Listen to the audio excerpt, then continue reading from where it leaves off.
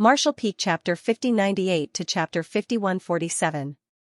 Chapter 5098, Old Ancestors Avatar Translator, Sullivan and John Translation Checker, Pew Pew Laser Gun Editor and Proofreader, Leo of Zion Mountain and Dale Lidgerkeys. Apparently, Mu Guang had used her Royal Lord Secret technique on Yang Kai. The Royal Lord Secret technique was a technique that was, naturally, unique to Royal Lords, and they wouldn't use it unless it was absolutely necessary. That was because even though this secret technique was powerful, as even 8th Order Masters were powerless to resist it and easily transformed into black ink disciples, it would take the Royal Lord a lot of strength to cast it.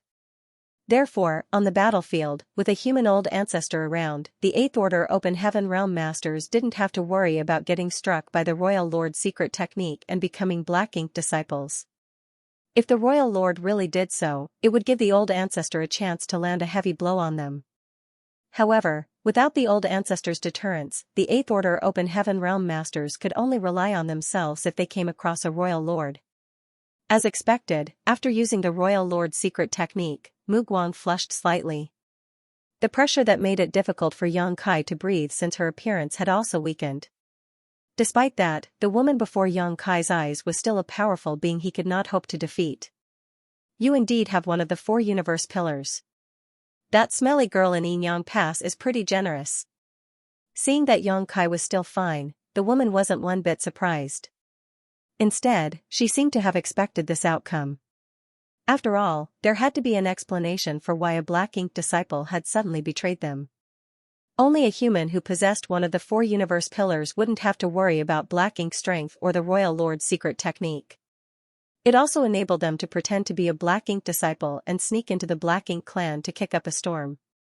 However, the cultivators who possessed the 4 universe pillars that they had come across before were all 8th Order Open Heaven Realm Masters. None of them was a 7th Order Master. Moreover, when He Yuan corrupted this human, he saw him giving up a part of his small universe twice. The human even appeared powerless to turn things around and was determined to sacrifice his life to avoid capture. Both He Yuan and the Royal Lord were fooled. They had never expected that the humans would be audacious enough to let a 7th Order Master own one of the 4 universe pillars and pretend to be a black ink disciple. Furthermore, he almost succeeded. Yang Kai had no idea who the smelly girl from Yin Pass that the Royal Lord had mentioned was, but before he could ponder on it, he felt his entire figure stiffen on the spot. The woman extended her slender hand and said impassively, "Do you think I have no way to deal with you just because you have one of the 4 universe pillars? Since Nian is dead, you'll replace him from now on." As soon as she finished speaking, she pushed out her palm. Endless darkness shaded his vision, and a great sense of danger engulfed his entire figure. However, Yang Kai was powerless to resist. Faced with the Royal Lord's attack, he was unable to even move. Right then, he felt a warm stream of energy gathering in his forehead. Following that, something broke out from his figure. At that instant, he broke free from the horrifying pressure and regained his freedom. On the other hand, Mu Guang let out a cry of surprise. As a dazzling light expanded, Yang Kai could see a wisp flying out of his forehead and shooting towards Mu Guang. The wisp of light soon turned into a human form. It was an old man whose hair and beard were gray with age. Clad in an ordinary robe, he stood there barefooted. His entire figure was covered in a gentle white light, which made him look a bit ethereal and immaterial. Yang Kai was flabbergasted and unconsciously muttered, "Old ancestor?" The old man, who looked surreal as he was engulfed in a white halo, was the old ancestor from Blue Sky Pass. Yang Kai wouldn't be mistaken, for he had met the old ancestor once when he was in Blue Sky Pass. Why is old ancestor here? Yang Kai was puzzled. But soon, he realized that it wasn't the old ancestor's true form. It was more like a projection or an avatar. That was because the figure that was engulfed in the white light didn't look like it had a physical body. In an instant, Yang Kai figured out everything. Previously, he was asked to see the Blue Sky Old Ancestor. Just when he was ready to leave after the meeting ended, the old ancestor told him that both the dead and the living were contributors to the human race. After that, he poked a finger on Yang Kai's forehead and told him to leave. Yang Kai had no idea why the old ancestor did that. He had even inspected himself but did not find anything of note. He reckoned that the old ancestor must have given him something to help save himself. After all, he possessed the purifying light, which was important to the human race. Therefore, it was expected that the old ancestor would treat him differently. The technique was hidden most of the time, but it would be triggered when Yang Kai's life was at stake. However, when he and Bai Yi snuck into Zhu Feng's hideout and fought with the latter, Yang Kai almost lost his life on several occasions.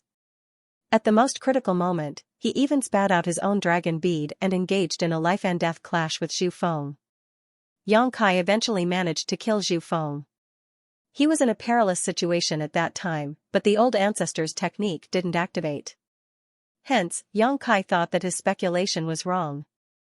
The old ancestor's technique was probably not a way to save his life, instead, it might have other uses. It just wasn't triggered because the right time hadn't come yet. As time passed, Yang Kai almost forgot about that incident, but just when he was in danger this time, the technique was triggered and the old ancestor's avatar appeared. Yang Kai was elated.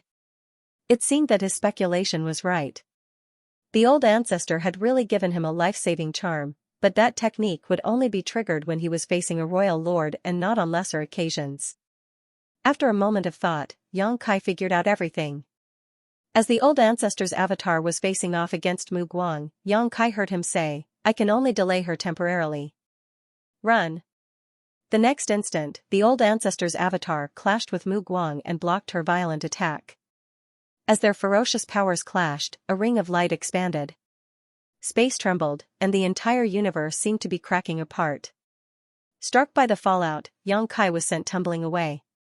With determination written all over his face, he forcefully cast out the ancient coin in his hand. Usually, the ancient coin looked just like any other coin, but at that moment, it spun rapidly and enlarged. Despite being a 7th Order Open Heaven Realm Master as well as a Grand Dragon, Yang Kai was still dumbstruck after the two powerful masters clashed. However, the ancient coin wasn't affected one bit. In the blink of an eye, the ancient coin expanded to the size of a house. There was a square hole in the middle of the ancient coin, and at this moment, violent space principle fluctuations could be felt coming from it, causing the local space to ripple and warp. A slender figure stepped out from the hole in the coin in the next instant. She looked like she was a young woman in her early 20s. With a smile on her face, she called out to Yang Kai and asked, "Are you all right?" A dumbfounded Yang Kai gazed at her and replied, "You." Although he hoped that the ancient coin could save him, he hadn't expected to see such a sight. He initially thought that the ancient coin was a powerful artifact that could be used to injure the royal lord, but it turned out that the ancient coin was actually a kind of artifact that could be used to build a void corridor that led to somewhere. This woman apparently stepped out of the other end of the void corridor. For some reason, Yang Kai found this young woman familiar, as though he had seen her before. Nevertheless, he was certain he had never come across her in his life. That was because the aura exuding from this woman suggested that she was an old ancestor. The woman waved her hand in front of Yang Kai's and with a frown, she asked worriedly, "Did you injure your head or something?" An anxious Yang Kai quickly cupped his fist. Junior Yang Kai greets old ancestor. He had certainly figured out the woman's identity by now. She was none other than the old ancestor of Yinyang Pass. He was somewhat surprised at the fact that the old ancestor of Yinyang Pass was a woman, and such a young and beautiful one at that. However, the age of an old ancestor would naturally not show on her face. Despite looking like she was in her early 20s, she must be an old monster that had lived for at least 10,000 years. The woman laughed happily, "You don't have to be overly polite with me." Then, she turned her head and said, "Didn't I tell you to use that ancient coin when you were in mortal danger? Fortunately, that old man left a secret technique in your body, otherwise, you wouldn't have even had a chance to use the ancient coin." A sheepish Yang Kai lowered his head, but he was secretly cursing in his heart. He couldn't help thinking that the old ancestor of Yinyang Pass was somewhat unreliable. Since the ancient coin was so important, she should have explained its uses clearly to him. Instead, she actually had a little girl pass it to him, which made him think that those from Yinyang Pass never provided any help for him. He even thought that if he couldn't turn things around, he would perish today along with 300 artifact refiners. As they spoke, the fight between the old ancestor's avatar from Blue Sky Pass and Mu Guang was already in its final stage. After all, it was just an avatar. Although it had the power of an old ancestor, it couldn't last for long. As the violent forces dissipated, the two figures separated. Mu Guang stared fixedly at the woman and said through clenched teeth, "It's you, little bitch." The woman refuted, "Mind your language, old hag, or I'll skin you alive." She then gazed at the old ancestor's avatar from Blue Sky Pass. Presently, the avatar was dim and flickering, as though it would disappear at any moment. Noticing the woman's gaze, the avatar turned his head and nodded gently, "I'll leave the rest to you." With a solemn expression, the woman replied, "Rest in peace, old man. I'll certainly avenge you." Yang Kai's brow twitched as he found the whole conversation awkward. The old ancestor's avatar was indeed going to disappear, but it wasn't like he was really dying. With that said, even though it was just an avatar, its destruction would undoubtedly cause a serious loss to the old ancestor. If not for the fact that Yang Kai had made a huge contribution to the human race and was of incredible importance, the old ancestor wouldn't have left an avatar with him. The avatar took a glance at Yang Kai, then turned into countless motes of light and dissipated. "I'll hold her here," the Yinyang Pass old ancestor suddenly yelled. Yang Kai turned his head and saw that she had deliberately folded her arms, as though she was gripping something. With her left hand remaining still, she extended her right hand, like she was drawing out an invisible sword. As she did that, she really unsheathed a sharp-looking sword. Mu Guang's expression turned solemn as the black ink strength around her surged. "Young boy, head in the direction of Yinyang Pass. The army has sortied from the inner sanctum. Join up with them," the old ancestor ordered as she raised her sword. "Yes," Yang Kai replied and turned around to leave. Mu Guang couldn't help looking in that direction. "What are you looking at, old hag?" the woman yelled. Only half of her sword was unsheathed at this point, but the next instant, she forcefully drew it and disappeared from the spot. When she reappeared, she was right above Mu Guang as she slashed down with her weapon. Mu Guang roared and lifted both of her hands, blocking the attack with her rich black ink strength. Chapter 5099, Seeing Gui Liao Again. Translator, Sullivan and John. Translation checker, Pew Pew laser gun editor and proofreader, Leo of Zion Mountain and Dale Ligerkeys. Yang Kai couldn't possibly intervene in the battle between the old ancestor and the royal lord. What's more, both of them had been fighting against each other for many years. Be it the old ancestor from Yinyang Pass or Mu Guang royal lord, the two of them knew practically everything about their opponent, so the outcome of the battle was basically predetermined. It would either come to a draw or be a mutual loss. There wasn't a third possibility. Mu Guang had the advantage in that this was her territory, but it wouldn't be realistic for her to think that she could make the old ancestor of Yinyang Pass stay behind. If the old ancestor was bent on fleeing, the royal lord wouldn't have a way to stop her. It was just like what happened outside of Blue Sky Pass back then. When the badly injured royal lord wanted to flee, the old ancestor from Blue Sky Pass was unable to stop him. The repercussions of the battle spread across the void, and even though Yang Kai had immediately manipulated space principles to escape the battlefield, he could still feel the violent impacts behind him. A sense of longing overwhelmed him as he wondered when he would be able to make it to the Ninth Order Open Heaven realm. With that said, he knew that he was far from that goal. After all, he only directly ascended to the Fifth Order Open Heaven realm back then. Although he had consumed a mid-rank world fruit and made it to the Sixth Order, his limit would be the Eighth Order. In order to ascend to the Ninth Order, he would have to find the innate open heaven pills formed in the universe furnace. That wouldn't be easy, for the universe furnace was elusive and mysterious. No one knew when it would appear. Casting his wild thoughts away, Yang Kai dashed toward Yinyang Pass. The old ancestor said that the army had deployed. If he wanted to survive, he had to join up with them and fight against the Black Ink clan alongside them. However, the road ahead would surely be paved with danger, so Yang Kai wasn't sure if he would successfully join the Yinyang Pass army. Fortunately, the old ancestor was there to deal with Mu Guang. Without the royal lord pursuing him, he stood a greater chance of fleeing. He fished out some spirit pills from his small universe and stuffed them into his mouth. As he moved forward, he tried to restore his strength. As he repeatedly manipulated space principles, his figure kept flickering across the void. Whenever he bumped into Black Ink clansmen, he wouldn't deal with them. Only when he was left with no choice would he fight. By doing so, he moved across billions of kilometers in one day. Presently, he was soaked in blood. The blood was his own as well as the Black Ink clan's. After escaping for such a long time, he was quite battered, but he was still far from Yinyang Pass. After all, his starting point was basically the royal city. Even though he had the help of space principles, it would still take him a long time to return to Yinyang Pass. Despite being exhausted, Yang Kai didn't dare to stop and rest. Wherever he went, there would be Black Ink clansmen waiting for him.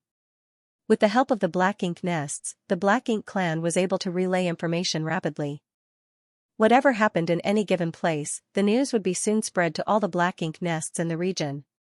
Fortunately, he didn't come across any territory lords while escaping, which gave him some room for maneuver. If he really bumped into a territory lord, he wouldn't be able to shake them off given the state he was in. After giving it a thought, Yang Kai realized that this wasn't so surprising. Just like 8th Order Open Heaven Realm Masters, territory lords were rare. Furthermore, the army had left Yinyang Pass, so the territory lords had to deal with the enemy. They wouldn't have time to hunt him down. Half a day later, Yang Kai flickered and appeared somewhere in the void. However, before he could stabilize himself to scan the surroundings, he felt a gust of wind coming at him as several auras locked onto him. A shocked Yang Kai knew that he was unlucky as he happened to bump into Black Ink clansmen who were lying in wait for him here. Nevertheless, he had encountered similar incidents during his escape, so he wasn't flustered. He easily dodged the initial attacks and took some distance from his opponent. Lifting his gaze, Yang Kai realized there were indeed a lot of Black Ink clansmen who had surrounded him. Many of them looked pleasantly surprised or perplexed. Apparently, his sudden appearance startled them. Yang Kai silently cursed and thought that he had run out of luck as he was surrounded by so many enemies. He reckoned that he had to fight his way out of here.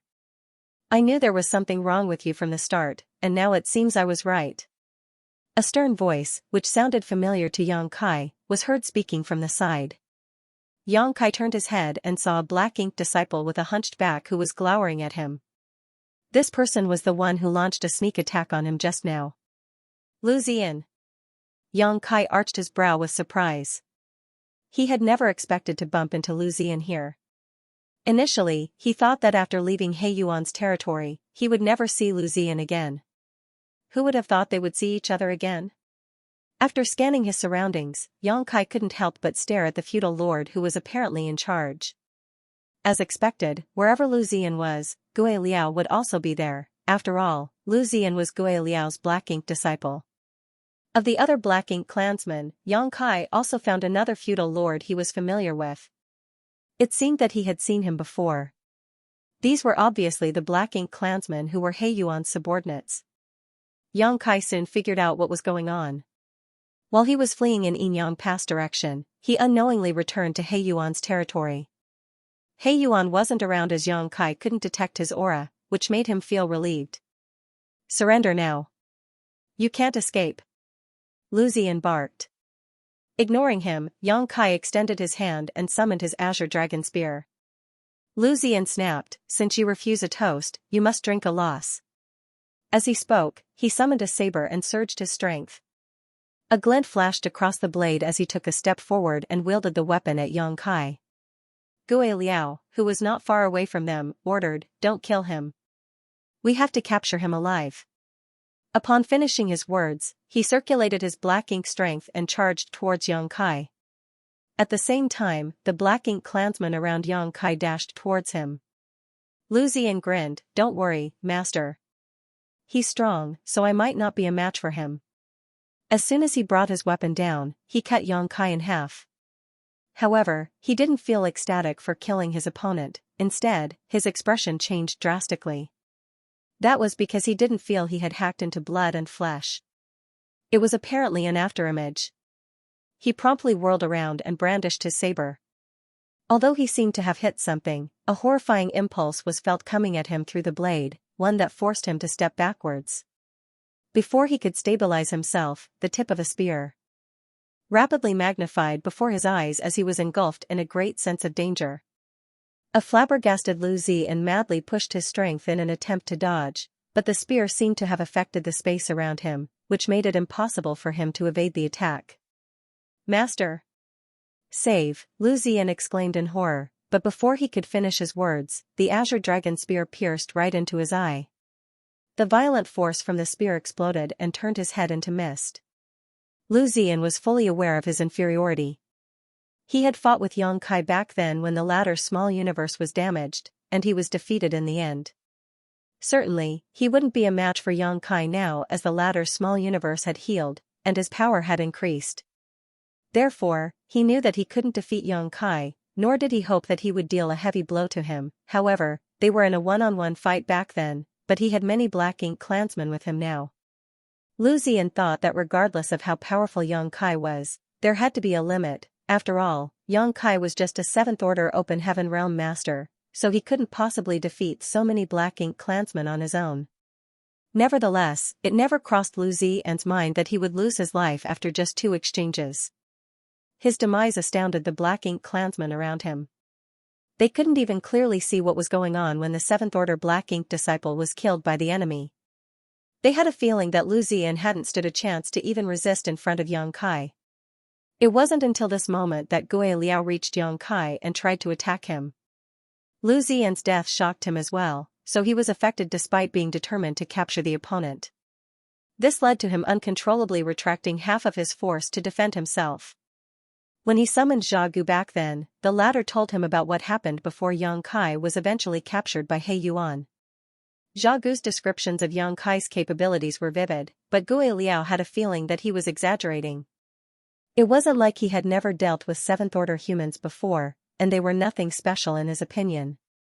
Although Yang Kai was indeed unusually powerful, he couldn't possibly be as invincible as Jia Gu described him to be.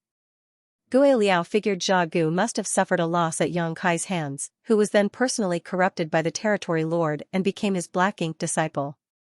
That was the reason Jia Gu overstated Yang Kai's strength. Upon seeing that Yang Kai easily killed Lu Ziyan though, Gui Liao realized that perhaps Jia Gu wasn't exaggerating. Yang Kai was just as powerful as Jia Gu's descriptions of him. It was no wonder that the Territory Lord decided to personally corrupt him. He was indeed significantly stronger than other 7th Order humans. It was expected that He Yuan would be tempted. Gui Liao could feel that Yang Kai wasn't at his peak and he seemed to be injured, which wasn't a surprise since he must have gotten into quite a number of fights as he fled from the royal city to here. Despite that, he was still able to showcase such terrifying strength. How formidable would he be if he was in top condition? Nevertheless, this realization came too late. After killing Lu Ziyan, an overbearing Yang Kai turned his Azure Dragon Spear into countless phantoms and engulfed Gui Liao with them. In an instant, Gui Liao felt immensely pressured.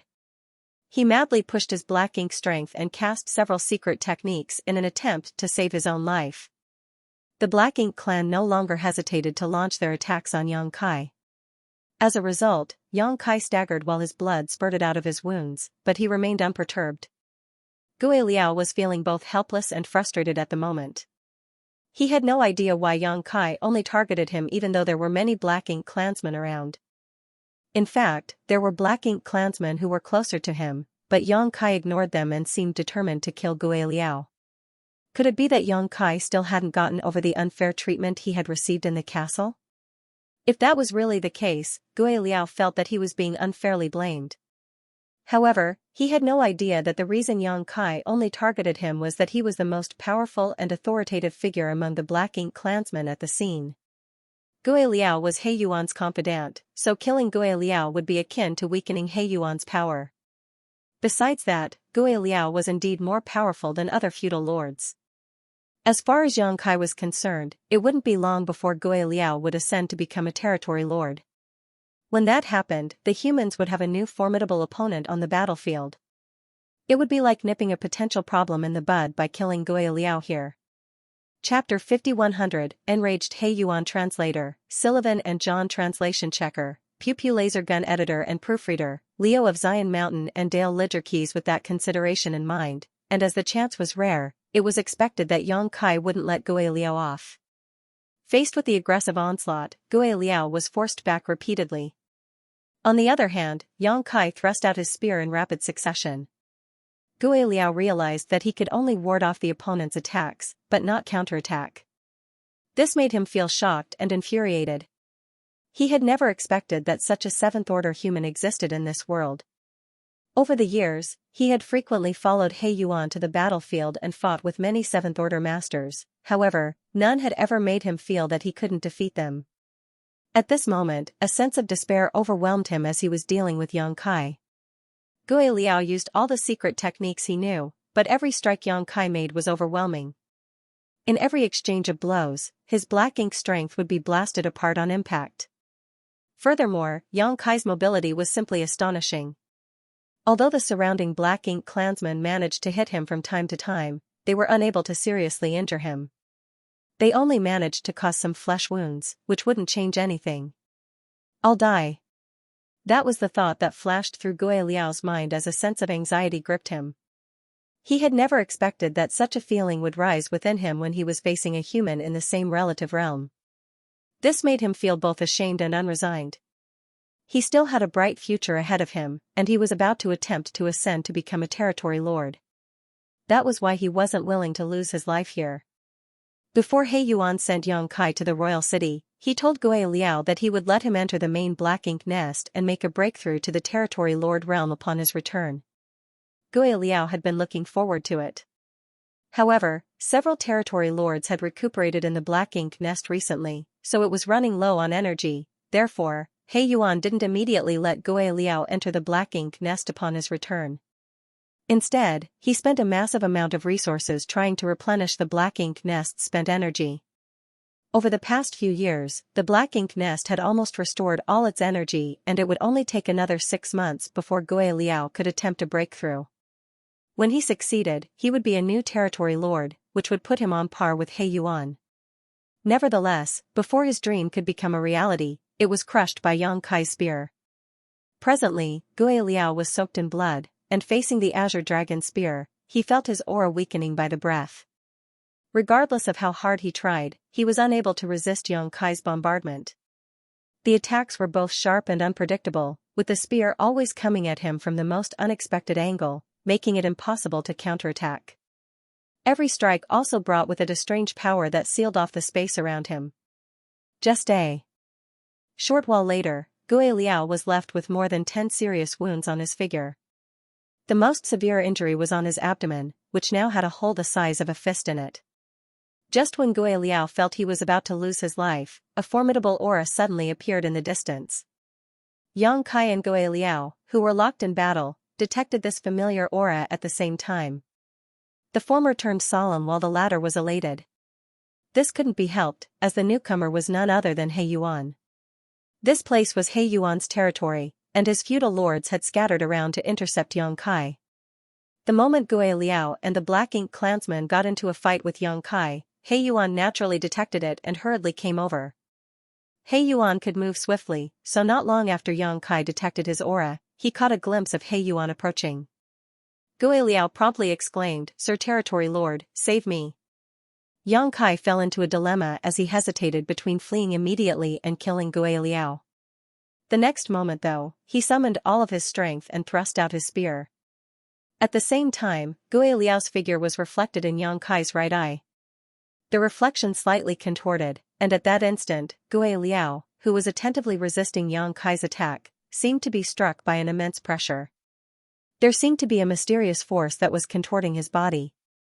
His figure stiffened while he was overwhelmed by an excruciating pain. This moment of sluggishness cost him dearly. The azure dragon spear directly pierced through his chest, and as the violent force exploded, his figure split in half. Black blood and black ink strength scattered across the void. A hint of disbelief flashed through Gui Liao's eyes. Although he hadn't lost his life yet, his death was inevitable given his injuries. Yang Kai couldn't help but close his right eye as blood dripped down from it. Myriad Demons Heaven's Eye secret techniques were indeed incredible, however, Yang Kai had yet to fully master them, and he had already consumed a lot of energy prior to this battle. Forcefully activating this eye secret technique caused a huge burden on him. Fortunately, he managed to kill Gui Liao with the help of this eye secret technique, cutting off a potential crisis for the human race. It could be said that his efforts were worth it. Since He Yuan was about to reach him, Yang Kai naturally wouldn't want to stay here, and he quickly pushed his space principles in an attempt to flee. Nevertheless, the Black Ink clan's bombardment of attacks caused the surrounding void to become unstable, so he was unable to leave immediately. On the other hand, Gui Liao, who was cut in two, turned ferocious as his half-figure came right at Yang Kai. He spread his arms in an attempt to detain Yang Kai as he yelled, "Don't even think about escaping."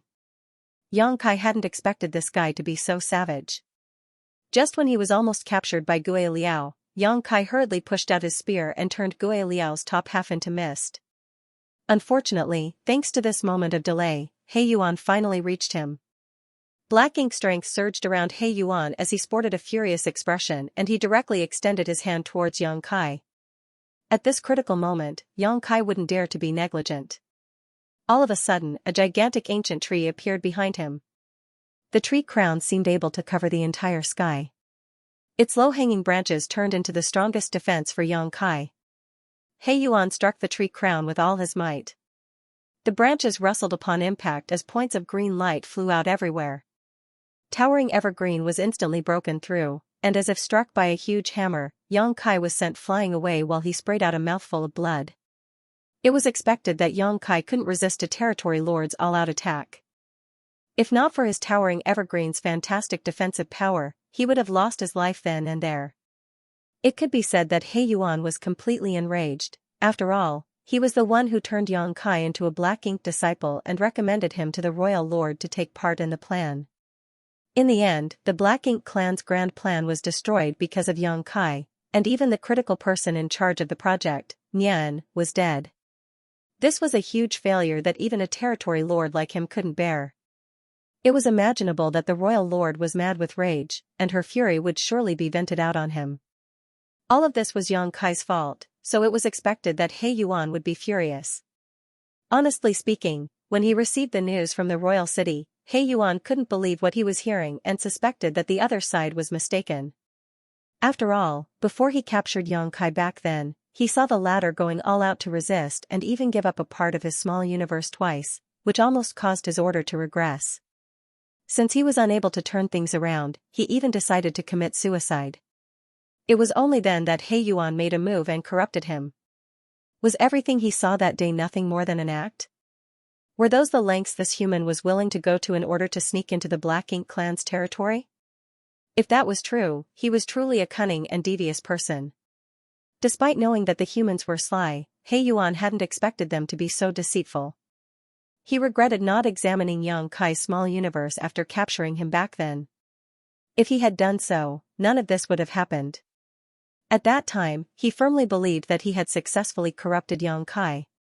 In his defense, the humans never granted one of the 4 universe pillars to 7th Order masters, so it never crossed He Yuan's mind that Yang Kai would be capable of resisting his Black Ink strength. The human was even audacious enough to pretend to be a Black Ink disciple and follow him to his territory. After several inquiries, He Yuan finally confirmed that the news from the royal city was true. It was only then that he realized he had been played by the humans all along. While he was recuperating, Yang Kai tactfully revealed his talent in artifact refining, which must have been part of the humans' plans from the beginning. Everything that had happened made He Yuan feel humiliated. As a result, he was burning with endless fury, which ensured that he did not hold back when sending out his last strike. However, he regretted at the instant he made a move, because the royal lord had ordered that Yang Kai be captured alive. It seemed that the royal lord had the intention of replacing Nian with Yang Kai, who would be tasked to continue building warships. Fortunately, Yang Kai was unusually strong and had used some kind of secret technique to save himself. Seeing that Yang Kai was still alive, He Yuan breathed a sigh of relief. If he had accidentally killed Yang Kai, he wouldn't be able to explain himself to the royal lord.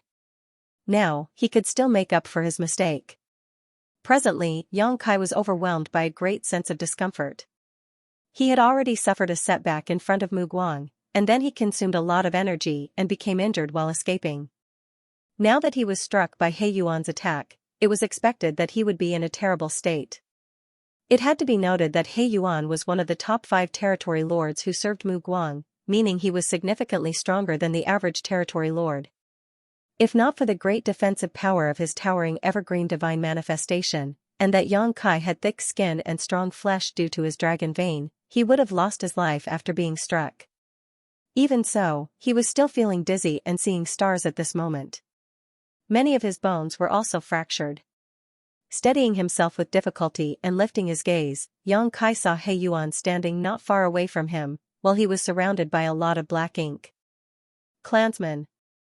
As their eyes met, He Yuan suppressed his fury and said grimly, "You're really something." Yang Kai spat out a mouthful of blood and grinned, "Many thanks for your compliment, sir. I never expected that I'd come across you again. It seems that we share some common destiny, don't we?" He Yuan replied impassively, "Since it all started because of me, I'm sure the royal lord will be pleased if this matter is ended by me. Surrender without a fight. You're important to the royal lord, so I don't want to keep damaging you." Upon realizing what the other party meant, Yang Kai arched his brow. "Does the royal lord want you to capture me alive? An artifact refiner is only valuable if he's alive." Yang Kai replied, "It seems that Mu Guang intends to keep building warships." He Yuan looked sympathetically at him. "It's pointless to stall for time. Your old ancestor is still in a fight with the royal lord while the human army is far away from here. You don't stand a chance to flee. The humans have a saying, do not refuse a toast only to be forced to drink a forfeit. Resisting will only make you suffer. Who says I'm going to flee?" Yang Kai lifted his azure dragon spear and pointed it at He Yuan. With his chin raised, he appeared condescending. "It's not like I've never killed a territory lord before. I don't mind killing one more." He Yuan was slightly surprised. "You've killed a territory lord before?" However, he soon cast the doubt away as he strode towards Yang Kai. "Whatever. I can explain myself to the royal lord as long as you're not killed."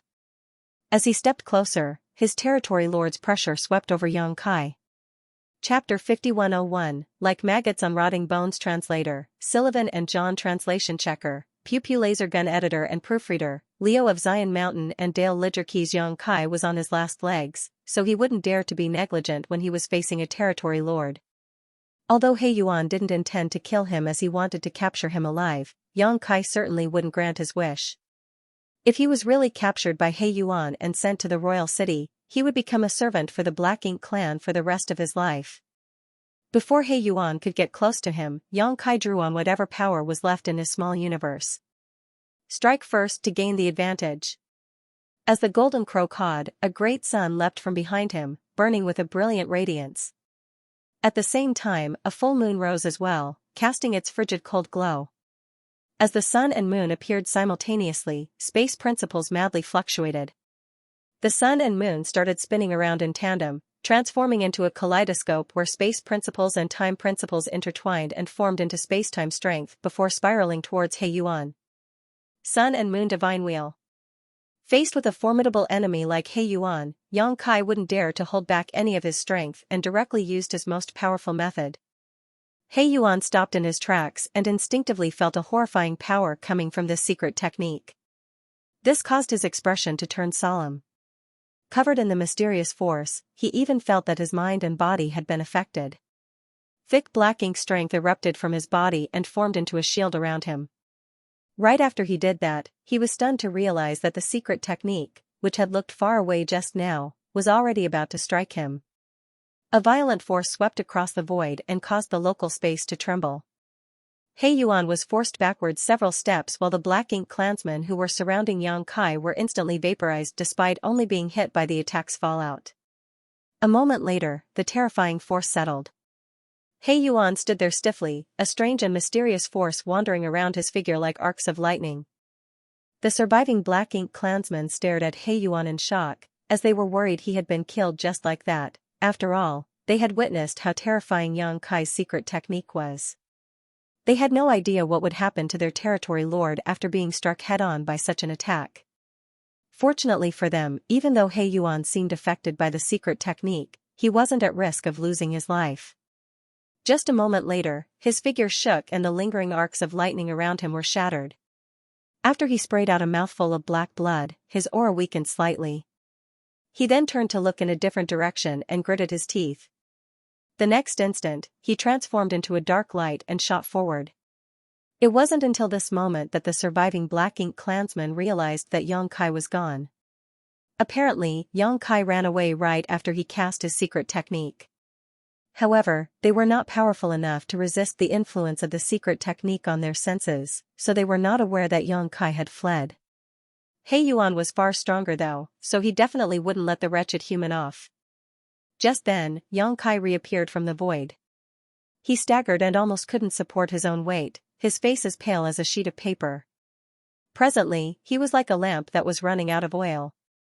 There was no doubt that the heritage of his small universe was indeed far richer than those of the other Seventh Order Open Heaven Realm Masters. However, since he started fleeing from the sealed world near the royal city, he had been constantly manipulating space principles and pushing himself to his limits. It also took him quite a bit of effort to kill Lu Ziyan and Gui Liao earlier. Furthermore, he almost used up all his energy to cast his most powerful secret technique at He Yuan. Fortunately, he had the World Tree clone with him, otherwise, his small universe would have been affected given the state he was in. That would have been a huge problem. Xianxia wouldn't dare to remain and quickly fished out a handful of open heaven pills from his space ring and stuffed them into his mouth. Although open heaven pills couldn't help restore his power quickly, it was better than nothing. Moreover, the living creatures in his small universe would continuously produce world force for him, which helped restore his strength over time. The moment he took a step forward though, Xianxia realized that an aura had locked onto him from afar. There was no doubt that it was He Yuan. As a Black Ink territory lord, he could easily ascertain Xianxia's whereabouts as long as the latter wasn't too far away. Xianxia cursed. He didn't expect his sun and moon divine wheel to kill He Yuan. After all, there was a huge gap between their powers as He Yuan was in a higher relative realm. Despite that, he still hoped that the Sun and Moon Divine Will could wound He Yuan and tie him down for a moment. As long as he could escape He Yuan's perception range, he could shake him off and gain some safety.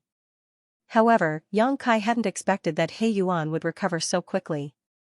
Now that he had been targeted by He Yuan's aura, it wouldn't be easy to get rid of him, unless Xianxia could continuously use instantaneous movement to open a large gap between them.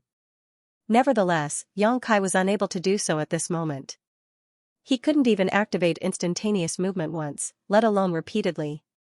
Left with no choice, he could only try to restore his energy while doing his best to flee. An enraged He Yuan moved across the void swiftly, shortening the distance between them. To add insult to injury, Xianxia would come across some Black Ink clansmen who got in his way from time to time. There was no doubt that they were all residents of He Yuan's territory. Upon receiving He Yuan's order, they started forming into different teams to cover a wide range.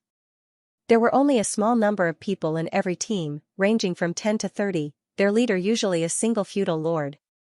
Although these Black Ink clansmen couldn't harm Xianxia, they could slow him down. Xianxia either had to avoid clashing with them or force his way through them. Regardless of what option he took, he would have to consume both strength and time.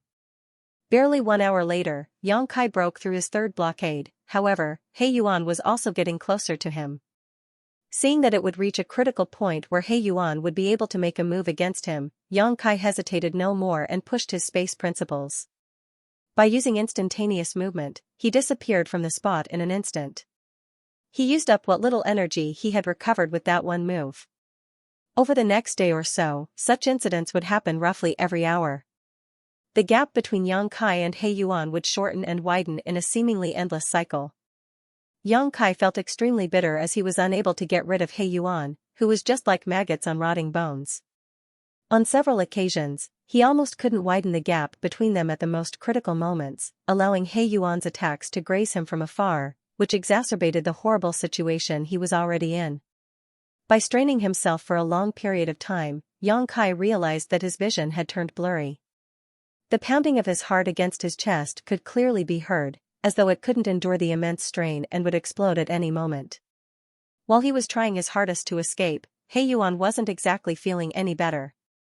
Pursuing such a fast and tricky enemy had left him exhausted as well. However, in order to make up for his mistake, he would never let Xianxia go. Only by capturing Xianxia and bringing him to the royal city would he be able to appease the royal lord, otherwise, he would be doomed. The worship plan was critical to the future of the entire Black Ink clan, yet it was ruined because of his negligence. It was expected that the royal lord wouldn't easily let him off. With one escaping and the other pursuing, the pair crossed billions of kilometers in the void.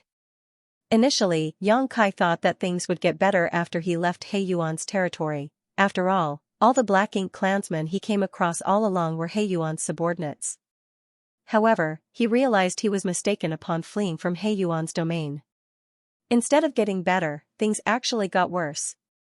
The Black Ink clansmen he bumped into in He Yuan's territory only came in small teams, therefore, he was able to force his way out despite being besieged. However, right after he left He Yuan's territory, Yang Kai came across an entire Black Ink clan army. It was an army consisting of several tens of thousands of troops. Among all those Black Ink clansmen, Yang Kai clearly detected a powerful aura coming from another territory lord. Moreover, the direction they were traveling suggested that they were heading towards Yinyang Pass. If Yang Kai rashly charged forward, he wouldn't stand a chance to escape. The territory lord in charge of the army just had to cooperate with He Yuan, who was chasing him from behind, and they would easily capture him. Soon, Yang Kai came to realize something. The Black Ink army wasn't there to intercept him. Instead, they were heading to the main battlefield. In order to facilitate the old ancestors' plan and save Yang Kai, the humans had emptied out Yinyang Pass. Certainly, the Black Ink clan had to meet the humans in battle. The territory lords and feudal lords called the roll in the shortest time possible and set out towards Yinyang Pass from all different directions. The army before Yang Kai's eyes was just one of many.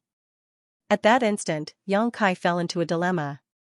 If he continued heading in Yinyang Pass direction, he would only come across even more Black Ink clan armies.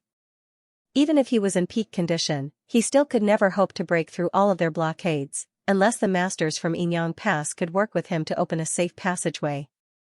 However, Yang Kai was in a terrible state, and he hadn't managed to restore a lot of his strength, so this idea was not feasible. Once he blindly used instantaneous movement, he might land right in the middle of a large Black Ink clan army. When that happened, it would be akin to stepping right into the enemy's trap. It was impossible for him to avoid running into these Black Ink clan armies and return to Yinyang Pass. Worse, every enemy army had a territory lord overseeing it, as they were practically the territory lord's own subordinates. He Yuan alone was able to leave Yang Kai battered and exhausted. If he had to contend with other territory lords as well, he would fall into an even more horrible state. Nonetheless, where could he go if he couldn't return to Yinyang Pass? While he was hesitating, the territory lord from the army up ahead scanned his surroundings with his divine sense and seemed to detect Yang Kai's presence. After gritting his teeth, Yang Kai turned around and transformed into a ray of light. Soon, the territory lord's divine sense detected a trace of aura left behind by Yang Kai. After giving it a thought, he soon figured out what was happening. However, he was tasked with dealing with the humans' army, so he wouldn't dare to be distracted. A moment later, he decided to ignore it and retracted his divine sense. The moment Yang Kai turned in a different direction, He Yuan followed, a hint of surprise flashing across his face. He was surprised to realize that Yang Kai didn't head straight towards Yinyang Pass, but after pondering on it for a moment, he soon figured out what Yang Kai was worried about. He snorted and thought, where else can you go if you can't go back to Yinyang Pass? He Yuan had somewhat figured out the condition that Yang Kai was in, so he firmly believed that as long as he persevered, he would capture Yang Kai sooner or later. Now, he just had to wait for Yang Kai to lose all of his strength. While he was in his thoughts though, he suddenly lost track of Yang Kai. The realization astounded him. Chapter 5102, A Bold Plan Translator, Sullivan and John Translation Checker, Pew Pew Laser Gun Editor and Proofreader, Leo of Zion Mountain and Dale Lidgerkeys mid-pursuit. He Yuan suddenly stopped in his tracks and spread out his powerful divine sense to scan the surroundings. However, regardless of how hard he tried, he couldn't find Yang Kai's whereabouts. This caused his expression to darken. I can't believe I lost him. How is that even possible? Yang Kai was on his last legs with little energy left.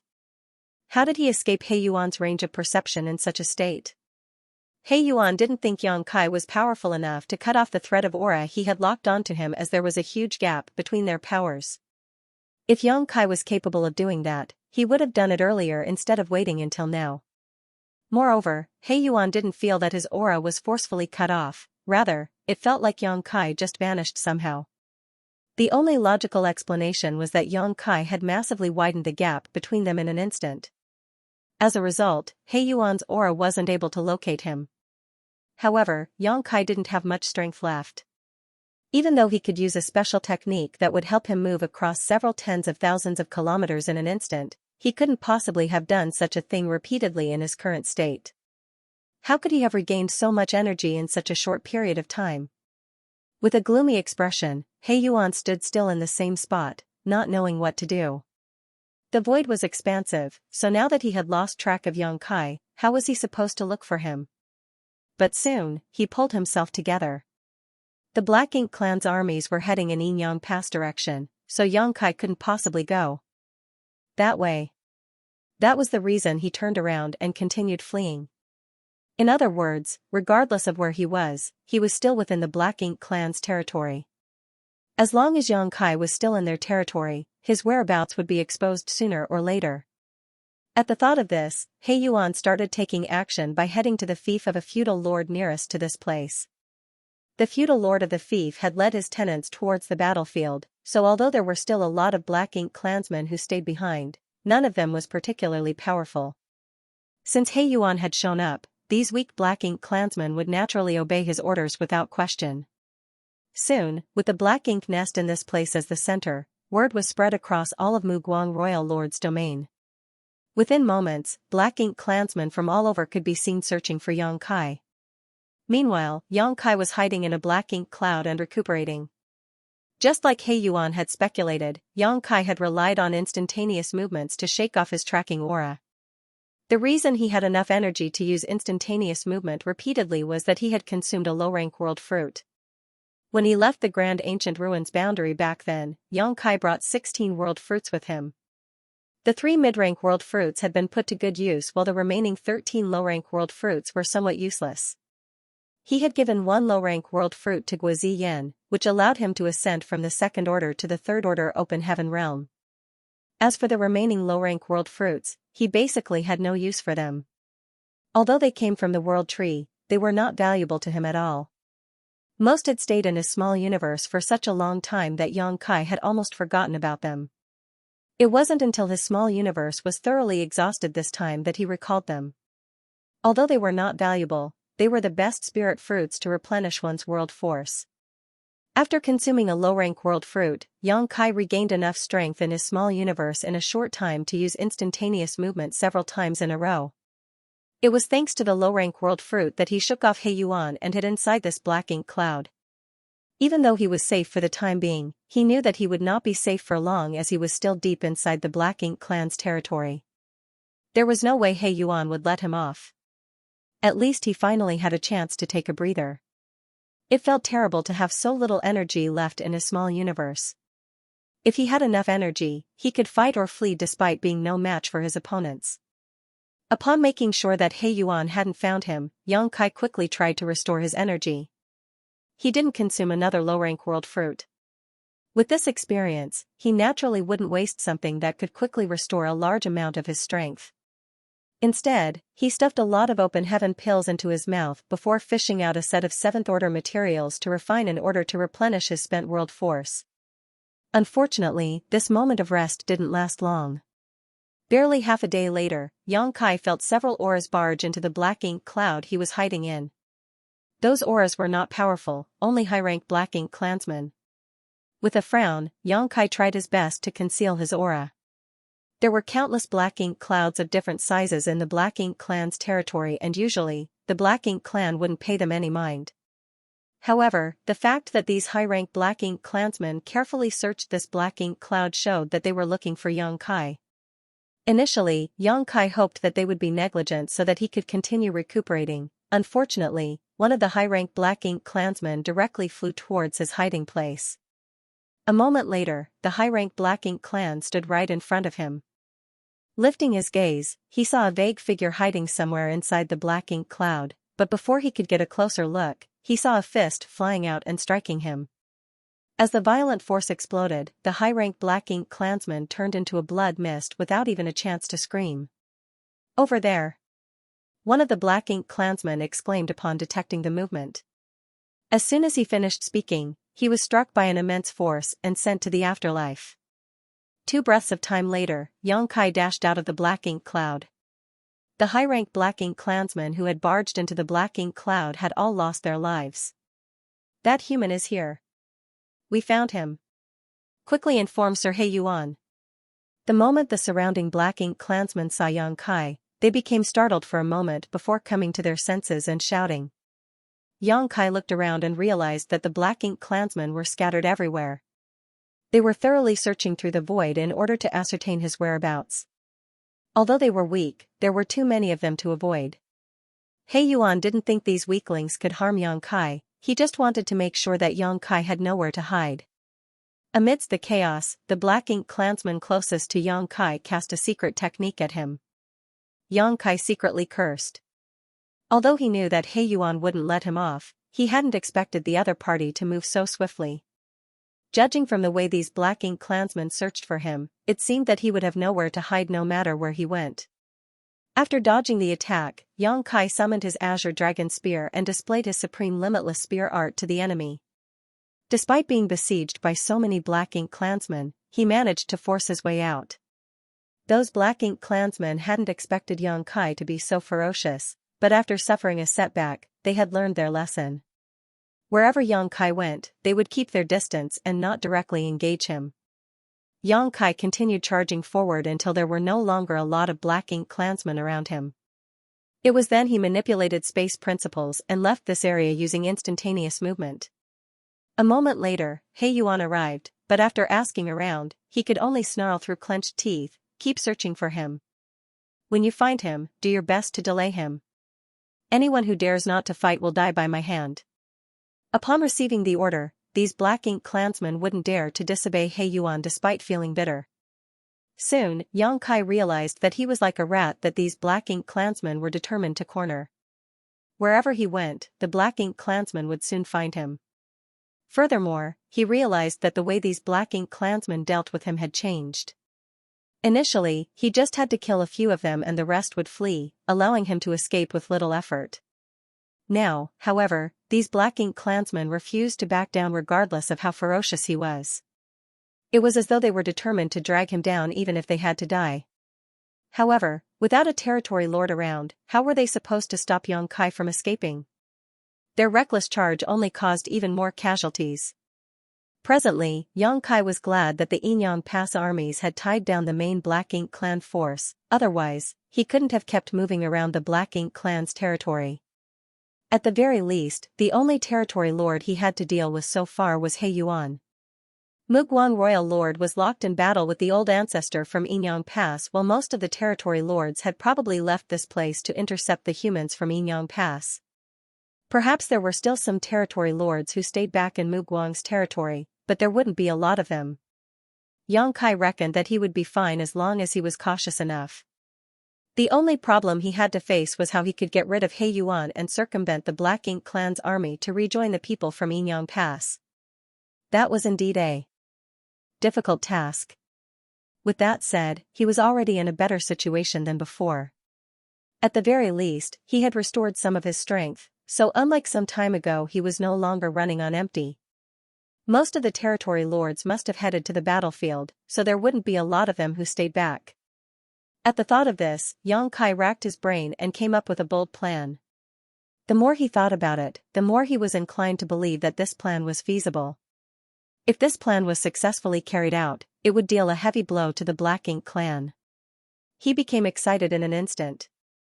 He Yuan would never have thought that Yang Kai would be so reckless. Since he had made a decision, Yang Kai did not hesitate to carry out his plan. After killing for a bit, he stopped dealing with the Black Ink clansmen around him and manipulated space principles to flee. He Yuan had been in a terrible mood recently, but despite feeling vexed, he had no way to vent his anger. Just like he had expected, Yang Kai didn't have a chance to leave the Black Ink clan's domain after escaping from him and was instead now wandering around the Black Ink clan's territory. With the help of the Black Ink nests, He Yuan could easily get feedback from different places and accurately locate Yang Kai. However, this method couldn't help him capture Yang Kai. Every time he received the news and rushed to the place where Yang Kai appeared, he would only find the corpses of Black Ink clansmen while Yang Kai was nowhere to be seen. Although he was stronger than Yang Kai, he didn't have a chance to make a move against him, leaving him feeling frustrated and helpless. In his fury, He Yuan even killed 100 or so Black Ink clansmen who had retreated in fear when they confronted Yang Kai. Based on what He Yuan learned from the surviving Black Ink clansmen who had fought with Yang Kai, he confirmed that this annoying human was recovering. Yang Kai seemed to be doing his best to restore his energy, and after such a long period of time, he should have almost fully recovered by now. Nevertheless, He Yuan didn't understand what Yang Kai was up to. Since Yang Kai had almost restored all of his strength, he should be trying to leave the Black Ink clan's territory. However, from the looks of it, he didn't seem to have any intention of doing so. Instead, he seemed to be enjoying the game of hide-and-seek with the Black Ink clansmen. During this period of time, several thousand Black Ink clansmen were killed by his spear, and although only several of them were feudal lords, as most were high-rank and low-rank Black Ink clansmen, it was still humiliating for He Yuan. Chapter 5103, Destroying Black Ink Nests. Translator, Sullivan and John. Translation checker, Pew Pew laser gun editor and proofreader, Leo of Zion Mountain and Dale Lidgerkeys. He Yuan was moving across the void at the speed of lightning as he headed straight to a particular battlefield. When he finally arrived at his destination, what came into his sight were corpses and broken limbs scattered all around. They were the Black Ink clansmen who were killed. Many of the horribly injured Black Ink clansmen groaned in pain. The battlefield was like a living hell. After sweeping a glance over the place, He Yuan estimated that more than 100 Black Ink clansmen were dead. He sported a grim expression. Since he started chasing after Yang Kai, he had encountered the same sight many times. Whenever he received the news and rushed over, he would see the same sight.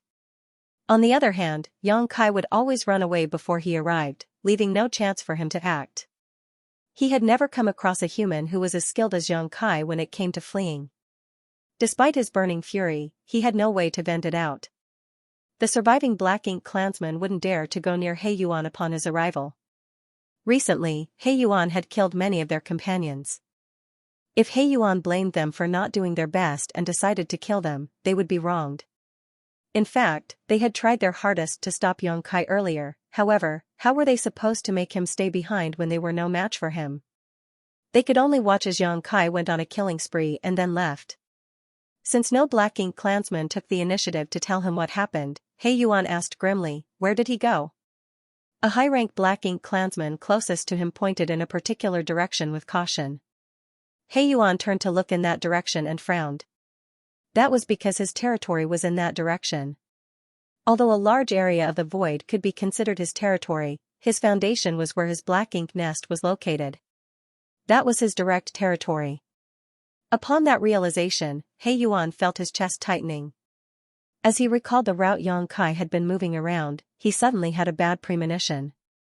It seemed that Yang Kai wasn't aimlessly wandering around anymore, he was heading towards a particular goal. Just then, a feudal lord rushed over from afar. Upon reaching He Yuan, he said anxiously, "Sir Territory Lord, something terrible has happened. What makes you so nervous?" He Yuan turned to look at him, the ominous feeling in his chest strengthening.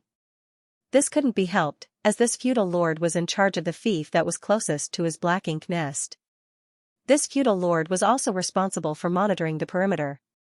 He must have received some shocking news, so he rushed over and informed He Yuan about it. As expected, the feudal lord replied, "We've received word that Yang Kai is invading your territory, sir." He Yuan's head started buzzing as though it had been struck by a hammer. While feeling dizzy, he also instantly figured out Yang Kai's plan and roared, "How dare he!" He had never expected that Yang Kai, who was all on his own, didn't have the intention of fleeing at all. Instead, he wanted to raise hell when most of the Black Ink clan had left for war. It had to be said that Yang Kai was truly audacious and his move caught He Yuan off guard. Many of the territory lords who worked for Mu Guan had left their domains to deal with the human army from Yinyang Pass, therefore, there was a serious lack of soldiers in their home territories right now. That was also the reason He Yuan was unable to capture Yang Kai after such a long time.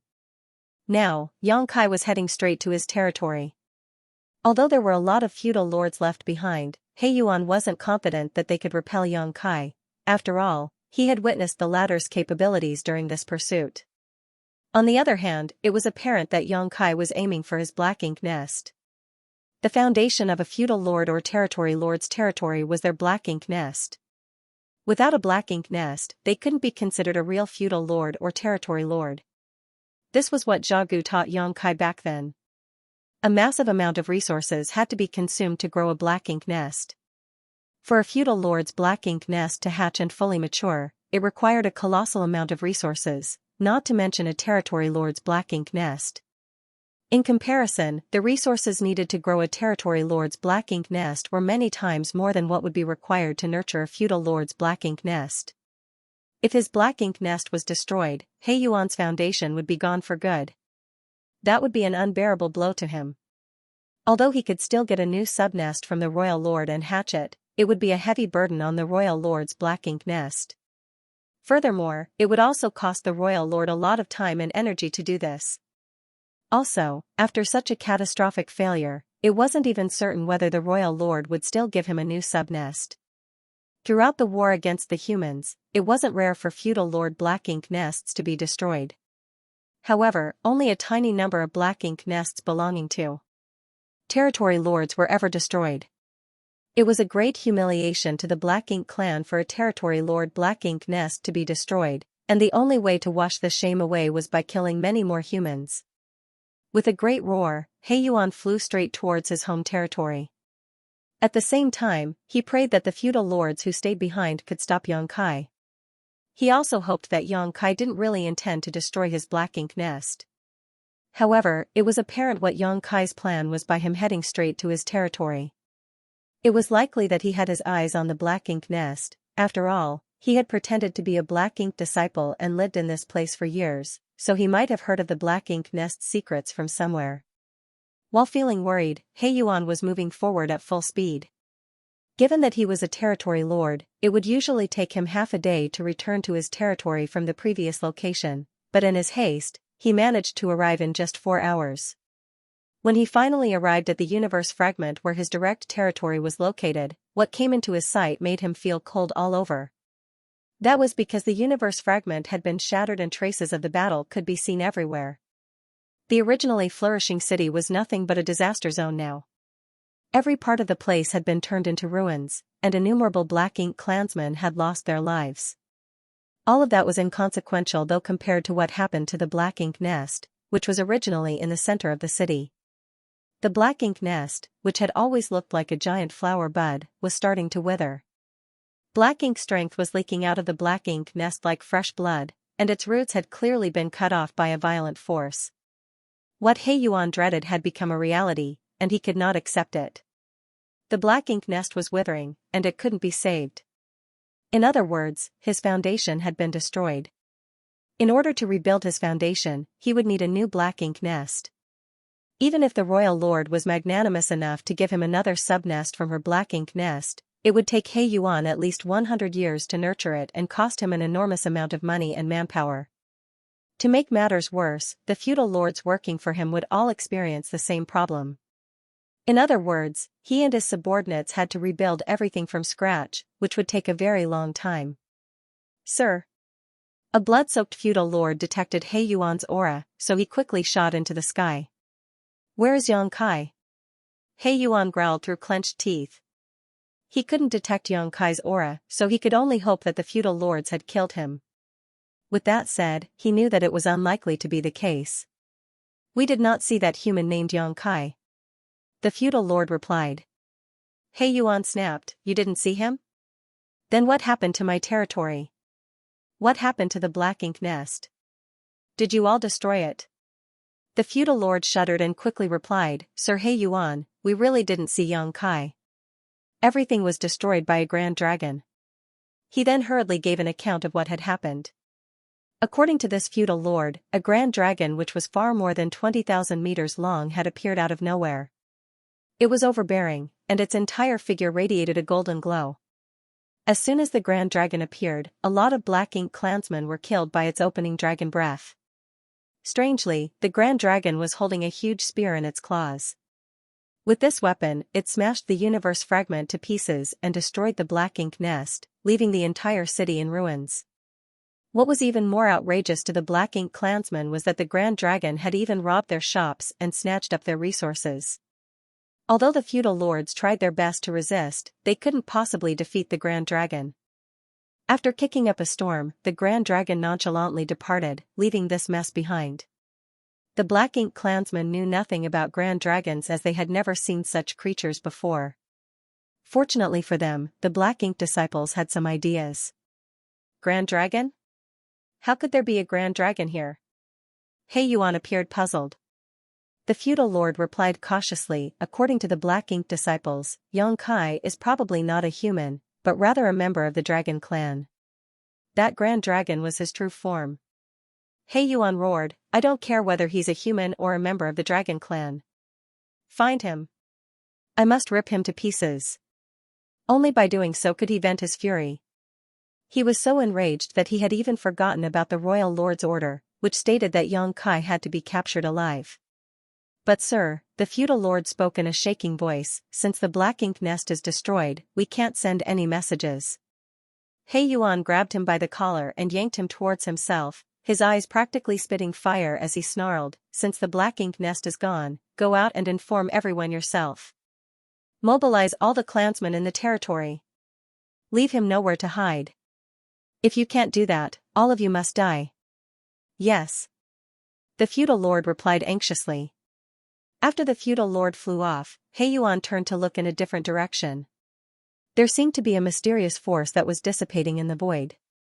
The energy fluctuations were consistent with what Yang Kai would leave behind each time he used instantaneous movement, therefore, He Yuan speculated that Yang Kai had fled in that direction. Previously, he already didn't have a way to capture Yang Kai, and now that his Black Ink nest was gone, he knew it would be even harder to locate him. Nevertheless, he had to get his revenge after his foundation was destroyed. Despite his slim chances, he had to hunt Yang Kai down. Regardless of the cost, he had to capture that damn human and bring him to the royal lord to make up for his mistakes. At this moment, in a place that was far away from the universe fragment, Yang Kai was hiding inside a Black Ink cloud and recuperating. After assuming his Grand Dragon form and making a scene in He Yuan's territory, not only did he shatter the universe fragment, but he also destroyed He Yuan's Black Ink nest. It was expected that he would be pleased with himself. However, he had paid a hefty price to achieve this victory. There were indeed a lot of feudal lords who had stayed behind, and there were also innumerable high-rank and low-rank Black Ink clansmen around. Although he could easily kill more people when he was in his Grand Dragon form, it also made him a huge target. While Yang Kai destroyed the Black Ink nest, he also inevitably got struck by the Black Ink clansmen's attacks. To the Black Ink clansmen, he had made a scene and left the place in a nonchalant manner, however, only Yang Kai knew that he wasn't as nonchalant as he appeared to be when he left. In truth, he just didn't dare to remain, otherwise, he would most likely be captured. Presently, his entire figure was covered in wounds. Every time he moved, he would grimace in pain. 3 wounds on his back were so deep that one could even see his bones. Fortunately, these injuries didn't injure his foundation, and given his intrepid physique and astonishing restorative powers, he would recover in no time. Chapter 5104, Implicated Translator, Sullivan and John Translation Checker, Pew Pew Laser Gun Editor and Proofreader, Leo of Zion Mountain and Dale Lidgerkey's Yang Kai's trip of turning into a Grand Dragon and making a fuss in He Yuan's territory was rewarding. Not only had he killed a lot of Black Ink clansmen, but he had also destroyed He Yuan's Black Ink nest and snatched a massive amount of cultivation resources. The price he paid was worth it. When Yang Kai pretended to be a Black Ink disciple back then, he already realized that the city where He Yuan's Black Ink nest was located was flourishing. There were ample supplies, which included all sorts of materials of different orders. The Black Ink clan couldn't directly use these resources, so they were basically thrown into the Black Ink nests to help produce Black Ink strength. Nevertheless, these were precious cultivation resources for the humans. Since Yang Kai decided to make a move, he certainly had to take those resources away. Furthermore, there was one discovery that surprised him. He realized that his Grand Dragon form had lengthened. When he was in the Divine Spirit's ancestral land in the Shattered Heaven back then, he made use of the Dragon Palace and ancestral strength to become a Grand Dragon. At that time, his Grand Dragon form was 10,000 meters long. Then, with the help of Big Brother Huang and Big Sister Lan in the chaotic dead territory, his dragon vein was significantly enhanced, which allowed him to turn into a 20,000-meter Grand Dragon. At that time, Big Brother Huang and Big Sister Lan respectively left a mysterious power in his body that could stimulate the power of his dragon vein. Even after Yang Kai reached 20,000 meters in his Grand Dragon form, he had a feeling that the mysterious power hadn't been used up and most of it still remained hidden in his dragon bead. Then, he got into a fight with Xu Feng. At the critical moment, he spat out his dragon bead and dealt a lethal blow to Xu Feng, which caused his dragon bead to be damaged. Over the years, the damaged dragon bead had slowly healed with the nourishing of his dragon vein. Now, it seemed his dragon vein had also been strengthened. When he transformed into a grand dragon in He Yuan's territory, he was nearly 30,000 meters long. Apparently, the damage to his dragon bead had stimulated the mysterious power left behind in his body by Big Brother Huang and Big Sister Lan. During this period of time, not only had his dragon bead gradually healed, but his dragon vein had also been strengthened. This came as a pleasant surprise. The strength of a grand dragon was manifested in their length. Usually, only a 10,000-meter dragon could be regarded as a grand dragon, which was equivalent to a 7th-order open heaven realm master. Now that Yang Kai's dragon form was 30,000 meters long, his power was equivalent to that of a peak 7th-order master. However, there were pros and cons to fighting as a grand dragon. Since his grand dragon form was so massive, he could cause serious damage over a wide area, especially when doing things like destroying He Yuan's territory and the Black Ink Nest some time ago. There was no doubt that it was easier for him to achieve his goal by turning into a grand dragon. Nevertheless, his large size also meant that he wasn't as agile or maneuverable. He might suffer a setback if he faced certain opponents in such a state. Fortunately, there were no powerful beings in He Yuan's territory at that time. Although the feudal lords had gone all out, they couldn't really kill him, only inflict some injuries on him at most. Presently, Yang Kai was recuperating in a black ink cloud with peace of mind. However, he knew that he couldn't stay here for long. According to past experiences, these omnipresent black ink clansmen would soon find him, and more black ink clansmen would quickly arrive to hunt him down. As expected, barely 1 hour later, some black ink clansmen barged into the black ink cloud and found his whereabouts. Yang Kai charged forward and easily killed these black ink clansmen, and soon, he arrived at a different place and snuck into a new black ink cloud. When the nearby black ink clansmen rushed over upon receiving the news, Yang Kai was already nowhere in sight. Over the following days, Yang Kai kept changing his locations as he seized every chance to recuperate. Soon though, he realized something was off. The black ink clansmen were reacting much slower than before. Previously, regardless of where he went, as long as his whereabouts were exposed, a large number of black ink clansmen would promptly swarm in from all directions and besiege him. Now, it seemed that they couldn't mobilize as quickly. This was a situation he had already expected though. Yang Kai had learned some secrets behind the black ink nests.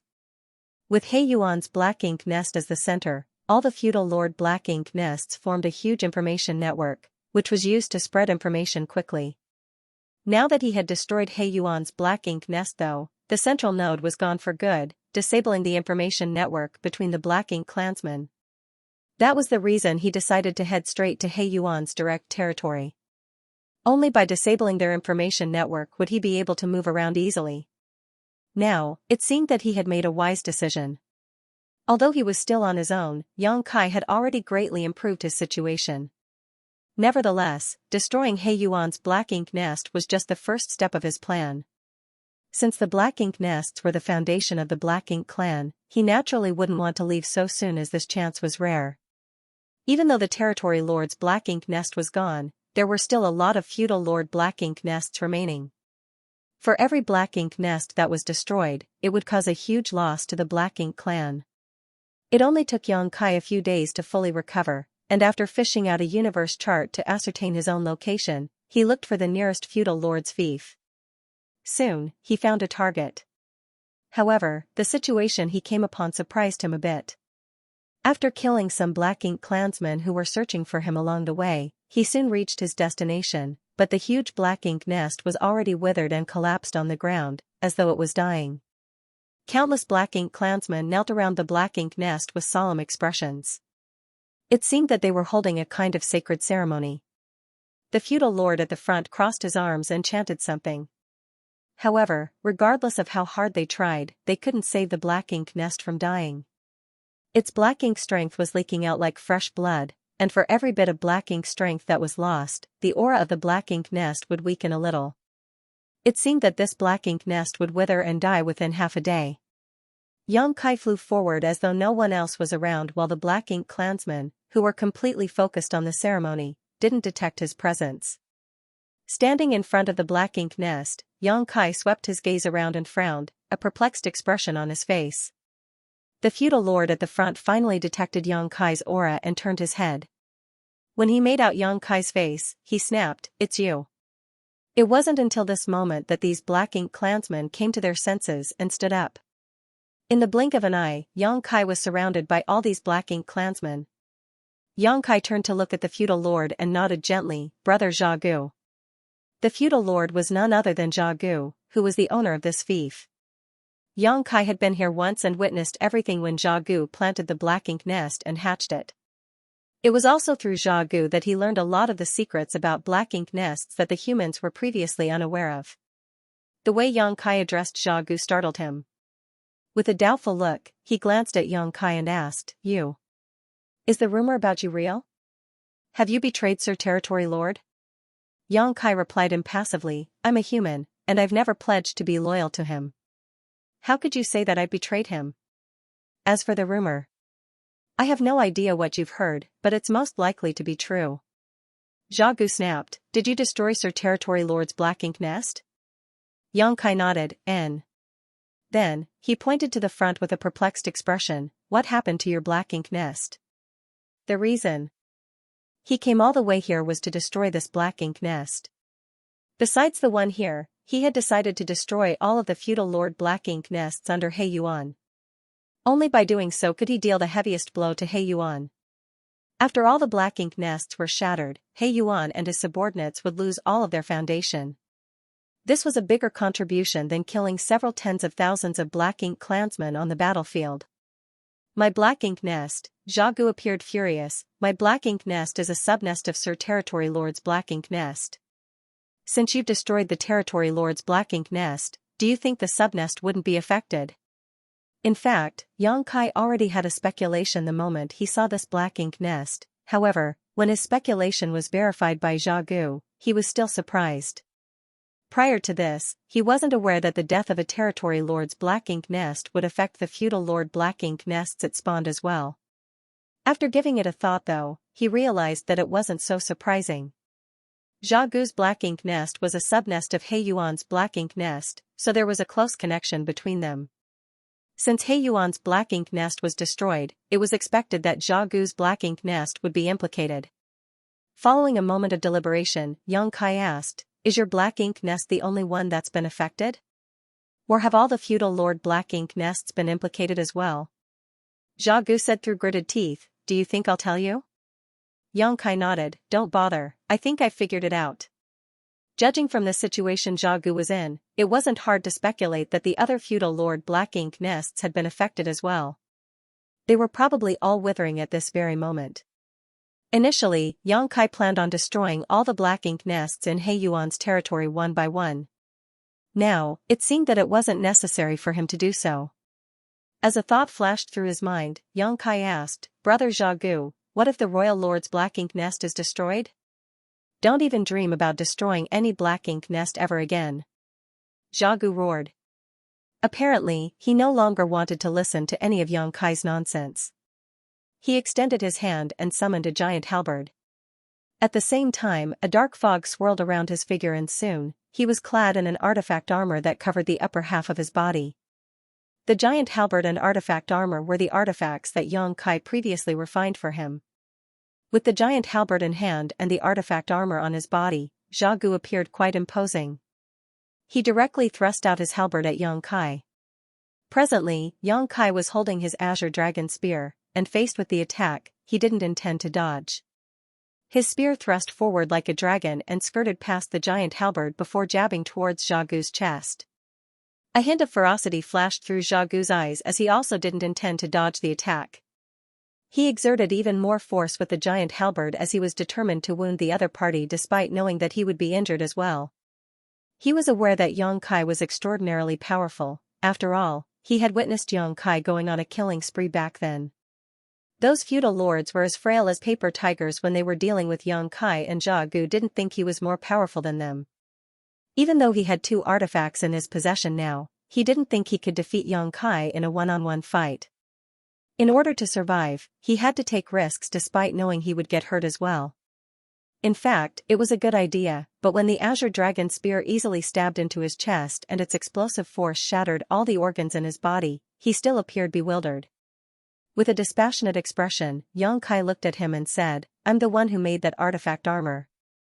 It's ridiculous that you think you can use it to defend against me." Zhao Gu came to his senses and asked, "Are there weaknesses in all the things you've made?" Xianxia roared, "The things I've made will not be used to go against my people. None of them will shed a drop of blood because of those artifacts."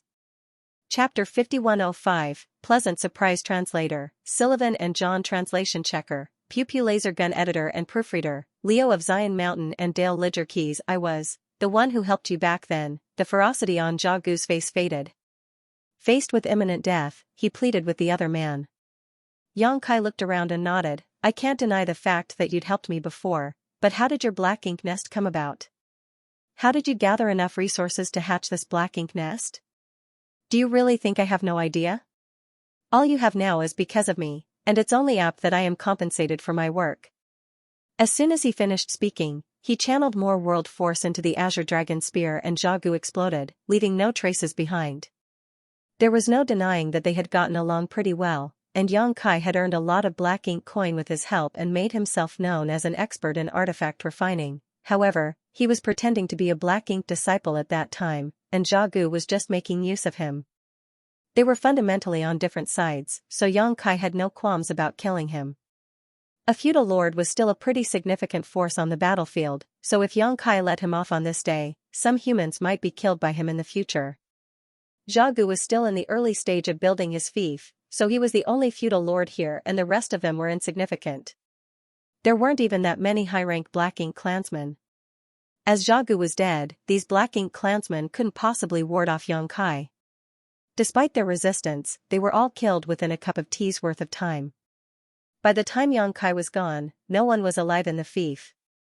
Xianxia initially wanted to destroy all the feudal lord black ink nests under He Yuan's wings, but what he saw in Zhao Gu's fief made him realize that it wasn't necessary to do so. In fact, after a territory lord's black ink nest was destroyed, all the subnests it spawned would be affected. That explained why, after he destroyed He Yuan's black ink nest, the black ink clan became slower in their response. After He Yuan's black ink nest was destroyed, not only was the information network in He Yuan's territory disabled, but all the subnests had also withered. The feudal lords who had their own fiefs must be flustered now, so they wouldn't be in the mood to search for Xianxia despite He Yuan's order. To play it safe, Xianxia decided to head to another feudal lord's fief to see it for himself. Just like what happened in Zhao Gu's fief, the feudal lord's black ink nest was withering, and its black ink strength was leaking out. It would die in no time. Finally, Xianxia could set his mind at ease. It never crossed his mind that destroying He Yuan's black ink nest would bring about such a pleasant surprise. It seemed that there were pros and cons when it came to the special connection between the black ink nests. Inferring from this, if the black ink nest in the royal city was destroyed, all the territory lords' black ink nests would wither, which would lead to the decline and eventual fall of all the black ink nests in Mu Guang's territory. Xianxia couldn't help but have the urge to head back to the royal city and shatter the royal lord's black ink nest. Nevertheless, he soon gave up on the idea. This couldn't be helped as, given his current strength, he could only make a scene in a territory lord's territory as most of the black ink clansmen had gone to the battlefield. However, if he barged into the royal city, it would be akin to stepping right into the enemy's trap. He would be doomed. After all, there was more than one territory lord guarding the royal city. At the thought of the royal city, Xianxia couldn't help but recall the old ancestor from Yinyang Pass. With the help of the ancient coin, a void corridor was formed and the old ancestor arrived and saved him before getting into a fight with Mu Guang. A few days had passed, so he wondered if there was any outcome now. Although the old ancestor was powerful, the battle took place near the royal city, after all, so she might not gain the upper hand since she was on her own. Nevertheless, he wasn't in any position to worry about her. Given his current power, he was unable to intervene in the fight between the royal lord and the old ancestor. Perhaps 8th Order masters could assist the old ancestor in this situation, but a 7th Order master like him was still too weak. Enyang Pass army and the Black Ink clan's main force must be clashing at the front line as well. Yang Kai had no idea what was going on over there, but judging from the collective powers between the two races, the human army would have to return to the inner sanctum soon. That was because there was a huge gap between the numbers on both sides. Furthermore, the Black Ink clan did not care about casualties. On the other hand, the life of every human soldier was valuable. The humans were in a disadvantageous position by fighting against the Black Ink clan in the void. They could significantly reduce casualties by staying near Enyang Pass. The reason the army had left Enyang Pass this time was that they had to facilitate Yang Kai's return. However, he was unable to circumvent the Black Ink clan and join up with those from Enyang Pass back then, as he was in a horrible state. It was destined that the soldiers from Enyang Pass wouldn't achieve their goal. Therefore, Yang Kai speculated that the soldiers from Enyang Pass should have retreated by now. Presently, Enyang Pass must be surrounded by the Black Ink clan. The two races had gotten into a battle where one side would defend while the other side would attack. It was the pattern of battle they were most familiar with. Over the years, this kind of battle had taken place at every great pass numerous times. Be it the humans or the Black Ink clan, they were already familiar with how this would go. If that was indeed the case, the situation would be in Yang Kai's favor. Since the Black Ink clan's army had gathered outside of Enyang Pass, there wouldn't be any blockades in front of him. He could stealthily head to the battlefield and wait for a chance to return to the inner sanctum during the fighting. He had done the same thing when he and Fenging saved several hundred Black Ink disciples and brought them back to Blue Sky Pass previously. However, Yang Kai didn't intend to do that. He had a taste of successfully destroying He Yuan's Black Ink nest, which resulted in the fall of all its subnests. As this was a rare opportunity, Yang Kai naturally didn't want to miss it, as he reckoned that it wouldn't come again. Therefore, he left He Yuan's territory several days later and headed towards another territory lord's territory. He had no idea whose territory it was, nor did he know where that territory lord's home territory was. Regardless, it didn't matter to him. He directly headed to the feudal lord's fief nearest to him and went on a killing spree. In just half a day, most of the Black Ink clansmen in this fief were either dead or dying. Some of the Black Ink clansmen seized the chance to flee from the place, but Yang Kai didn't have the intention of pursuing them. To him, destroying the Black Ink clan's foundation was the most important objective, while killing stray Black Ink clansmen came second. Moreover, the most powerful Black Ink clansmen in this fief had followed their feudal lord and left for the battlefield, so the ones who stayed back were undoubtedly weak. Yang Kai then directly barged into the Black Ink nest in this place. This was a feudal lord's Black Ink nest, and with the prior experience of visiting Jia Gu's Black Ink nest, Yang Kai soon realized that the inner structures of all Black Ink nests were more or less the same. There were still some Black Ink clansmen inside the Black Ink nest, but they appeared oblivious to what had happened outside.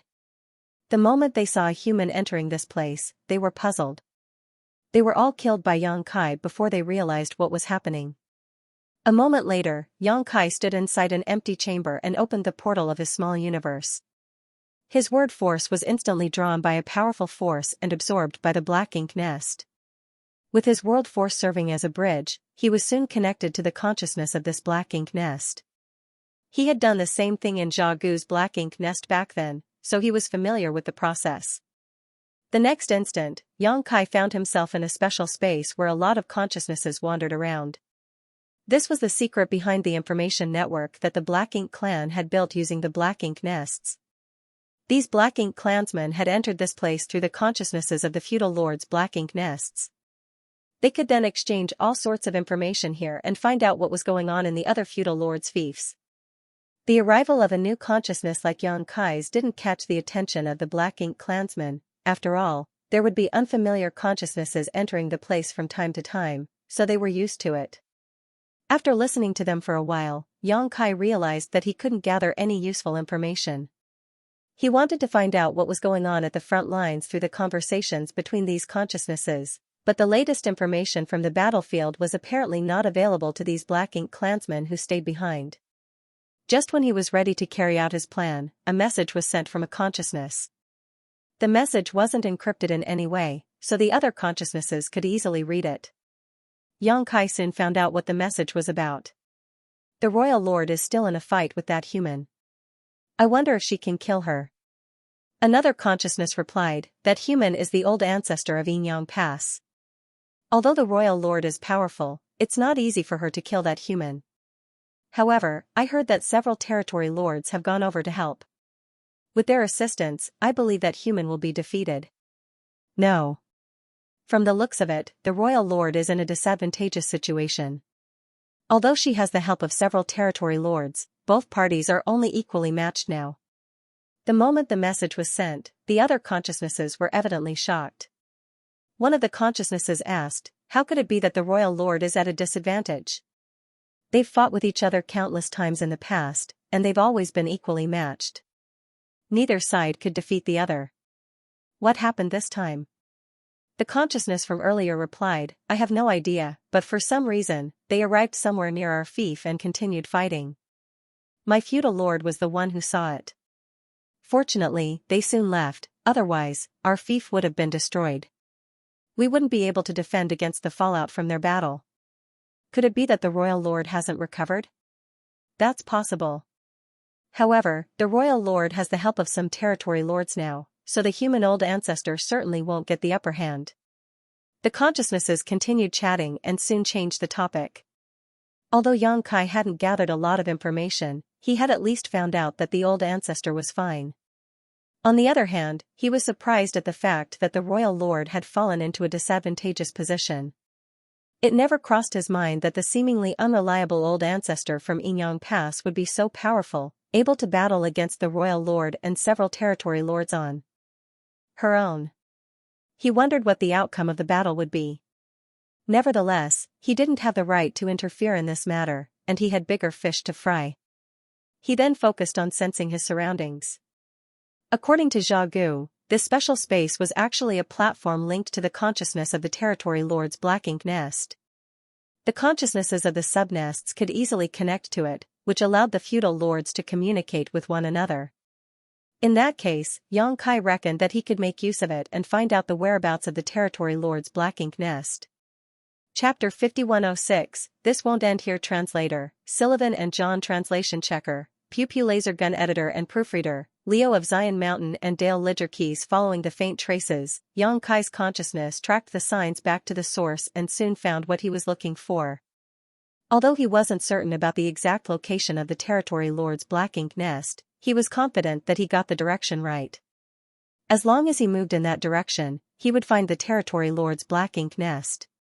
Since he had achieved his goal, he retracted his divine sense and left the feudal lord Black Ink nest before shooting into the sky. He didn't waste any of his energy to destroy this feudal lord's Black Ink nest since all the feudal lord Black Ink nests were linked to the territory lord's Black Ink nest. As long as he destroyed the source, all the feudal lord Black Ink nests would wither as well. The moment Xianxia's consciousness left this special space, a certain consciousness temporarily fell into a dazed state in another similar but even more magnificent space. The consciousnesses of the feudal lord's Black Ink nests would gather together in the special space transformed from the consciousness of the territory lord's Black Ink nest.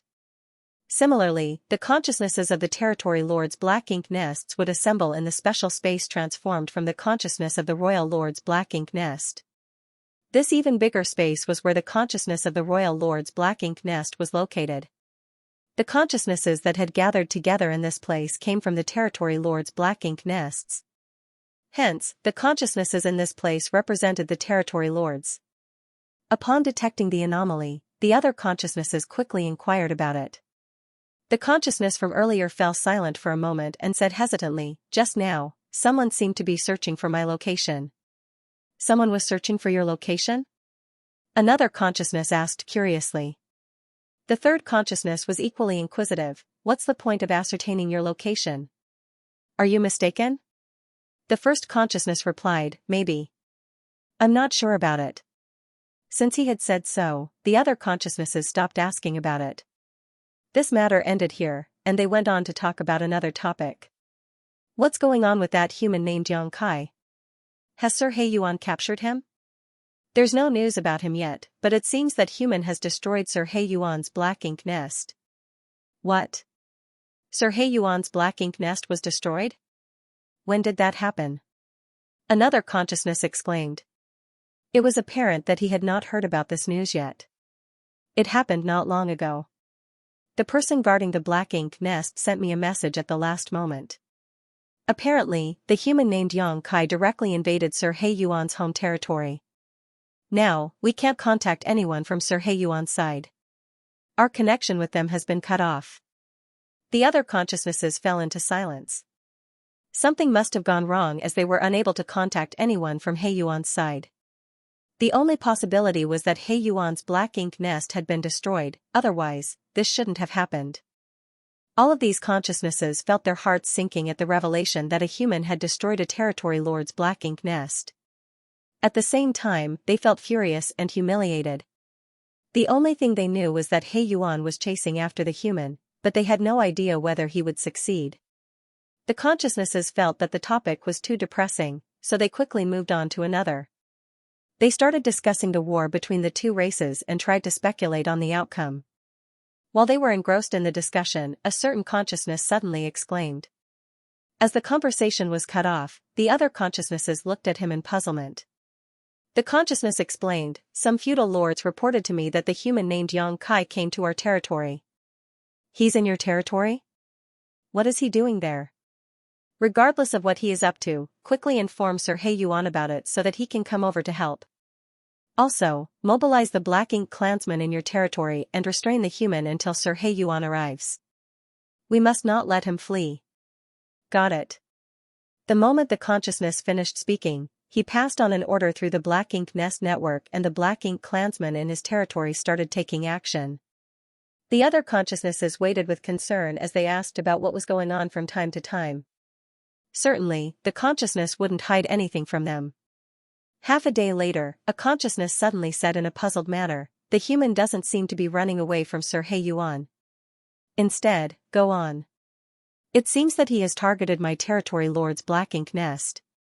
Upon hearing that, the other consciousnesses paled, especially the one who represented the area of the territory lord's Black Ink nest where Xianxia was located.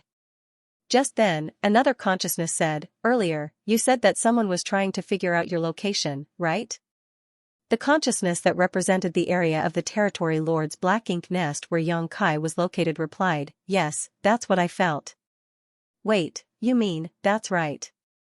The human named Xianxia didn't know the exact location of your territory lord's Black Ink nest, so he made use of a feudal lord's Black Ink nest to find it. He then headed straight to your place after that. His target is the territory lord's Black Ink nest. What? The consciousness exclaimed, what should I do? What about Sir He Yuan? Have you reached him? Sir He Yuan is on his way, but he's still far away from the human. It seems that he can't arrive in time to stop him. Assemble the feudal lords to stall him. We must not let that human destroy another territory lord's Black Ink nest. Otherwise, it will be a humiliation we can never wipe away. When Sir He Yuan reaches there, he'll easily capture that human. It's too late, the consciousness sounded despondent. Why? It seems that Xianxia has arrived. I can feel the fluctuations of battle outside. How is it possible that he has arrived so soon? The other consciousnesses were astounded. Are you sure that human is there? It's not a human. What are you talking about? What do you see? It's a monster that's several tens of thousands of meters long with a humongous spear in its claws. The feudal lords can't block him, it's heading straight for the Black Ink. Arg! The shriek sent a shockwave across the other consciousnesses. Although they were not the ones experiencing the disaster, they could feel how heart-wrenching it must have been for their companion the moment they heard the shriek. Feelings of panic and fear overwhelmed these consciousnesses, causing them to tremble. The Black Ink nest's consciousness was a medium through which one could connect with the other consciousnesses via divine sense. Although one could communicate with others swiftly and easily, he had to promptly cut off the connection when he fell into danger, otherwise, his soul would die following the destruction of the Black Ink nest. This was an unbearable pain for any living creature. This won't end here. The consciousness wailed. The message made the entire space descend into despair. The next moment, the consciousness vanished into thin air, as though he had never existed before. The other consciousness fell into silence in this special space. Another consciousness tried to contact him, but regardless of how hard he tried, he couldn't reach the other side. In the meantime, in a particular territory lord's home territory, a colossal black ink nest was cut down by the azure dragon spear. A violent force caused the entire black ink nest to collapse and countless black ink clansmen lost their lives while the expansive territory shattered. Those black ink clansmen tried their hardest to repel the enemy, and many attacks of varying power were sent out at the 30,000-meter-long dragon. Although most of the attacks were weak, they came in massive numbers. The golden dragon scales on the dragon trembled upon impact, and as its gigantic figure flew across the void, dragon blood fell to the ground. Xianxia didn't intend to keep fighting with them. After destroying the black ink nest and killing those who got in his way, he went on to snatch up as many resources as he could before turning around and escaping. A while later, he withdrew his dragon form and returned to his human form. Following that, he manipulated space principles and disappeared from the place with a flicker. The black ink clansmen dashed out of the broken territory and fearlessly pursued their hated enemy. However, they soon lost track of Xianxia and could only aimlessly search for him.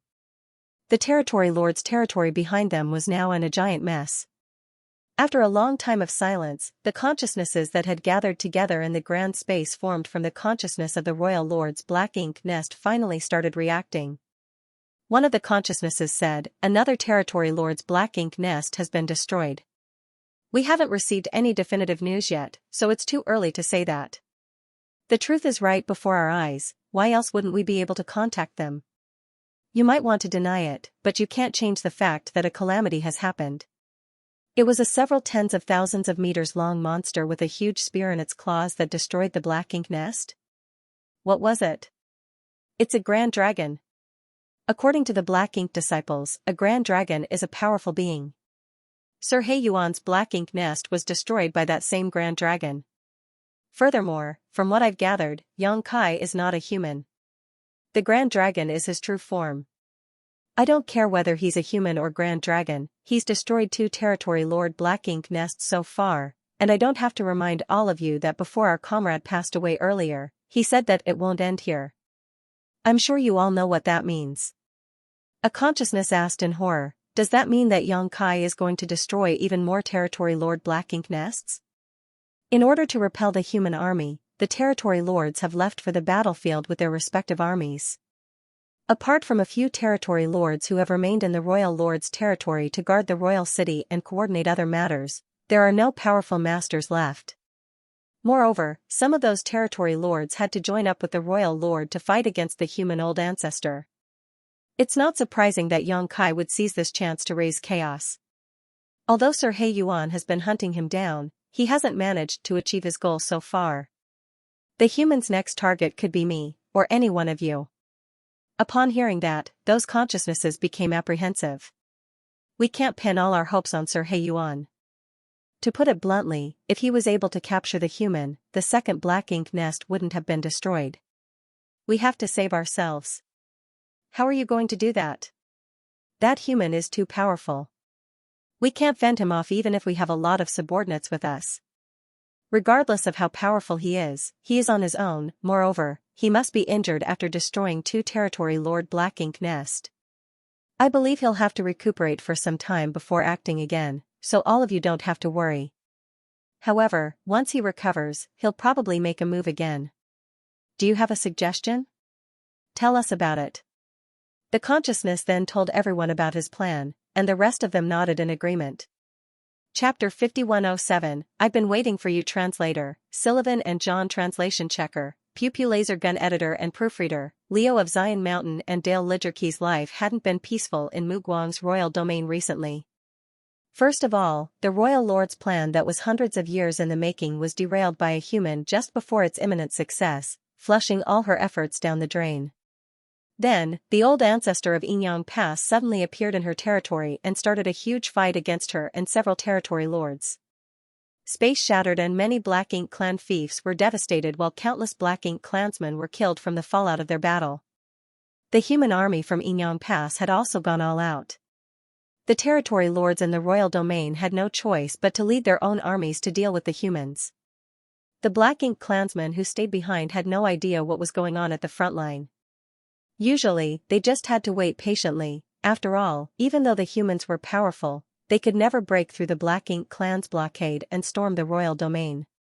However, there was now a lone human who was raising all kinds of havoc in the royal domain when most of the powerful Black Ink clansmen were not around. He was the very human who derailed the royal lord's plan. This human wasn't particularly powerful. According to the classification of the humans, he was just a 7th-order master, equivalent to a feudal lord. Nevertheless, it was this 7th-order human who threw Mu Guang's royal domain into absolute chaos. In just half a month, he managed to destroy 2 territory lord Black Ink nests and killed several tens of thousands of Black Ink clansmen. Although He Yuan was personally hunting him down, he hadn't achieved his goal so far. From what they had gathered, this human could transform into a several tens of thousands of meters long grand dragon and wield a gigantic spear in his claws. Once he got close, he could destroy a territory lord Black Ink nest with one strike and shatter the universe fragment it sat on. The reason he was able to evade He Yuan's pursuit for so long was that he was a master in the Tao of space. With the help of space secret techniques, this human could move with shocking speed. Even if He Yuan was stronger than he was, he couldn't capture the human intruder without being able to restrict his movements first. After destroying 2 territory lord Black Ink nests, the human went missing. However, the consciousnesses staying in the territory lord Black Ink nests believed that he was recuperating somewhere. When he fully recovered, he would make a move on another territory lord's Black Ink nest. This made the consciousnesses staying in the territory lord Black Ink nests feel anxious as they were worried that one of them would be Yang Kai's next target. Black Ink clansmen were seen thoroughly searching for Yang Kai across the void, leaving no stone unturned. Nevertheless, they couldn't find the human after several days, as though he had vanished into thin air. This made many Black Ink clansmen suspect that Yang Kai might have left Mu Guang's royal domain. One day, a team of 20 or so were examining a cluster of thick Black Ink clouds. From what they had gathered, this human liked hiding in places like this. Therefore, the Black Ink clouds of different sizes that scattered across the void would be thoroughly inspected. After all, no one knew if he was hiding in a certain Black Ink cloud, just waiting to catch the nearby Black Ink clansmen off guard. After they inspected all of the Black Ink clouds here though, they still couldn't find the human. Just when the team of Black Ink clansmen were preparing to leave, the leading high-rank clansman detected something and turned to look in a particular direction. What came into his sight astounded him, for a series of ripples had suddenly appeared in the void. As the ripples expanded, a portal glowing with a faint light abruptly formed. This high-rank Black Ink clansman was a quick-witted person, instantly realized something, and hurriedly ordered, "Hide." After he finished speaking, he led his team to charge into the nearest Black Ink cloud. They concealed themselves and withdrew their auras as best they could as quickly as possible. As they lifted their gazes, they saw that a portal had fully taken shape. While the ripples continued to expand, a figure appeared all of a sudden. He was the human that the Black Ink clan had been looking for. The high-rank clansman narrowed his eyes and soon realized something. It was no wonder that so many Black Ink clansmen were unable to find a trace of this human even after several days of searching. It turned out he had been hiding inside a sealed world. The portal that suddenly opened up was obviously a portal that led to that sealed world.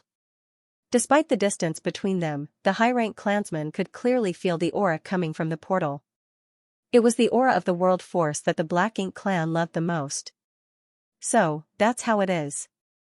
Upon figuring out everything, the high-rank Black Ink clansman couldn't help but think that Yang Kai was blessed with luck to have found a sealed world and hidden inside it. It seemed that the news they had received was true. Yang Kai had been badly injured when destroying the previous territory lord Black Ink nest and was hiding and recuperating recently. Although there were over 20 members in the group he led, this high-rank Black Ink clansman didn't dare to make a rash move upon sighting Yang Kai. He knew that this human was too powerful for them and he and his team were no match for him. Exposing themselves at this point would be no different from committing suicide. Despite acting swiftly though, Xianxia, who had just stepped out of the sealed world, still sensed something and quickly looked in their direction. Apparently, he had realized they were there. As their eyes met, the high-rank clansman felt a chill shoot up his spine. Before he could react, Xianxia pushed out his palm as his Seventh Order Open Heaven Realms World Force burst forth.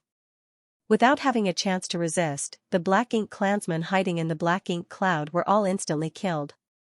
The high-rank Black Ink clansman thought that Xianxia was simply lucky enough to have found a sealed world to recuperate in, but the truth was that luck only played a part in it. As a master of the Tao of Space, Xianxia could easily find sealed worlds that the Black Ink clan hadn't discovered. Not only had he been recuperating during this period of time, but he had also picked clean all of the resources in this particular sealed world. Although he had already obtained an astonishing harvest from robbing the home territories of 2 territory lords, Xianxia didn't mind collecting even more resources. He was already pleased that he could snatch so much from the Black Ink clan, and it was even more satisfying that he had also destroyed 2 territory lord Black Ink nests. Just like the Black Ink clan expected, Xianxia's next target was still a territory lord's Black Ink nest. Nevertheless, even though he had killed this search party, another nearby group of Black Ink clansmen soon noticed what happened. Realizing that Xianxia might have appeared, they quickly spread the word. By the time everyone found out that Xianxia had reappeared, he had arrived at a feudal lord's fief. With the previous experiences, Xianxia was already familiar with how to look for the local territory lord's Black Ink nest. The Black Ink clansmen in this feudal lord's fief were weak, so it only took Xianxia little effort to kill them all. He then headed straight to the feudal lord's Black Ink nest. The moment he entered the central chamber, he opened his small universe and let the Black Ink nest absorb his world force. With that serving as a bridge, he connected himself with the Black Ink nest's consciousness. Just a moment later, his divine sense entered the special space with the Black Ink nest's consciousness as the medium. As usual, there were a lot of consciousnesses in this special space. These consciousnesses represented the feudal lords who had their own fiefs and Black Ink nests. Many of the feudal lords had left for the battlefield to fight against the humans. Despite that, other Black Ink clansmen could stay back and guard their Black Ink nests. Hence, Xianxia wasn't surprised one bit. However, he soon realized that something was off. Previously, when he entered this space with his consciousness, the other consciousnesses didn't pay much attention to him. However, on this day, all the consciousnesses around him appeared hostile to him. Xianxia could clearly feel that these consciousnesses were paying close attention to him. Hostility and formidable powers exuded from these consciousnesses.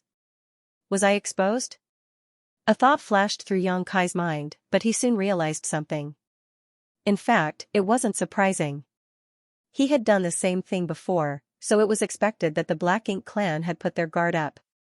Nevertheless, since he had the audacity to make a move, he had the confidence to keep himself safe. The consciousnesses didn't intend to say anything to Xianxia. The moment Xianxia understood all this, however, the special space froze as a restrictive power spread across it, like a heaven-sealing earth-locking array.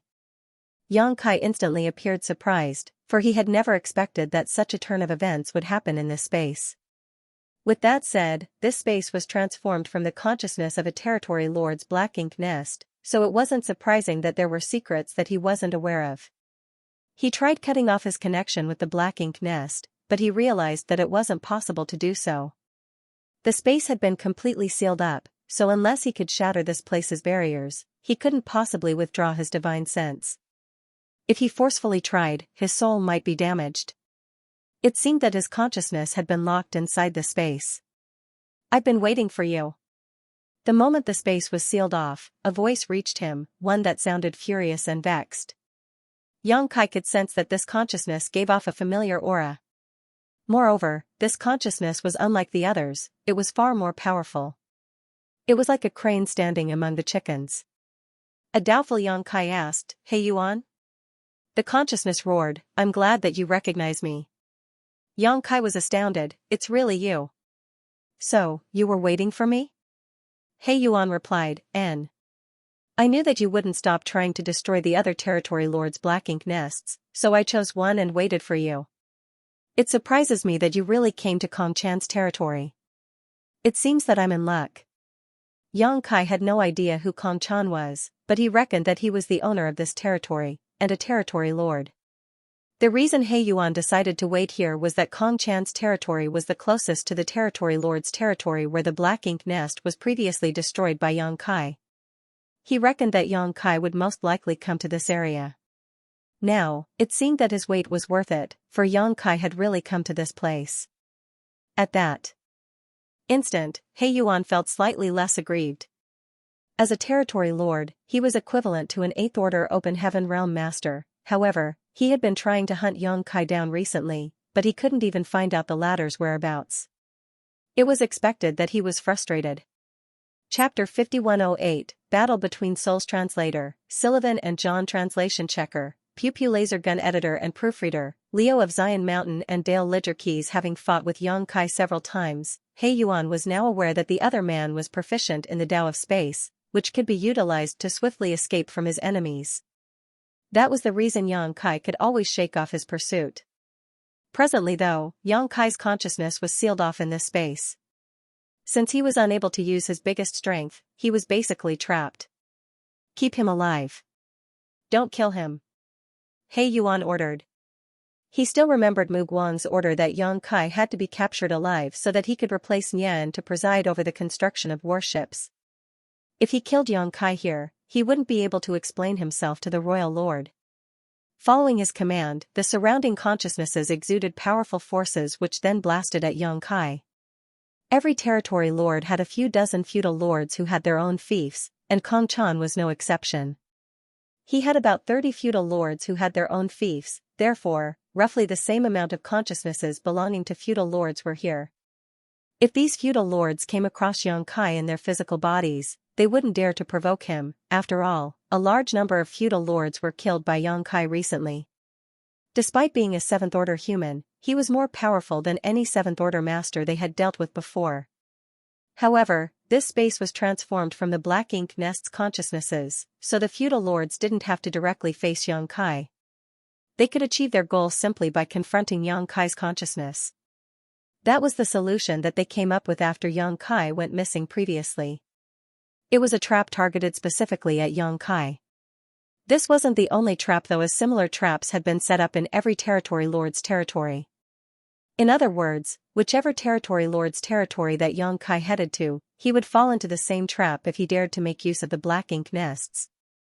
The only difference was that only Kong Chan's territory had He Yuan assuming command. The other territory lords' territories only had feudal lords who were patiently waiting for Yang Kai to show up. With that said, regardless of whether there was a territory lord around or not, as long as Yang Kai stepped into such a trap, he would never be able to run away. He could only escape by defeating all the consciousnesses here, but that was practically impossible. These consciousnesses exuded powerful forces as a tide of violent energy soon formed in this special space and shot towards Yang Kai like a tsunami. This became a battle between souls. Yang Kai couldn't help but turn solemn. He had never expected that the Black Ink clan would deal with him using such a trick, nor was he aware that the space transformed from the Black Ink nest's consciousnesses could trap a person's consciousness inside. Nevertheless, since he had fallen into the trap, he had no choice but to act accordingly. Fortunately, he was no ordinary Open Heaven Realm Master. Faced with the tide of powerful attacks, Yang Kai's consciousness appeared small in comparison. It seemed that he would directly perish the moment the wave struck him. He Yuan, who was watching on the side, couldn't help but be worried. What if Yang Kai couldn't withstand this bombardment and was killed directly? It had to be noted that if a consciousness passed away in this space, its body back in the black ink nest would become a soulless husk. It was just a matter of time before such a person would die. While He Yuan was watching with concern, Yang Kai's consciousness was drowned in the tide. All of a sudden, an explosive power burst out from Yang Kai's consciousness and warded off the strike. He was as unshakable as a rock. An astounded He Yuan exclaimed, "Impossible." If he were in Yang Kai's place, he wouldn't have been able to fend off the joint assault of 30 feudal lords. According to his estimation, the best outcome would be that Yang Kai's consciousness was instantly injured. Once that happened, he would lose the ability to fight. Presently, following He Yuan's order, a large number of Black Ink clansmen were rushing towards Yang Kai's real body. As Yang Kai would be unable to flee, they could easily capture him. However, the sight before He Yuan's eyes was simply unbelievable, for Yang Kai had flawlessly defended himself against all the attacks from the feudal lord's consciousnesses. How was that even possible? Why was a seventh-order human soul so powerful? Although the feudal lords didn't use their full powers following He Yuan's order, the sight before the latter's eyes was still inconceivable. Besides He Yuan, these feudal lords couldn't believe their eyes either, and they promptly exerted more force with their attacks. The tide rose again and became even more violent. Yang Kai's consciousness was finally affected. Faced with the bombardment of the Black Ink clansmen, he felt his spiritual energy being drained rapidly. He couldn't endure attacks of such intensity for long. Fortunately, Yang Kai had obtained the soul-warming lotus when he was just a budding cultivator. Over the years, his soul became much stronger than other cultivators in the same realm because he had continuous nourishment coming from the soul-warming lotus. Furthermore, his spiritual energy had increased significantly after he obtained Yu Rumeng's primordial yin. It had to be noted that charm demons were the best when it came to utilizing spiritual energy, not to mention that Yu Rumeng was a demon saint at the time. Although he was just a 7th-order open heaven realm master now, Yang Kai's soul was on par with an 8th-order human master's. That was the reason he could ward off the tide of the feudal lord's consciousnesses on his own. In this space, a consciousness was the manifestation of one's soul, so the stronger a person's soul was, the stronger they were in this place. On top of that, most of the Black Ink clansmen were not experts in using their souls. However, Yang Kai reckoned that the royal lord's secret technique that was exclusive to the royal lords must be a form of soul technique. These feudal lords were basically trying to show off meager skills before an expert by trying to fight Yang Kai with their consciousnesses alone. With that said, even though he could temporarily defend himself from the bombardment, he couldn't persevere for long. After all, he couldn't endure the barrage of attacks forever, regardless of how impenetrable his defense was. Furthermore, his consciousness was trapped in this special space, so he had no idea what was going on in the outside world. If the Black Ink clan seized the chance to harm his physical body, he wouldn't even be able to defend himself. Therefore, after tentatively defending himself for a moment, he decided to act ruthlessly. The Black Ink clansmen, who were ready to channel more of their powers to suppress Yang Kai, suddenly felt chills running down their spines. Before they could figure out what was going on, Yang Kai's aura flared up. His powerful consciousness slowly solidified in this special space and turned into a soul avatar. What astonished these feudal lords was that this soul avatar was holding a saber. The feudal lords were befuddled while He Yuan was flabbergasted. Over the years, they had never seen a consciousness that could take on his true form in this place. The communication between consciousnesses had always been accomplished in a kind of intangible form. How powerful must a person's soul be in order to actually take on a visible, almost solid form? What made them feel despondent was that they had no idea why there was a saber here. How did Yang Kai bring an artifact to this space where only consciousnesses were supposed to exist? Was this a special skill unique to the humans? They had never interacted with the humans' consciousnesses before. However, the Black Ink nests belonged to the Black Ink clan, so why was a human in a favorable position in this place? The feudal lords thought that the saber was an artifact Yang Kai brought to this place, and in fact, they weren't wrong. However, this weapon was no ordinary artifact. It was a soul-type artifact. It was the Emperor artifact, Soul-Splitting Saber. This was an artifact that Yang Kai had obtained all the way back when he was still in the Hengluo star field. He was still weak at that time, so this Emperor artifact was of great help to him when it came to killing his enemies. However, as his strength increased, this Emperor artifact was no longer useful to him. He simply kept Soul-Splitting Saber in his soul and had not used it for years. It never crossed his mind that he would use this Emperor artifact again one day.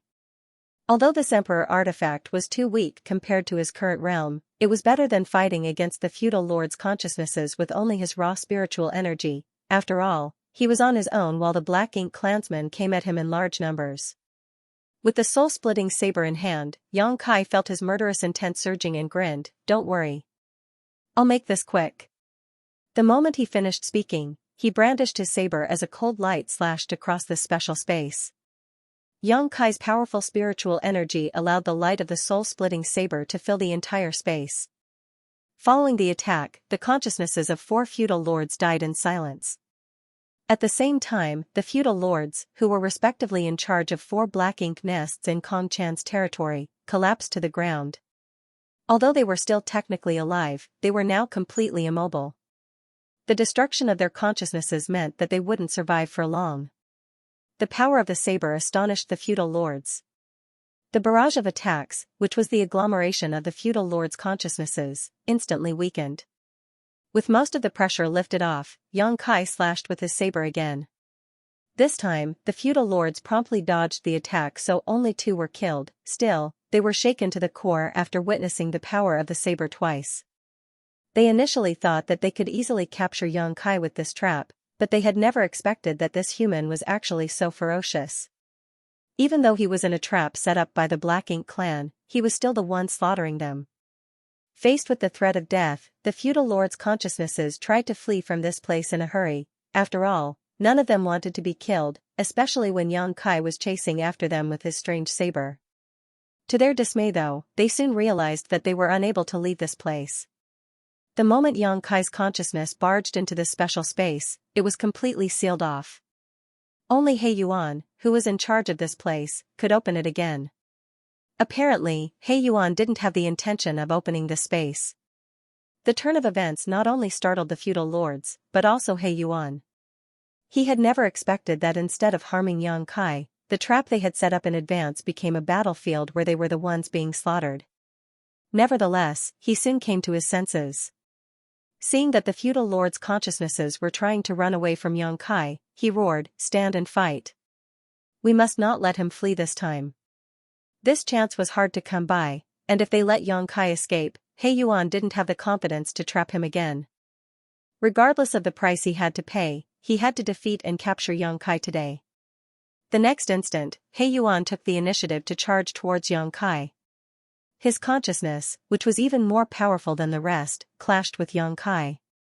Yang Kai's consciousness, which had basically replicated his true form, was caught off guard and staggered backwards upon impact while the light around him also dimmed. Chapter 5109, Ray of Hope for the Black Ink Clan Translator, Sullivan and John Translation Checker, Pew Pew Laser Gun Editor and Proofreader, Leo of Zion Mountain and Dale Ledger Keys. The instant Yang Kai was attacked, he responded with his saber.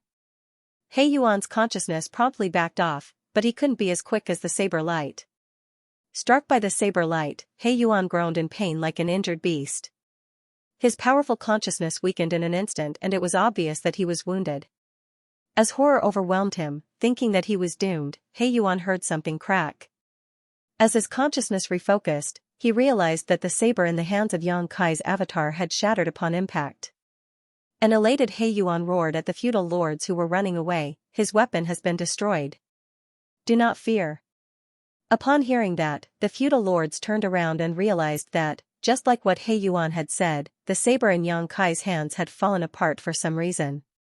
In an instant, they became energized. The consciousnesses were all essentially naked, so the feudal lords were stunned when they saw Yang Kai summoning a saber. After He Yuan was done barking, he madly activated his power and charged towards Yang Kai. Seeing that, the feudal lords promptly assisted him.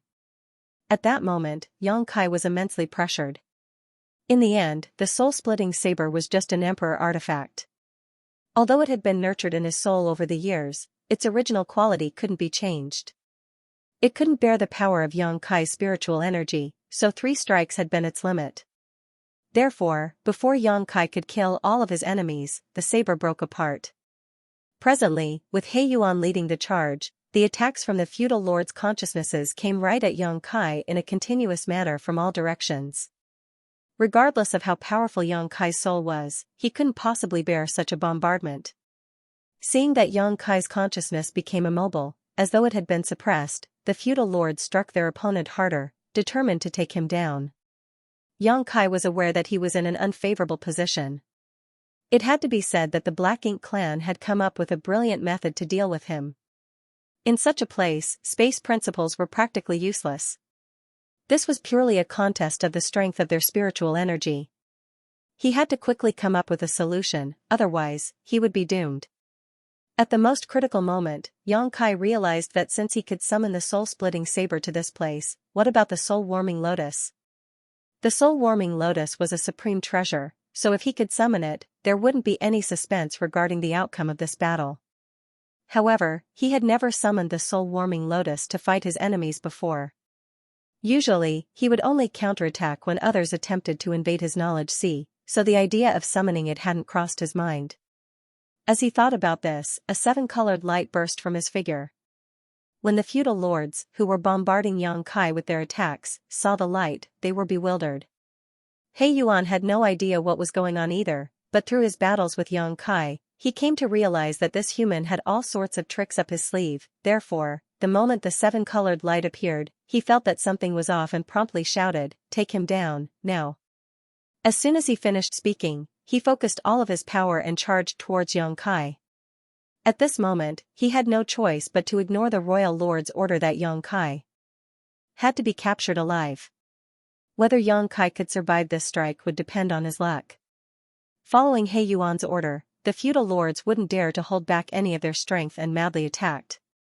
Invisible attacks came right at Yang Kai from all directions and drowned him. However, the seven-colored light only became brighter and soon filled the space. The feudal lords watched apprehensively while He Yuan turned solemn. A moment later, the storm subsided as the originally noisy space fell silent. A lotus that radiated a light of 7 colors abruptly appeared in the place where Yang Kai previously stood. The lotus spun gently, exuding an aura that the Black Ink clansman coveted. "What is that?" one of the puzzled feudal lords asked. Although he had no idea what this 7-colored lotus was, he could clearly feel that it was hugely beneficial to any Black Ink clansman who could possess it. "Where is he?" There was another feudal lord who was concerned about Yang Kai's whereabouts. Other than the 7-colored lotus sitting in the place where Yang Kai previously stood, the human himself was nowhere in sight. "I suppose he's dead. Although he is strong, he couldn't possibly survive that bombardment." "Well done. That human was too arrogant as he had no regard for us. He deserved his death." Besides these feudal lords, He Yuan also believed that Yang Kai had perished. Yang Kai had indeed showcased powerful spiritual energy, but regardless of how formidable he was, he couldn't possibly stave off the joint attack of all the feudal lords and He Yuan. However, if Yang Kai was really killed, how was He Yuan going to explain himself to the royal lord? This was giving He Yuan a headache. Also, what was the 7-colored lotus that Yang Kai had left behind? While he was puzzled, the flower petals of the spinning 7-colored lotus started to unfurl, and as that happened, a figure revealed itself. Seated among the stamens, this person radiated a vague glow. Upon making out the person's face, He Yuan was shocked.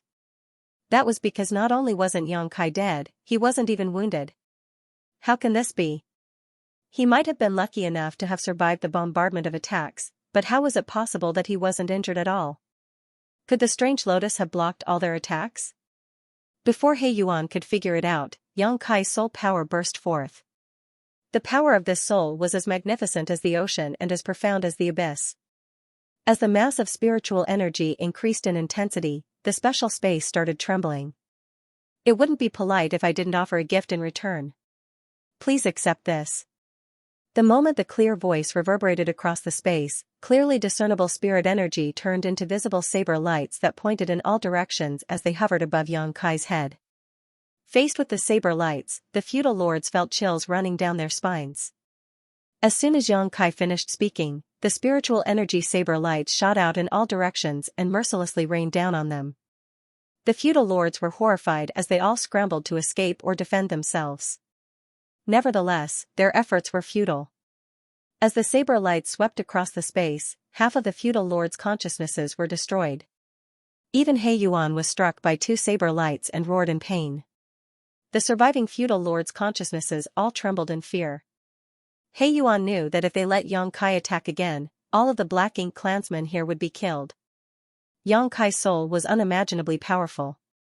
Besides that, he had a lot of special offensive skills when it came to the soul, something that the Black Ink clan were not aware of previously. Ignoring his own injuries, He Yuan launched another attack in an attempt to turn the tide. Seeing that, some of the feudal lords joined in and made a move. However, the incident that took place the next moment sent He Yuan into a state of despair. The attacks of He Yuan and the feudal lords were all blocked by the 7-colored lotus. As a result, Yang Kai wasn't harmed one bit. Now, He Yuan could confirm that the reason Yang Kai was safe earlier was that the latter had the strange seven-colored lotus. He wondered what kind of treasure it was that could defend against so many spiritual energy attacks. Even a territory lord like him was unable to hurt Yang Kai despite having personally made a move. The defensive strength of the seven-colored lotus was simply impenetrable. With the protection of the seven-colored soul-warming lotus, Yang Kai had no more worries. As his spiritual energy condensed into another attack, he slashed out at the surviving Black Ink clansmen. More and more of the feudal lords were eliminated, and inside the feudal lord Black Ink nests in Kong Chan's territory, numerous bodies passed out and collapsed to the ground. These feudal lords no longer reacted regardless of how loud the other Black Ink clansmen called out to them. Within moments, fewer than 5 of the original 30 feudal lord remained. These consciousnesses were running about madly as Yang Kai relentlessly chased after them, completely powerless to counterattack. He Yuan's aura was also weakening by the breath. It was not possible to use any kind of technique in a pure clash of spiritual energy, so in such a place, it was hard for He Yuan to use his formidable strength. Finally, one of the feudal lords shouted, "Sir He Yuan, we can't persevere any longer. Please open this space, otherwise, all of us will die." He Yuan was unperturbed though, for he firmly believed that the seven-colored lotus wasn't as impenetrable as it seemed. He thought that by exerting more force with his attacks, he could shatter the lotus defense. However, his goal was still not achieved after so many of the feudal lords' consciousnesses perished. Regardless, their defeat in this place didn't mean that the Black Ink clan had lost. They still had a chance to turn things around. That was because the moment Yang Kai entered this space through the Black Ink nest's power, He Yuan managed to ascertain his whereabouts. This could be achieved easily, for Yang Kai made use of a feudal lord's Black Ink nest to come into the space. Just by finding out which Black Ink nest it was, He Yuan could effortlessly discover where Yang Kai was. After all, the fiefs and Black Ink nests of the feudal lords were fixed. Therefore, the moment Yang Kai's consciousness entered the space, He Yuan ordered more than 10 feudal lords to rush over to Yang Kai's location. He Yuan's initial plan was to damage Yang Kai's consciousness so that this team could easily capture him in a weakened state. However, things were not going to plan. Not only was Yang Kai not injured, but he had also made use of a seven-colored lotus to commit a massacre. They were not in a favorable position in this special space, so it was inevitable that so many feudal lords' consciousnesses were wiped out. Nevertheless, as long as Yang Kai's consciousness was trapped here, he couldn't return to his body, and the team that He Yuan had sent would soon capture Yang Kai. That was the reason He Yuan refused to open this space despite the fact that so many feudal lords were injured or dead. There was still a ray of hope for them to turn things around. With that said, regardless of how swift the team of feudal lords were, it would take them at least 4 hours to arrive at the Black Ink nest where Yang Kai was located. Could He Yuan persevere for another 4 hours? He had no idea, but he knew that there were not a lot of feudal lords' consciousnesses left. Once they were all dead, he would have to face Yang Kai alone. Despite the fact that a lot of feudal lords were killed, He Yuan continuously channeled his power to attack the seven-colored lotus in the hope that he could shatter its defense. There was no doubt that the outcome was disappointing for him, as the seven-colored soul-warming lotus was so impregnable that even a territory lord like him couldn't hope to destroy it. Chapter 5110, Unconstrained Translator, Sullivan and John Translation Checker, Pew Pew Laser Gun Editor and Proofreader, Leo of Zion Mountain and Dale Lidgerkey's shrieks were heard reverberating across this special space, each one representing the demise of a feudal lord's consciousness. He Yuan felt his heart sinking. When the last feudal lord's consciousness died, Yang Kai slowly turned around. While standing on the seven-colored soul-warming lotus, he stared dispassionately at He Yuan's consciousness. The tide of spiritual energy swirled around Yang Kai like a violent storm. "You're the only one left, He Yuan. Are you ready to die?" Yang Kai stepped towards his enemy, the seven-colored soul-warming lotus following closely. He Yuan roared, "You'll pay for underestimating me." Despite the ferocity in his tone, it was apparent that he was just acting tough. Just now, he had joined forces with more than 30 feudal lords, but they still couldn't hurt Yang Kai at all. Instead, they were the ones that were wiped out. More than 30 feudal lords had died, and he was the only one left now, so how was he supposed to be a match for Yang Kai? The only thing he could do was to stall for time so that the team he had sent could capture Yang Kai. After a sneer, Yang Kai said, "Let's see how you're going to make me pay then." Upon finishing his words, he drove the soul-warming lotus to charge towards He Yuan. A flustered He Yuan promptly ran away. While relentlessly chasing after him, Yang Kai mocked him by saying, "Didn't you say you'll make me pay the price? Is this how you do it? It's an eye-opener for me, Sir He Yuan." He Yuan was thoroughly ashamed and had the urge to stop in his tracks and fight it out with Yang Kai, but he didn't have the courage to do so.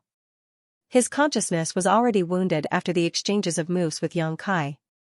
If his injuries were exacerbated, he would have to get into a black ink nest and recuperate for a long time. Therefore, he did his best to avoid fighting with Yang Kai so that he wouldn't get hurt. Yang Kai wasn't a fool, so he soon realized what the other man was trying to achieve. "Are you stalling for time?" Certainly, He Yuan wouldn't respond to him, but his silence only confirmed Yang Kai's speculations. After giving it a thought, he figured out the other man's plan. "If I'm not mistaken, there should be some black ink clansmen coming to capture me. Am I right?" He Yuan finally responded, saying, "You can't flee. Surrender without a fight now." Yang Kai sneered, "We'll talk if you can survive." Upon figuring out He Yuan's plan, Yang Kai certainly wouldn't waste any time on him. He was worried that his physical body would be harmed by the black ink clansmen coming to attack him, so he exerted even more force with his attacks. Although He Yuan was trying to dodge, it was hard for him to do so. Left with no choice, he had to exchange moves with Yang Kai several times, which resulted in his aura weakening even further. On the other hand, with the protection of the soul-warming lotus, Yang Kai became increasingly ferocious, abandoning all semblance of defense and only attacking. Barely an incense stick later, He Yuan realized that he could no longer persevere. His consciousness was badly wounded. It would take him several hundred years to heal this kind of injury.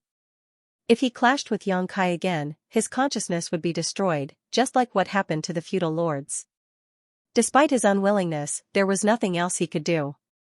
He had paid a huge price, losing more than 30 feudal lords and suffering horrible injuries himself. However, he still hadn't managed to capture one seventh-order human like Yang Kai. This was the biggest humiliation in his life. Nevertheless, things had come to such a point where he could no longer turn things around. If He Yuan still didn't give up, he would be killed by Yang Kai before the team of feudal lords he sent could capture him. Therefore, at the last moment, he promptly decided to escape. Just as Yang Kai dashed forward with his violent tide of spiritual energy, he realized that He Yuan was nowhere in sight. At the same time, this special space, which had been locked since his arrival, was reopened. He ran away. Yang Kai ground his teeth, thinking that it was such a shame. If he could keep fighting with He Yuan, he had the confidence to kill the latter's consciousness. Unfortunately, He Yuan was the one who could decide whether he would open up the space, and he didn't give Yang Kai a chance to kill him. Killing a territory lord would be a huge contribution. By doing so, not only could it significantly weaken the Black Ink clan's power, but it could also reduce the possible casualties of the human soldiers on the battlefield. Although Yang Kai had killed a territory lord before, he had joined forces with Bai Yi at that time to do so, and Zhu Feng, the territory lord in question, was already badly injured. Despite that, it had still been a perilous situation. In the end, Yang Kai managed to deal a lethal blow to Zhu Feng only by resorting to his dragon bead. The chance to fight with He Yuan this time was rare, and it was impossible to have such a chance again. However, even though He Yuan had fled, it wasn't like Yang Kai had achieved nothing. When he was dealing with He Yuan just now, he managed to ascertain his whereabouts. If he raced after him now, he might be able to kill him. Therefore, the instant Yang Kai realized that He Yuan had fled, he quickly retracted his consciousness and dashed out of the feudal lord's black ink nest. It was silent all around him with no black ink clansmen in sight, so he turned to look in a particular direction and shot into the sky. As space principles undulated, Yang Kai charged forward swiftly. About an hour later, he saw a group of black ink clansmen rushing over in his direction. What surprised him was that this team was entirely composed of feudal lords, about a dozen in total. This was obviously unusual. The strongest black ink clansmen had left to deal with the human army from Yinyang Pass, And although there were still a lot who stayed back, and Yang Kai had come across many of them recently, it was the first time he saw a group that consisted of only feudal lords. This powerful team was obviously tasked with capturing Yang Kai. Was this the arrangement He Yuan had made? When Yang Kai was dealing with He Yuan earlier, these feudal lords must have been heading in his direction. Unfortunately, they came too late as the battle in the special space had ended long ago. They were still on their way when Yang Kai happened to run into them. It seemed that He Yuan was really located in that direction. While Yang Kai had discovered the team of feudal lords, the other party had certainly seen him as well. These feudal lords, who were moving at full speed, were flabbergasted as they stopped in their tracks and got ready to fight. Recently, Yang Kai had sent a shockwave across the Black Ink clan. All the teams that had come across Yang Kai were destroyed. Although they were all feudal lords, they still didn't have the confidence to defeat Yang Kai here. However, this human's consciousness was supposed to be trapped inside the Black Ink Nest's network, and they just had to go over and capture his body.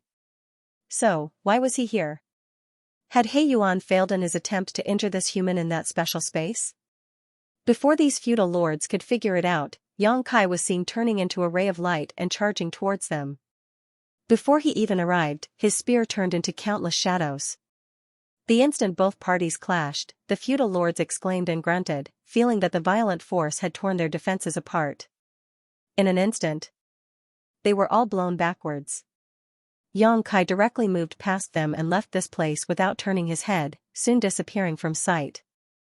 The place was in a mess as black blood and black ink strength scattered everywhere. The feudal lords looked around with horrified expressions. 3 of them were killed by Yang Kai in the blink of an eye, and the rest were injured. It seemed that this human was even more powerful than they had heard. The surviving feudal lords were glad that Yang Kai didn't intend to kill them. They had no idea why he was in a hurry, as he only attacked them once and left, otherwise, all of them would have lost their lives. One of the feudal lords suddenly realized something. Is he after Sir He Yuan? When the feudal lords heard that, a myriad of expressions came over them. Even if that was true, there was nothing they could do.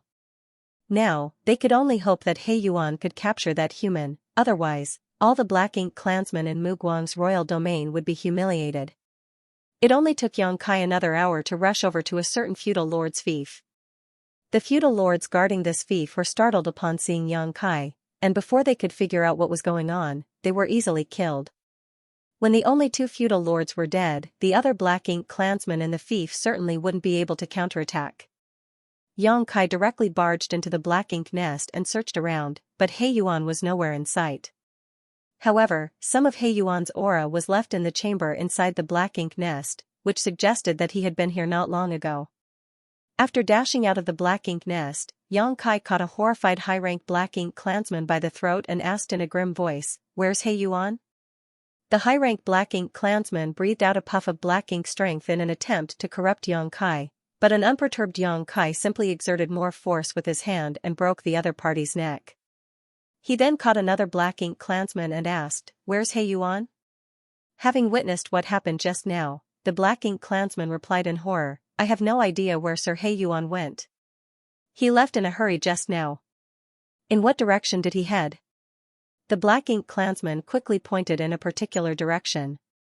Yang Kai tossed him away, and by the time the Black Ink clansman landed, he had lost his life.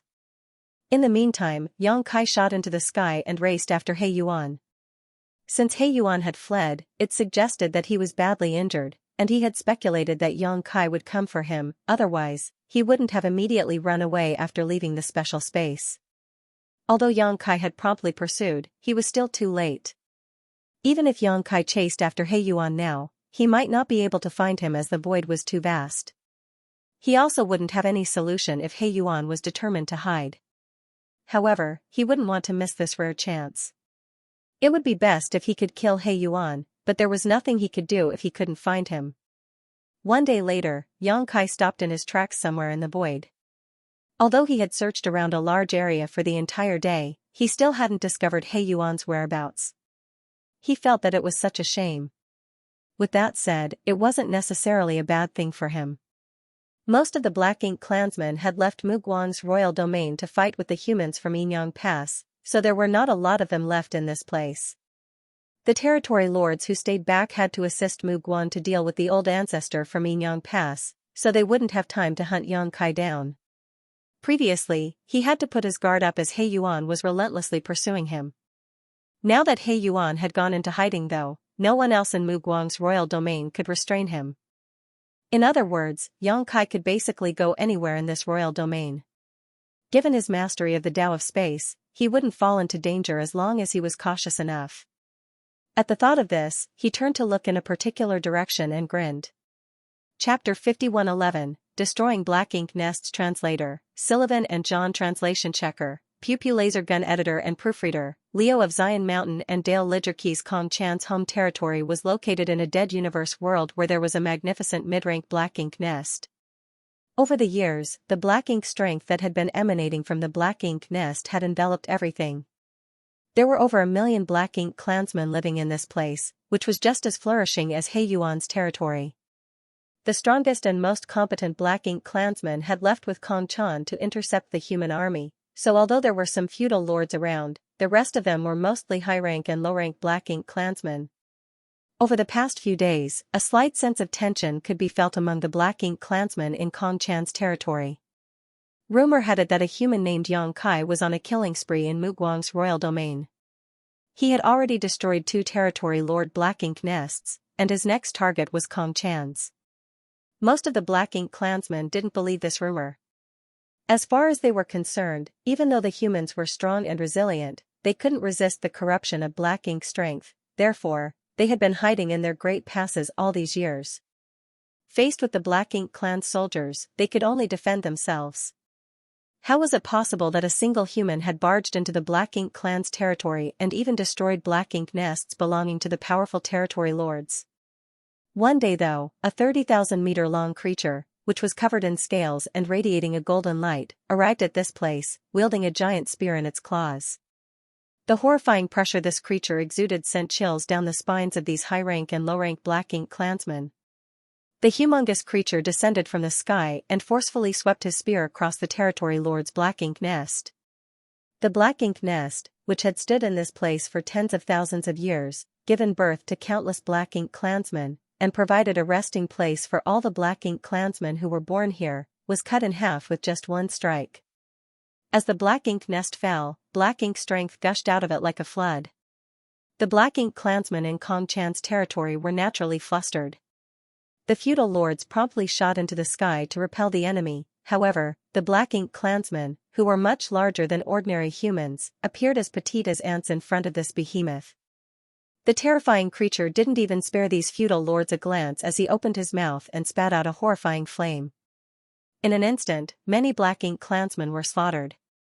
Kong Chan's territory was set ablaze, and countless black ink clansmen perished.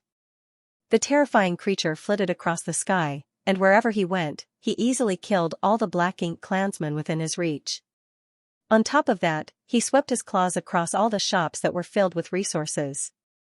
The moment his claws came into contact with the shops, they simply disappeared. Barely a cup of tea's time later, Kong Chan's territory was dyed with black blood. The black ink clansmen tried their best to resist by bombarding the creature with their attacks. Their attempt wasn't effective in the beginning, but soon, the creature grunted in pain as his blood scattered about. The battle didn't last for long. Only an incense stick of time had passed from when the terrifying creature appeared to when he was forced to retreat. Despite that, over 100,000 black ink clansmen had lost their lives and Kong Chan's territory had been destroyed. Innumerable amounts of resources and manpower were lost. What sent these black ink clansmen into despair though was that Kong Chan's black ink nest was thoroughly destroyed. Black ink nests were the foundation of the black ink clan. It could be said that all the black ink clansmen living in this place were nurtured by this black ink nest. To them, Kong Chan's black ink nest was profoundly important to them, a symbol of their very lives. But now, this black ink nest was destroyed. Although it was still alive, it would inevitably wither after it was cut down by the giant creature. Soon, this black ink nest would perish. These black ink clansmen were furious as they vowed to get their revenge, but how were they supposed to look for the colossal creature? After breaking the siege, the creature abruptly disappeared. Furthermore, after the territory lord's black ink nest was destroyed, all the feudal lord black ink nests in Kong Chan's territory died. The information network had been disabled, so their ability to coordinate their efforts was severely hampered. Meanwhile, Yang Kai was hiding inside a black ink cloud and recuperating. In the past, he would be nervous when he recuperated as he was worried that He Yuan would find him. However, he didn't have to worry about that now. In the black ink nest space, he had severely injured He Yuan's soul. Just like him, He Yuan was probably hiding somewhere and recuperating, so he wouldn't dare to mess with Yang Kai.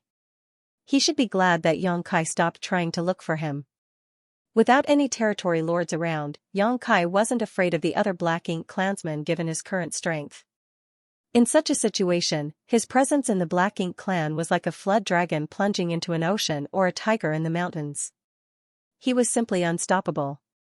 Several days later, Yang Kai dashed out of the black ink cloud and headed straight in a particular direction.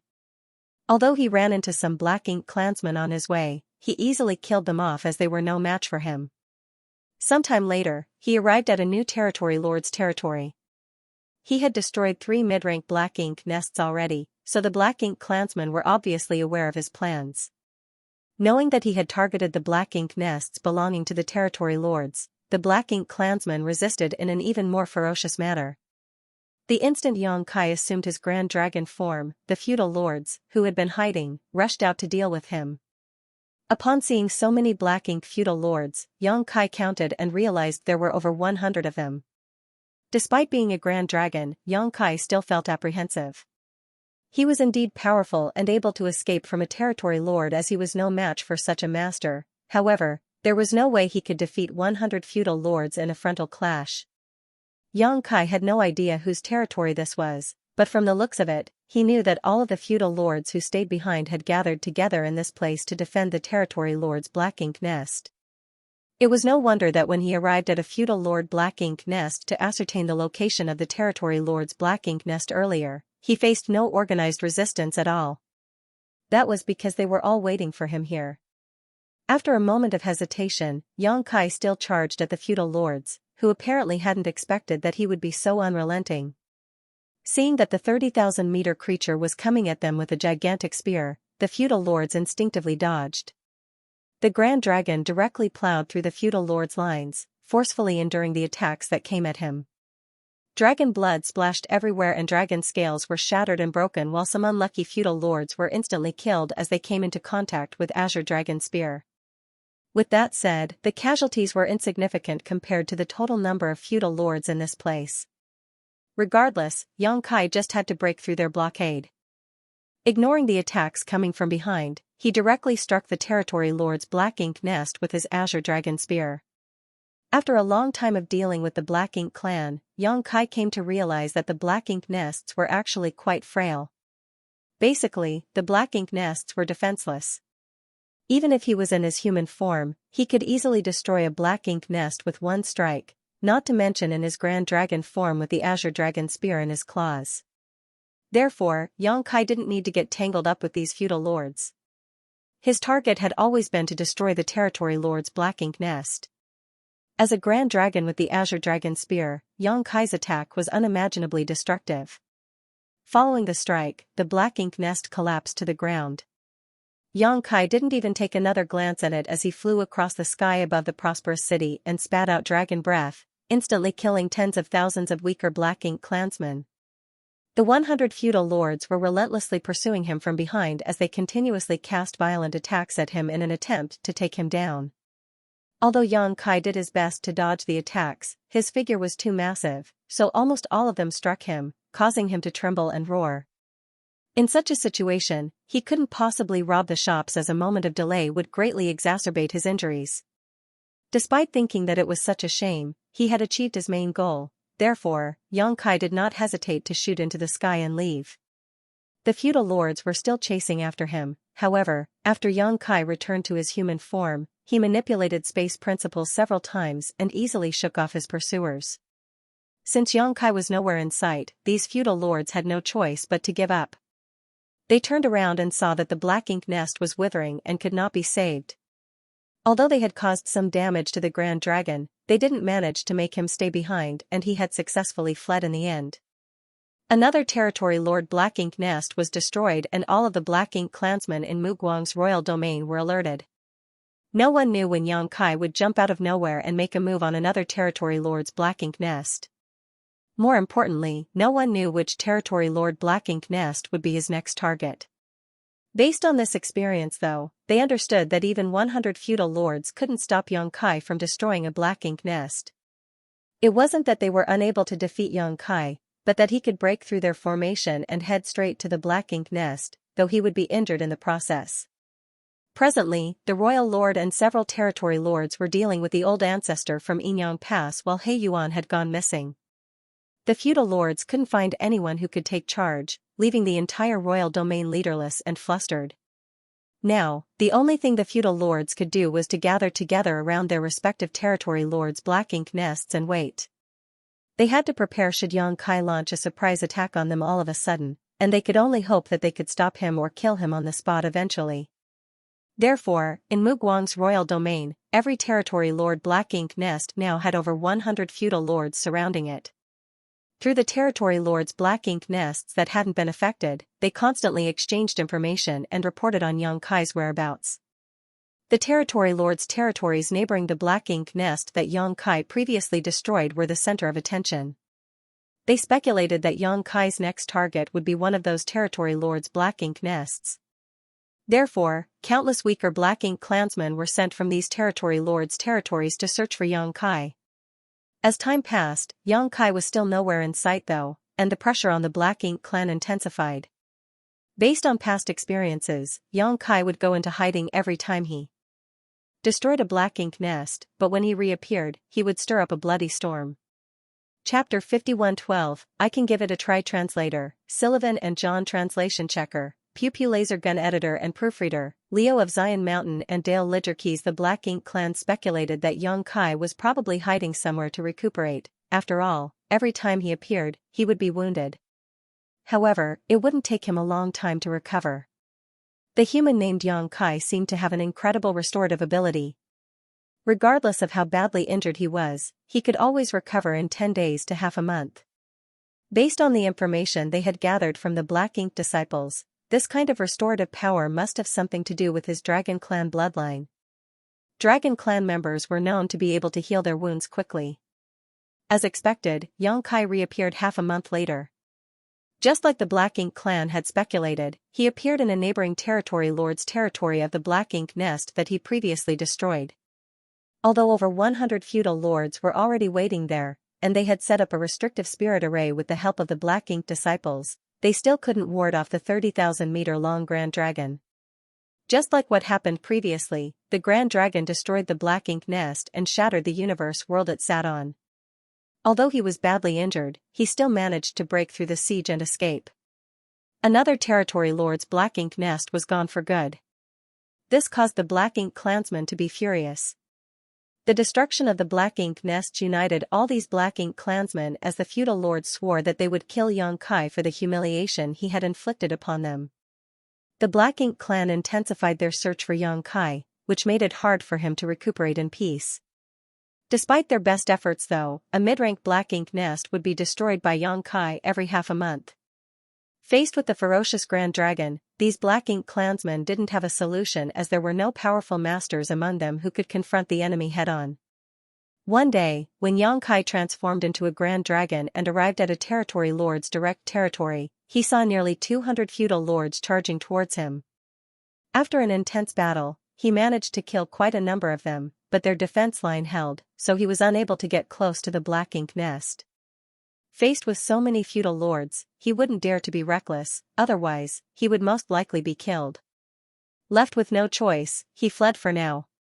It had been about half a year since Yang Kai destroyed the first territory lord's Black Ink nest. During this period of time, he had destroyed 10 territory lords' Black Ink nests. In the past, the feudal lords were unable to stave him off regardless of how hard they tried, but this time, they managed to force him to withdraw without achieving his goal. Seeing that the Grand Dragon turned around to flee, the feudal lords became high-spirited and cheered in ecstasy. Some of the bold feudal lords even chased after Yang Kai, but they eventually lost track of him. Although the feudal lords were unable to make Yang Kai stay, It was the first time they gained a victory against this opponent.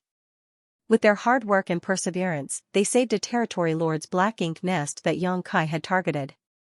This was a meaningful victory for all the Black Ink clansmen that was worth celebrating. Unlike how joyful the Black Ink clansmen were, Xianxia was extremely vexed. He had repeatedly made a move recently, and even though he had made a huge contribution by destroying quite a number of territory lord Black Ink nests and killing a lot of feudal lords, he came to the realization that, as time passed, he faced increasingly strong resistance. One thing he had noticed was that the number of feudal lords he had to face increased each time he arrived at a new Black Ink nest. Furthermore, he found many of the feudal lords familiar. In other words, he had seen them before. After giving it a thought, he soon realized that those familiar-looking feudal lords came from the other territories to help. His target was clear, which was to destroy territory lord Black Ink nests. Usually, a territory where a territory lord's Black Ink nest was located would have 100 or so feudal lords inhabiting it.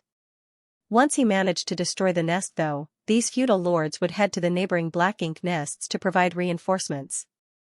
That was the reason he came across so many feudal lords on this day, and many of them looked familiar to him. It was apparent that he faced them before. In that case, as he destroyed more Black Ink nests, he would face stiffer resistance. Xianxia was unable to achieve his goal on this day as nearly 200 feudal lords went all out to protect the Black Ink nest. Although he had turned into a grand dragon, he was still unable to break through their defenses and instead, he was terribly injured. It seemed that he had to stop this game at this point. If he still recklessly continued, an accident was likely to happen. Fortunately, he had already destroyed a lot of territory lord Black Ink nests, thus dealing a heavy blow to the Black Ink clan. He had also snatched vast amounts of resources from several territory lords' territories and killed countless Black Ink clansmen. It could be said that he had made a huge contribution. Despite his reluctance, Xianxia still decided to end his actions here. He believed that after the chaos he raised this time, the foundation of the Black Ink clan in Mu Guang's royal domain had been severely damaged. It would take them several hundred to 1,000 years to fully recover. The Black Ink clan must be extremely vexed that 10 territory lord Black Ink nests had been destroyed, which resulted in several dozen more feudal lord Black Ink nests withering as well. Since he had made up his mind, Xianxia found a remote place to recuperate in peace. It was destined that his journey back home wouldn't be smooth sailing though. Other than the fact that he would run into a lot of Black Ink clansmen along the way, he would also have to deal with the Black Ink clan army besieging Yinyang Pass. Several days later, Xianxia, who was recuperating, suddenly thought of something. He turned into a soul avatar and appeared in his small universe. This was a place with lush mountains and clear rivers. The 300 artifact refiners that Xianxia had kept inside his small universe were settled down here. In any case, other than recuperating in such a serene place, there was nothing else they could do. This was Xianxia's small universe, after all. If they activated their world forces as they pleased, it would cause a burden on Xianxia.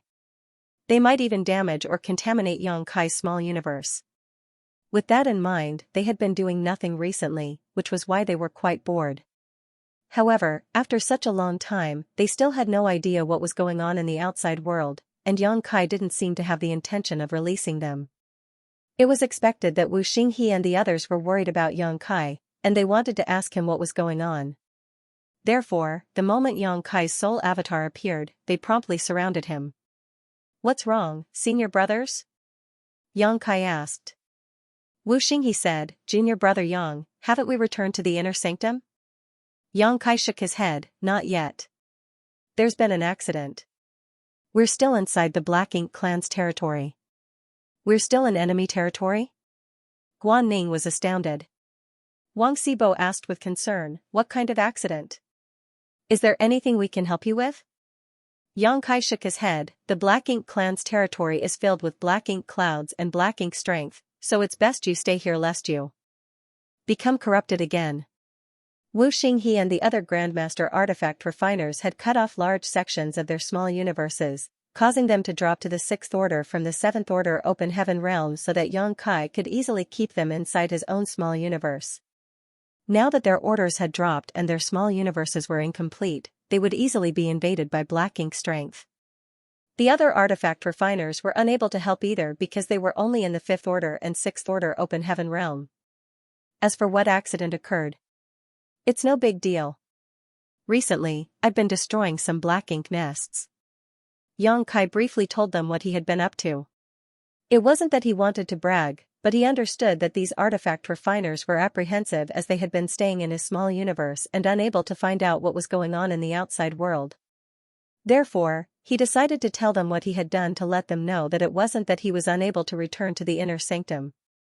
He just didn't want to go back without dealing a heavy blow to the Black Ink clan first. Upon hearing that Xianxia had single-handedly destroyed so many Territory Lord Black Ink nests and killed countless Black Ink clansmen, these artifact refiners were dumbfounded. They couldn't really believe what they had just heard. After all, Xianxia was just a 7th order open heaven realm master. Although most of the strongest Black Ink clansmen had left the royal domain, even an 8th order division commander would be unable to pull off such a feat. However, they knew that it wasn't necessary for Xianxia to lie to them. In other words, such things had really happened. Wu Xinghe and the others were astonished as admiration was written all over their faces. A moment later, Wu Xinghe came to his senses and asked, "Junior brother, you mean, after a territory lord's black ink nest is destroyed, all of the sub-nests that originated from that black ink nest will wither as well?" Xianxia nodded, "That's right." Wu Xinghe quickly ran the numbers in his mind. A territory lord's black ink nest is connected to several dozen feudal lord black ink nests. In other words, hundreds of feudal lord black ink nests have been destroyed as a result. "I think so." All of them gasped. Wang Xibo said in a shaking voice, "You've also injured He Yuan?" Xianxia nodded. "He wanted to fight me using only our souls, but he had no idea that I possess the soul-warming lotus. He basically found the wrong opponent. Unfortunately, even though I've managed to wound his soul, I have no idea where he is now. I've failed in my attempts to find him, otherwise, I could seize this chance and end his life." The soul-warming lotus, Wu Xinghe muttered under his breath. He had certainly heard of this supreme treasure before, but it never crossed his mind that such a valuable item was in Xianxia's possession. With the soul-warming lotus protecting Xianxia's soul, it was expected that He Yuan would lose in such a contest. Anyway, the Black Ink clan have suffered immense losses recently. However, the feudal lords who are still around have gathered together around the surviving territory lord Black Ink nests, so I'm no longer able to keep attacking. It's time we went home." Upon hearing that, Wu Xinghe nodded. "You'd better keep yourself safe, junior brother. You're just a 7th order master now, but you've managed to make such a huge contribution. When you ascend to the 8th order in the future, you'll be a pillar of strength for the human race.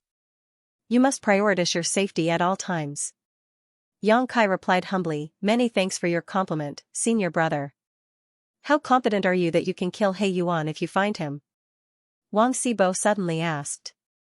After pondering on it for a moment, Xianxia shook his head. "I have no idea. However, since He Yuan's soul is damaged, he must be significantly weakened now.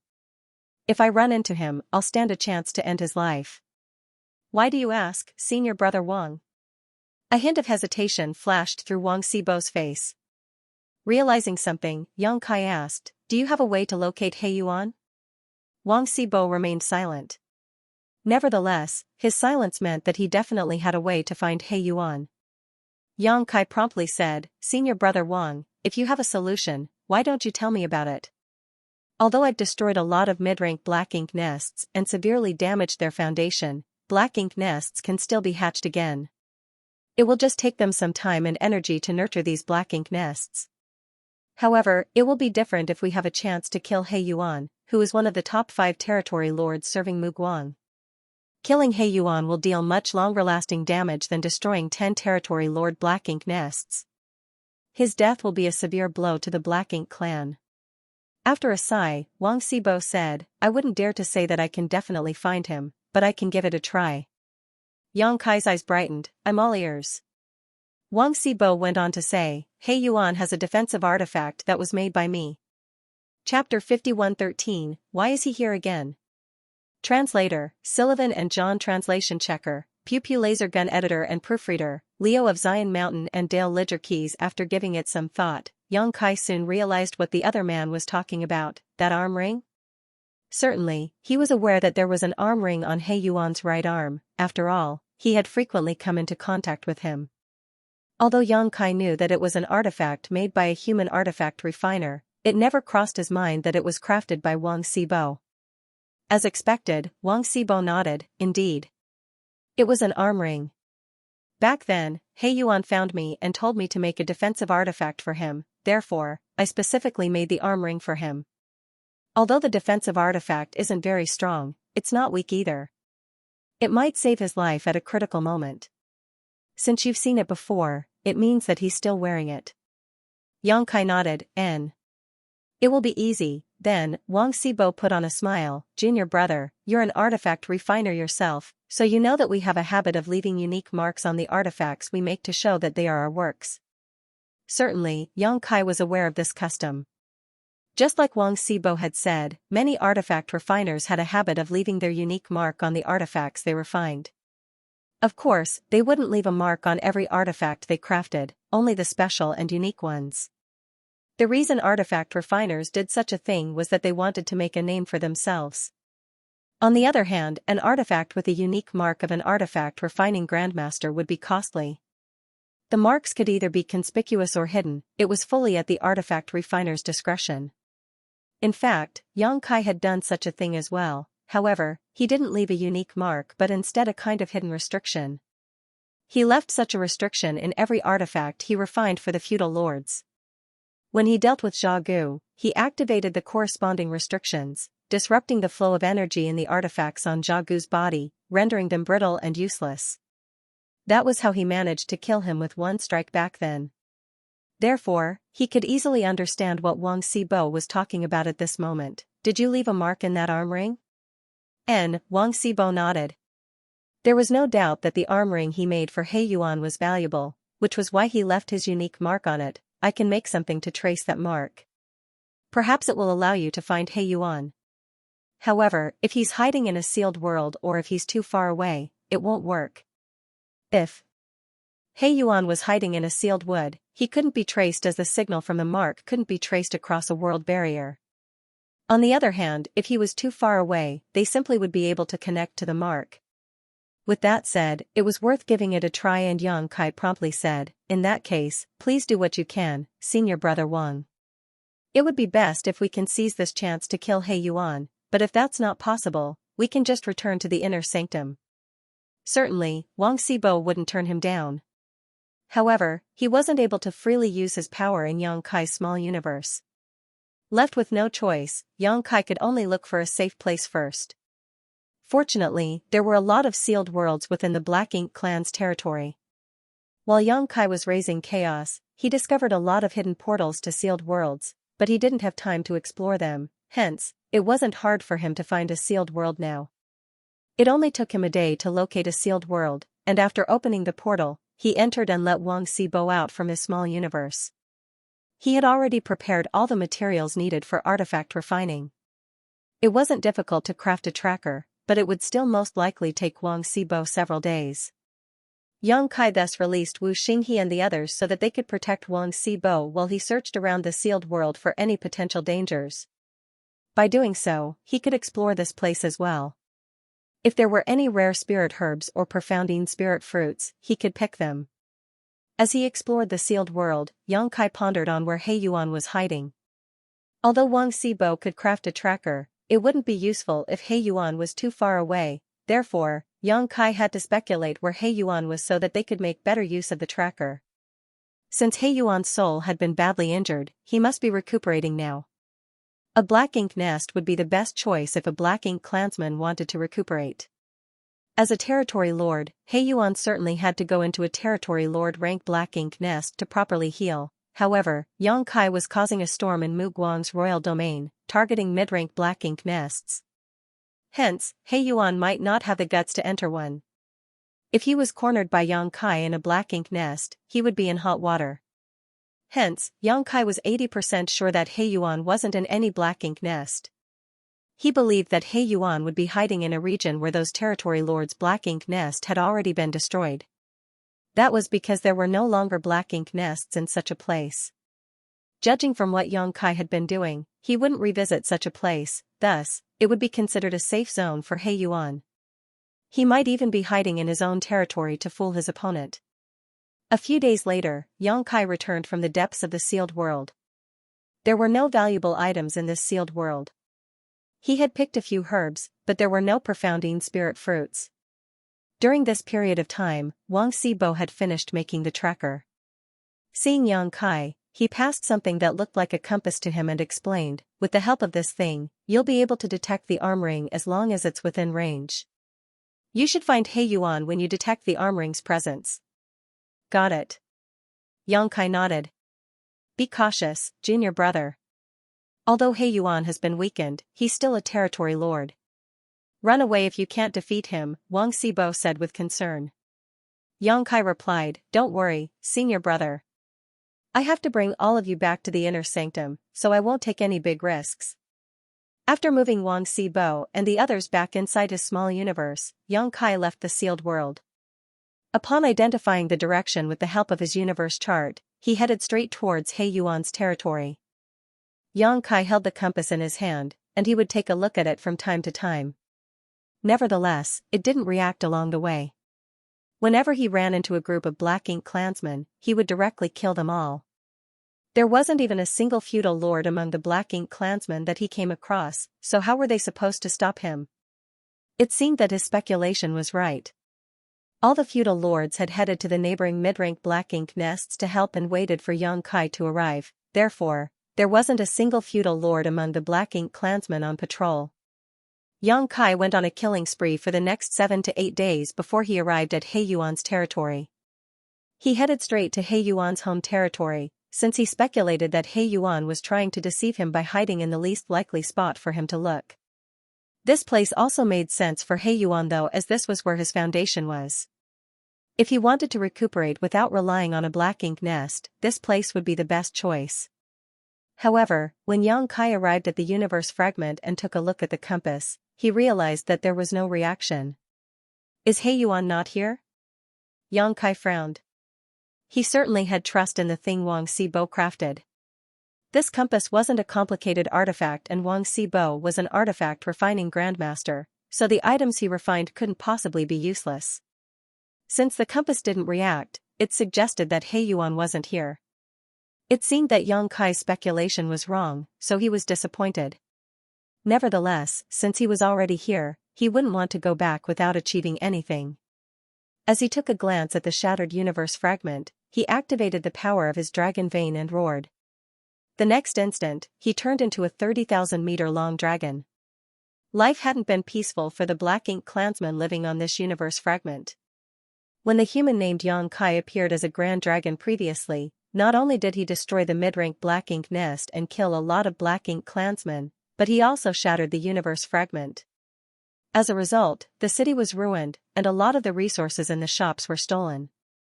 There was originally a mid-rank Black Ink nest that continuously produced Black Ink strength here, which was the foundation that the Black Ink clansmen relied on to survive. Now that the Black Ink nest was destroyed, the Black Ink strength around the universe fragment became thinner and thinner. A long time had passed, but the injured Black Ink clansmen still hadn't managed to recover. It was imaginable that the remaining Black Ink strength would be gone for good in no time. When that happened, the situation here would only exacerbate. On the other hand, He Yuan was missing. Initially, there were still some feudal lords in this area, but they had left soon after. It seemed that they had headed out to protect other mid-rank Black Ink nests.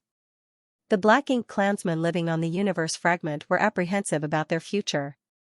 Although some high-rank clansmen assured them that He Yuan wouldn't abandon them, and that he would get another Black Ink nest to rebuild their foundation, their efforts did little to assuage these fears. Just as the Black Ink clansmen on the universe fragment were lost in their own anxiety, they heard a dragon roar coming from the distance, and it sounded familiar. The Black Ink clansmen looked up and saw that there was a colossal grand dragon with a golden glow descending from the sky, shaking its head and flicking its tail as it swam towards them. Why is he here again? The Black Ink clansmen on the universe fragment were stunned. It was said that this grand dragon had been targeting territory lord rank Black Ink nests, but since the Black Ink nest in this place had been destroyed, why was he here now? Before they could figure out the reason, the grand dragon was upon them. Wherever he went, Black Ink clansmen would die. When Yang Kai arrived at this place as a Grand Dragon previously, he faced resistance from a lot of feudal lords. However, this time, the most powerful opponents were just high-rank Black Ink clansmen.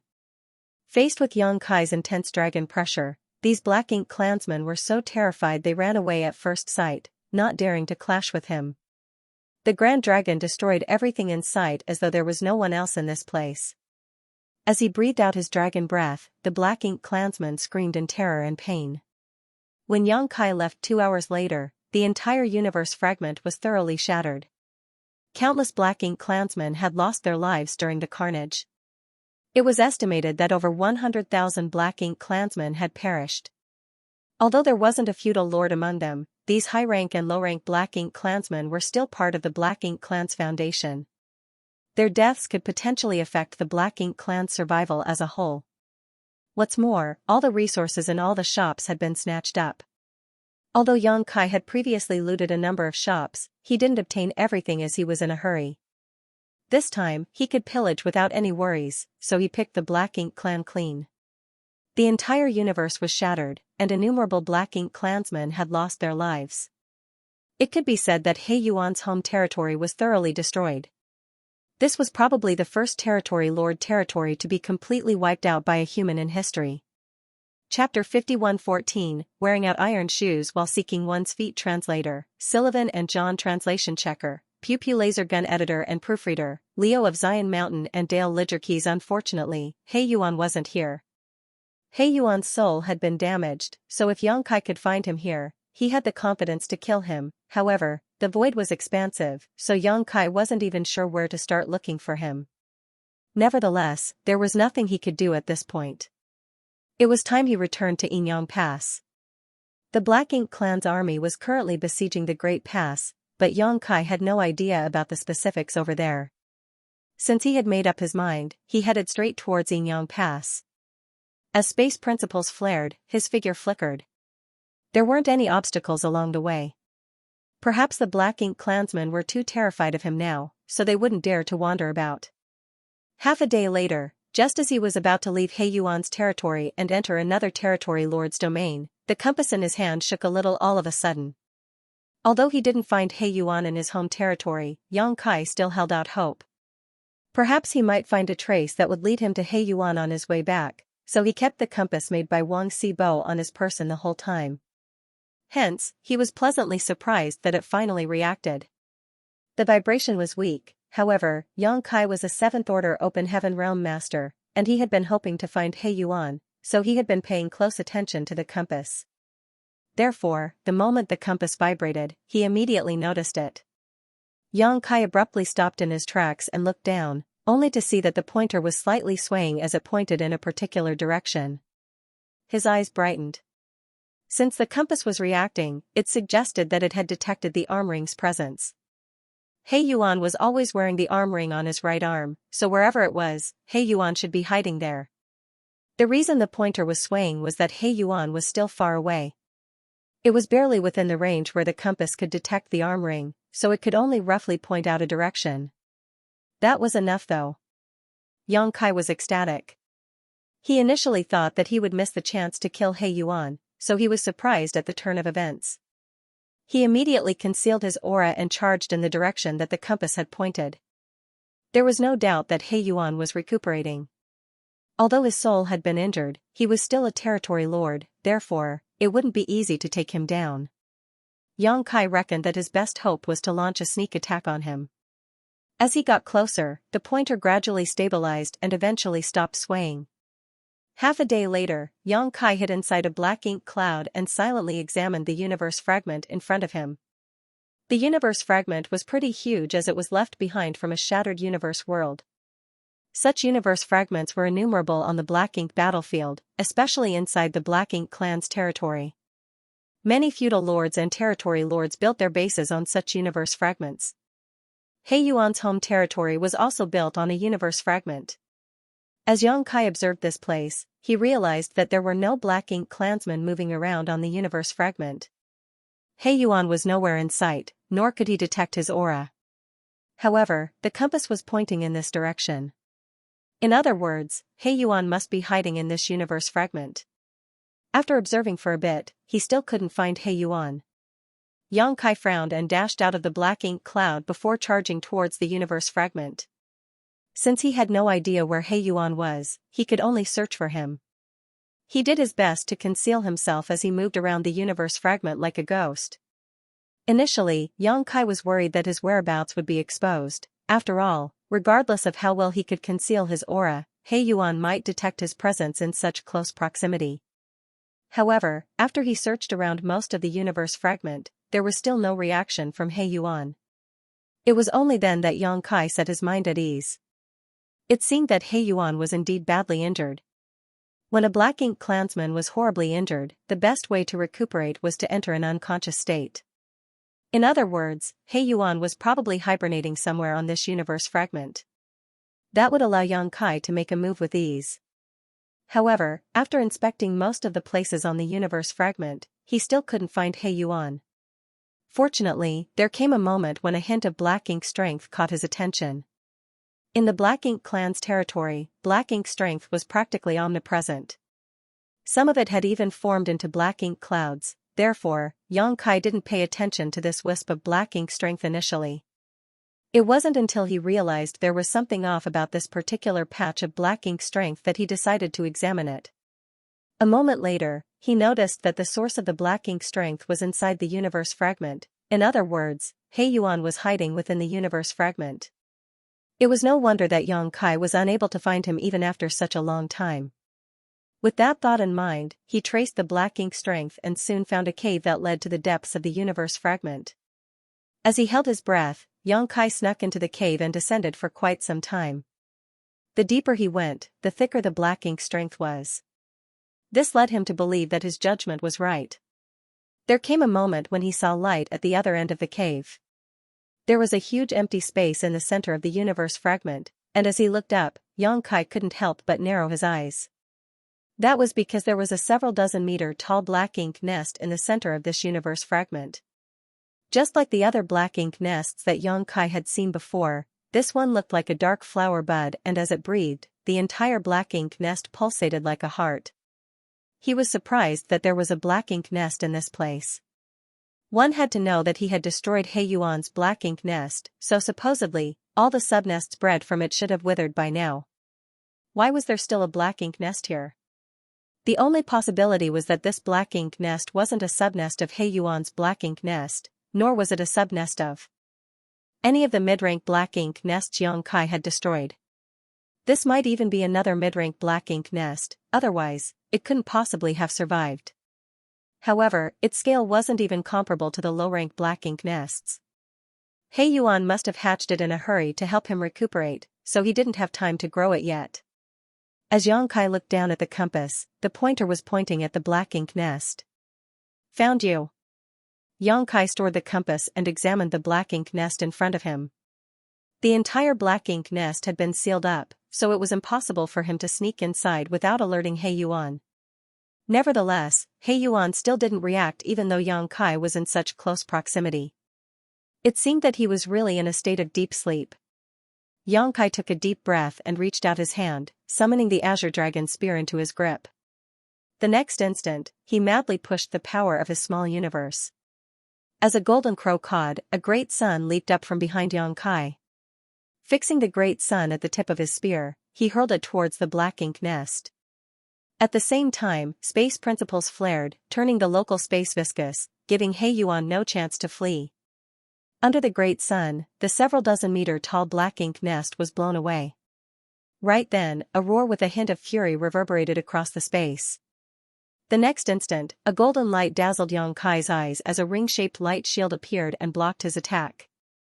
It was the arm ring refined by Wang Xibo. Yang Kai long ago realized that the arm ring was a defensive artifact that He Yuan wore on his right arm. Although he had been sound asleep, he, as a territory lord, still instinctively reacted to the danger the moment Yang Kai launched the attack and the arm ring's shield was instantly activated. Wang Xibo was an artifact refining grandmaster, so the defensive artifact with his unique mark that he had personally refined certainly wouldn't be weak when it came to its defense. However, it wasn't enough to withstand Yang Kai's attack either. After all, he was significantly more powerful than an average 7th Order master. Furthermore, Golden Crow casts the sun was a divine manifestation, so ordinary secret techniques were not comparable to it. Under the Great Sun, the golden defense shattered and Yang Kai directly thrust his azure dragon spear towards He Yuan's chest. It was expected that He Yuan was in a terrible mood as he was faced with such an attack right after he awakened. As his power burst forth, he forcefully threw out his fist. In an instant, the ground cracked and rocks flew around. The universe fragment, which had been drifting around the void in silence over countless years, was subject to a violent clash, and in the next instant, it exploded into pieces. 2 figures shot out of it. While in midair, Yang Kai sprayed out a mouthful of blood, his face as pale as a sheet. He almost couldn't bear He Yuan's all-out attack. Some of his ribs were broken and his 5 viscera and 6 organs were throbbing. Just like what Wang Xibo had said, even though He Yuan had been weakened, he was still a territory lord. Yang Kai stabilized himself and lifted his gaze, only to see that He Yuan was looking furious. There was a hint of puzzlement behind his eyes, as it was apparent that he hadn't figured out what was going on yet. The arm ring on his right arm had turned dim with cracks all over it. Most of its spirituality had been lost. It was only thanks to this arm ring that blocked Yang Kai's Golden Crow casts the sun at the critical moment that his life was saved, otherwise, he could have been killed by Yang Kai in that sneak attack. Even so, blood was still streaming from his chest at this moment as the blow had still hurt him. A short while later, He Yuan figured out what was going on. As he looked up and made out the person who launched a sneak attack on him, he said through clenched teeth, "It's you." Yang Kai spat out the blood in his mouth and sneered, "You're pretty lucky." It was thanks to the arm ring that Wang Xibo had made for He Yuan that Yang Kai could find He Yuan. Nevertheless, it was also because of the arm ring that his strike was rendered ineffective. His success and failure were all because of Wang Xibo. With that said, he had found He Yuan at the very least, and the battle had just started. "How did you know that I was here?" He Yuan was both surprised and shocked as he couldn't figure it out. The void was vast, and he was hiding inside an empty universe fragment to recuperate. How did Yang Kai discover him? One had to know that he randomly chose this place to settle down for the time being. No one else was aware of his whereabouts. Despite that, Yang Kai had still accurately located him and launched a sneak attack on him, which was inconceivable. "Is it hard to find you?" Yang Kai sneered as he wielded his spear. "I can smell the stench coming from your body even if we're billions of kilometers apart. So, don't even think about hiding from me. Wherever you are, I can find you and kill you." Chapter 51:15, You Can't Run Away. Translator, Sullivan and John. Translation checker, Pew Pew laser gun editor and proofreader, Leo of Zion Mountain and Dale Lidger Keys. He Yuan's expression darkened. "Do you think you're capable of doing it? You'll soon find out if I'm capable or not." Yang Kai snorted, looking high-spirited as he pointed his spear at his opponent. "Don't even think about running away, as today, either you die, or I perish, there is no third possibility." "Run?" He Yuan was so furious that he started laughing as his territory lord aura rose. Black ink strength swirled around his burly figure as he roared, "How dare a trivial ant like you challenge this lord? You court death." As his horrifying pressure burst forth, space started contorting. Under the influence of his fury, He Yuan's robust figure expanded and became even more intimidating. Standing in front of He Yuan, Yang Kai was so petite that it was as though he was really just an ant. In the next instant, a huge fist came at Yang Kai. Faced with such an imposing attack, Yang Kai had never been more solemn, because wherever the fist went, space would shatter apart. This showed how powerful a territory lord truly was, and the situation was quite unlike what Yang Kai had imagined. The damage to He Yuan's soul didn't seem to affect his strength at all. This reality surprised Yang Kai, but he didn't have time to ponder on it. Faced with He Yuan's punch, he didn't hesitate to cover himself in spear light and charge towards his opponent. As he infused his 7th Order Open Heaven Realm World Force into the Azure Dragon Spear, he was determined to pierce through whatever stood in front of him. As the violent forces clashed, Yang Kai felt an immense power sweeping across his figure. He almost lost grip of his spear as the force easily shattered all of his defenses, causing him to see stars as he was sent flying backward while spraying out a mouthful of blood in midair. If not for the fact that he had the World Tree's clone, his small universe would have turned upside down because of this one attack. Once a cultivator's small universe was shaken, his power would severely weaken. When that happened, his life or death would be controlled by his opponent. Despite the fact that Yang Kai's small universe was robust, he couldn't make up for the gap between their powers. A relentless He Yuan was determined to capture Yang Kai and charged forward, throwing out his fist again. Yang Kai raised his spear to intercept the attack, but his attempt was futile and he was sent flying away again. Hong hong hong, a violent force swept across the void with every attack that He Yuan launched. Despite being defiant, Yang Kai was powerless to counterattack, as though he was a mere sandbag. Barely a moment later, he was covered in blood, looking completely battered. Struck by He Yuan's fist again, Yang Kai flew out several hundred kilometers and crashed into a universe fragment and remained there, unmoving. He Yuan strode towards Yang Kai, and with every step he took, he crossed several dozen kilometers. It only took him a moment to reach Yang Kai, and as he looked down at him, he spoke in a voice so loud that it reverberated across the void. Have you lost all hope, Aunt? Don't worry. I won't kill you, for you are still useful to the royal lord. I initially had no idea where to look for you, but since you've delivered yourself right to me, I'll not let you go. Upon finishing his words, he extended his hand towards Yang Kai. Stop shamelessly boasting, Yang Kai sneered as he stood straight up without a warning, the blood on his face giving him a hideous look. Do you seriously think I'm unable to fight back? I was just trying to ascertain the gap between our strengths. As he spoke, He Yuan managed to grasp him. Yang Kai was stuck in the huge hand, and was restrained by thick black ink strength. Aware that Yang Kai was a master in the Tao of space, He Yuan ensured that his opponent wouldn't be able to flee. The calm expression on Yang Kai's face made He Yuan even more furious though, and he exerted more force with his grip, resulting in the sounds of bones cracking. He lifted Yang Kai and said grimly, have you ascertained the gap between us now? Yang Kai let out a breath, and you're not as powerful as I thought. Now who is boasting shamelessly? He Yuan growled, you're in my grasp now. I can squeeze you to death if I feel like it. Yang Kai just grinned at him though, and in the next instant, an invisible force condensed into a spike and stabbed into He Yuan's forehead. An unsuspecting He Yuan felt that a stake had penetrated his head. He was instantly overwhelmed by excruciating pain, which caused him to flail and groan in agony. Yang Kai, who was right in front of him, gripped his spear and stabbed it into He Yuan's left eye, directly destroying it.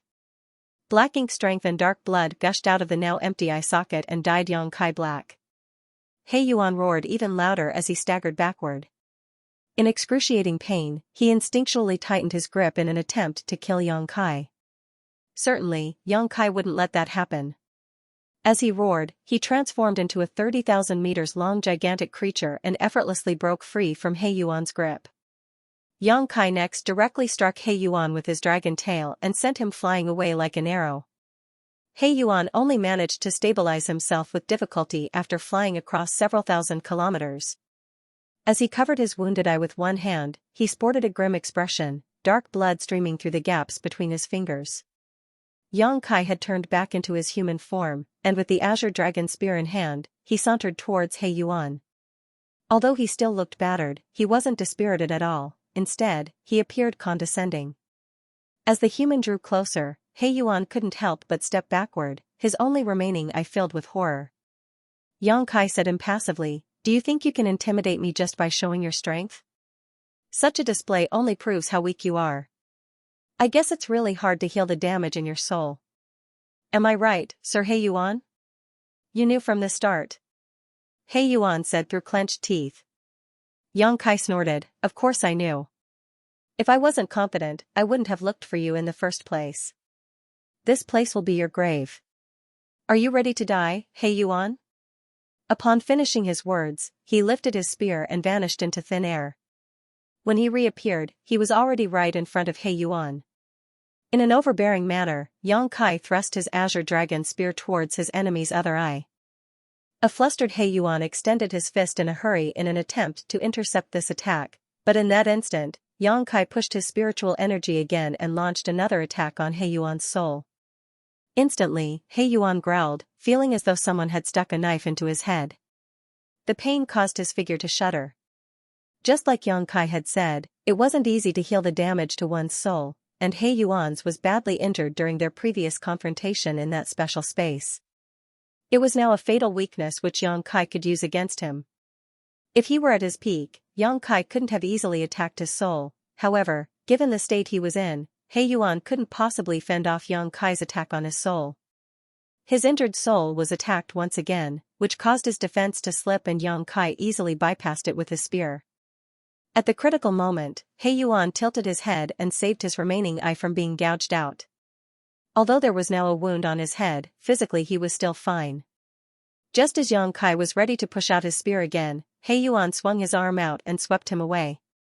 The next moment, he turned around and ran away at full speed. Yang Kai couldn't believe that his opponent had fled just like this. He had been targeting the damage in He Yuan's soul, so the latter was completely powerless to go against him. If He Yuan didn't flee, he would be doomed. Since he didn't want to die though, He Yuan could only run away. As Yang Kai stared at his opponent's back, he slightly lowered his head. "No one can flee from me. Don't even dream about it, He Yuan." Saying so, he manipulated space principles. Instantly, He Yuan's movements became sluggish, as though he was stuck in a quagmire. But soon, a powerful force burst from his figure, which allowed him to struggle out of the constraint. Yang Kai frowned in surprise, for this was the first time he saw that someone able to break through his space principles restraint with such ease. However, He Yuan was still a territory lord while Yang Kai was just a seventh-order master, so the raw power difference between them was still quite large. It wasn't surprising that He Yuan could do this. Based on Yang Kai's observation, He Yuan was still able to fully utilize his strength as long as his soul wasn't attacked.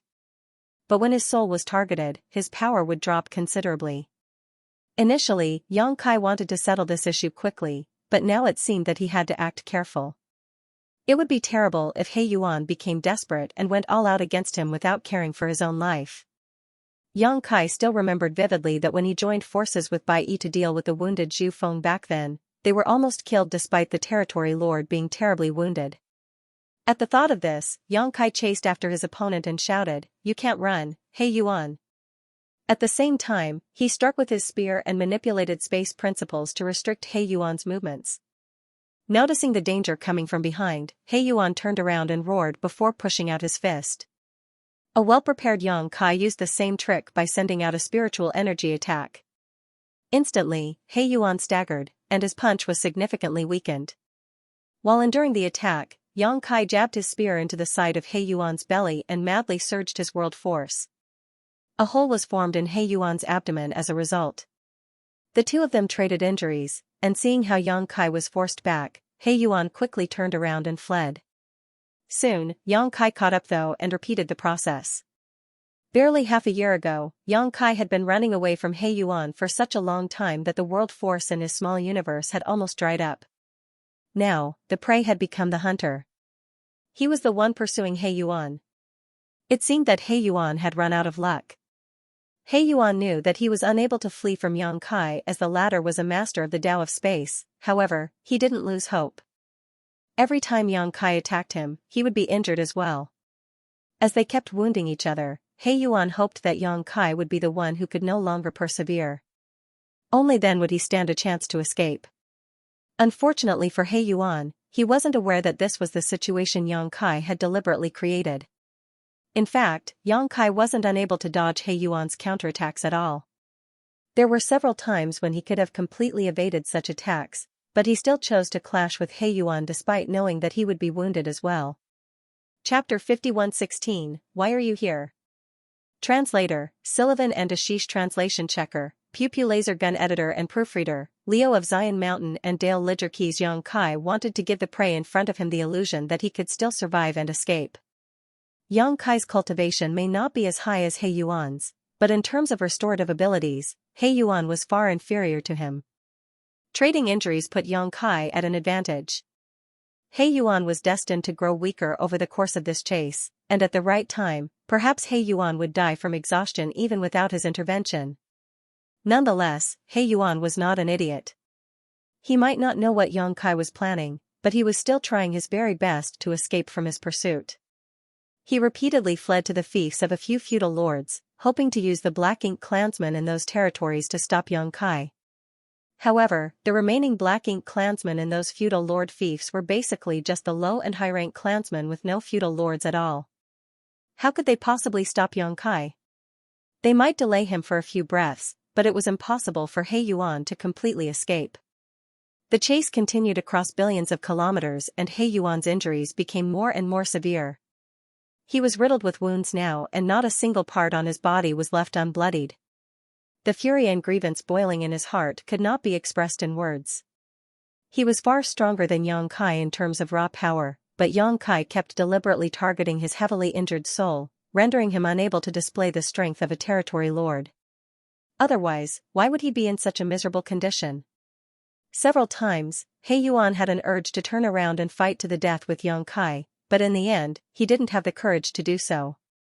In his current state, he would not survive if he truly tried to fight to the death with Yang Kai. He wasn't even sure that he could take Yang Kai down with him at this point.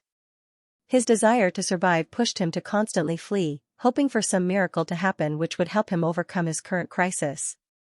Suddenly, a variable indeed appeared.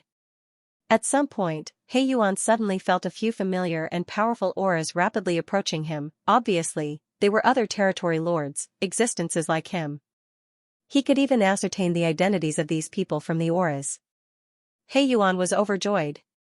Currently, most of the territory lords in Mu Guang's royal domain had basically led their respective armies to fight against the humans from Yinyang Pass. Only a few territory lords remained to guard critical areas like the royal city. However, He Yuan also knew that the territory lords in the royal city had been assisting the royal lord in besieging the human old ancestor. He Yuan had been recuperating recently, so he had no idea about the current situation of the battlefield. Since he could sense the auras of these territory lords appearing in the distance though, it meant that the battle between the old ancestor and the royal lord had come to an end. And regardless of what the final outcome of the battle was, these territory lords could provide some assistance at the front lines. And judging by the direction they were heading, it seemed that they were heading in that direction. Running into them here was truly a stroke of luck. He Yuan immediately flew in the direction of the territory lords without a moment of hesitation. So long as he met up with them, Yang Kai, who was chasing after him, would definitely have to act cautiously. He could even team up with the other territory lords and find a way to capture Yang Kai. With their help, even if Yang Kai was proficient in the Tao of space, he might not be able to escape. At this moment, He Yuan couldn't help but recall a saying passed down in the human race: every cloud has a silver lining. But right then, a petite figure appeared in his sight all of a sudden. He Yuan suddenly felt so cold, it was like he had been frozen solid. When He Yuan sensed the auras of these territory lords, Yang Kai also noticed them. Even from a great distance, the monstrous auras of these territory lords were as clear as the bright moon in the night sky. Yang Kai immediately became anxious. He had originally planned to slowly exhaust He Yuan to death as, no matter how weakened, the latter was still a territory lord. If he was forced into a corner, Yang Kai had no idea what kind of methods He Yuan could pull out in desperation. However, the sudden appearances of other territory lords had thrown his plans off entirely. He could sense Miaqiong and Qing Lei among these auras, and apart from those two, he also sensed the aura of another unfamiliar territory lord. In other words, there were 3 territory lords up ahead. What are they doing here? According to the information Yang Kai had received, a few territory lords were assisting Mu Guang in besieging the old ancestor. That was why, when he had severely wounded He Yuan's soul, Yang Kai had been able to continue acting freely within the Black Ink clan's territory. After all, there was no other territory lord present to stop him. But now, 3 of them had appeared all of a sudden. Has the battle between the old ancestor and the royal lord ended? Who won? Yang Kai had no time to give it another thought though, as he only hesitated for a moment before immediately activating his space principles and disappearing like a ghost. The next moment he appeared, he was not too far behind He Yuan. He promptly manipulated the local space principles to seal the surrounding space and thrust out his azure dragon spear. At the same time, he fired a blast of his spiritual energy straight at He Yuan's head while shouting, "He Yuan, suffer death."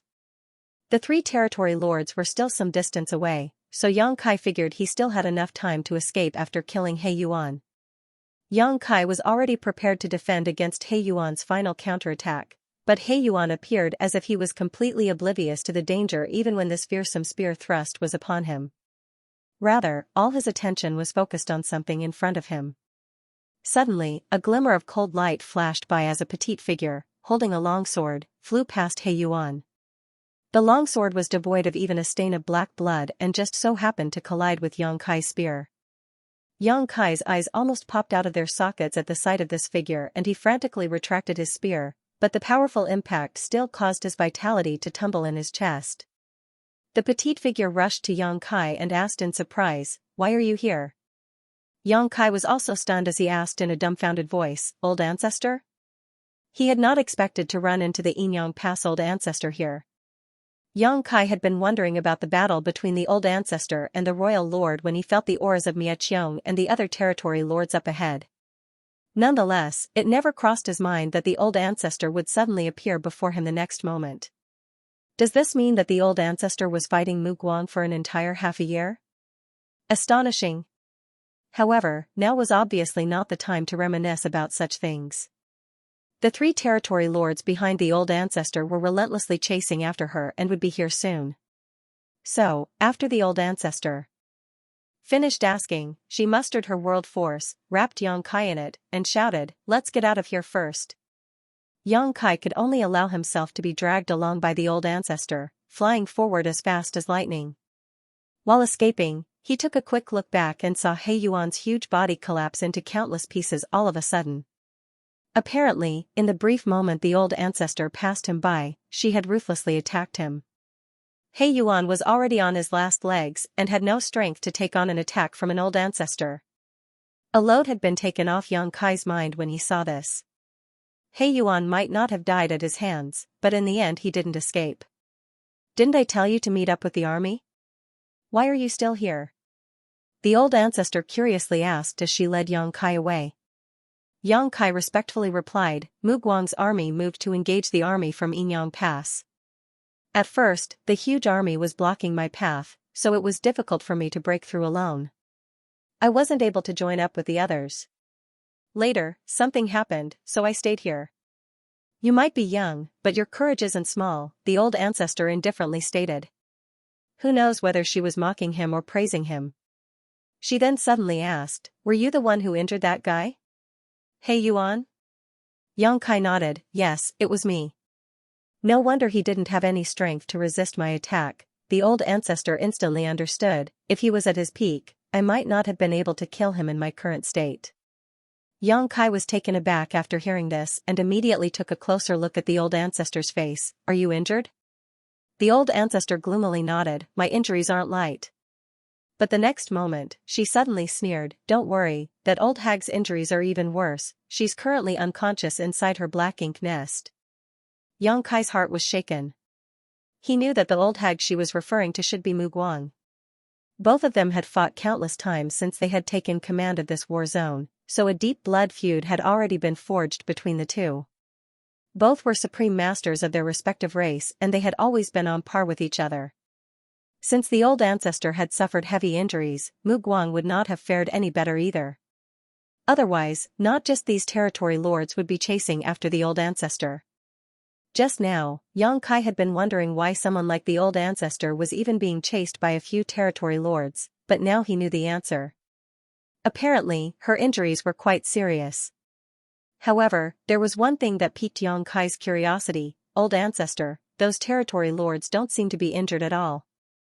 The old ancestor pursed her lips in disdain. "These cowards were just hovering around in the background while I was fighting with that old hag. They didn't dare to interfere, so why would they be injured? However, when I broke through the encirclement, I killed one of them, otherwise, the ones chasing after me would have been 4 territory lords. Haha, I'm pretty awesome, aren't I?" Saying so, she even winked at Yang Kai. At that moment, Yang Kai couldn't remain calm and the corners of his mouth twitched as he praised, "Old ancestor is truly too amazing and awesome, your might is simply boundless." The old ancestor seemed to be quite happy to hear the praise, no matter how obviously forced it was. Quickly composing herself though, she asked, "I'm quite curious, how did you injure a territory lord to the point you could chase him down? You're only in the 7th order, right?" If all the Seventh Order Open Heaven Realm Masters were so powerful, the Black Ink clan would have long been wiped out. Xianxia explained, He Yuan dug his own grave. Afterward, he briefly explained what he had done so far and how He Yuan had worked together with many others to set up a trap, waiting for Xianxia to fall into it. In the end, He Yuan only lifted a rock just to drop it on his own foot. He failed to do anything to Xianxia's consciousness in that strange space and instead was badly wounded. With the help of the compass refined by Wang Xibo, Xianxia coincidentally found He Yuan's location and engaged in a fierce battle with him before pursuing him. The old ancestor's eyes lit up as she listened. Their black ink nests actually has such a connection? Did old ancestor really not know? The old ancestor explained, shaking her head, the human race actually knows very little about the Black Ink clan. Because of the Black Ink strength, we are unable to explore the depths of the Black Ink clan's territory, let alone their Black Ink nests. What's more, Black Ink nests are the foundation of the Black Ink clan, so they naturally do not reveal secrets about them. If it weren't for you, we wouldn't have been able to obtain this intel at all. Having said so, a solemn look appeared on her face before she continued, according to what you said, each Black Ink nest can be counted as a subnest of a higher-grade Black Ink nest. If a territory lord's Black Ink nest is destroyed, all of its subnest will wither as well. If that old hag's Black Ink nest were destroyed, wouldn't all of the territory lord Black Ink nests also wither, thereby affecting all the feudal lord Black Ink nests as well? Xianxia agreed with a nod, that should be the case. Chapter 51:17 Revert back to a child again. Translator, Sullivan and Ashish. Translation checker, Pew Pew laser gun editor and proofreader, Leo of Zion Mountain and Dale Lidger Keys. The old ancestor asked again, then whose nest bred the royal lord Black Ink nests? Xianxia shook his head, I don't know either. According to the Black Ink clan, a royal lord Black Ink nest is the highest grade Black Ink nest. The old ancestor remained silent for a long time before finally adding, there must be a source. If we can find this source, perhaps we can eliminate the Black Ink clan once and for all. Xianxia asked worriedly, if that's case, doesn't it mean there's an even stronger Black Ink clansman, stronger than even the royal lords? Since that source could give birth to a high-rank Black Ink nest owned by a royal lord, it would naturally be guarded by an even stronger Black Ink clansman. That was quite a terrifying prospect. The royal lords were already on par with the old ancestors. If there really was someone even stronger, what kind of strength could they display? Perhaps. The old ancestor couldn't explain it either. Right now, our understanding of the Black Ink clan is still too limited. While speaking, she turned her head to look and saw that the three territory lords were still hot on their tails. More importantly, instead of opening up a gap, the distance between them had actually gotten shorter. A trace of murderous intent flashed across the old ancestor's eyes as she muttered, these three stalkers are a bit troublesome. I'm afraid we won't be able to escape unless we take care of them. Do you have any good ideas? Xianxia decisively shook his head, I'm unable to take on a territory lord, but if it's just escaping, it shouldn't be a problem. That's my forte. The old ancestor glanced at him before realization dawned upon her, right, you're proficient in the Tao of space, I forgot about that. But I want to kill them. Xianxia promised upon hearing this, I'll help out however I can. The old ancestor nodded her acknowledgement as she stated, we'll act according to the situation, don't force it. Yes. Xianxia replied firmly. Right then, they spotted an average-sized universe fragment floating up ahead. Who knows how long it had been drifting through the void for? In the cover of the universe fragment, the old ancestor turned around and landed straight on the universe fragment. The next moment, she thrust her long sword out repeatedly while forming a set of hand seals with her free hand. Xianxia couldn't understand what she was doing, but he knew that the old ancestor was probably setting up some kind of array or trap. She was done in the blink of an eye. Afterward, the old ancestor bit her fingertip before flicking a drop of gemstone-like blood essence into the void. Immediately after doing this, she quickly concealed her aura. Xianxia understood the gist of what she was planning and hurriedly concealed his aura as well. Of course, since his cultivation was lacking compared to the old ancestors, his concealment wasn't as effective. Although the old ancestor was standing in front of him right now, if one didn't use their naked eyes to observe her, they wouldn't be able to perceive her at all. This showed just how exquisite her concealing technique was. Of course, this also had to do with her fantastic strength. Just as she was finished, the three pursuing territory lords flew across the universe fragment. They failed to spot the old ancestor ahead, however, they seemed to have noticed the universe fragment from the corner of their eyes and felt that there was something strange about it. Miaqiong, who was leading the group, turned his head. The next moment, he saw the old ancestor dressed in white standing alone on the universe fragment with her sword pointed at them with a solemn expression on her face. Miaqiong's hair stood on end. He might not have any idea as to what the old ancestor was planning, but judging by her posture, he could tell that it was not anything good for them. At the same time, Qing Lei and the other territory lord whom Yang Kai didn't recognize also noticed this peculiarity. The three territory lords had never imagined that the human race old ancestor, who they had been chasing all this time, would actually stop here and ambush them. They had thought that the old ancestor was too seriously injured and unable to contend with the three of them, which was why they had chased after her so aggressively. All along the way, the three territory lords had been fantasizing about killing an old ancestor. After all, the death of such a powerhouse was a rare opportunity. They would have made an enormous contribution to the war if they really did kill her. It wasn't until this moment that the three territory lords realized that things were different from what they had imagined. The human old ancestor wasn't completely powerless. Before they could react, a torrential world force erupted from the old ancestor as she swung her sword. The universe fragment exploded and was reduced to dust as a giant yin-yang fish pattern appeared in the void, enveloping the three territory lords. The yin-yang fish was filled with endless murderous intent and, as it rotated, it seemed to transform into a giant millstone that crushed everything in its range. The three territory lords who were enveloped by it immediately began to bleed profusely as they howled in pain and anguish. Immediately after, a surge of black ink strength erupted from the territory lords. Naturally, they wouldn't just sit back and wait for death. Each of them released a powerful burst of energy in an attempt to break free. While they were struggling though, the old ancestor arrived before the three territory lords with her sword in hand. No one saw when she had attacked, not even Yang Kai who was standing right next to her. It wasn't until a cold light flashed in front of the territory lord Yang Kai didn't recognize and his giant head flew up into the void that Yang Kai came to his senses. The old ancestor had decapitated a territory lord with one swing of her blade.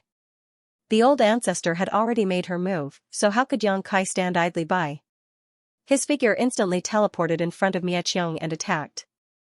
At this moment, Miaqiong was preoccupied with resisting the grinding force of the yin-yang fish and his entire body was covered in blood as his aura had greatly weakened in this short span. When Yang Kai attacked Miaqiong with his spear, the latter was unable to react and was stabbed through the chest by the azure dragon spear. Although this injury was not light, it wasn't enough to take his life. On the other hand, the old ancestor swung her sword towards Qing Lei, after killing the first territory lord. Qing Lei wasn't weak though and managed to dodge the oncoming attack, preserving his life. Be that as it may, the sword light cut off one of his arms as a fountain of black blood spurted from his wound, causing him to stagger back, howling in pain. But his howl was abruptly cut off as the old ancestor slashed again. This time, Qing Lei was unable to dodge and his huge body was split in two. At the same time Qing Lei was killed, Yang Kai was also sent flying by Miaqiong's fist, breaking many of his bones. Yang Kai somehow managed to stabilize himself and grit his teeth as he madly mobilized space principles, wrapping himself in spear light as he shot towards his enemy. Miaqiong let out a furious roar and ruthlessly thrust out palm. As the palm and spear clashed, Yang Kai felt as if he was struck by lightning and he could see stars circling around his eyes. Right then, a look of horror flashed across Miaqiong's eyes. Yang Kai also spotted the old ancestor silently appearing behind Miaqiong like a ghost. Immediately after, she swung her sword, sending a shocking sword wave down at Miaqiong. When the brilliant sword wave disappeared, the frozen Miaqiong fell to pieces, literally, and scattered in all directions. Yang Kai stared ahead in a daze, his face covered in blood and filth. Dead. 3 territory lords had died in less than 10 breaths. He might have participated in the battle, but his contribution was minuscule. He had only been able to restrain Miaqiong for a moment and had even been struck hard by the latter's counterattack. It wasn't wrong to say that these 3 territory lords had all died at the hands of the old ancestor. The fearsome territory lords, against whom Xianxia was completely helpless, were like common chickens in front of the old ancestor, unable to fight back or even resist, easily killed in an instant. Xianxia got to witness the true strength of an old ancestor up close today. Be that as it may, he was greatly puzzled by the current situation before him and immediately turned to the old ancestor. The old ancestor put away her longsword and turned to him, worriedly asking after seeing his state, "How are your injuries?" Xianxia lightly coughed before replying, shaking his head, "It's nothing serious, I can recover after a few days of rest, but old ancestor, I don't understand something." The old ancestor indifferently asked, "You want to know why I let them chase me since I could have killed them at any point I wished?" Xianxia nodded his affirmation. The old ancestor replied, "Because I only had this much strength left. If I killed them before, I wouldn't have been able to return, but since I met you, I'll be relying on you to take me back." An earnest and serious expression took over Xianxia's face. "I will not fail in the duty I have been entrusted with." The old ancestor suddenly clucked her tongue, "Damn it, I'm about to revert back into a child again." Xianxia was confused, "Huh?" The moment he was finished speaking, the old ancestor suddenly spat out a mouthful of blood as her aura rapidly weakened like a deflating balloon. Only then did Xianxia suddenly come to his senses. The old ancestor was wounded, and her injuries were not light either.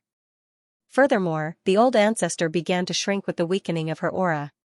Originally, the old ancestor looked like a young woman in her early 20s, but under Xianxia's dumbfounded gaze, this young woman seemed to regress back into a 7 or 8-year-old kid in less than 20 breaths. Her white clothes also shrank along with her figure, sticking close to her body. Obviously, this was not an ordinary piece of clothing, but a specially refined artifact. Xianxia's eyes almost popped out, looking at the little girl the old ancestor had transformed into. He was not just shocked by the old ancestor's transformation, but also by her little girl persona. It was the same little girl who had been pestering him in Yinyang Pass marketplace. It was this little girl who had given him that ancient coin. When he first met the old ancestor, Xianxia found her a bit familiar, but he couldn't remember where he had seen her before. Now he finally understood that the old ancestor's appearance was somewhat similar to that little girl's. He had never imagined that the old ancestor herself was that little girl. Suddenly, everything that Xianxia had encountered back then which he failed to understand made sense to him. Previously, he had been wondering why the old ancestor of Yinyang Pass hadn't summoned him or given him any instructions before sending him on such an important mission to infiltrate the depths of the Black Ink clan's territory and find the Black Ink disciple artifact refiners. It wasn't that the old ancestor hadn't summoned him, but rather that she had been at his side the whole time. The ancient coin's origins also made sense now. How could a little girl who wasn't even in the open heaven realm steal such a precious thing from the old ancestor? At the time, Xianxia had assumed the old ancestor had given it to her, but now it seemed that was not the case. At this moment, Xianxia couldn't sense any trace of cultivation from this little girl. She was like an ordinary mortal who had never cultivated before. If Xianxia hadn't witnessed her transformation with his own eyes, he wouldn't have believed that this person in front of him was actually the Yinyang Pass old ancestor. What the hell? Xianxia was more than a little confused. Don't just stand there gawking, hurry up and run. Who knows when more Black Ink clansmen might arrive to investigate. The old ancestor's face was pale and a bit of blood was trickling from the corner of her lips. Her bright eyes had gone gray and lost their shine and she looked extremely tired with her eyelids already starting to droop.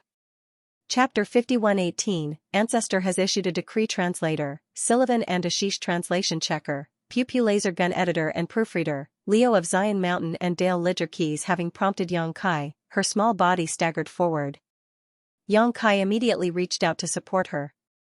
"I'm a bit tired," the little girl rubbed her eyes with her white, small, and chubby baby hand, yawning. "Hurry back to the pass, and be careful on the way."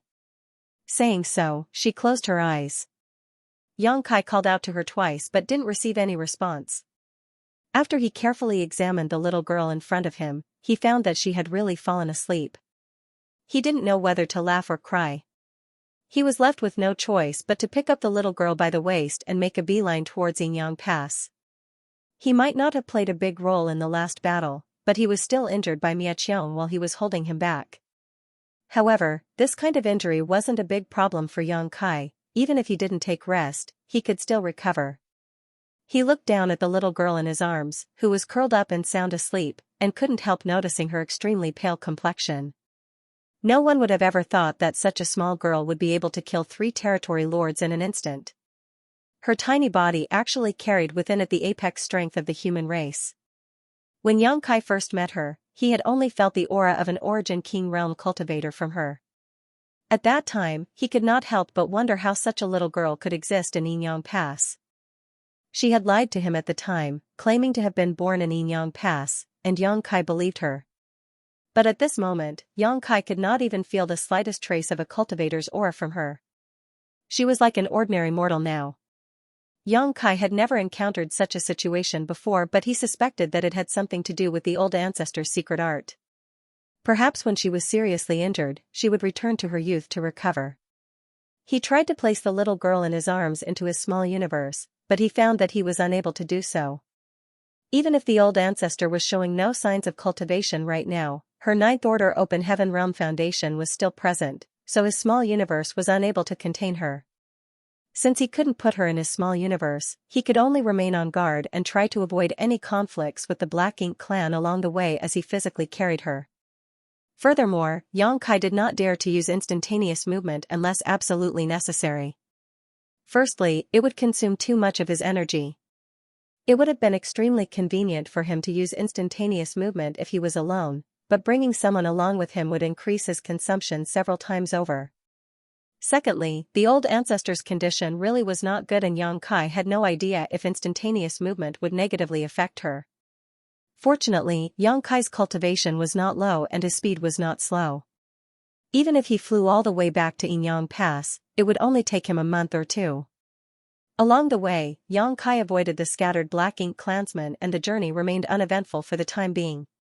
3 days later, Xianxia suddenly felt the small figure in his arms move. Looking down, he saw the old ancestor rubbing her eyes and slowly waking up. Xianxia was overjoyed. "Old ancestor, you're awake?" The old ancestor's complexion was still pale, but it had improved compared to before, albeit only slightly.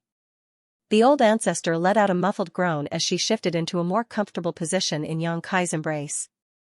Having done so, she indifferently asked, "Where are we?" Xianxia replied, "We're still in the Black Ink clan's territory, about a month away from the Yinyang Pass." "So slow." The old ancestor looked displeased. Xianxia suddenly felt a bit awkward. "Why don't you sleep a little longer? Perhaps we'll arrive the next time you wake up." The old ancestor deliberately widened her eyes, shaking her head. "I'm not tired, I'm not sleeping." Perhaps it was because it was uncomfortable in Xianxia's arms, her small body adjusted and changed to other positions a few times, but she was still not satisfied. Finally, she grabbed Xianxia's arm, flipped her body over, and straddled his neck, finally stopping. Xianxia suddenly felt uncomfortable. It wouldn't matter if a real 7 or 8-year-old little girl was riding on his shoulders, but the issue was that she wasn't a little girl, she was the old ancestor of Yinyang Pass. The high and mighty old ancestor was riding on his shoulders like this, putting him in an awkward position. It would be quite embarrassing if someone from Yinyang Pass saw this. The old ancestor, on the other hand, seemed quite happy. Her 2 little legs dangling over Xianxia's chest rocked back and forth as she looked around with interest, as if she was enjoying the picturesque scenery. However, there was naturally no picturesque scenery in the Black Ink clan's hinterland, so after staring for a while, the old ancestor grew bored and patted Xianxia's head. "I'm hungry." "Ah?" Xianxia thought he misheard her. "I'm hungry." The little girl bent over and shouted in Xianxia's ear, "I want to eat some hot steamed stuffed buns." Xianxia's eyes widened in shock. Where would I get steamed stuffed buns here? There were naturally no shops in this vast void. Xianxia had a nagging feeling that the old ancestor's temperament had greatly changed after turning into a kid. "I don't care, I want to eat steamed stuffed buns, right now, right this instant." The little girl kept shouting, throwing a tantrum like a real child. Xianxia was just about to refuse her and say that he couldn't do anything, but he suddenly remembered that while other Open Heaven Realm cultivators might not be able to accommodate this request, he was raising a large number of humans in his small universe. He could get whatever he wanted from them. Using his divine sense, he immediately found a steamed stuffed bun shop in a bustling city in his small universe. The next moment, a tray of steamed stuffed buns appeared with a flip of his hand before he handed it to her. "Take it." The little girl immediately smiled happily. She grabbed a steamed stuffed bun and took a bite, but the next moment, she suddenly spat it out as a furrow appeared on her brow. "Yuck, this tastes like poop, I want to eat delicious steamed stuffed buns." Xianxia immediately had a huge headache. He suddenly understood why those 7th and 8th order open heaven realm masters in Yinyang Pass didn't have the demeanor of masters in the marketplace, and why each and every one of them was extremely unscrupulous with their business dealings. The people of Yinyang Pass had to work hard in order to serve an old ancestor like her. Xianxia's small universe, inside the main conference hall of 7-Star Sect. A meeting of the higher-ups was taking place. Since the last time Xianxia had borrowed the strength of the Emperor Realm Masters of 7-Star Sect to kill Zhu Feng, they had gained some understanding of what was above the Emperor Realm. Xianxia also taught them the method to condense their Dao seals and given them some resources to cultivate with. Recently, the higher-ups of 7-Star Sect had been working hard to break through to the Open Heaven Realm, but their aptitudes came up short. Even if they managed to break through to the Open Heaven Realm in the future, their order would be extremely limited. They wouldn't be of much help in the Black Ink battlefield. Only Miao Fei Ping had a chance of reaching the 6th order. At this moment, the Emperor Realm Masters were discussing their own cultivation insights with the sect master, Shang Guanji, as the leader. Although Xianxia had taught them the method to condense their Dao seal, they naturally had many questions as they had never come into contact with such things before. They wanted to ask Xianxia for some advice, but their ancestor, Xianxia, had always remained elusive.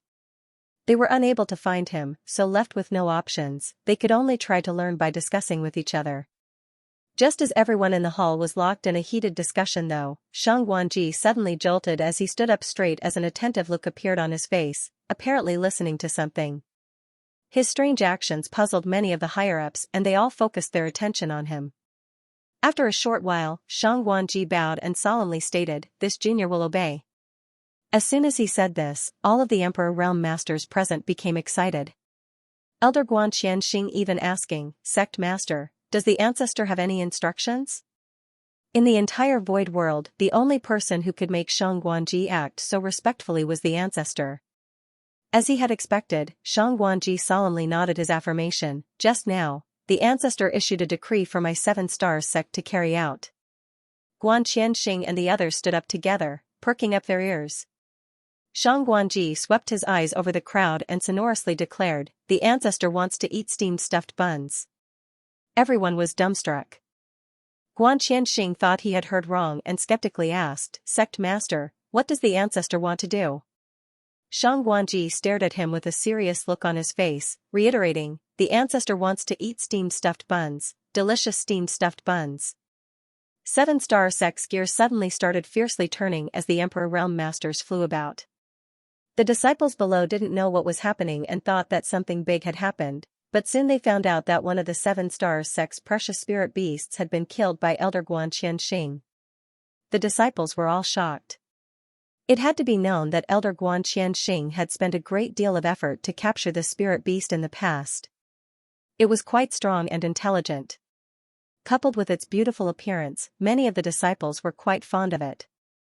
Although it had a bad temper and would occasionally injure others, when this spirit beast was killed, many of the female disciples broke into tears. They felt that Elder Guan Qianxing was simply inhumane. How could he kill such a beautiful spirit beast? Rather than calling him Guan Qianxing, we should just call him Butcher Guan. The disciples didn't know why the spirit beast was killed, but the elders did. The ancestor wanted to eat steamed stuffed buns, delicious steamed stuffed buns. They didn't know what kind of steamed stuffed buns the ancestor would find delicious, so they could only try their best by using the top materials they could find. The entire 7-Star Sect had been mobilized, especially the disciples who were proficient in cooking. In less than 2 hours, all kinds of steamed stuffed buns were served. As soon as the steamer was opened, a basket of steamed stuffed buns strangely disappeared. In the void, a profusely sweating Xianxia handed the freshly baked steamed stuffed buns to the old ancestor. "Try this." The old ancestor took it and sniffed before gingerly taking a bite. "It's acceptable." Xianxia let out a long sigh. The 1 hour before the steamed stuffed buns were prepared was definitely the most torturous hour of his life. He wouldn't feel so tired even if he had to fight a territory lord one-on-one. The tantrum-throwing old ancestor was simply a nightmare to deal with. Fortunately, she had finally calmed down. Sitting on his shoulders, the old ancestor was happily eating. She picked up a steamed stuffed bun and pushed it to Xianxia's mouth. "You eat one too." Xianxia said, "I don't need it, eat." The old ancestor simply stuffed it into his mouth after throwing a word. Xianxia swallowed back his protests and obediently ate the bun. The few steamed stuffed buns were quickly consumed as the two ate them one after another. The old ancestor licked her little hand and casually muttered, "I also want to eat candied fruits." Xianxia immediately felt as if he had been struck by lightning as a troubled look took over his face. "Old ancestor, please wait a moment." In Seven-Star Sect, Shangguanji stood up straight for a moment before suddenly turning to the elders who were staring at him and speaking. "The ancestor wants to eat candied fruits." Sullivan, "Oh Lord. Not candied fruits. I can tell you guys why the food doesn't taste good. No MSG. Chapter 5119, Ancestor is coaxing a child. Translator, Sullivan and Ashish. Translation checker, Pew Pew laser gun editor and proofreader, Leo of Zion Mountain and Dale Lidgerkey's ancestor wants to eat pancakes. Ancestor wants to drink tea. Ancestor wants. Almost every other day, a new decree would be issued, sending the entire Seven Stars sect into a flurry of activity. The sect master, Shangguanji, was in charge of coordinating their response, leading the various Emperor realm elders to work together. Every time a decree was issued, all of the sect's manpower would be mobilized, completing the request in the shortest time possible no matter what the ancestor demanded. After completing several of Ancestor's decrees, an Emperor realm elder suddenly asked, "Sect master, what is the ancestor doing?" Shangguanji's expression turned solemn. "How can we understand the ancestor's thoughts? Don't think too much about it, meticulously completing every task is more important." The elder nodded repeatedly in agreement. "Naturally, we can't fathom the ancestor's thoughts. It's just that, I think that the requests ancestor has raised aren't something he needs personally." Shangguanji glanced at him, immersing deep into his thoughts. "You mean," the elder continued, "Sect master, you must be aware that I became a grandfather a few years ago. My grandson is now 6 years old and is very playful and gluttonous. When I'm free, he makes all kinds of requests, similar to the decrees issued by the ancestor.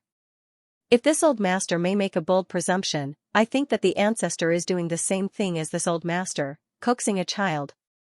As soon as these words left his mouth, it resonated with many of the elders' hearts as a few even nodded in agreement. To be honest, many decrees had been passed down over the last few days, so everyone had been able to infer some things from them. Nonetheless, none of them had the courage to ask questions, or make any assumptions, until this elder boldly spoke. Shangguanji raised his brow upon hearing this. "Coaxing a child? You might be right, but does that mean the ancestor has an heir? This is joyous news."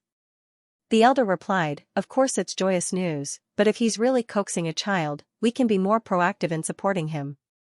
It's extremely hard to fathom a child's temperament, but as long as they are happy, they will become obedient." "What plan do you have?"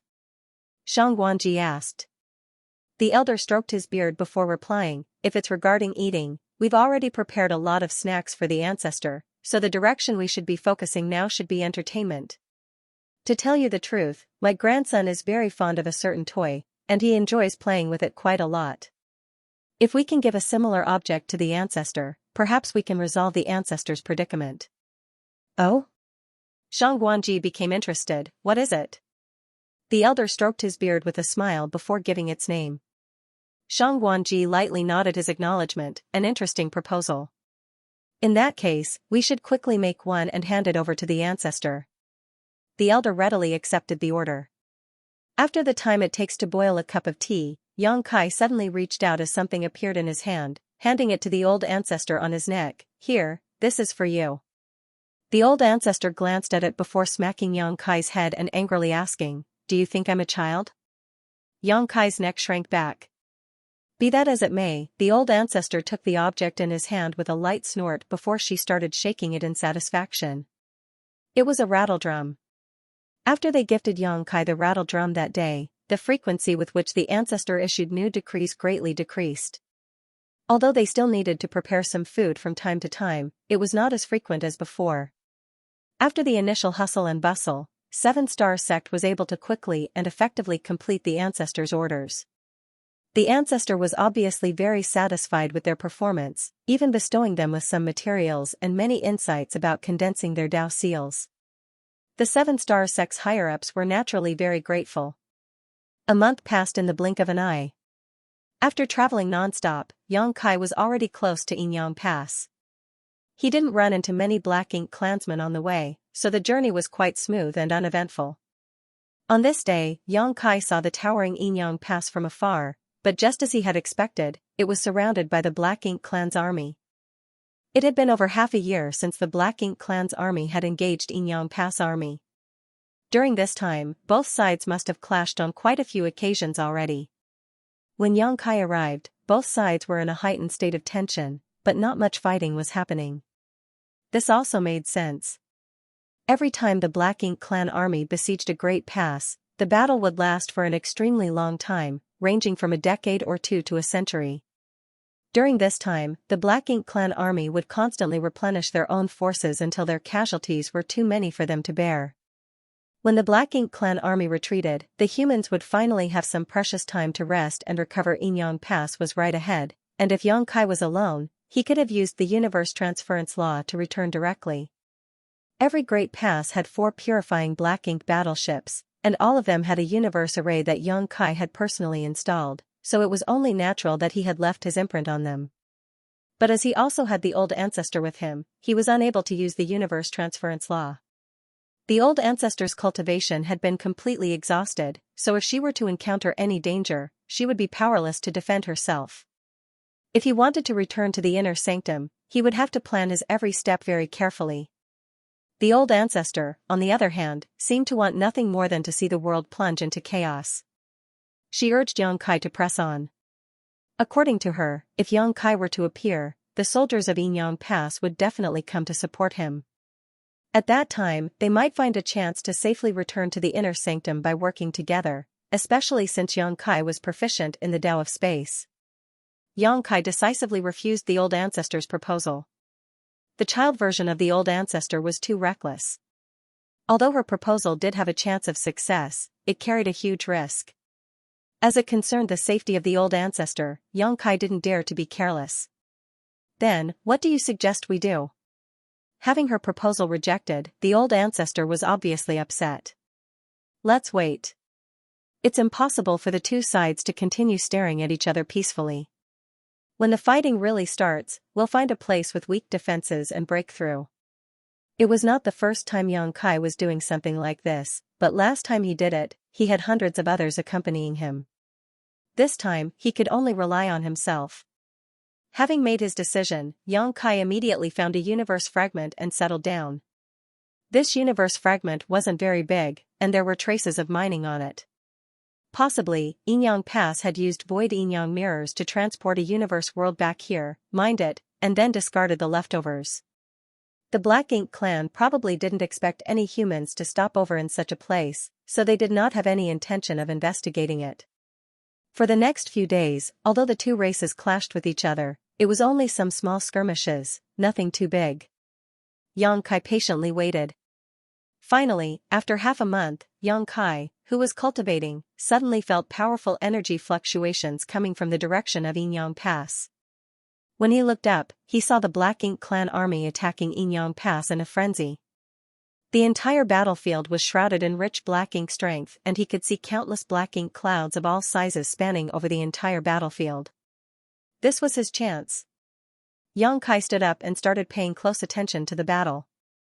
The old ancestor also climbed onto his shoulder and sat down in her special seat, staring at the battle with widened eyes. Facing the frenzied attacks of the Black Ink clan, the humans basically left everything to Yinyang Pass' strong defenses. So long as Yinyang Pass remained standing, the Black Ink clan was basically unable to do anything to the human race. All of their attacks were just a waste of energy.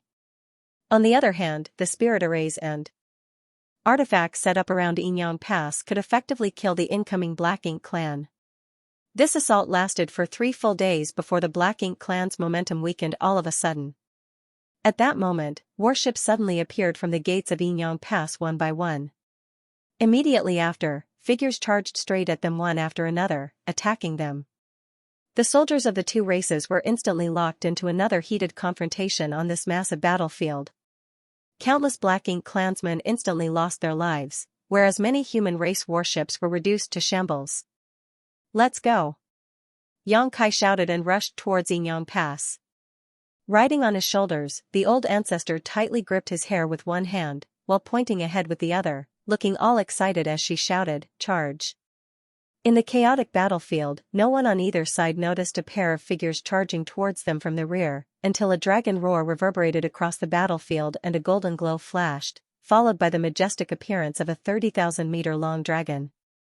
There was a giant spear no smaller than its body in one of the Grand Dragon's claws, and the moment it appeared, it swept this spear out along the battlefield, cleaving through the unsuspecting Black Ink clansmen just like a violent gust of wind sweeping away fallen leaves.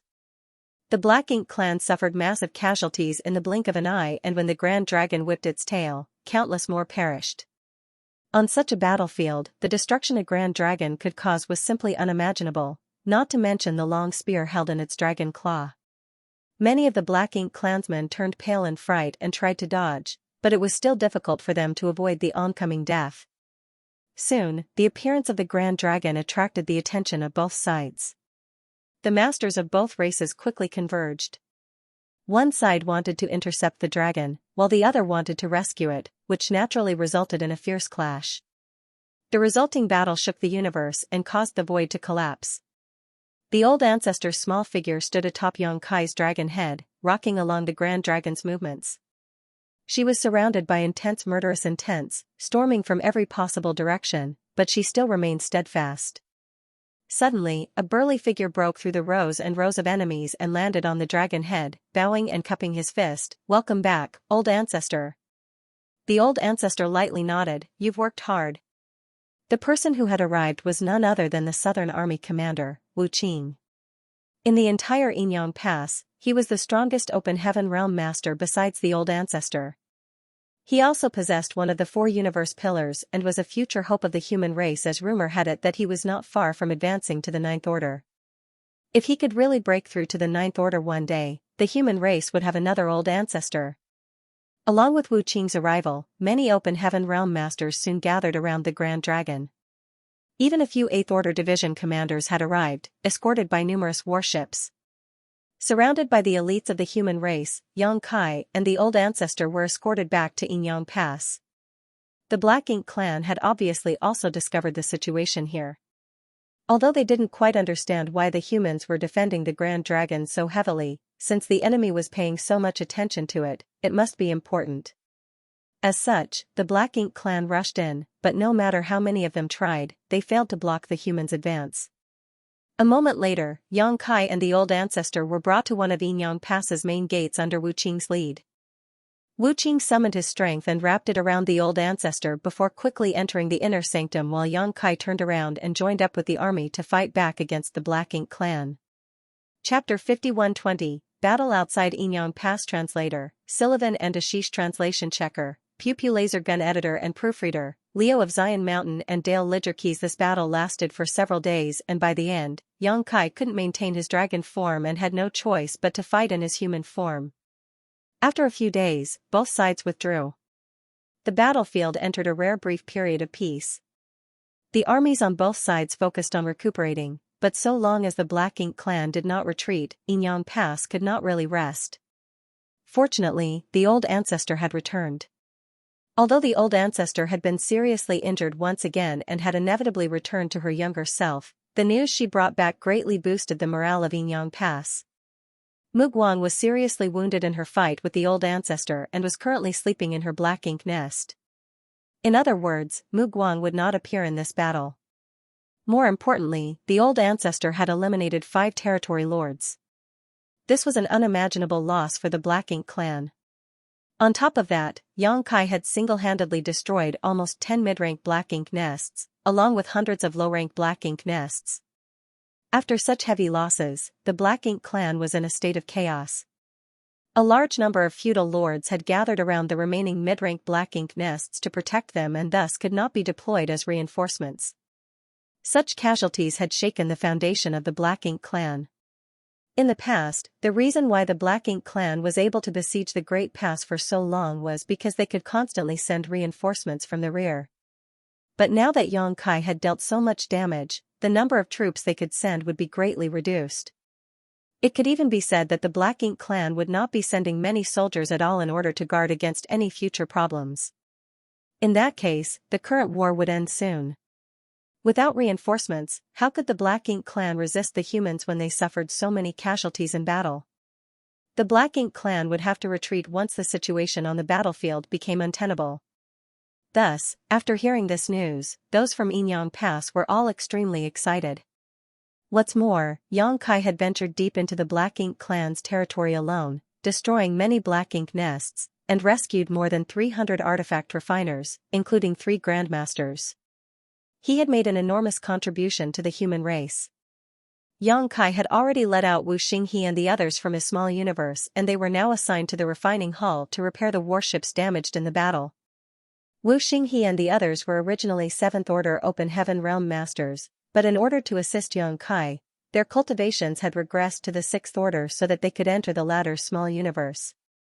Be that as it may, it wasn't too big a deal. As long as they had a profounding spirit fruit, they could slowly regain their original cultivation. The war between the two races was in full swing, with several dozen small skirmishes breaking out between the two armies almost every day, with a big battle occurring every 10 to 15 days. Strictly speaking, this was Xianxia's first time officially participating in a battle outside a Great Pass. Although he had participated in the battle at Blue Sky Pass last time, he had not been officially registered to Blue Sky Pass at the time. Likewise, he had been assisting in perfecting the purifying Black Ink battleships during the early stages of that war. When he finally managed to sneak out and participate in the fighting, it was not long before he coincidentally discovered the location of the Royal Lord, which ultimately resulted in a decisive battle breaking out. The Black Ink clan army had suffered heavy losses because of him, giving Blue Sky Pass the chance to capitalize on the situation. It was different this time. Without so many twists and coincidences, although the battle was still leaning in Yinyang Pass' favor, they were still a long way from completely repelling the Black Ink clan. Fortunately, the Royal Lord was not present on the battlefield, so the Black Ink clan army seemed to be a bit sluggish either from lack of coordination or morale. Many territory lords simply lead their own armies to fight on their own, making it difficult to form an effective strategy. Those from Yinyang Pass would often gain a great advantage on the battlefield using this weak point. The entire Yinyang Pass had essentially transformed into a giant meat grinder. Every time a big battle broke out, the Black Ink clan would lose countless masters. Although the humans would also suffer heavy casualties, the losses were still within an acceptable range because of the protection of the warships.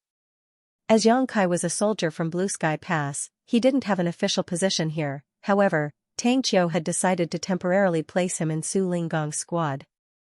As they fought, Xianxia got to taste how truly cruel the battlefield was, though it was not like this was his first time on such a battlefield. When Great Demon God had wreaked havoc in the Star Boundary, all the cultivators of the Star Boundary were pulled into the turmoil. That battle almost caused the Star Boundary to shatter and billions upon billions of lives were lost. In the end, the Great Emperor stepped forward and finally put an end to the Great Demon God's rampage. Be that as it may, Xianxia always found it brutal, like it was the first time, no matter how many times he experienced this kind of battle. Xianxia's addition to Su Linggong's squad had helped them slaughter countless enemies, earning them a massive amount of military merits in every battle they fought. After a long period of killing and fighting, every human came to possess a thick killing intent. Once this killing intent broke out on the battlefield, it would often deter the weaker Black Ink clansmen. Fighting, recuperating, the process was repeated over and over again. Xianxia had almost lost track of time as all his focus was on making use of every opportunity he could find to either heal himself or kill his enemies. Every time he fought, he would always stand at the forefront, and every time he did so, his body would be covered in wounds. Nevertheless, as long as his injuries weren't fatal, no matter how serious they were, he would be able to recover in short order thanks to his dragon vein and wood element. His efforts had brought a significant boost in power and safety to Su Linggong's squad, and even after fighting for so long, they had not lost a single member. Furthermore, most of the time, no one would even be injured other than Yang Kai. Their squad was performing 10 times better than the other ordinary squads. Tang Qiu once came looking for him, taking time out of his busy schedule, and told him that he could return to Blue Sky Pass at any time he wished. Because although he could be considered half a disciple of Yin Yang Cave Heaven, he was still formally a soldier of the Blue Sky Pass on this black ink battlefield. Yin Yang Pass had transferred him here mainly to gather information about the Black Ink clan's worship program and the artifact refiners who were behind it. Now that Yang Kai had completed this task perfectly, the battle at Yin Yang Pass technically had nothing to do with him. If Yang Kai wanted to leave, Yin Yang Pass naturally would not hold him back. Of course, Yang Kai had no intention of leaving. Compared to returning to Blue Sky Pass where he would have nothing to do but cultivate and retreat, he was more than willing to stay here and kill more Black Ink clansmen. Although the strength of a single person was meager, as long as everyone killed a few more, the Black Ink clan would be exterminated sooner. The battlefield fell into turmoil again. Surges of world force and Black Ink strength came and went as the human warships and Black Ink army fought each other. A large-scale battle had broken out once more and the 4 armies of Yin Yang Pass charged to blunt the Black Ink clan's momentum. Yang Kai, Su Linggong, and another 7th Order Open Heaven Master, Ji Miaotong, wandered through the battlefield in a triangle formation. Ji Miaotong was the vice squad leader of Su Linggong's squad and a woman. Yang Kai had met her when he was escorted by Su Linggong's squad to intercept He Yuan's retreating army. Although they weren't close acquaintances, a bit of friendship had blossomed between the two after fighting together for so long. Ji Miaotong was extremely impressed by Yang Kai's courage and strength and she even praised him in private. Between the 3 of them was Su Linggong's squad's warship, which had some 5th Order and 6th Order masters operating it. Su Linggong's disciples, Qing Kuei and Suing Shui, were among them. The 3 7th Order masters maintained a triangle formation, protecting the warship while also borrowing its power to kill their enemies. Furthermore, if they got tired or exhausted their strength, they could even temporarily hide inside the warship to recover. The human race relied on this method in order to preserve their strength. The human race would not have been able to defend these great passes without these warships. This was also the reason why the humans was so concerned by the appearance of the Black Ink clan's warship. If the Black Ink clan evened the battlefield, the human race really wouldn't know how to resist in the future.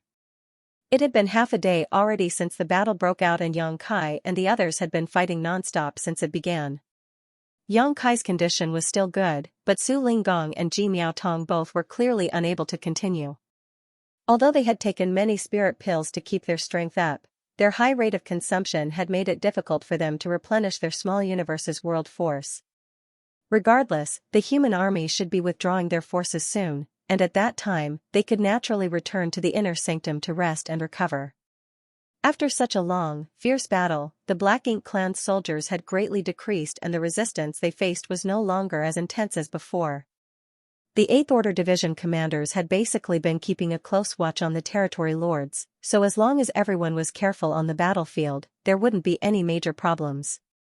At a certain point, Yang Kai thrust his spear, exploding a feudal lord charging at him into mist and the thick black blood splashed all over his face.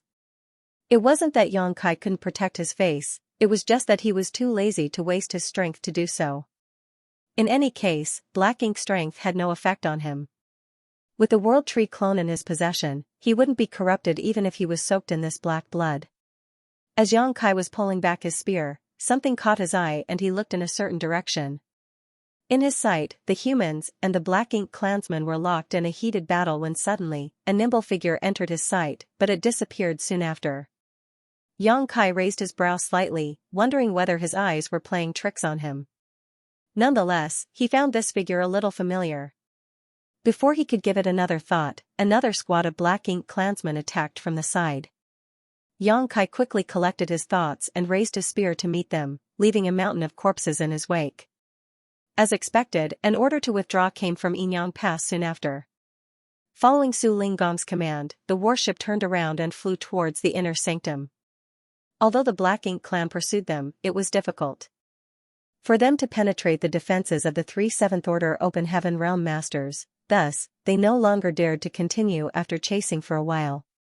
Not long after, squads flew back into the inner sanctum, leaving countless Black Ink clan corpses behind on the hellish battlefield.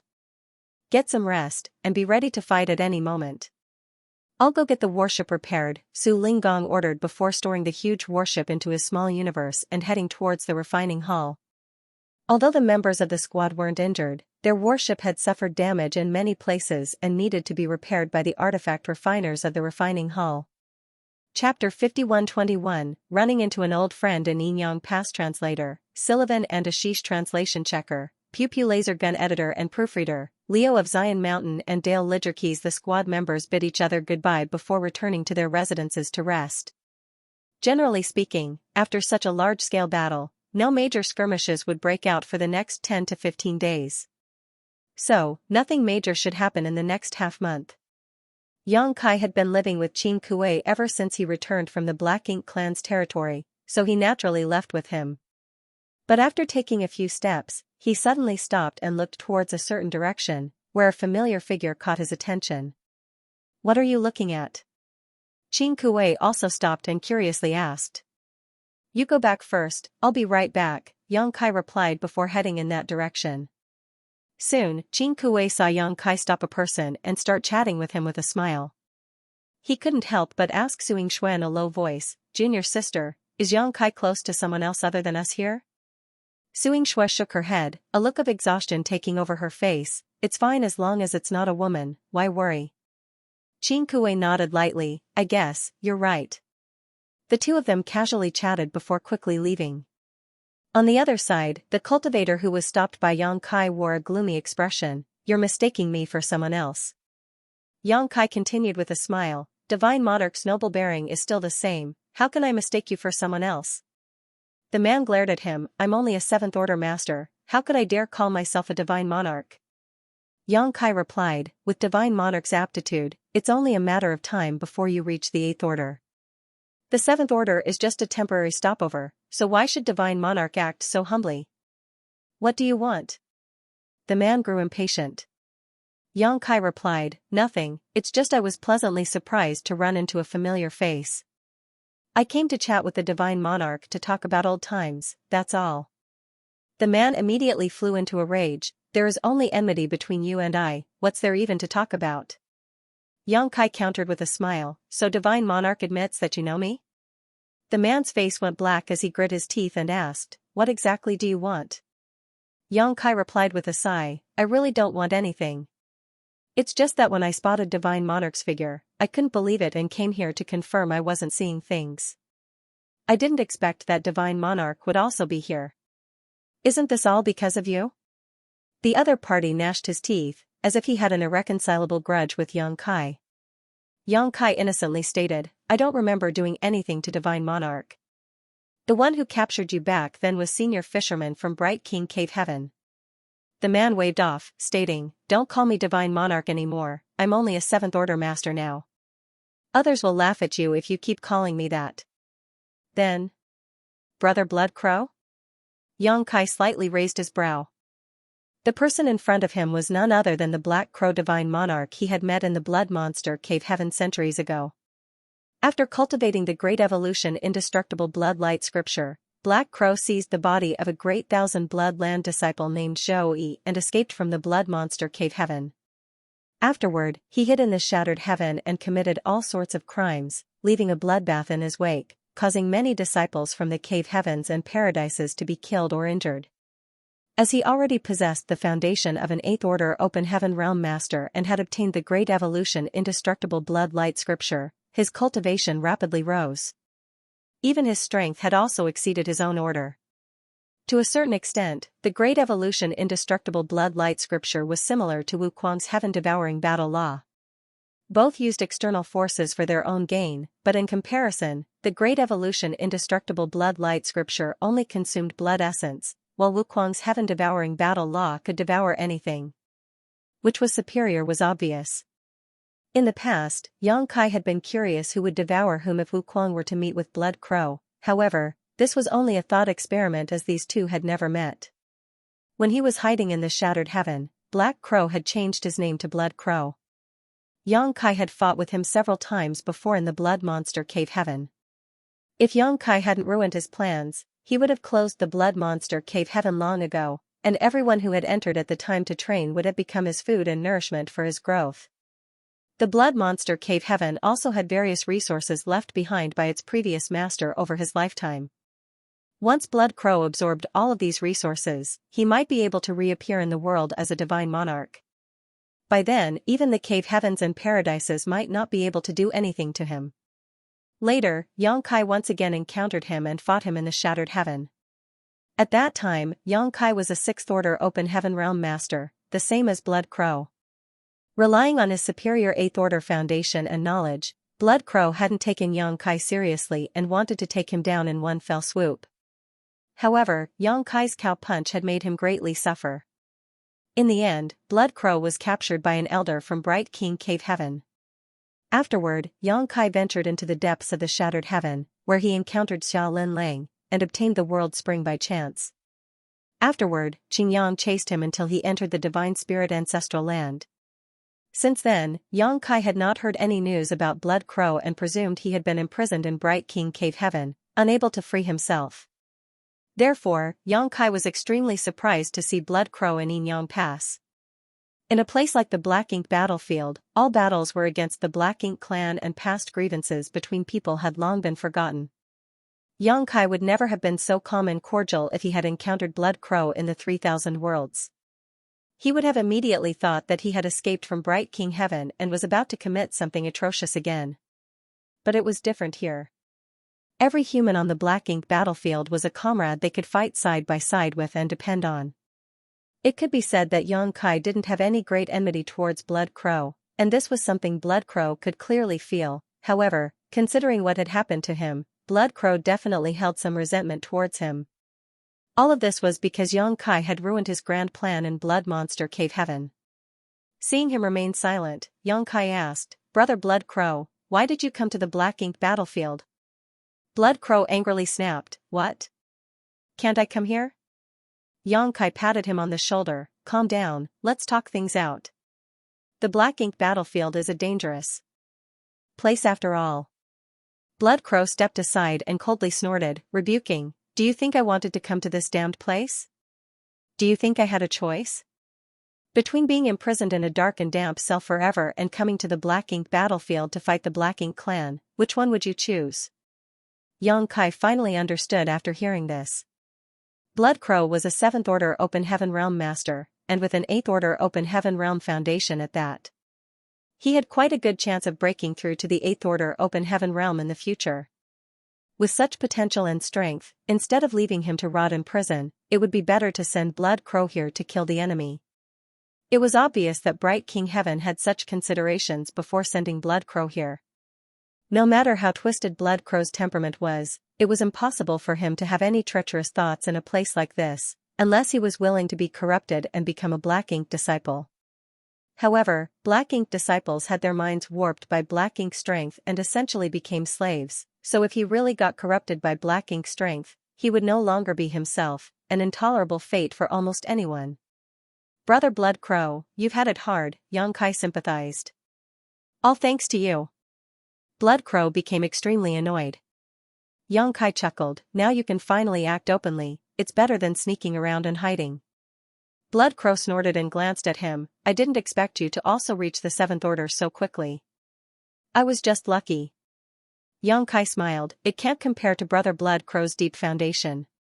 Don't even think about it, this king has a belly full of rage whenever I see you." Blood Crow snorted before flicking his sleeve and leaving. Xianxia stroked his chin as a pondering look appeared on his face, watching him leave. At this moment, a figure suddenly landed beside him. It was Xianxia. Xianxia greeted him with a bow, "Senior. Follow me."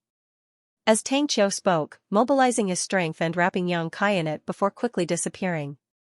Soon, they arrived at the marketplace, but the bustling scene Xianxia had first seen was now completely deserted.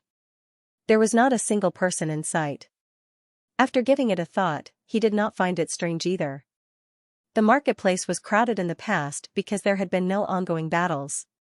Now that the Black Ink clan had surrounded Yinyang Pass and they were all busy fighting, who would they come here?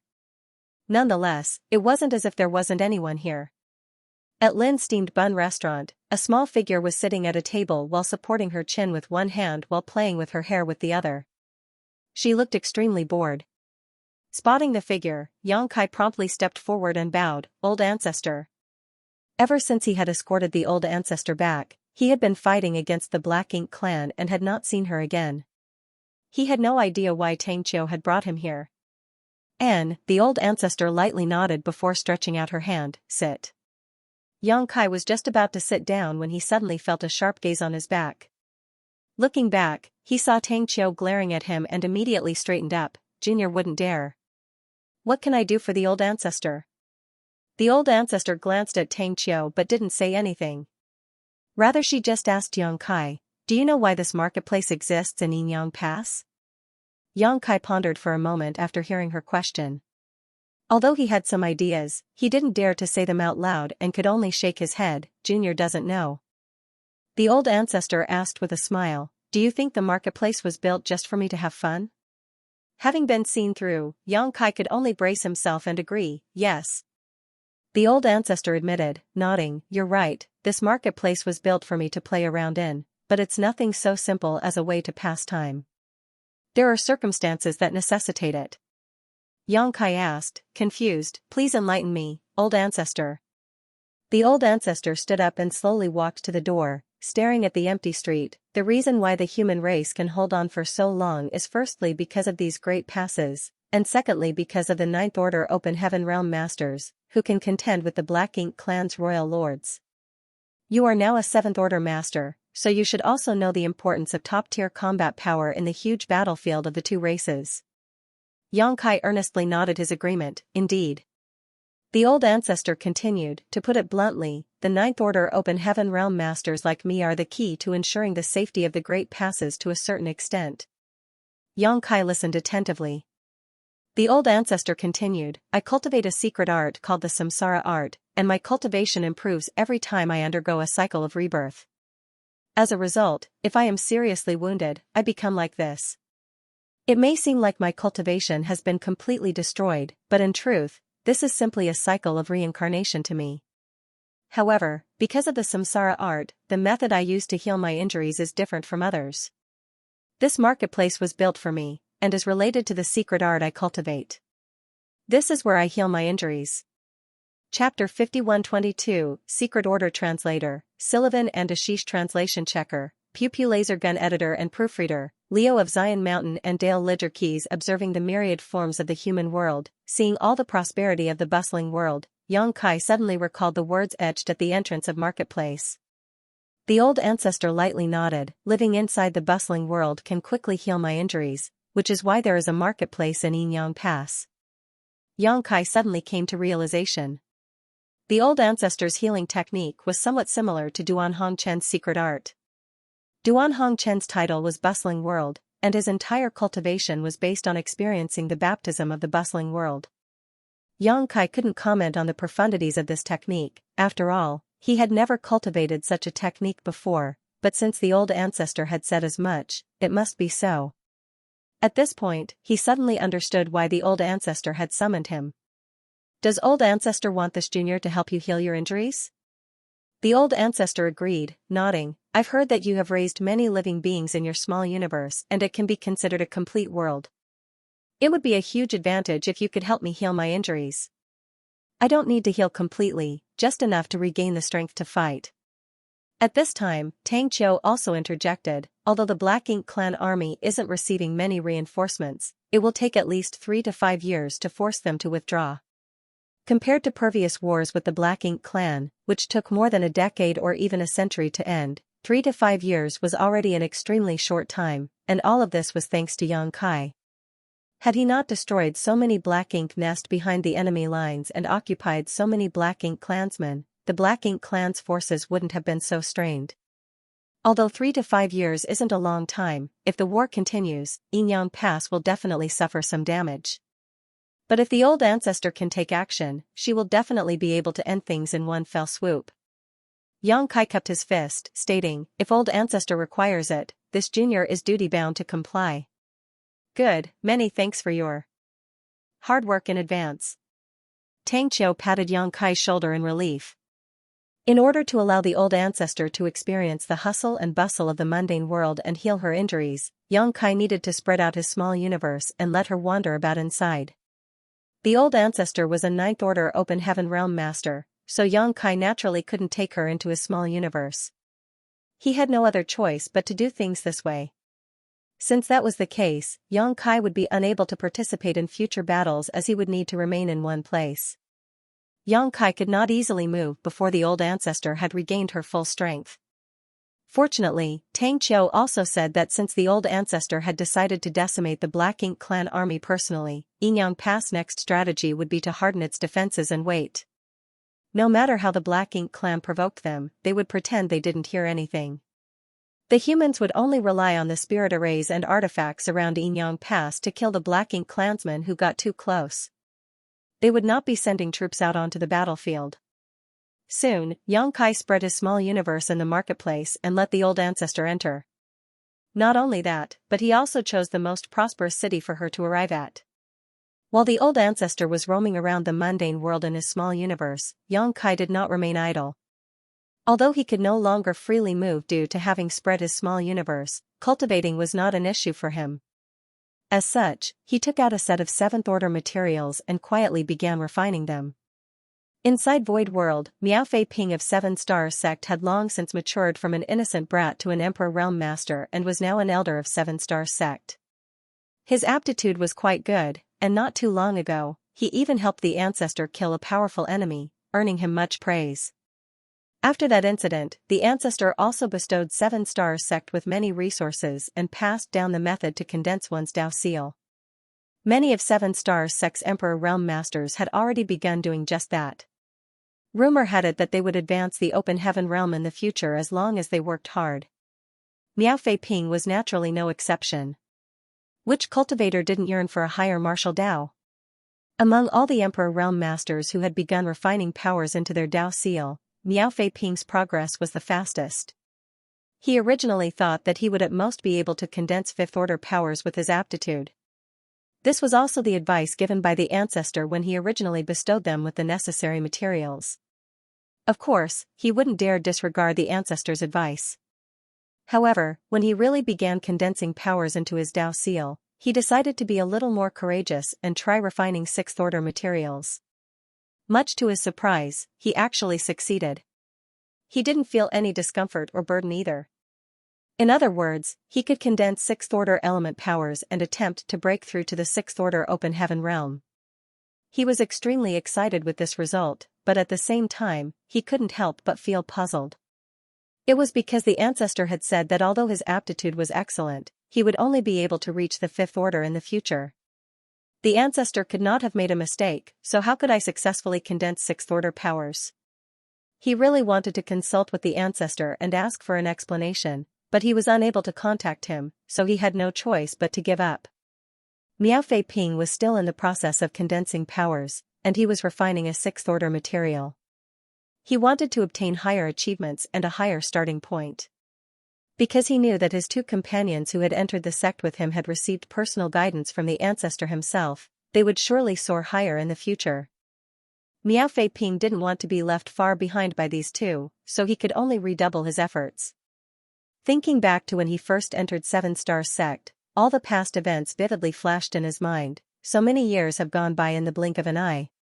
Where is that cold and aloof little girl with heaven-defying aptitude and that young boy with such poor aptitude that he could barely cultivate? Even Sui, who had suddenly appeared in 7 Stars sect, just disappeared one day. Those 3 were the ancestor's personal disciples, so they might be cultivating with the ancestor. One day, while Miao Fei Ping was meditating, a voice suddenly spoke to him. Miao Fei Ping was both surprised and delighted. He quickly opened his eyes and bowed respectfully, "Ancestor." He failed to spot the ancestor's figure, yet his voice sounded straight into his mind. It was not the first time he had seen the ancestor's divine might, so he did not find it strange. The ancestor's message was actually a secret order, which Miao Fei Ping immediately accepted. Having done so, Miao Fei Ping quickly requested, "Ancestor, this junior has a question he would like to ask." What is it? The ancestor's voice sounded again. Miao Fei-ping took a deep breath, mustered up his courage before explaining. Ancestor, you gave me some pointers before and said that I should condense fifth-order powers. However, this junior got greedy and tried to refine a sixth-order material. Surprisingly, I didn't encounter any problems. But this disciple no longer dares to recklessly advance without understanding why I am alright.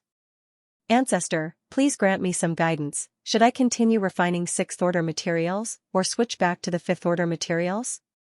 As soon as he finished speaking, Miao Fei-ping immediately felt a majestic will sweep over him. In the face of this will, he couldn't help but feel as insignificant as an ant. This is the will of the ancestor. Miao Fei-ping couldn't help but slightly tremble. The third-order emperor realm is already the highest realm in this world, but it is still nothing before the ancestor. Just how high is the ancestor's cultivation? Soon after the will swept over him, Miao Fei-ping heard the ancestor's voice in his mind. Continue. Times are different now and you have a chance to advance to the sixth order. Junior obeys. Miao Fei-ping was overjoyed and gave his thanks. The unease that had been troubling him all the while finally disappeared after receiving his ancestor's guidance. Be that as it may, he didn't quite get why things were different now. I haven't done anything recently, but from what the ancestor said, it seemed like something had changed, allowing me to advance to the sixth order despite only having the aptitude for fifth order in the past. What changed? Thinking about it, Miao Fei-ping recalled that the newly recruited disciples of the sect seemed to have much better aptitude than in the past. And it was not just true for Seven Star Sect, but for all sects across Void World. It's as if the entire world had suddenly become more suitable for cultivation. More and more geniuses were appearing, causing the higher-ups of the various sects to celebrate. Thinking so, Miao Fei-ping immediately understood that what changed was not himself, but the world he lived in. He didn't continue mulling over the issue though. Rather, he quickly packed up his things and went to Seven Stars sect master, Shang Guanji, requesting a leave to travel the world. Shang Guanji had no reason to refuse and promptly agreed. And so, Miao Fei-ping, without wasting any time, quickly left the sect. Purple Phoenix City was among the most prosperous cities in Void World and was under Purple Phoenix Palace's jurisdiction. Purple Phoenix Palace was also one of the strongest sects in the entire Void World. More importantly, the disciples of this sect had a gift for commerce. This commercial success allowed them to attract countless cultivators from all over the world to Purple Phoenix City, and it soon grew into a prosperous metropolis with over 10 million inhabitants. With Miao Fei-ping's third-order emperor realm cultivation, it had only taken him a few days to reach the city from Seven Star Sect, and following the ancestor's guidance, he quickly found his target. A 7- or 8-year-old girl. Wandering alone in this massive Purple Phoenix City, Miao Fei-ping was certain that this little girl had never cultivated and was just a commoner who could be found anywhere. The secret order Miao Fei-ping had received was to take good care of this little girl and not let her suffer any injustice, while not letting his whereabouts be exposed. At first, he could not understand why someone like the ancestor would care so much about a little mortal girl and even ask him to personally keep an eye on her, but when he saw the rattle drum in the little girl's hand, Miao Fei-ping suddenly understood. He recognized this rattle drum as it had been personally crafted by an Emperor Realm elder of his sect. He had been next to him when that elder had made this rattle drum. This little girl is the ancestor's descendant.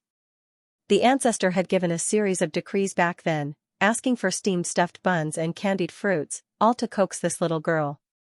Having understood this point, Miao Fei-ping immediately felt a heavy weight on his shoulders. He felt extremely honored that the ancestor gave him such an important task. Because of this, Miao Fei-ping had been secretly following the little girl and protecting her at all times. After observing her for a while, Miao Fei-ping discovered that she was particularly interested in snacks, but she did not seem to have any money on her. Every time she saw someone eat something, she would always start drooling, making her look extremely pitiful.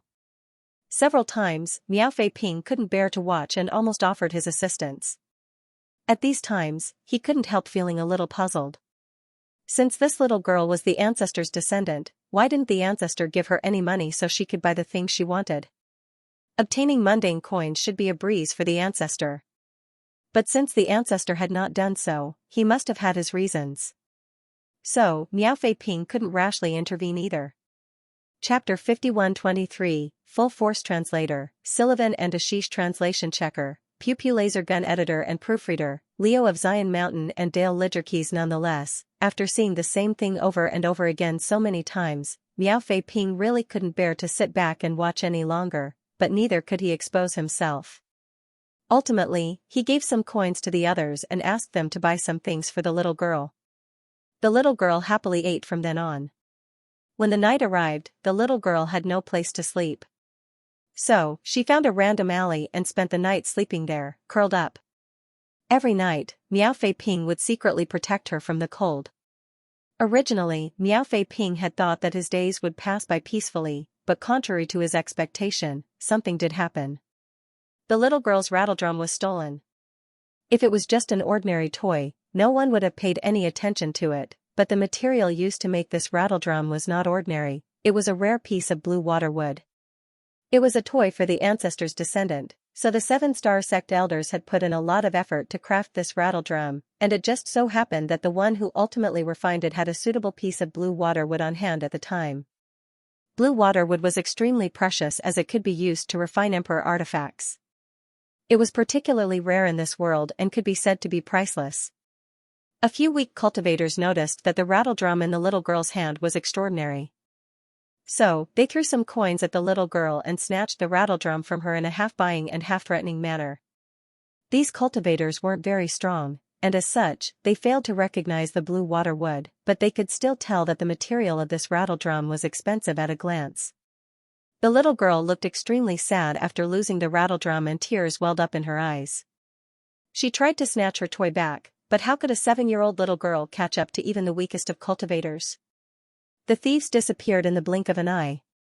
The little girl fell to the ground, wailing in grief as dirt smeared her cute face. Enraged, Miao Fei Ping stopped those cultivators in an alley, beat them up, and took back the rattledrum. After that, he found the little girl who was silently crying in a deserted place and quietly returned the rattledrum. Seeing the little girl smiling once more, Miao Fei Ping let out a sigh of relief. Originally, he had thought that this matter would end there, but no one had expected that it was just the beginning. Among the few cultivators he had beaten up, one of them was actually the son of Purple Phoenix Palace's Vice Palace Master. The son of the Vice Palace Master was beaten up in Purple Phoenix City. How could Purple Phoenix Palace let the matter rest just like that? Purple Phoenix Palace cultivators started searching the city for the perpetrator, and soon found Miao Fei Ping. A conflict naturally broke out between the two sides, but Miao Fei Ping was a third-order Emperor Realm Master, so how could these weaklings do anything to him? Naturally he taught them a lesson and sent them packing. When Purple Phoenix Palace's higher-ups received the news, they were enraged and deployed some of their masters. In the blink of an eye, the entire Purple Phoenix City was engulfed in a secret battle. After suffering several losses, Purple Phoenix Palace finally figured out the identity of the perpetrator.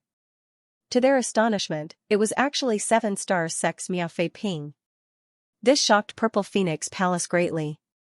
It had to be known that Seven-Star Sect was the most powerful sect in Void World. Not only did they have the largest number of Emperor Realm Masters, but they also had an ancestor who was shrouded in a veil of mystery. Rumor had it that the ancestor's strength had already surpassed the Emperor Realm, but no one knew what his exact cultivation was. Although Purple Phoenix Palace and Seven-Star Sect had some business with each other, there wasn't much friendship between them because of the huge distance between the two. What puzzled Purple Phoenix Palace's higher-ups was why had Miao Fei Ping, the third-order Emperor Realm Elder of Seven-Star Sect, suddenly came to Purple Phoenix City and attacked their disciples. The Vice Palace Master of Purple Phoenix Palace personally went to Miao Fei Ping and asked him for the entire story. Only then did he learn that his son had taken advantage of a little mortal girl, forcing Miao Fei Ping to act. The Vice Palace Master was naturally vexed. He might have failed to discipline his son, but the fact was that many of Purple Phoenix Palace disciples had been injured because of this matter. No matter what, Miao Fei Ping had to give an explanation, otherwise, Purple Phoenix Palace would lose all face. But why would Miao Fei Ping give them any kind of explanation? He had already shown mercy by not killing them even when they had bullied the ancestor's descendant, so why would he need any justification? The two sides failed to come to an agreement, and as both were pretty angry, a fight broke out. In the end, Purple Phoenix Palace Vice Palace Master was completely defeated. He was injured and even fled Purple Phoenix City in a sorry state. If injuring the disciples was just a trivial matter, the fact that the Vice Palace Master was injured drastically escalated the matter. How could Purple Phoenix Palace tolerate such an insult? They immediately dispatched several Emperor Realm Masters to subdue Miao Fei Ping. Very soon, even 7-Star Sect got the news. When they learned that Miao Fei Ping had encountered some trouble in Purple Phoenix City, Shang Guanji personally led several Emperor Realm Elders to Purple Phoenix City to assist Miao Fei Ping without any delay. By the time Shang Guanji and the others arrived, Miao Fei Ping had already fought several bouts with Purple Phoenix Palace's Emperor Realm Masters. At first, Purple Phoenix Palace thought that since Miao Fei Ping was all alone, it would be hard for a single Third-Order Emperor to fight them off. However, after a few skirmishes, they noticed that Miao Fei Ping was different from the Third-Order Emperor Realm Masters they knew. His strength had already surpassed the limits of the Emperor Realm, and as such, even if he were to fight many masters alone, he would not be at a disadvantage. Purple Phoenix Palace was still unable to do anything to him even after several confrontations. When Shang Guanji and the others arrived, Purple Phoenix Palace was too afraid to act rashly. The Purple Phoenix Palace Master couldn't sit still after hearing that Shang Guanji had arrived. No matter what, Purple Phoenix Palace could not ignore the reputation of the #1 sect of the Void World. The Purple Phoenix Palace Master stepped out personally to receive Shang Guanji. Both sides calmly discussed the entire matter, without any animosity. Purple Phoenix Palace didn't have any other requests, they only wanted Miao Fei Ping to apologize and this matter would be settled. After witnessing Miao Fei Ping's strength, Purple Phoenix Palace also realized that 7-Star Sect Emperor Realm Masters couldn't be judged by common sense. Just Miao Fei Ping alone was enough to give them so much trouble. Now with the addition of Shang Guanji and several others, Purple Phoenix Palace would likely suffer a catastrophic loss if they really fought. Not to mention, 7-Star Sect still had their hidden dragon ancestor who only showed his tail but never his face. But since so many disciples were injured, Purple Phoenix Palace needed an apology to save face. In their opinion, they were already completely conceding by asking for just an apology. Shang Guanji didn't immediately agree, all he said was that he would like to ask Miao Fei Ping about the whole story. Purple Phoenix Palace naturally agreed.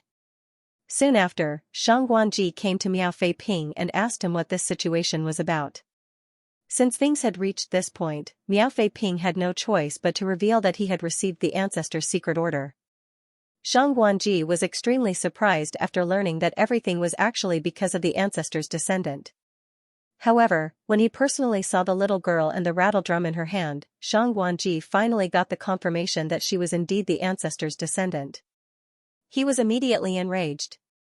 Purple Phoenix Palace disciples had actually bullied the ancestor's descendant? How could he let this go? If it really was just some ordinary conflict, it wouldn't have been a big deal to have Miao Fei Ping apologize. After all, no matter what the cause was, the fact was that Miao Fei Ping had indeed injured many of Purple Phoenix Palace's disciples. To put it bluntly, as a Third-Order Emperor Realm Master, what Miao Fei Ping was doing was just bullying the weak.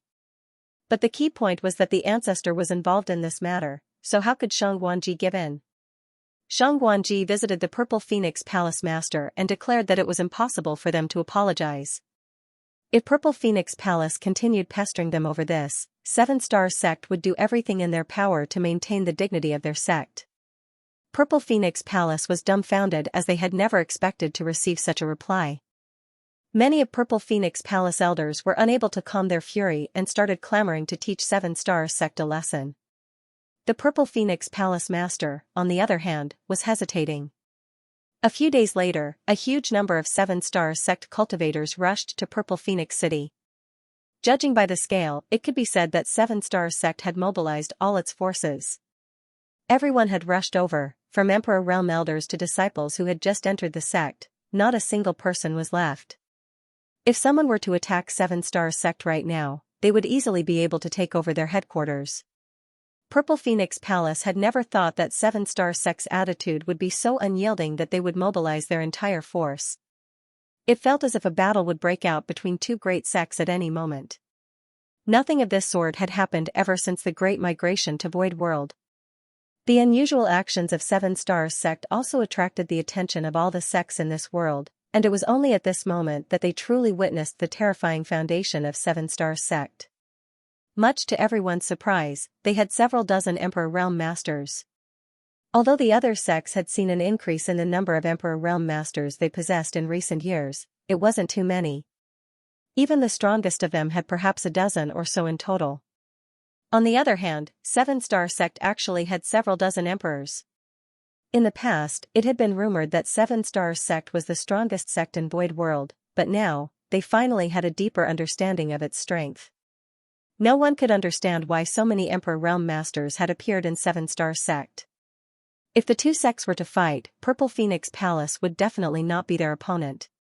After the full mobilization of Seven Stars sect, the Purple Phoenix Palace elders who had been eager to fight it out with Seven Stars sect suddenly became mute. Fortunately, Seven Stars sect's forces didn't do anything drastic after entering Purple Phoenix City. All of them just entered local inns and dispersed themselves around the city. The Purple Phoenix Palace Master once again visited Xianxia. His tone was no longer as forceful as before. Instead, he wore a forced smile on his face, expressing his goodwill. Even the Vice Palace Master came and personally apologized. Xianxia stated that so long as Purple Phoenix Palace did not deliberately cause any trouble, Seven Stars sect would not cause trouble in Purple Phoenix City. The Purple Phoenix Palace Master let out a long sigh in relief after getting this guarantee. Be that as it may, it was highly inappropriate for so many Seven Stars sect disciples to be loitering in Purple Phoenix City. He wanted to ask Xianxia what exactly they were doing here, and when would Seven Stars sect be withdrawing. After pondering for a moment, Xianxia finally gave an answer. I can't say for sure when we will withdraw. As for what we are doing, you don't need to ask. You can just think of it as the disciples of Seven Stars sect coming here to gain life experience. They will leave when the time is right. The Purple Phoenix Palace Master was speechless. Unable to obtain an accurate answer from Xianxia, the Purple Phoenix Palace Master returned and relayed this conversation to the other elders.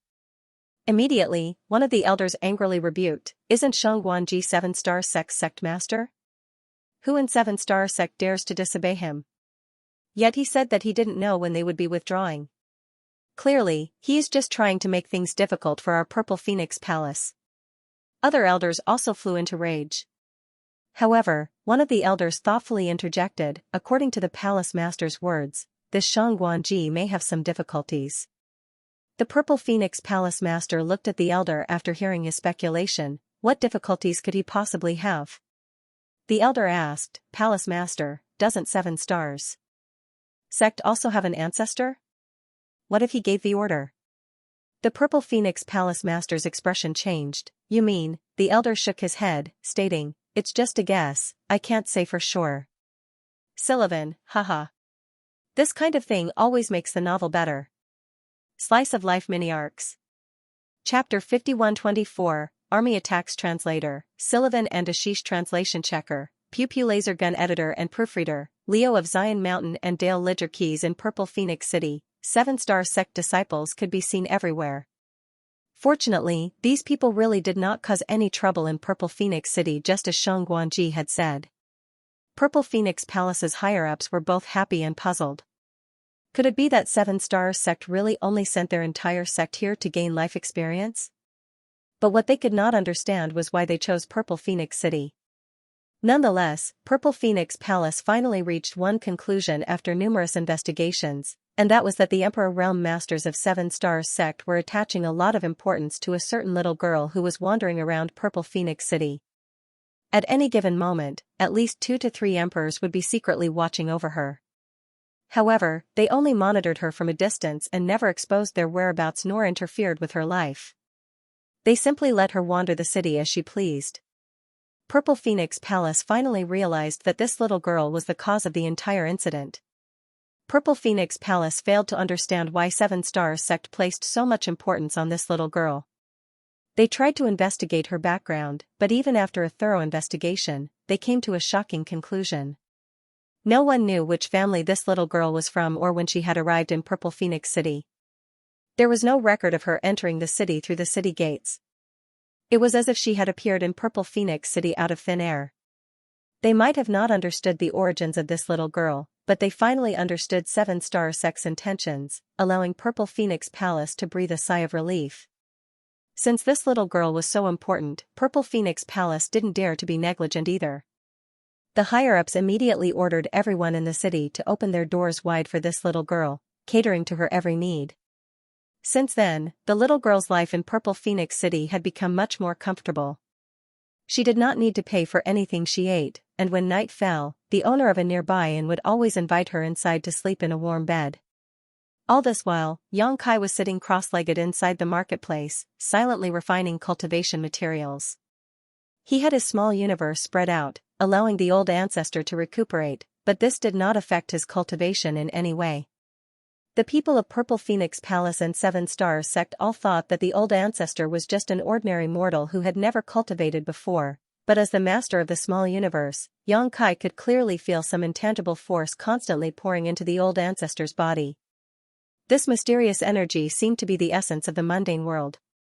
The baptism of this mysterious energy was the basis of the old ancestor's healing technique, but even Xianxia was unable to understand its properties.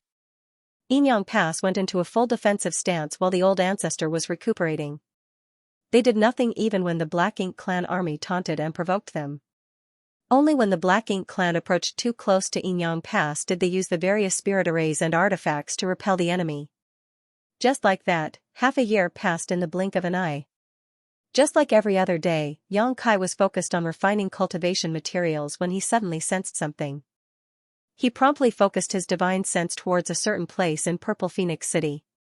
Miao Fei Ping was diligently carrying out the ancestor's secret order in Purple Phoenix City, keeping an eye on the ancestor's descendant at almost every moment.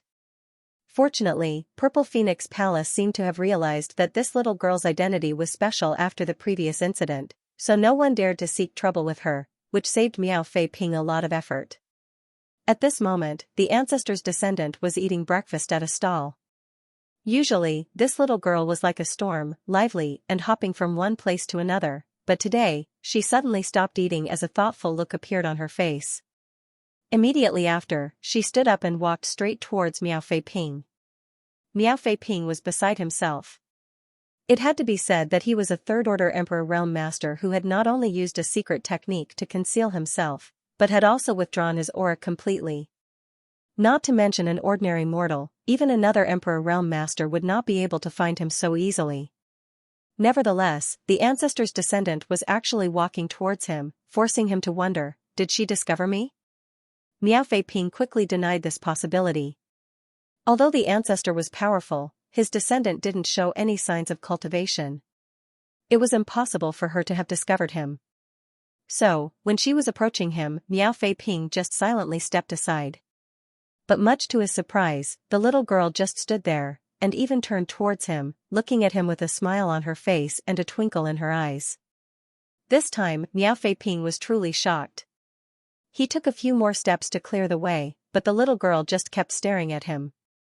"Junior sister, can you see me?" Miao Fei Ping asked, astounded.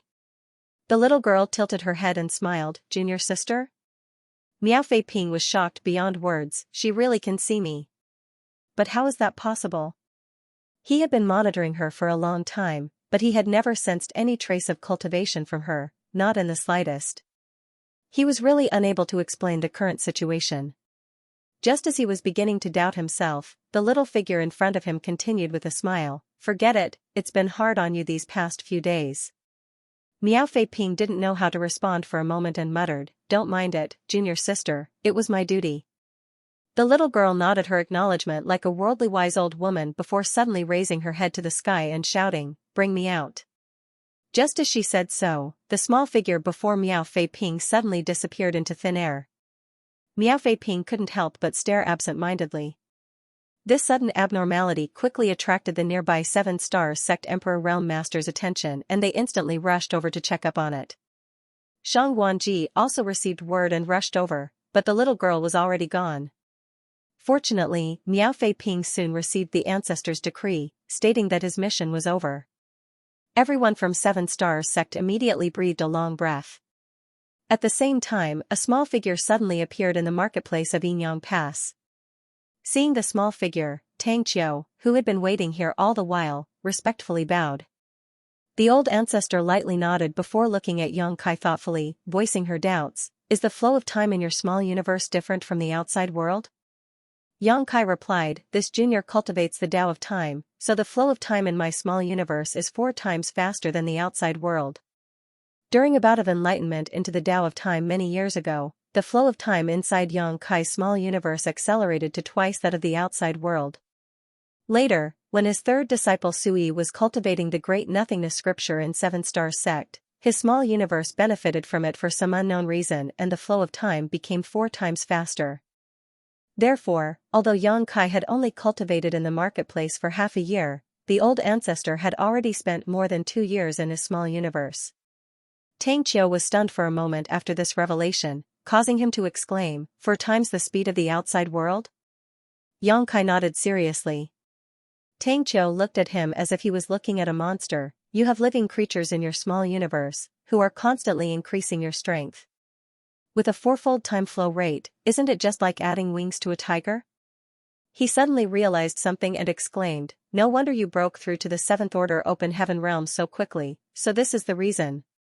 He had been curious about this all along. Xianxia had only advanced to the open heaven realm a few centuries ago, and although the world was filled with many opportunities, the speed of his advancement was still too great. But if the flow of time in his small universe was different from the outside world, everything made sense. What a pity, Xianxia suddenly sighed again. Unfortunately, Xianxia's advancement to the open heaven realm started from the 5th order. Although he had consumed a mid-rank world fruit which had allowed his strength to increase by 1 order, his limit was still the 8th order. If he had broken through directly to the 7th order back then, he would have had a chance to become an old ancestor one day. With such a heaven-defying opportunity available to him, he could have saved a lot of time compared to other people who had a chance of reaching the 9th order. No need to feel sorry, the future is yet unknown. The old ancestor obviously understood what Xianxia was sighing about. It's not like Xianxia doesn't have any hope of breaking through to the 9th order, but he still needs to work hard in the future. It would be better to focus on the present first. Xianxia's expression immediately became solemn as he requested, cupping his fist, the 4 armies of Yin Pass are already prepared, please give the order. The old ancestor looked out of the great pass and indifferently ordered, engage the enemy. A sonorous bugle horn resounded throughout the entire Yin Pass. The soldiers of Yin Pass, who had been cultivating for over half a year, quickly arranged themselves at the eastern gate. The entire periphery of Yin Pass was surrounded by the Black Ink clan army, so the eastern gate was no exception. At this moment, the Black Ink clan was shouting provocations at this particular gate. Over the last half a year, this kind of scene had been occurring almost every day. The closing of Yin Pass had made the Black Ink clan become increasingly arrogant. Therefore, when Yin Pass's barriers opened and a tide of humans rushed out from the eastern gate, the Black Ink clan army, who had been provoking and cursing them, couldn't react in time. Everywhere the human warships passed, the dumbstruck Black Ink clan army was torn to pieces. In the distance, the territory lords were extremely excited, noticing the humans' movement. They loudly ordered their armies to meet the enemy. They had been feeling suffocated ever since Yin Pass withdrew, so now that the humans had finally come out, they naturally wanted to kill to their heart's content. The 2 armies soon clashed with each other in the void.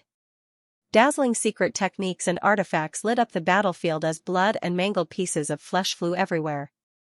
As soon as they clashed, the Black Ink clan army showed signs of being suppressed. This was not surprising though, as all of Yin Pass's armies had charged out of the eastern gate, while the Black Ink clan's army was spread out around the entire Yin Pass. Aside from the Black Ink clansmen outside the eastern gate, the other Black Ink clan armies were still on their way to reinforce them. Furthermore, the Black Ink clan army's strength had been reduced after the previous battles.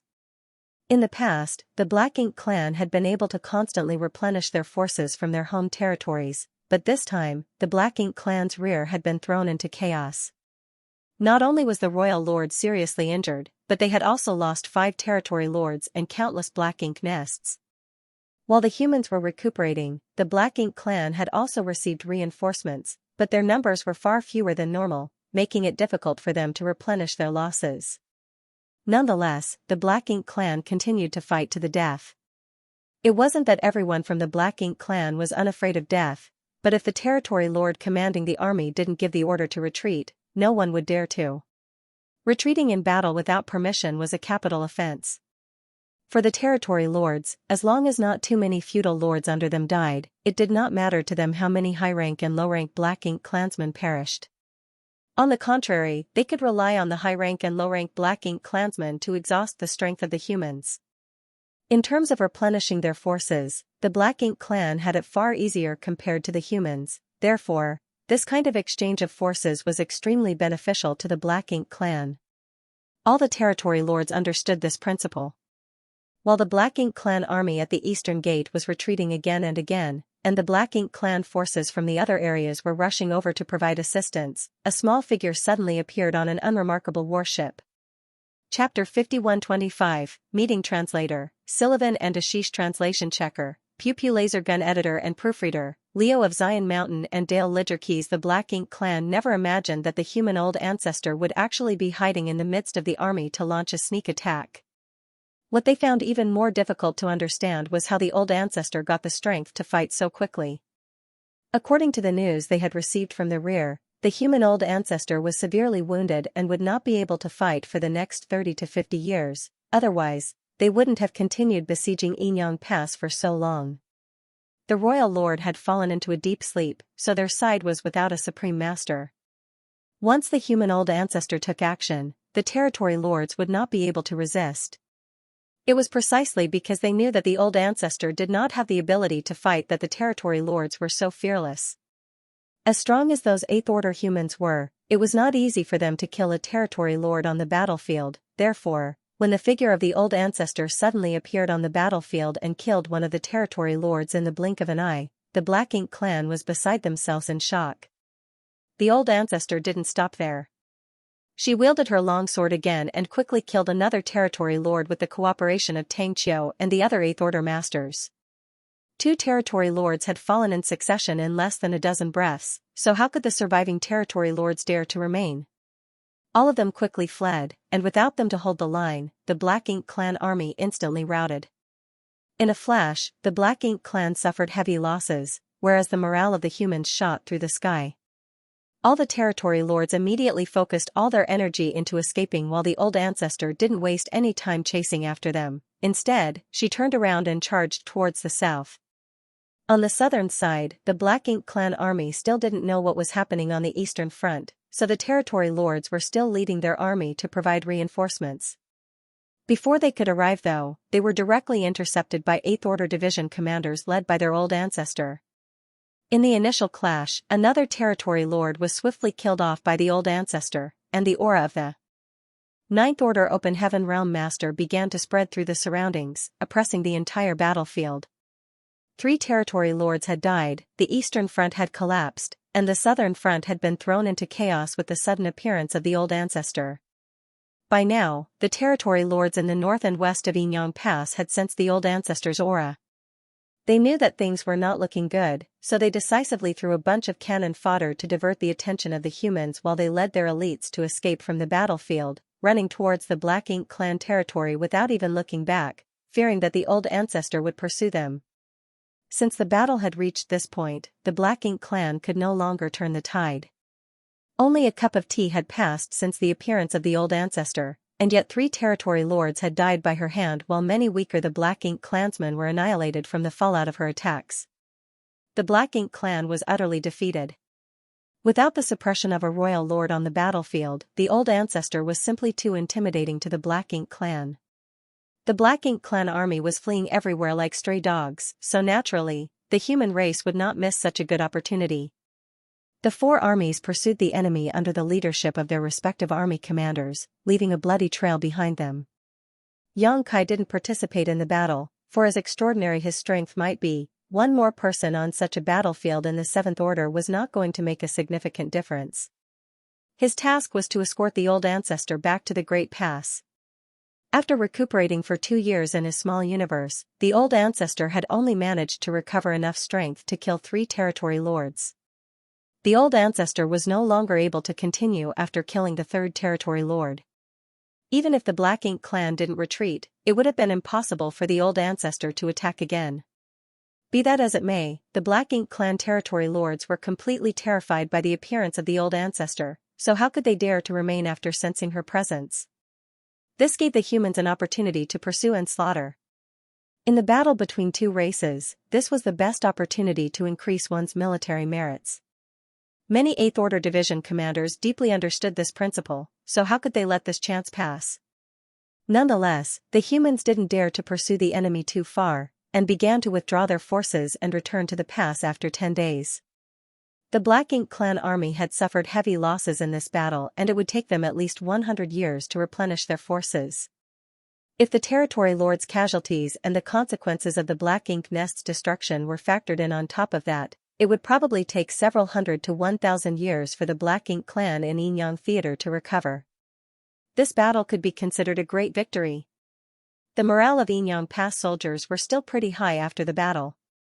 The battle between the two races had resulted in casualties on the human race's side too, but their casualties were within acceptable limits compared to the losses suffered by the Black Ink clan.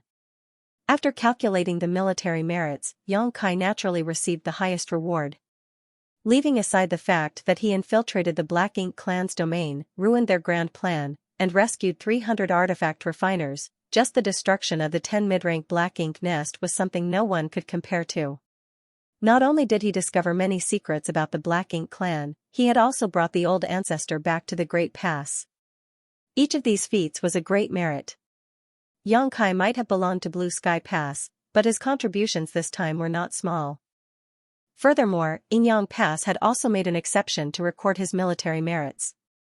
Yang Kai could exchange them for anything he wanted from Yinyang Pass War Materials Palace with his military merits. However, he had looted a huge number of resources from the Black Ink clan already, so he didn't need to worry about his own cultivation and naturally didn't need to exchange for anything at the moment. After the battle ended, Yang Kai did not immediately return to Blue Sky Pass. Instead, he opened the portals to the Universe Paradises and Universe Cave Heavens in the periphery of the pass at the behest of Tang Qiu and the other army commanders. There were multitudes of hidden Universe Paradises and Universe Cave Heavens around each great pass, which were all left behind by high-rank Open Heaven Realm Masters who had died in battle. It was true for Blue Sky Pass, and so was it for Yinyang Pass. Yang Kai had already opened the portals to the Universe Paradises and Universe Cave Heavens around Blue Sky Pass, and the array masters back there had set up multitudes of restrictions and traps inside of them to deal with the Black Ink clan army in the future. Yinyang Pass had heard about this matter, so it was only natural for them to follow suit. Unfortunately, these hidden gates were difficult to find, unless one was proficient in the Tao of space like Yang Kai. Over the next few months, Yang Kai had been searching around the periphery of Yinyang Pass to open these hidden portals, and as long as one was opened, array masters would get to work. After finishing these tasks, Yang Kai began searching for the entrance to the sealed world portals further afield. It took him almost 2 years to finish everything. After returning back to Yinyang Pass, the purifying light in the 4 purifying Black Ink battleships still needed to be replenished, so he had to act again. Taking into consideration the fact that the Southern Army commander Wu Qing had one of the 4 universe pillars, Yang Kai gave him a number of small stone race members to let him raise them inside his small universe. It was like a priceless gift to Wu Qing. He was an 8th Order Open Heaven Realm Master, but he was not far from breaking through to the 9th Order. Now that he had the small stone race, the time it would take him to advance had been reduced. Everything was ready. The marketplace was extremely lively at this moment, just like the first time Yang Kai had come here. The entire street was crowded and bustling with activity, like a mortal city. But compared to his initial confusion, Yang Kai now knew that this marketplace was built to treat the old ancestor's injuries. After easily finding the old ancestor, who happened to be listening to a story in the tea house, Yang Kai sat down next to her without any trace of politeness. The speaker on the stage was an 8th Order Open Heaven Realm Master who Yang Kai didn't recognize. Yang Kai had no idea which division commander he was, but he seemed to be telling some kind of fantastical story. It was wonderful, and a few among the audience were cheering in excitement. Yang Kai's brow couldn't help twitching as he really couldn't get used to this kind of scene. After all, everyone among the audience was a powerful Open Heaven Realm Master. "Are you leaving?" the old ancestor asked casually while stuffing food into her mouth. Yang Kai nodded his agreement. Everything here has been taken care of, so there's nothing left for me to do. It's been hard on you all these years. You've been running all over the place and haven't had time to rest. It is this junior's duty, Yang Kai replied. And, when you get back, you should focus on your cultivation and strive to break through to the 8th order as soon as possible. In the end, the 7th order is not enough to ensure your safety on this black ink battlefield. Junior understands, Yang Kai replied respectfully. He hesitated for a moment before asking, does the old ancestor need help to heal? If the old ancestor needs it, the junior will not hesitate. The old ancestor answered with a smile, there's no need, healing here is the same. Although the speed can't be compared to your small universes, the Black Ink clan's forces have suffered heavy casualties and there won't be any war for the next several hundred years or more, so the speed of my recovery isn't important. Yang Kai was just about to nod when the old ancestor suddenly added, why don't you come to Yinyang Pass? You're half a disciple of Yinyang Heaven, so it's only right and proper for you to come here. Yang Kai replied, this junior cannot make the decision on this matter. If the old ancestor really wants this junior to come to Yinyang Pass, Blue Sky Pass must be informed. If Blue Sky Pass allows it, I will not refuse. The old ancestor chuckled, it was just a casual remark, don't take it seriously. Since you're a human, no matter where you are, as long as you fight against the Black Ink clan, it's all the same.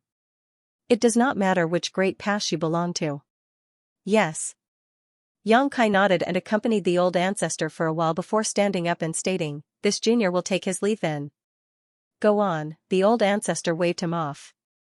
After leaving the marketplace, Yang Kai went straight to some place inside the inner sanctum and stopped in front of a small courtyard.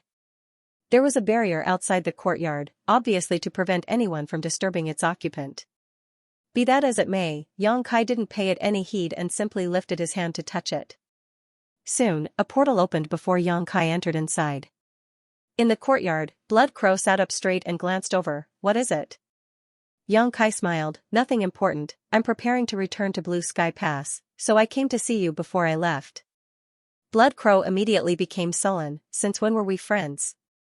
Yang Kai reached out and grabbed a few bottles of wine out of thin air before placing them on the table in front of Blood Crow. Blood Crow looked at the wine and then at Yang Kai before clicking his tongue, are you trying to make friends with me with just these few bottles? Have you forgotten what you did to me? Yang Kai placed 2 bowls, filled them with wine, and picked one up, let me ask you, do you want to drink it or not? Blood Crow remained silent for a moment before picking up a bottle, unsealing it, and then pouring it. Yang Kai didn't pay attention to this and just lifted his bowl. They didn't talk much, just kept drinking. After drinking a few bottles, Yang Kai stood up and stated in a slightly drunk manner, Brother Blood Crow, the battlefield is dangerous, and fighting alone will not guarantee your safety. All the humans here are wearing the same robe, I hope that when next I come to Yinyang Pass, I will see you again. Saying so, he waved his hand and turned to leave. Watching him disappear, Blood Crow snorted, how boring. Chapter 5126, The Void Dao Temple Translator, Sullivan and Ashish Translation Checker, Pew Pew Laser Gun Editor and Proofreader, Leo of Zion Mountain and Dale Ledger Keys. Yang Kai smoothly returned to Blue Sky Pass through the hyperspace array. When he looked up, he saw Zhong Liang waiting for him. Yang Kai quickly bowed in response. Zhong Liang raised his hand as he stated with a smile, well done, it's been hard on you these past few years. Yang Kai was stunned for a moment, but he quickly realized that Zhong Liang must have been informed of everything he had done at Yinyang Pass. It needed a massive amount of resources to travel between great passes. After all, each great pass was quite far from its neighbors, but if it was just passing on some information, it didn't cost much. The purifying black ink pills recipe and the refining method of the void Yinyang mirrors were all transmitted to other great passes from Blue Sky Pass in the form of jade slips. Yang Kai was considered a member of Blue Sky Pass, but because of the purification light, too many things were involved. If it weren't for the fact that the Black Ink clan's plan to refine the warships was too great a threat to the human race, how could Blue Sky Pass be willing to put Yang Kai in danger? When he went to the Yinyang Theater, Blue Sky Pass naturally paid attention to his movements. Almost every month, Blue Sky Pass would send a message to Yinyang Pass, inquiring about the situation. Naturally, if there was anything to report, it was reported to them without concealment. While Yang Kai was hiding in the Black Ink clan's territory, Enyang Pass hadn't received any news from him either, which made Blue Sky Pass quite anxious. When Yang Kai finally showed up, the Black Ink clan army was besieging the Great Pass, and Yang Kai needed to assist Enyang Pass's old ancestor in healing her injuries. After driving back the Black Ink clan army, Yang Kai needed to remain there to open the portals to the Universe Paradises, Universe Cave Heavens, and Sealed Worlds. Zhong Liang and the others even suspected that Enyang Pass wanted to forcibly retain Yang Kai, that they had no intention of returning him. To be honest, if Yang Kai didn't return to Blue Sky Pass soon, Zhong Liang would have personally gone to Enyang Pass and looked for Tang Qiu and the others. Fortunately, Yang Kai had returned, which finally put Zhong Liang at ease. Regarding Yang Kai's deeds in the Enyang Theater, Zhong Liang was not stingy with his praise. He immediately told him that since he had returned, he should rest well and work hard to improve his cultivation. Yang Kai naturally agreed. Zhong Liang left happily while Yang Kai returned to his residence alone. Sensing the movement of the restriction, Feng Ying and Bai Yi, who were cultivating, came out to investigate. When they saw that Yang Kai had returned, the two women were overjoyed.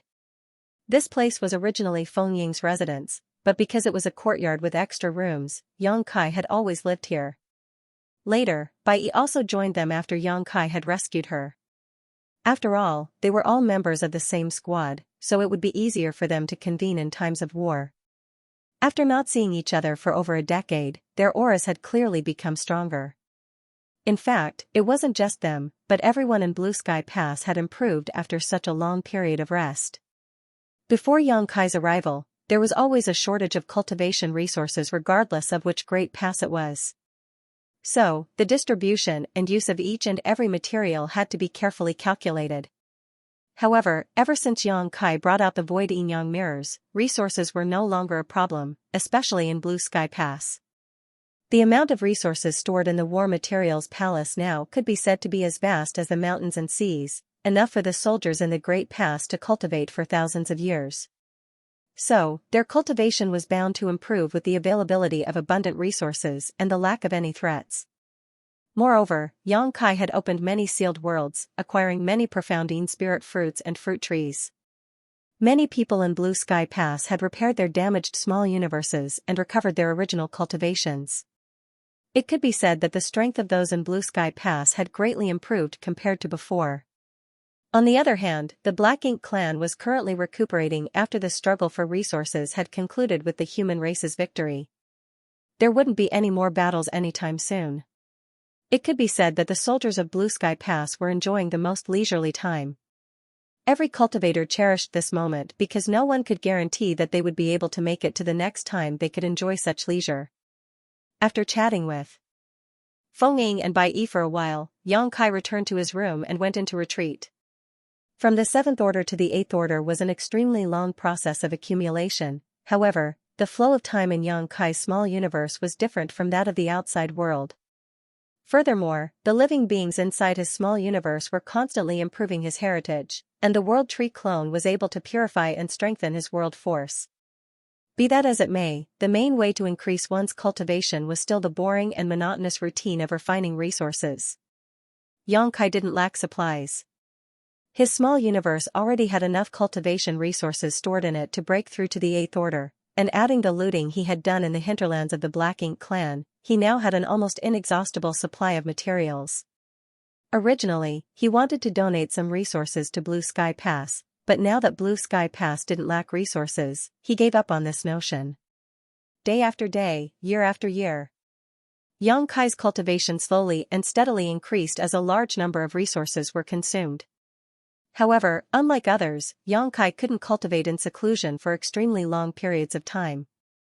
It wasn't that he was restless or anything, but some 8th Order Open Heaven Realm masters from other great passes would visit him from time to time, bringing purifying Black Ink battleships and requesting him to replenish their stock of Purification Light.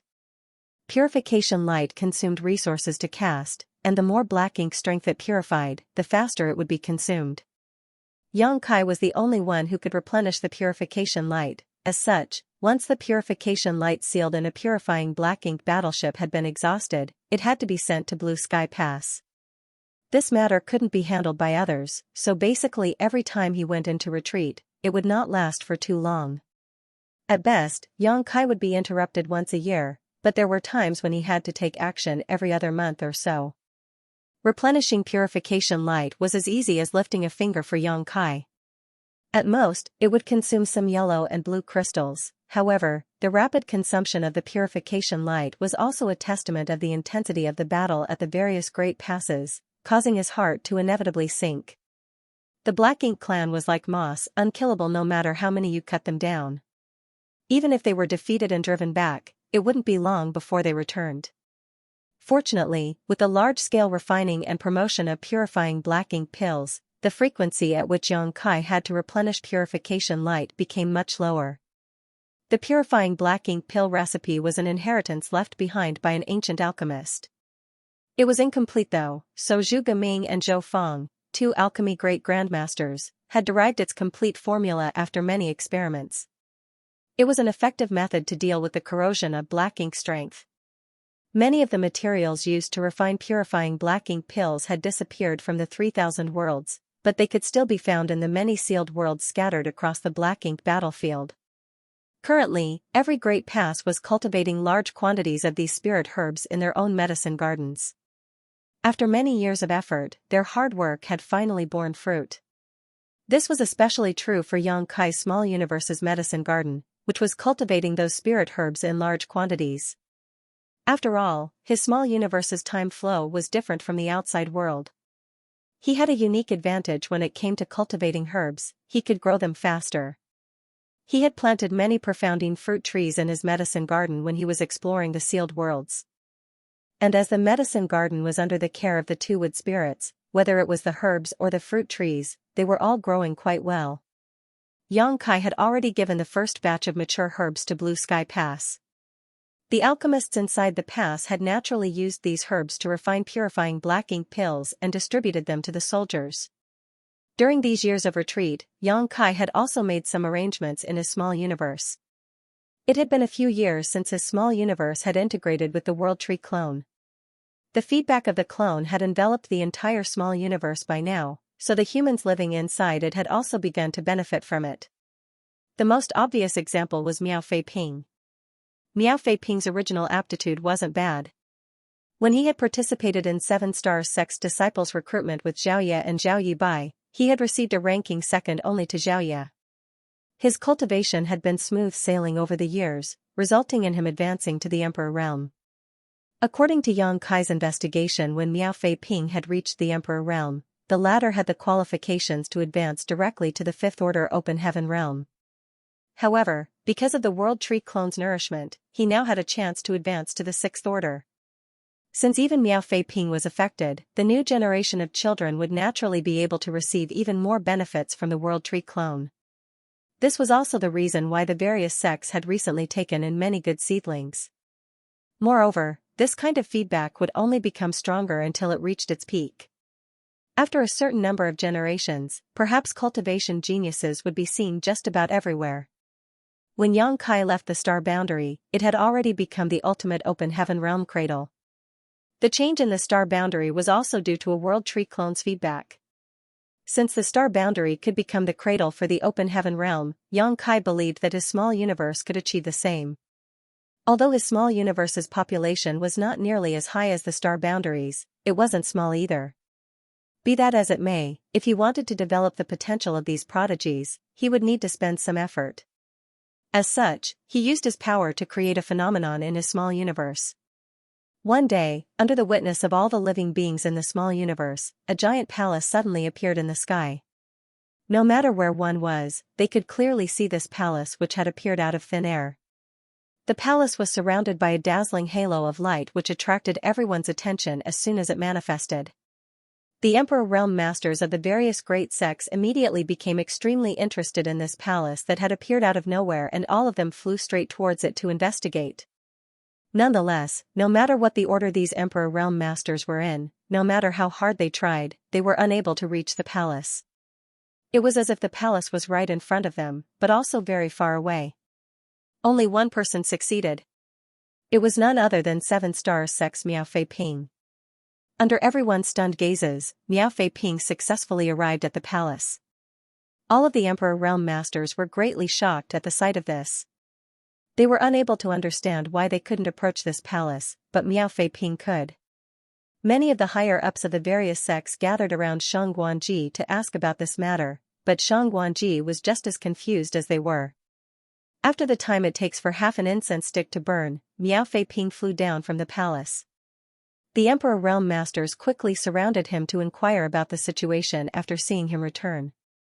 Miao Fei Ping's expression became solemn as he pondered for a moment before quenching their curiosity. This place is called the Void Dao Temple, and it is bestowed by the world itself, not created by man. Void Dao Temple. The crowd of Emperor Realm Masters were all extremely skeptical, wondering if this was all a ploy by 7-star sect. Otherwise, how could they explain that Miao Fei Ping was the only one who could reach the palace?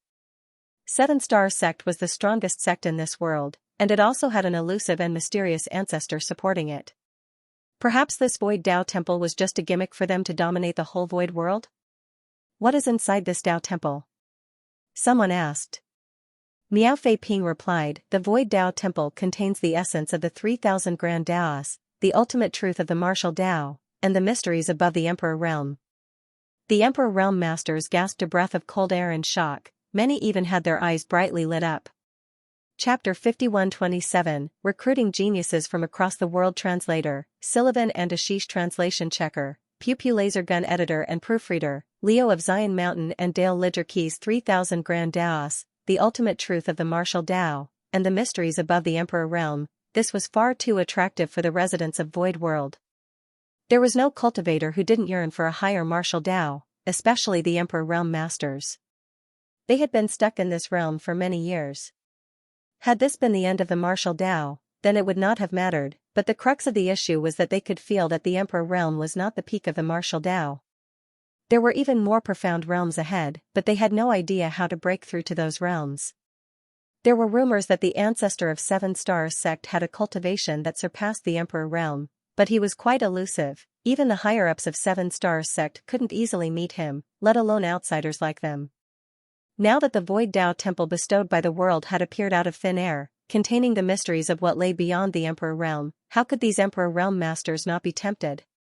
Be that as it may, they had all tried to approach it before, but no matter how hard they tried, they were unable to reach it, except for Miao Fei Ping. Elder Miao, what must we do to ascend to the Void Dao Temple? An Emperor Realm Master from another sect humbly asked. Miao Fei Ping replied, aptitude, only those with outstanding aptitude can reach the Void Dao Temple. It has nothing to do with cultivation. Immediately, someone indignantly asked, does Elder Miao mean that your aptitude is better than everyone else here? These words were undoubtedly quite revolting to everyone present. After all, everyone standing here was an Emperor Realm Master. Furthermore, all of them were extremely confident in their own aptitude.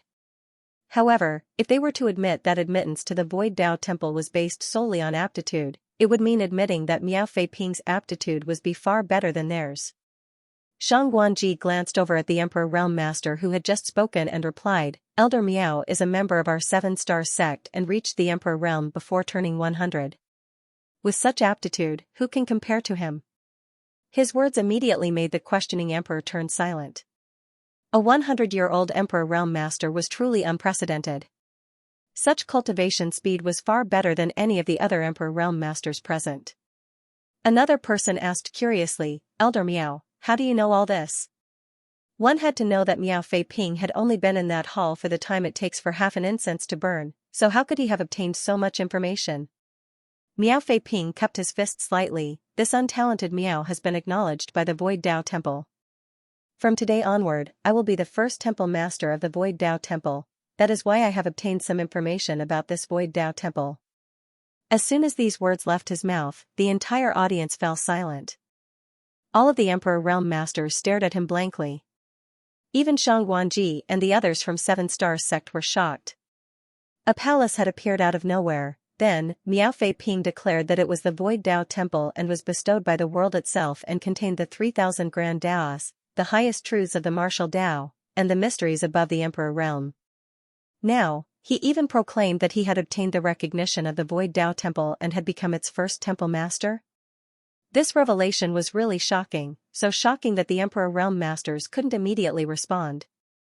After a long silence, one of the sect masters let out a hollow laugh. "Elder Miao, you said you're the first temple master. May I ask, Elder Miao, what basically is the temple master's job?" Miao Fei Ping pondered for a moment before replying, "The purpose of the Void Dao Temple is to teach the 3,000 Grand Daos. As the temple master, I am responsible for guiding the Dao Temple's disciples' cultivation." "And where will these disciples come from?" "As long as one's aptitude is sufficiently high, anyone can enter the Dao Temple to cultivate, regardless of their cultivation. Even a child who has never cultivated before may gain entrance if their aptitude is sufficient." While speaking, Miao Fei Ping cupped his fist. "Sect masters, elders, if you have any disciples with outstanding aptitude in mind, please send them to the Dao Temple. If they can pass the test of the Dao Temple, they may enter and comprehend the mysteries of the Grand Dao." The Emperor Realm sect masters and elders all looked at each other in dismay upon hearing this. Finally, one of the sect masters sneered, "In that case, this humble one understands. Void Dao Temple, I'll take my leave now." Saying so, he turned and left, followed by the Emperor Realm elders under him. With someone taking the lead, the others quickly left as well. Some even sneered before leaving, "Brother Shangguan, if 7-Star Sect wants to take in all the geniuses in the world, there's no need to use such a clumsy method. This void world is not that small, and a single 7-Star Sect cannot swallow it all. Brother Shangguan, please take care of yourself." Shangguanji slightly furrowed his brow, but didn't try to explain. Right now, he also had no idea what this was all about. He vaguely felt that this Void Dao Temple was related to the ancestor, but it was not appropriate to ask with so many people around. The sects that left first were all top sects in Void World. These sects were not weak, so they naturally regarded the strongest, 7-Star Sect, as their competitor, hoping that one day their sect's strength would surpass them and become the overlord of Void World. After listening to Miao Fei Ping's explanation, everyone thought that this Void Dao Temple was created by 7-Star Sect to attract talents from all over the world. If they let all the good seedlings be taken away by 7-Star Sect, they would not have any successors. Perhaps 7-Star Sect would really be able to dominate Void World in less than 100 years if they could accomplish this plot. Since the Emperor Realm Masters of the top sects had taken their leaves, the small and intermediate sects didn't stay any longer and quickly took their leave as well. When only the higher-ups of 7-Star Sect remained, Guan Qianxing finally spoke. "Fei Ping, this Void Dao Temple." Shangguanji immediately interrupted him, "Let us return first." Guan Qianxing understood that Shangguanji stopped him because he was afraid that someone was trying to spy on them, so he didn't ask any further. After everyone had returned to 7-Star Sect, Shangguanji finally asked Miao Fei Ping, "Is what you said about the Void Dao Temple true?" Miao Fei Ping earnestly nodded his affirmation, "It's true. I did not speak a single lie to those people." A solemn look took over Shangguanji's face. "Is this related to the ancestor?" N. It is indeed related to the ancestor. It was also ancestor who appointed me as the temple master. As soon as these words came out, all 7-Star Sect Emperor Realm Masters were thrilled. Since it was the ancestor's handiwork, there was no need to doubt or worry. Previously, Shangguanji had also suspected that the Void Dao Temple was created by the ancestor, but now he had confirmation. Why did the ancestor create this Void Dao Temple? Guan Qianxing hurriedly asked. Miao Fei Ping replied, "Ancestor intends to take many of Void World's geniuses under his tutelage and teach them about the Grand Dao." Shangguanji and the others' eyes lit up. The ancestor had long passed down the method to condense one's Dao seal to 7-Star Sect and had given them many resources to do so with. Some of them had even already begun to form their Dao seals, while Miao Fei Ping was far ahead of his peers in this regard and had even begun refining element powers. Nonetheless, the Void Dao Temple was still extremely attractive to them. How could Miao Fei Ping not know what they were thinking after seeing their reaction? He immediately added, "Just as I said before, admittance to the Void Dao Temple has nothing to do with your cultivation, only your aptitude. If your aptitude is good enough, you can easily reach it, but if your aptitude is lacking, no matter how high your cultivation is, you can never approach it." Shangguanji couldn't help but awkwardly cough at those words. He had also tried to ascend to the Void Dao Temple before, but unfortunately, he was unable to do so. In other words, his aptitude wasn't high enough to be recognized by the Dao Temple. Regardless, their ancestor had already taught them the method to form their Dao seal, so as long as they diligently cultivated, they could break through the shackles of the Emperor realm someday. Right now, the Void Dao Temple was a turning point for others. Fixing his expression, Xianxia stated, since the Void Dao Temple is ancestors' handiwork, 7-star sect will naturally cooperate unconditionally. Fei Ping, since you are the temple master and have received ancestors' favor, you must be diligent in the future. Yes. Miao Fei Ping replied respectfully. Regarding the matter of the Dao Temple, how do you want my 7-star sect to cooperate? Please give the order to all disciples to present themselves to the Dao Temple. It only takes an incense stick for those with appropriate aptitude to receive the blessing of the Dao Temple and enter it to cultivate the Grand Dao. Shang Guanji lightly nodded as a look of admiration appeared on his face, as expected of ancestors' work. If that's the case, I will arrange for it immediately. Soon, 7-star sect began moving. All of 7-star sect's disciples, regardless of their cultivation, received orders from the higher-ups to step out from their abodes or places of cultivation and present themselves to the palace in the sky for the time it takes for an incense stick to burn. The disciples didn't know why they were asked to look up and observe the floating palace, but since it was an order of the higher-ups, they just had to follow it. In any case, it was just an incense stick's worth of time, so it wasn't like it was a burdensome task. Even the Emperor Realm Masters, who had tried to ascend to the Dao Temple before, found a secluded place and secretly focused on the palace, hoping for a miracle to occur. The dozen or so giant squares in 7-star sect was soon filled with people, all of them gazing up at the Void Dao Temple. Time slowly passed. After the time it took for an incense stick to burn, a 5-colored beam suddenly descended from the palace that had been quietly floating in the sky and landed on one of the disciples. The next moment, something shocking happened. The disciple's body slowly floated up, and as the beam of light rapidly withdrew towards the Void Dao Temple, the disciple's cry rang out from midair. After the first beam of multicolored light, several more descended. Each of these beams seemed to have some kind of restraining power, taking away a disciple who was currently observing the Dao Temple. These rays of light were not all the same though. They were divided into 3 colors, 5 colors, and 7 colors.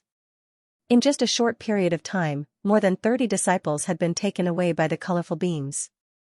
Among them, the 7-colored beams numbered the least, just 2, followed by the 5-colored and then the 3-colored beams. As for the disciples who had been taken away by the beams, all of them were excellent seedlings with outstanding aptitudes. The greater their aptitudes were, the more colorful the beam that fell on them had been. The higher-ups of 7-star sect could vaguely tell that these light beams were related to the aptitude of the disciples. The disciples who were taken away by the 7-colored beams obviously had the best aptitude, while 3-colored beams represented lower levels of talent. The ancestors' means were truly marvelous. Everyone in Void World could clearly see the strange Void Dao Temple and the commotion in 7-star sect. The Emperor Realm Masters, who had just returned to their residences, were also stunned. They had no idea what 7-star sect was up to now. There were also some who were secretly anxious. Miao Fei Ping had said that the Void Dao Temple contained the 3,000 Grand Daos, the ultimate truth of the martial Dao, and the mysteries above the Emperor Realm. Naturally, they were also looking forward to it. However, the matter of the Void Dao Temple was too strange. Many people suspected that it was 7-star sect's ploy, so for now, they wanted to get a clear picture of the situation before deciding what to do. But now, 7-star sect had already started moving. If Miao Fei Ping had told the truth, and the Void Dao Temple was really bestowed by the world, and 7-star sect would gain an advantage by acting first. 7-star sect was already the most powerful sect, and now that they had entered the Void Dao Temple before all others, everyone was worried about who would be able to compete with them in the future.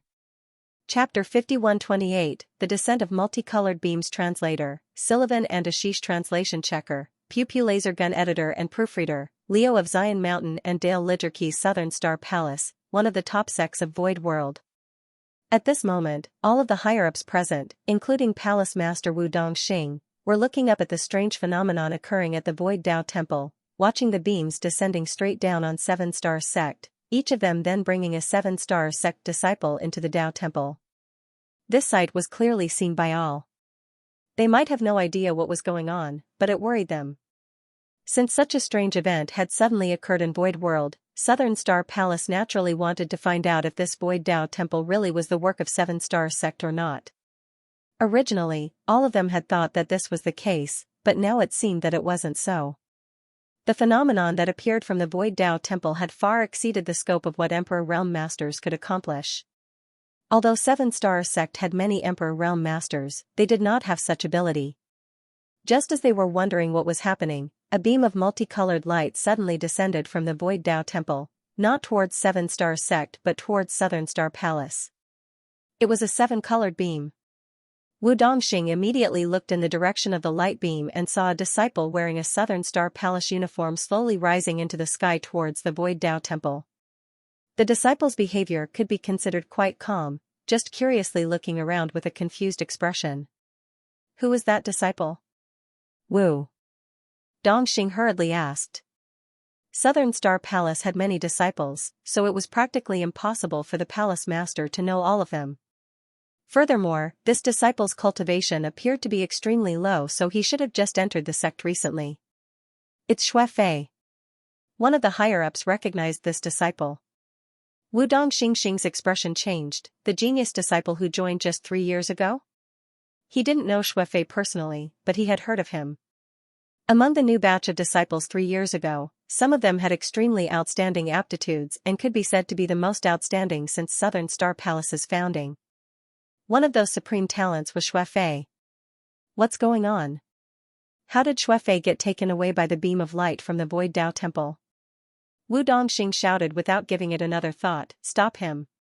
Naturally, the genius disciples of their own sect should remain with them. How could they let them be taken away by the Void Tao temple? As soon as he issued the order, the Emperor Realm Masters rose into the air, trying to pull Xue Fei out of the beam.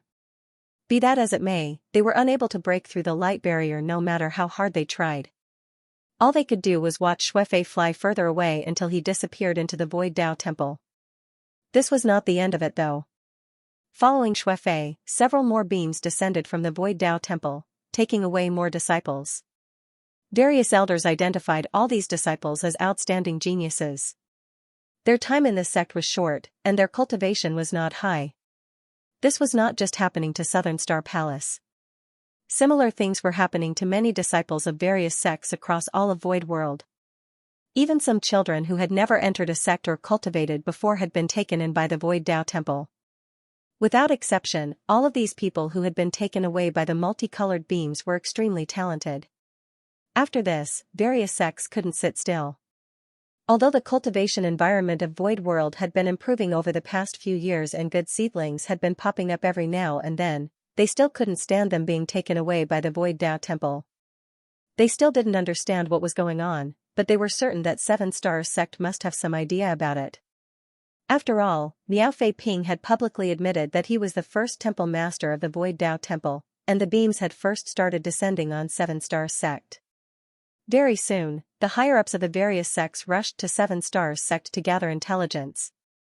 In the end, when they learned the truth that all the geniuses in the world had actually been taken by the Void Tao temple, they were all filled with resentment. While the higher-ups of various sects gathered at 7-star sect, the Void Tao temple's recruitment never stopped. From time to time, multicolored beams of light would descend and pick up a talented person from somewhere. In less than a dozen days, all the top young talents in the entire Void World had been taken away by the beams descending from the Void Tao temple. All the disciples who had been taken away all had one common attribute, and that was that their cultivation wasn't high while their aptitudes were all extraordinary. At the same time, some Emperor Realm Master of the top sects had also suddenly obtained a connection with the Void Tao temple and were chosen to serve as deacons. At the same time, they were allowed to enter the Tao temple to cultivate and guide the disciples who had been taken away by the beams. The Emperor Realm deacons who had been chosen were all a bit skeptical at first. After all, it was all too bizarre and difficult to understand. No one had told them about it in person, they just somehow felt the mysterious connection to the Void Tao temple all of a sudden, as if there was an additional mark on their bodies, allowing them to become deacons.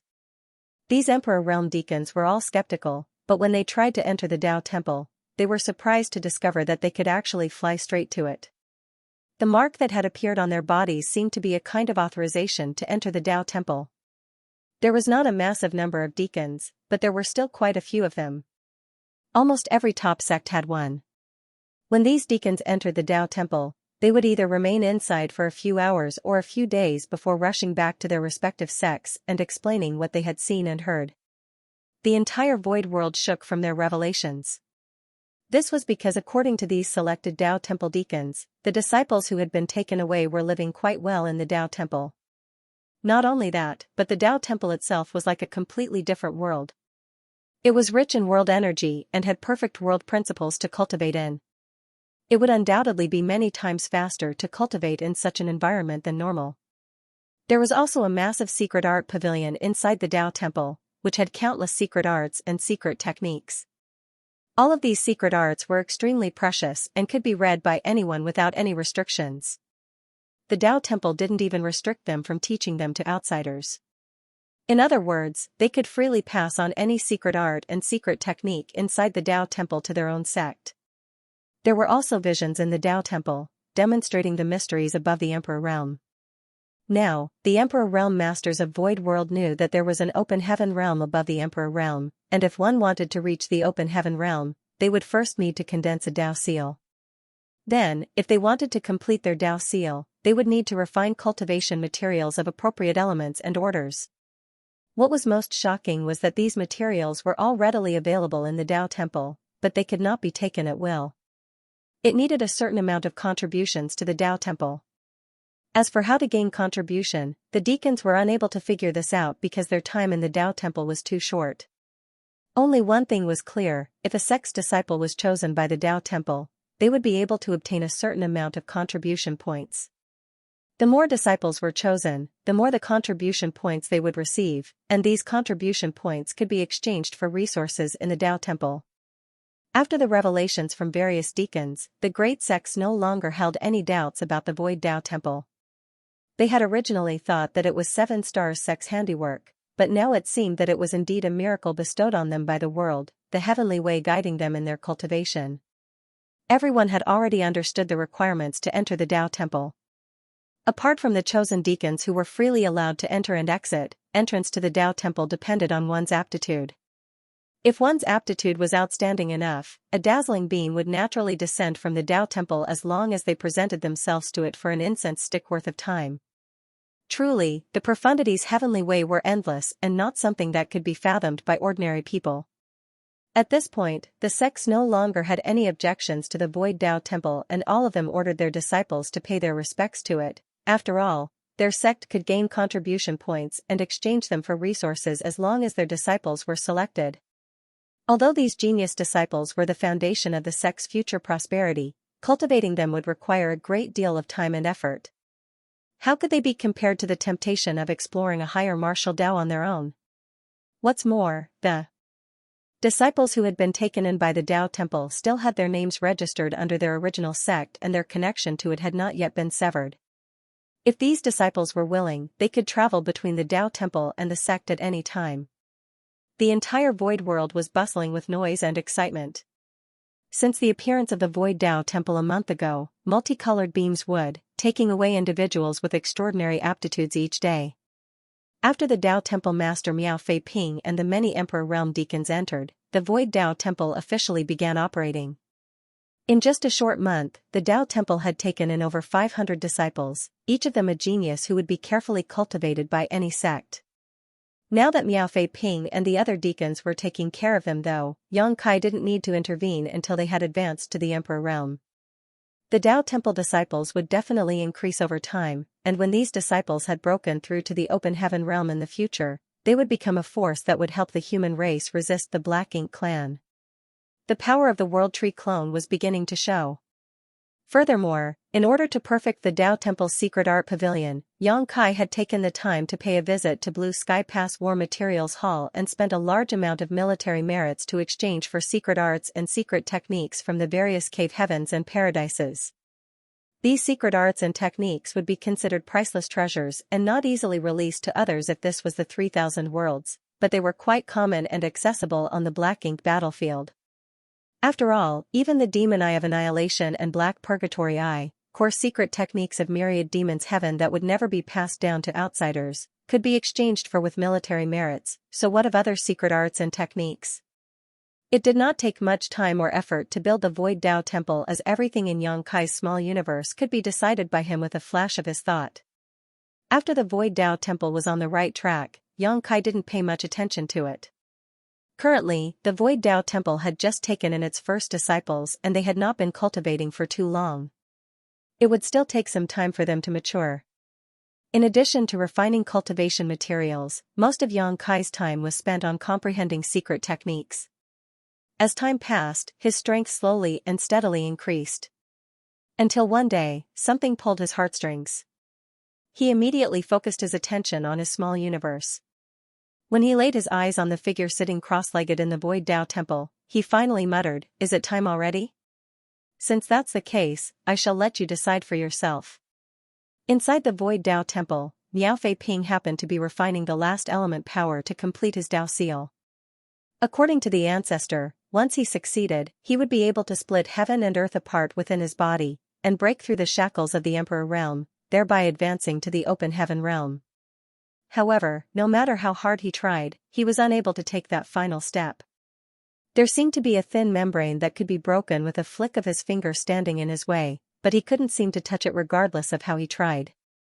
Chapter 5129, Choice Translator, Sullivan and Ashish Translation Checker, Pew Pew Laser Gun Editor and Proofreader, Leo of Zion Mountain and Dale Lidgerkeys. Miao Fei Ping's temperament was undoubtedly firm and steady, he did not falter even in this situation. Until he suddenly heard the ancestor's voice. Logically speaking, if one were to be disturbed at such a critical moment, their mind would definitely be shaken. In best-case scenario, they would suffer from cultivation dissonance, and in worst-case scenario, they might even die on the spot. Nonetheless, this did not happen to Miao Fei Ping, because at the same time the ancestor's voice was transmitted to him, a gentle force stabilized his state of mind, allowing him to avoid this calamity. Even the berserk Emperor Qi in his body calmed down. When he opened his eyes, Miao Fei Ping saw a smiling man standing in front of him. It was none other than the ancestor. Miao Fei Ping hurriedly stood up and respectfully bowed. "Disciple greets ancestor." Xianxia lightly nodded. At this moment, he was nothing more than a soul avatar, just like when he traveled his small universe all those years ago. Nonetheless, the soul avatar in Miao Fei Ping's eyes was equivalent to the arrival of the ancestor's true body. He didn't dare to show any disrespect. "It's been hard on you all these years." Only 20 years had passed in the outside world since the establishment of the Void Dao Temple, so 80 years had passed in the small universe. Over the past 80 years, the number of disciples the Void Dao Temple had accepted had reached over 2,000, each and every one of them a dragon amongst men. With Miao Fei Ping acting as the temple master, the deacons chosen by the Dao Temple all diligently guided these disciples. He had truly worked hard over these years. After all, the cultivation of these chosen disciples wasn't high. Many of them were children who had never cultivated before. Taking care of them was indeed a daunting task. There were many benefits to managing various affairs of the Dao Temple, the most direct of which was that one could obtain a fixed amount of contribution points every month, and these contribution points could be exchanged for cultivation resources in the Dao Temple, but the downside was that it delayed one's cultivation. If not for this, Miao Fei Ping would not have taken a century to finally reach this point with his aptitude. "Disciple is honored by ancestors' concern, but it was not difficult at all," Miao Fei Ping replied respectfully. Xianxia nodded his acknowledgement. "Right now, you're just a step away from the open heaven realm, but if you want to reach it, you must make a choice." "A choice?" Miao Fei Ping was puzzled. "Ancestor, please explain." Xianxia continued, "With your aptitude and current foundation, it may be a bit risky to break through to the sixth order, but the risks aren't that great. Do you know why you still haven't been able to break through even after being in a retreat for so long?" Miao Fei Ping shook his head. "Perhaps this disciple is slow-witted. Perhaps I will not be able to comprehend the fleeting opportunity to break through even if I put in all my effort. But ancestor can rest assured, this disciple will definitely redouble his efforts in cultivating so as not to disappoint you." Xianxia chuckled. "If you can be considered slow-witted, then there aren't many smart people in Void World." Miao Fei Ping humbly replied, "Ancestor is too kind. The reason you can't break through is not because your comprehension or aptitude is lacking, but because of the environment. As long as you remain in Void World, you will never be able to break through the shackles of the Emperor Realm and advance to the Open Heaven Realm. Why is that? Miao Fei Ping looked confused. Yang Kai replied, looking at him with a smile, because Void World is my small universe. Miao Fei Ping was rooted to the spot, stunned. Yang Kai continued, when Emperor Realm cultivators condense their Dao seals and gather the powers of Yin, Yang, and 5 elements, they will be able to form a small universe world inside their body, thus advancing to the Open Heaven Realm. The Open Heaven Realm is divided into 9 orders. 1st to 3rd order is the low rank, 4th to 6th order is the mid rank, 7th order and above is high rank. Low rank and mid rank Open Heaven Realm master small universes are immaterial and illusory, while high rank Open Heaven Realm master small universes are solid and tangible, just like this Void World. Every Open Heaven Realm cultivator has their own small universe, and the world force of that small universe is the foundation of the Open Heaven Realm's strength. Even if 2 people cultivate the same secret art and comprehend the same grand Tao, after they reach the Open Heaven Realm, the world force in their small universes will naturally be different. This kind of difference is unique to every Open Heaven Realm master. Other Open Heaven Realm masters might be able to refine it for their own use to increase their strength, but if the difference is too great, it will instead become impurities that destroy their foundation. If you broke through to the Open Heaven Realm inside my small universe, the world force you unconsciously release at the moment of ascension will contaminate my foundation and affect my cultivation, so I cannot allow you to break through in Void World. This can be considered a restriction of the entire Void World, do you understand? It was not that hard for Miao Fei Ping to understand, but after learning that the world he had been living in was actually the ancestor's small universe, he was still shocked and couldn't recover for a long time.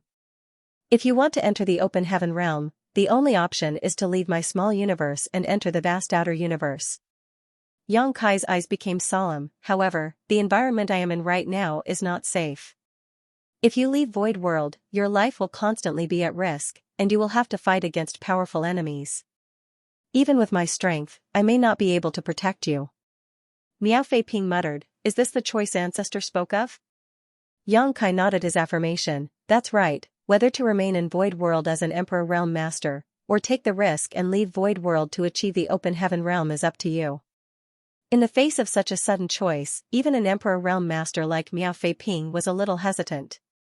Yang Kai observed his expression and lightly nodded, you can take your time and inform me after you have made a decision. Saying so, his figure gradually started to fade as he prepared to leave. Before he could go though, Miao Fei Ping suddenly raised his head and asked, Ancestor, are junior sister Xiaoye and senior brother Zhao Yi by still in Void World? Yang Kai's figure solidified again as he shook his head, they left long ago. Miao Fei Ping let out a long sigh. Although he had suspected it, it was only now that he got the confirmation. He lightly nodded his acknowledgement before asking, since junior sister Xiaoye and senior brother Zhao Yi by have long since left Void World, I assume they will advance to the Open Heaven Realm in the future? Yang Kai pondered for a moment before replying, naturally, but their situation is different from yours. They are currently in another great world, where they don't have to be worried about external threats. So, there is no need to worry.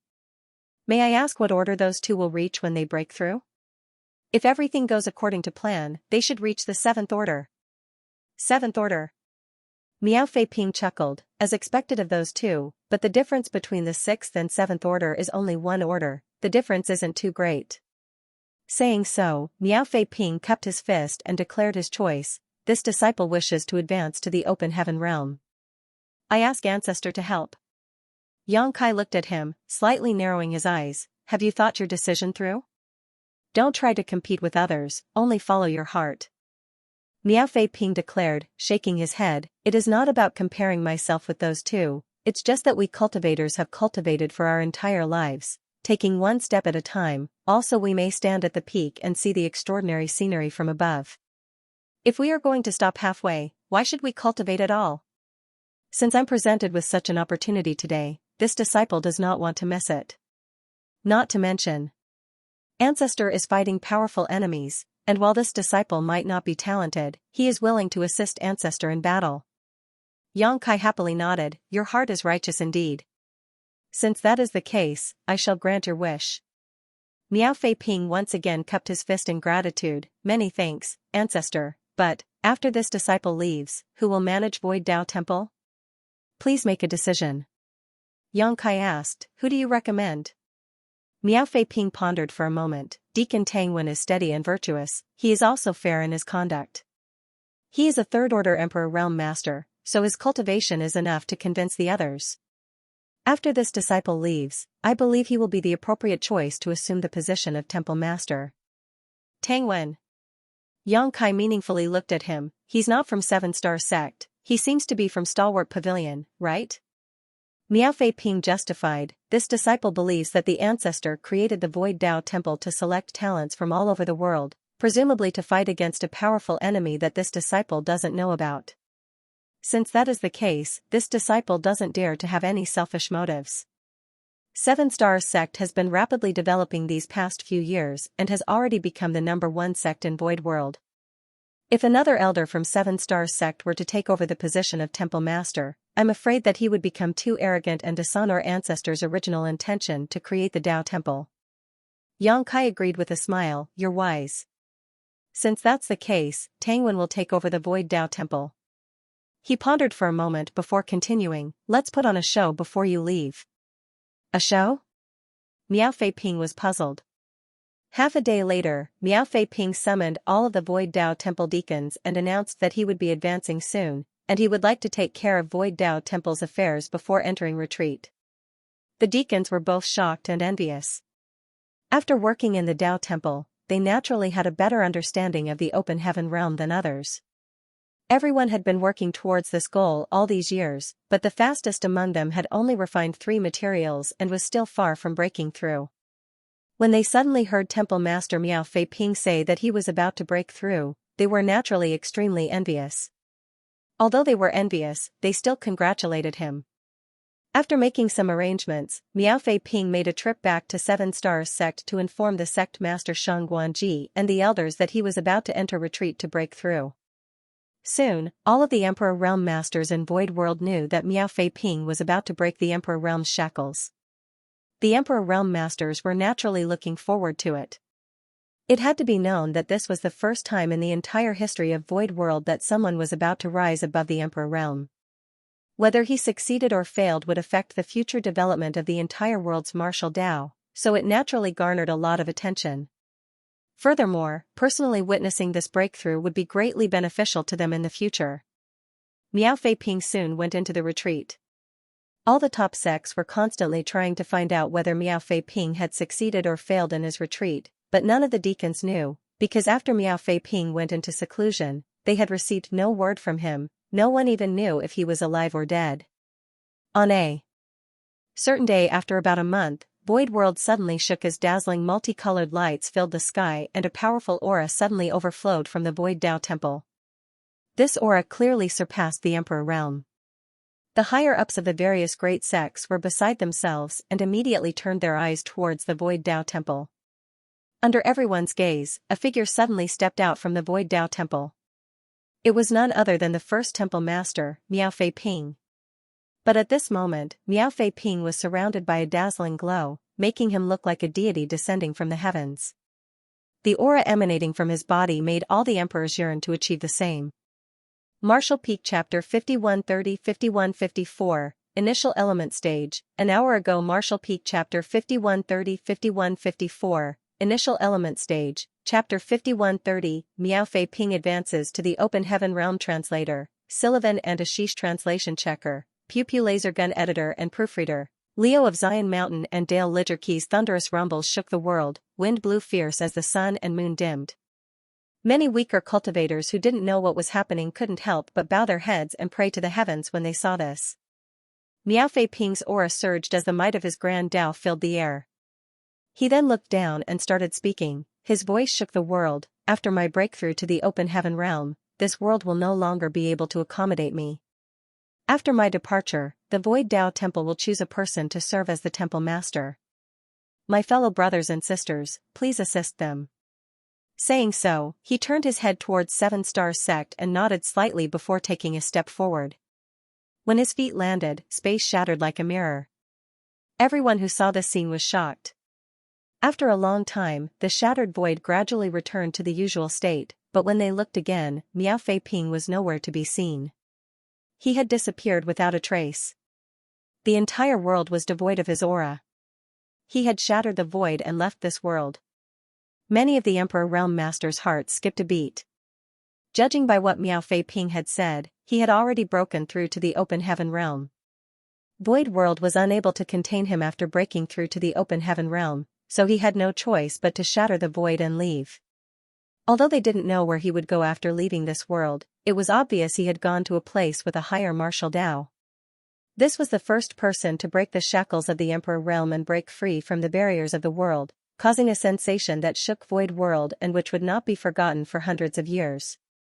At this moment, in addition to the shock brought about by Miao Fei Ping's shattering the void, the various sects and deacons were also concerned about something else. It was who was going to be the next temple master. The Void Dao Temple had only been founded 100 years ago, but all of the disciples it had taken in these past 100 years were extremely talented.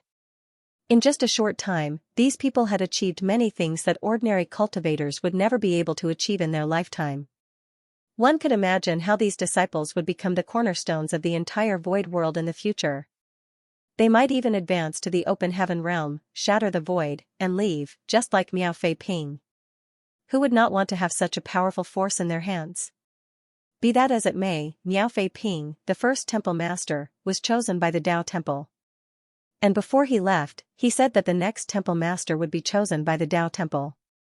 Who would be appointed as the next temple master? Many sect masters were already thinking about how to contribute so that their elders or deacons could become the next temple master. Nonetheless, their various plans and schemes were destined to be futile. As soon as Miao Fei Ping left, a beam of light descended from the Dao Temple towards one of the deacons. At the same time, all the deacons received a message. The second temple master is Tangwen. Tangwen himself hadn't expected that the position of the temple master would fall upon his head, so he couldn't help but be stunned for a moment. It wasn't until the various deacons all paid their respects to him that he reacted. Just as Miao Fei Ping had stated, Tangwen was steady and virtuous, so even though he had obtained the position of temple master, his conduct was still the same as before. He quickly raised his hand and addressed everyone, "Fellow deacons, please don't think that things will change after this, treat me like before, there is no need to be so polite. I hope everyone can help me in the future. This Tang will manage the Void Dao Temple together with all of you and will not let down the world, nor Temple Master Miao." Much to 7-Star Sect's disappointment, the second Temple Master position had actually fallen on Tangwen. Nonetheless, they felt much more at ease after thinking about the various cultivation resources that the ancestor had bestowed upon them over the years. They believed that the ancestor must have had his own reasons for doing something like this. There would be no 7-Star Sect today without the ancestor after all. So, although they were disappointed, they didn't complain and instead worked even harder to cooperate with the Void Dao Temple. The matter of the Void Dao Temple had come to an end. Miao Fei Ping's breakthrough to the open heaven realm and his act of shattering the void had been a sensation throughout the world, causing the Emperor Realm Masters to cultivate even more diligently. Everyone yearned to break through to the open heaven realm as soon as possible. At the same time, on a universe fragment outside Blue Sky Pass, Miao Fei Ping was advancing to the open heaven realm. When the Emperor Realm Masters of Void World witnessed him shatter the void and leave, they all thought he had broken through to the open heaven realm, but in reality, he was just following Yang Kai's script. He didn't know why the ancestor was doing this, but since it was a request from the ancestor, he naturally would follow it to the dot. After leaving Void World, Miao Fei Ping began his true breakthrough to the open heaven realm. His aptitude was originally only enough for him to advance to the 5th order, but because of the World Tree clone's feedback, he could now advance to the 6th order, though he had to take some risks. No one could help him break through to the open heaven realm, not even Yang Kai. The only help he could provide was some experience in breaking through to the next realm for reference. On the universe fragment, not only was Yang Kai here, but also Feng Ying and Bai Yi. They were naturally not here to watch a spectacle, but to stand guard. After all, this place was on the outskirts of Blue Sky Pass, and the Black Ink clan had been a little reckless these days.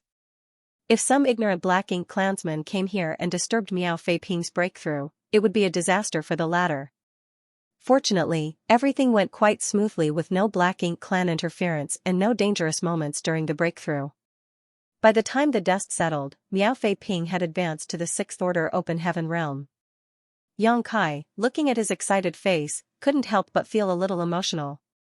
He recalled how he met Miao Fei Ping for the first time when he was just a boy. He was quite a mischievous kid who bullied Zhao Yibai and Xiaoya from time to time, relying on his age.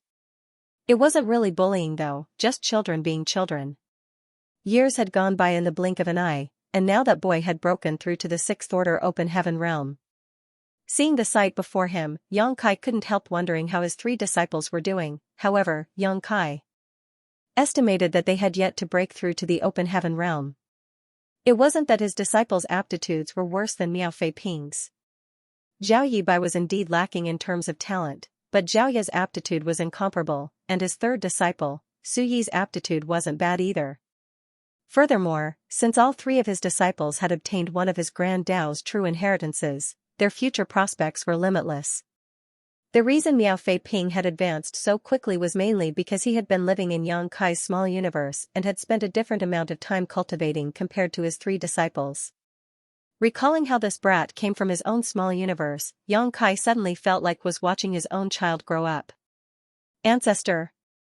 Miao Fei Ping excitedly walked over to Yang Kai, obviously unable to contain his joy at the success of his breakthrough. Disciple has not disappointed ancestors' expectations and successfully advanced to the Open Heaven realm. Yang Kai lightly nodded his acknowledgement. Advancing to the Open Heaven realm is just the beginning. You are now a Sixth Order Master, so you have a high chance of advancing to the Eighth Order in the future. However, the cultivation of the Open Heaven realm focuses on accumulating strength over a long period of time. You must not become arrogant or impatient, never try to rashly push yourself to advance. Miao Fei Ping respectfully replied, "Disciple will remember." Afterward, he turned to Feng Ying and Bai Yi and bowed, thanking, "Many thanks, martial ants, for protecting me." Feng Ying waved her hand and stated, "It was nothing, don't mind it." Bai Yi, on the other hand, had a reserved personality and simply nodded without saying anything. Feng Ying continued, "But brat, you call him ancestor, yet you call us martial ants. The seniority is a mess. You've actually lowered our status by several generations." Miao Fei Ping didn't know how to respond. Yang Kai suggested as a smile appeared on his lips, "You're right. How about this, don't call me ancestor from now on, just call me martial uncle." How can I do that?" Miao Fei Ping looked distraught. Yang Kai stated, "On this Black Ink battlefield, all humans only have one relationship, fellow comrades who share life and death. Whether it's ancestor or martial uncle, they're all just titles.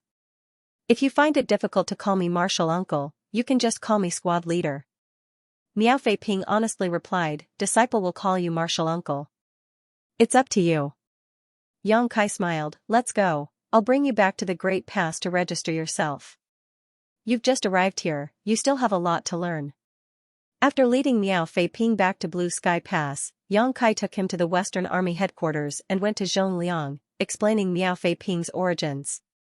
Zhongliang was already aware that Yang Kai's small universe had many humans living in it. Moreover, these army commanders were very optimistic about the future of these humans because of the existence of the World Tree clone. Be that as it may, a cultivator needed time to grow, so no one had expected to see results so quickly. Today, there was a Sixth Order Open Heaven Realm Master. Tomorrow, there would be more Sixth Order and even Seventh Order Masters. These masters would become the backbone of the resistance against the Black Ink clan. As such, Zhongliang readily registered Miao Fei Ping and issued him an identity token. Under Yang Kai's request, Miao Fei Ping was assigned to the Dawn Squad, becoming a member of the squad. Afterward, Miao Fei Ping had to find a place to live.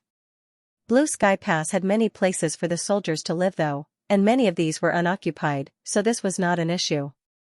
After Miao Fei Ping asked about Yang Kai's residence, he chose a place nearby, not minding anything else. In any case, he was still a newcomer. He didn't have any military merits to speak of, and because he had just advanced, he needed time and resources to consolidate his cultivation. Without military merits, he did not have anything to exchange for cultivation resources. Fortunately, Yang Kai had a lot of resources on hand, so he gave him a few and told him to go back and cultivate. Miao Fei Ping naturally didn't dare disobey his orders. On the way back, Miao Fei Ping uneasily asked, "Martial uncle, the show I put on before I left looked quite spectacular, but if someone else were to break through to the open heaven realm, wouldn't it be exposed?" Yang Kai explained with a smile, "In the current void world, who else do you think has a chance to break through to the open heaven realm besides you?"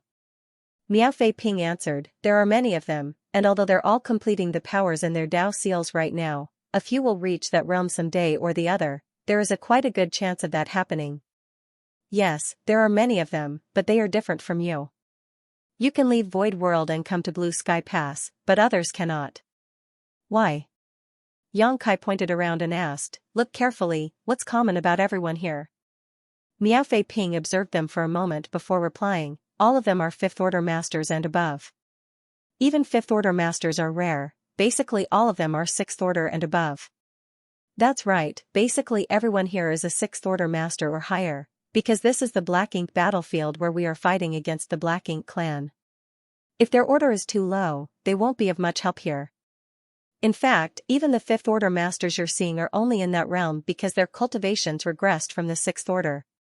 Miao Fei Ping pondered for a moment before asking, "Does Martial Uncle mean that those who cannot break through directly to the sixth order open heaven realm are not qualified to come here?" "Precisely." Disciple understands. Understanding suddenly dawned upon Miao Fei Ping. Chapter 5131, Scouting Translator, Sullivan and Ashish Translation Checker, Pew Pew Laser Gun Editor and Proofreader, Leo of Zion Mountain and Dale Lidgerke's Yang Kai had opened Void World and brought him to the Black Ink battlefield as Miao Fei Ping's aptitude was enough to advance to the sixth order open heaven realm directly. Although there were many Emperor Realm Masters in Void World, according to what he knew, there was not a single one who could refine sixth-order material except him. There were a few who could refine fifth-order materials, but they had obviously not met Yang Kai's requirements. As such, they would probably never be able to leave Void World. Only the disciples chosen by the Void Dao Temple would be able to leave Void World in the future and advance to the Open Heaven realm because all of them had outstanding aptitudes. The order of the Open Heaven realm they could reach would definitely be higher, so most of them should be able to meet Yang Kai's requirements. Miao Fei Ping's strength had greatly increased after entering the Open Heaven realm. Also, he had suddenly arrived at an unfamiliar and dangerous place like the Black Ink battlefield. He had many things he needed to learn, but the most important thing right now was to stabilize his cultivation. After parting ways with Yang Kai, he returned to his new residence and began refining resources. Recently, the Black Ink clan was a little restless. It had been almost a century since the last war between the two races concluded in the Blue Sky Theater. The Black Ink clan had recovered its strength after so many years, so obviously they were looking to start another war. The Black Ink clan was not afraid of their loss in strength, but the lives of every human was extremely precious. So, the Black Ink clan had been employing the strategy of sending an army to besiege the Great Passes as long as they had the strength to fight for countless years. Nonetheless, they failed to conquer it after so many attempts. The human race might not have many soldiers, but each and every one of them was an elite. They were able to rout the Black Ink clan every single time, relying on their warships and the unique advantages of the Great Pass. After countless cycles of offense and defense, countless millennia had gone by. Now that the war was about to begin again, Blue Sky Pass was preparing. Blue Sky Pass was bustling with the activities of the Open Heaven Realm Masters. All those who were in retreat all year round were undoubtedly preparing for war. Blue Sky Pass had no clue where and when the Black Ink clan army would strike, and it had always been like this. Mostly, the initiative of the war was in the hands of the Black Ink clan while the human race could only passively defend. Of course, there were times when the humans also attacked. For instance, the soldiers of Blue Sky Pass attacked the Black Ink clan's territory last time under the leadership of their old ancestor, which resulted in the Black Ink clan's retaliation, and a war breaking out. If it weren't for that war, Yang Kai wouldn't have been able to escape the Black Ink clan so easily and arrive at Blue Sky Pass. Another example was the recent battle at Yin Yang Pass, where the humans were the first to attack, but that was mainly to coordinate with Yang Kai's actions. Most of the time, the human race's situation was quite passive. Although they were forced into a passive position, Blue Sky Pass was still trying to gain the upper hand. At the very least, they needed to understand the timing and direction of the Black Ink Clan's attack. One squad after another was sent out to serve as scouts to investigate the movements of the Black Ink Clan army and obtain intelligence on them. In the past, Blue Sky Pass had also taken measures in a similar manner, but the scope of the scouting party's movements were limited because they didn't have the universe arrays as a safeguard. By the time they discovered something, the Black Ink Clan army would usually only be a day or two away from Blue Sky Pass. If the scouts were slow, they would be at risk of being wiped out. But now, things were different owing to the existence of the universe arrays. The scouts were able to move more freely, and their safety was guaranteed. The effective range of the universe array became the range of the scouts' movements. This way, they would be able to predict the enemy's movements and make early preparations. As a special operations squad, Dawn had many members and elites, so it was naturally the most suitable for such a mission. A year after Miao Fei Ping broke through to the open heaven realm, he received Yang Kai's summon and promptly came out to report. The over 30 members of Dawn's squad were assembled together, out of whom 6 were 7th Order Open Heaven Realm Masters, including Yang Kai, Feng Ying, and Bai Yi. Such a lineup was exemplary even considering the entire Black Ink battlefield. Under everyone's attention, Yang Kai spoke, "It's been almost a century since the last war. The Black Ink Clan is making a comeback. Dawn has received orders from the army commander to temporarily act as a scout and keep an eye on the Black Ink Clan's movements. We won't engage the Black Ink Clan army this time, we're only responsible for collecting intelligence. Nonetheless, the battlefield is full of dangers and uncertainty, so I hope everyone will remain vigilant. I expect every one of us who sorties to return alive." Everyone nodded. With everyone's morale raised high, Yang Kai nodded slightly, signaling to Feng Ying. Feng Ying stepped forward and handed out a jade bottle to each squad member. While she was distributing the pills, Yang Kai explained, "These are purifying Black Ink pills that were developed a few years ago. I believe I don't need to explain much about the effects of these pills. Everyone knows that if you are accidentally invaded by Black Ink strength, you must take this pill as soon as possible to ensure your safety. Of course, you can also use the universe transference law to return to dawning light. The purifying light can also disperse Black Ink strength, but we can't always account for sudden accidents.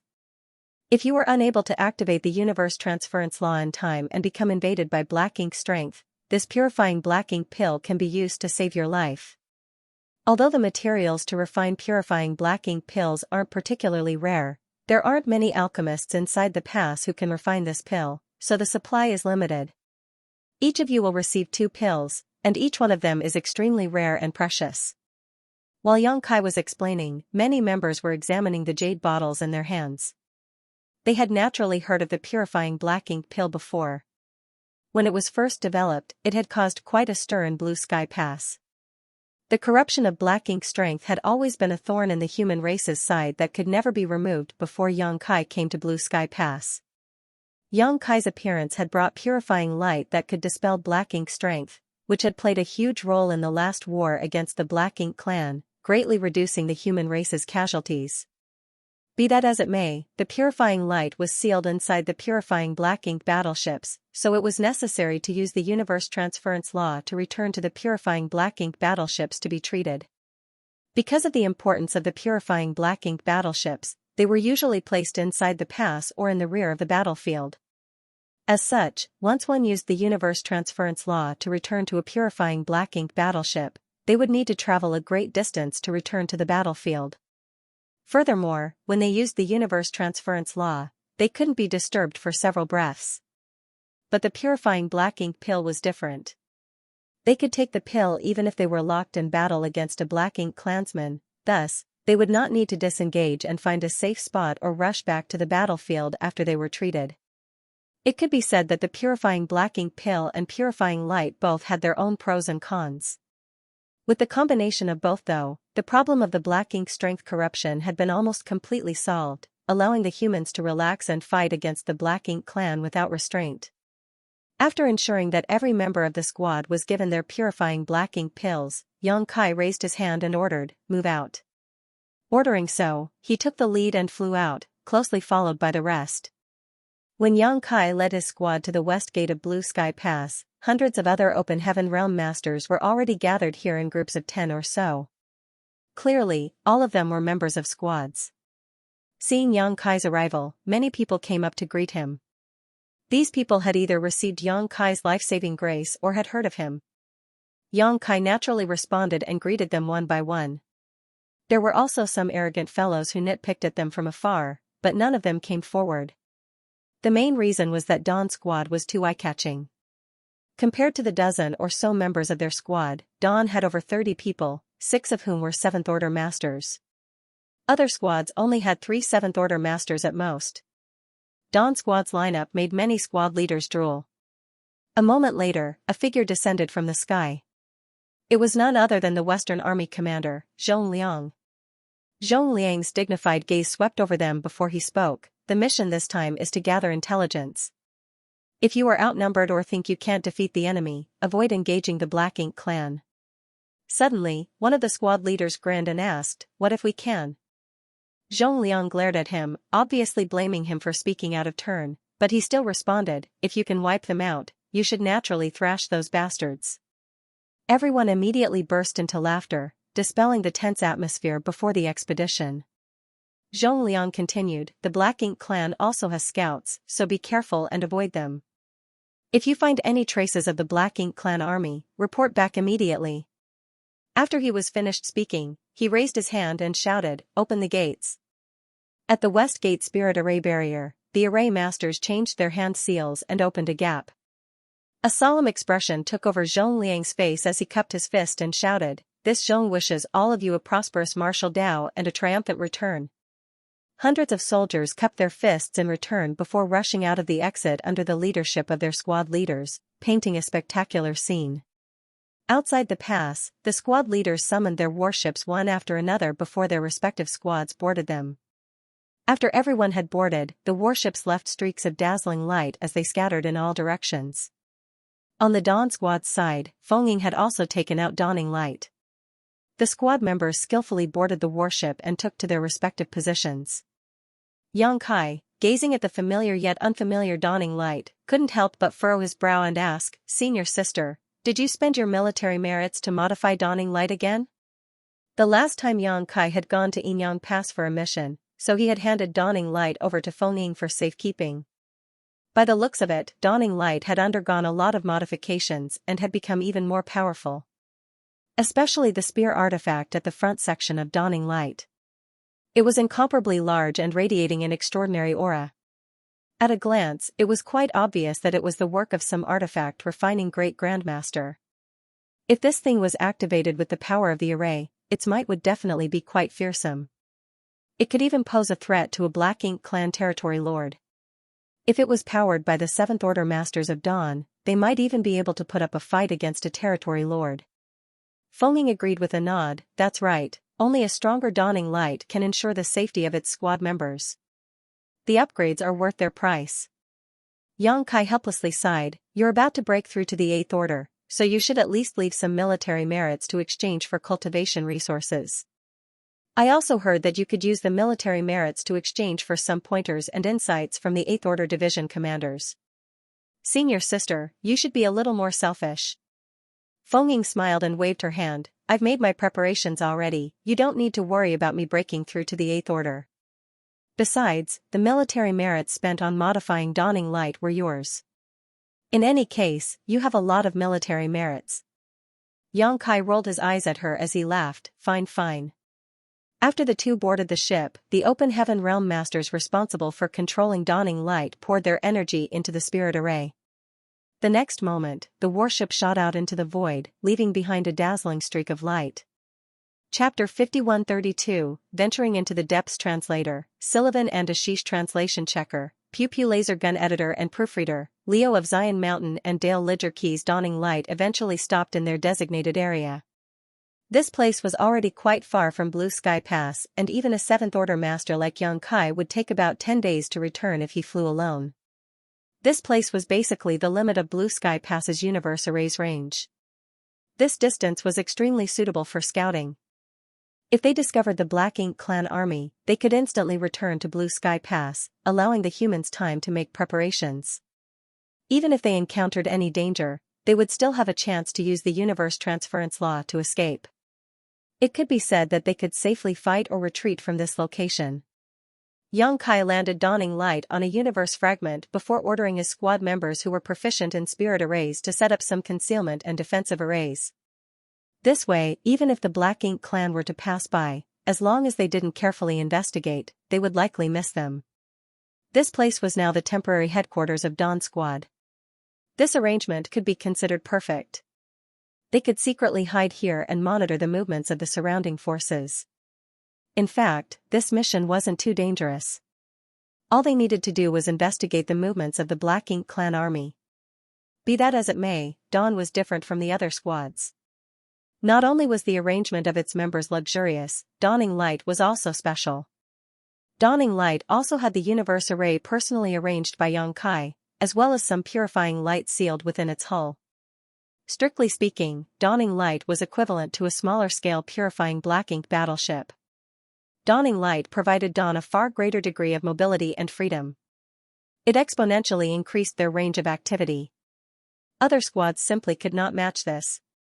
After completing some basic arrangements, Xianxia handed down a series of orders, having the 7th Order Masters in the squad to lead 2 or 3 6th Order members further in different directions. This way, if the Black Ink clan army were to mobilize in this region, they would be able to discover them sooner. No one had any objections, so the 7th Order Open Heaven Realm Masters each chose 2 or 3 aides and dispersed. Dawning Light side still needed someone to stand guard, someone powerful, so Bai was left in charge.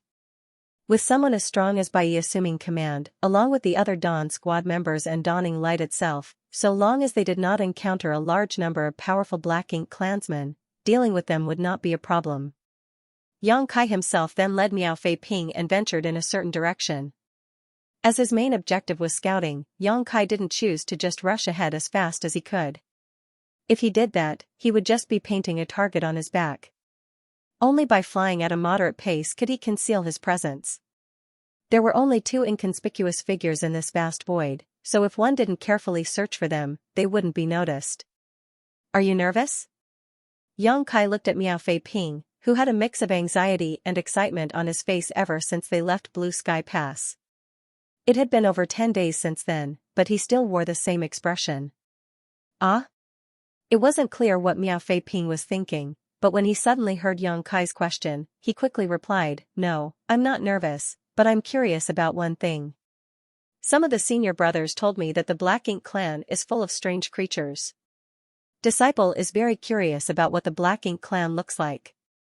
Xianxia chuckled, "Just as your senior brothers said, there are all kinds of strange creatures among the Black Ink clan." Xianxia had taken out Miao Fei Ping from his small universe to advance to the Open Heaven realm, and it had only been a year or so since then.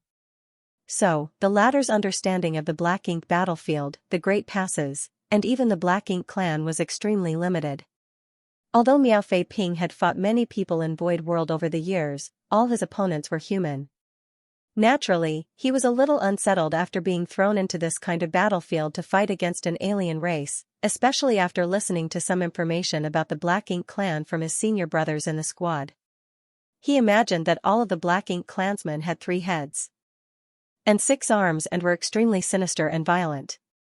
"Martial uncle," Miao Fei Ping humbly asked, "the senior brothers said that if those from the Black Ink clan and those from the human race are in the same order, the Black Ink clansmen are generally somewhat weaker than us. And the lower the cultivation, the more obvious the gap is that really so?" Xianxia slightly nodded his agreement. "The reason why there is such a difference is because the way the 2 races grow is different. Our growth is a result of many years of accumulation and hard cultivation, but the same is not true for the Black Ink clan. They are born from the Black Ink nests, and as long as they have enough resources and time, they can continue to grow endlessly. Although their growth does require a certain amount of time and experience, in general it is much shorter than the time required for the humans to grow. Essentially, they rely on external forces to increase their strength." Miao Fei Ping suddenly came to realize, then their foundation should be unstable, right? Xianxia pondered for a moment before replying, "You can think of it that way, but it's not comprehensive. The gap between the 2 races' masters in the same realm grows smaller with the increase in strength. For example, the gap between a royal lord and an old ancestor is basically non-existent, while the gap between an 8th Order Division commander and a territory lord isn't very large. Of course, if they were to fight one-on-one, any 8th Order Division commander would have the advantage over any territory lord. Miao Fei Ping became very concerned. Although that's the case, the Black Ink clan has black ink nests, and from the moment they are born, their strength is comparable to the open heaven realm masters of the human race, so how will we be able to eliminate all of them? Yang Kai asked with a smile, who told you that the Black Ink clan members are as strong as open heaven realm masters since birth? Isn't that so? Miao Fei Ping was greatly surprised. Yang Kai shook his head in response, of course not. He had more say in this matter than anyone else. After all, no one had spent as much time among the upper echelons of the Black Ink clan or had a deeper understanding of the Black Ink nests than him. The Black Ink clansmen we encounter on the battlefield are at least low-rank Black Ink clansmen. They are equivalent to our low-rank Open Heaven Realm Masters and are basically used as cannon fodder by the Black Ink clan.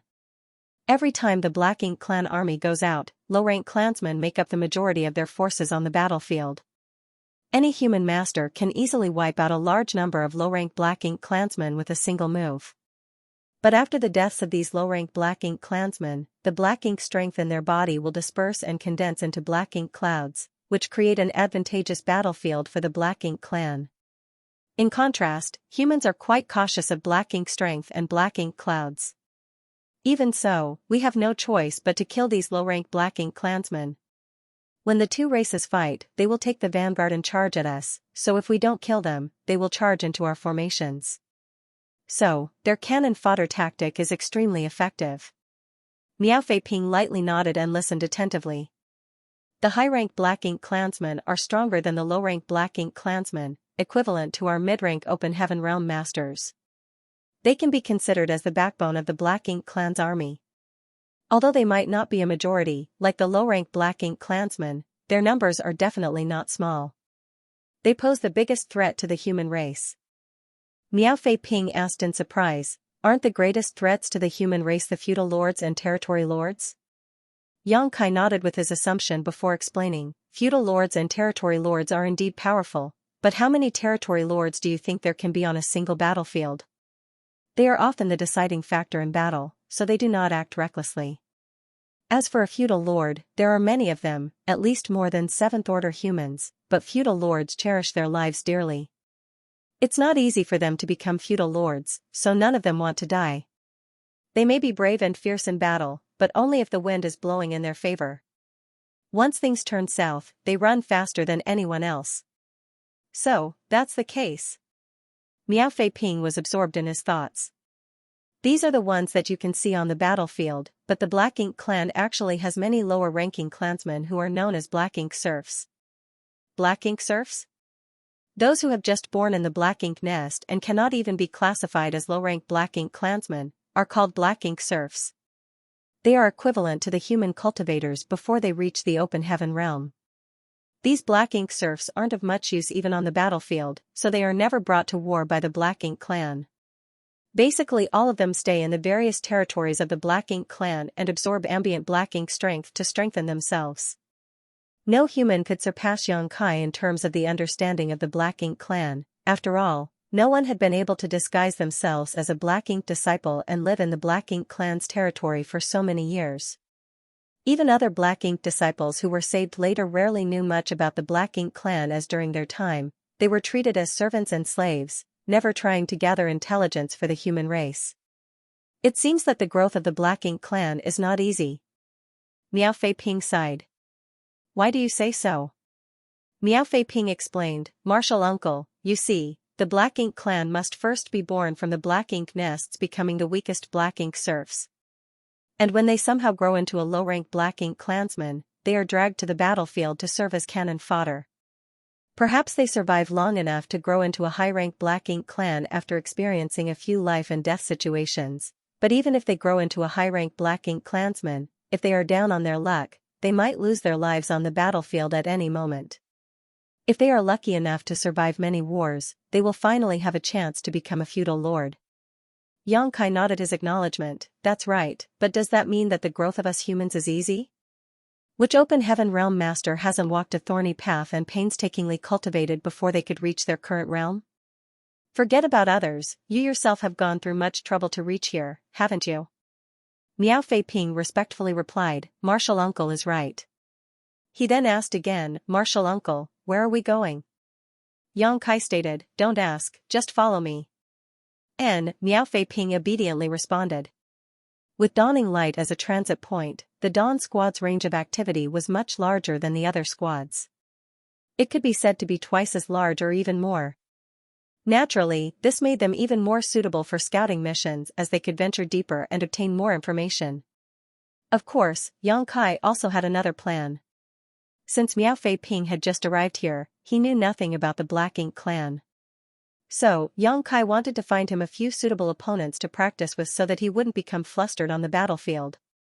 Although Miao Fei Ping would not be directly engaging the Black Ink clan owing to his 6th order cultivation, mostly remaining inside Dawning Light to power spirit arrays to kill the enemy, it did not hurt having a few exchanges with the Black Ink clan and understand their characteristics a little.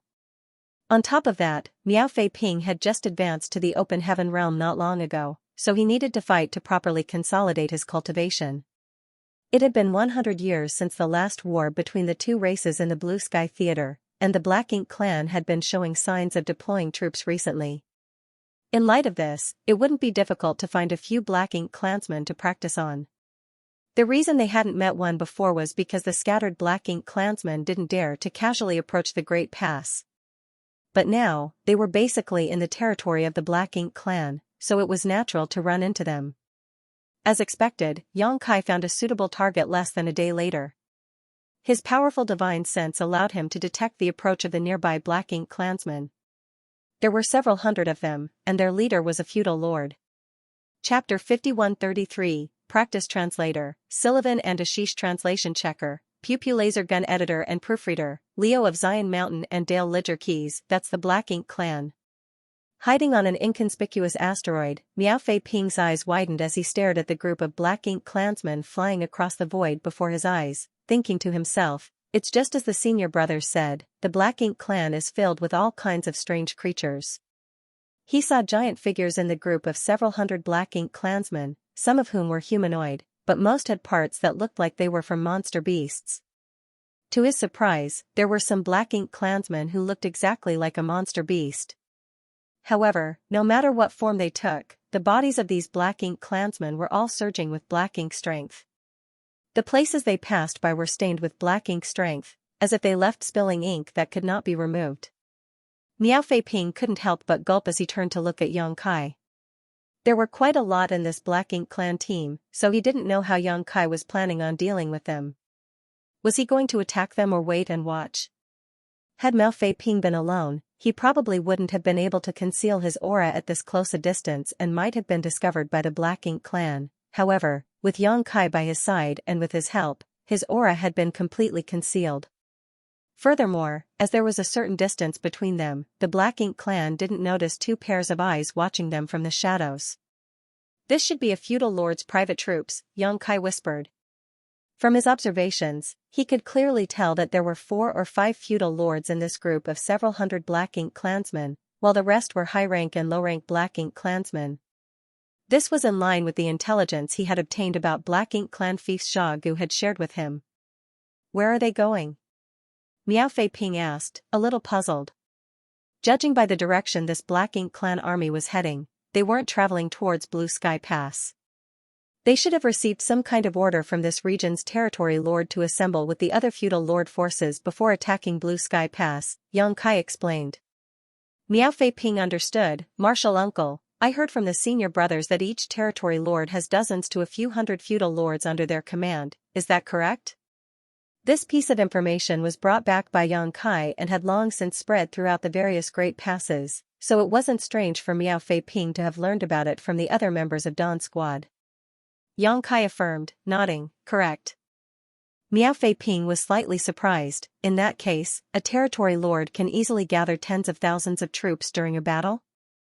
The feudal lord's troops in front of him numbered in the hundreds, so if there were 100 or 200 such troops, naturally, the total would easily surpass 10,000.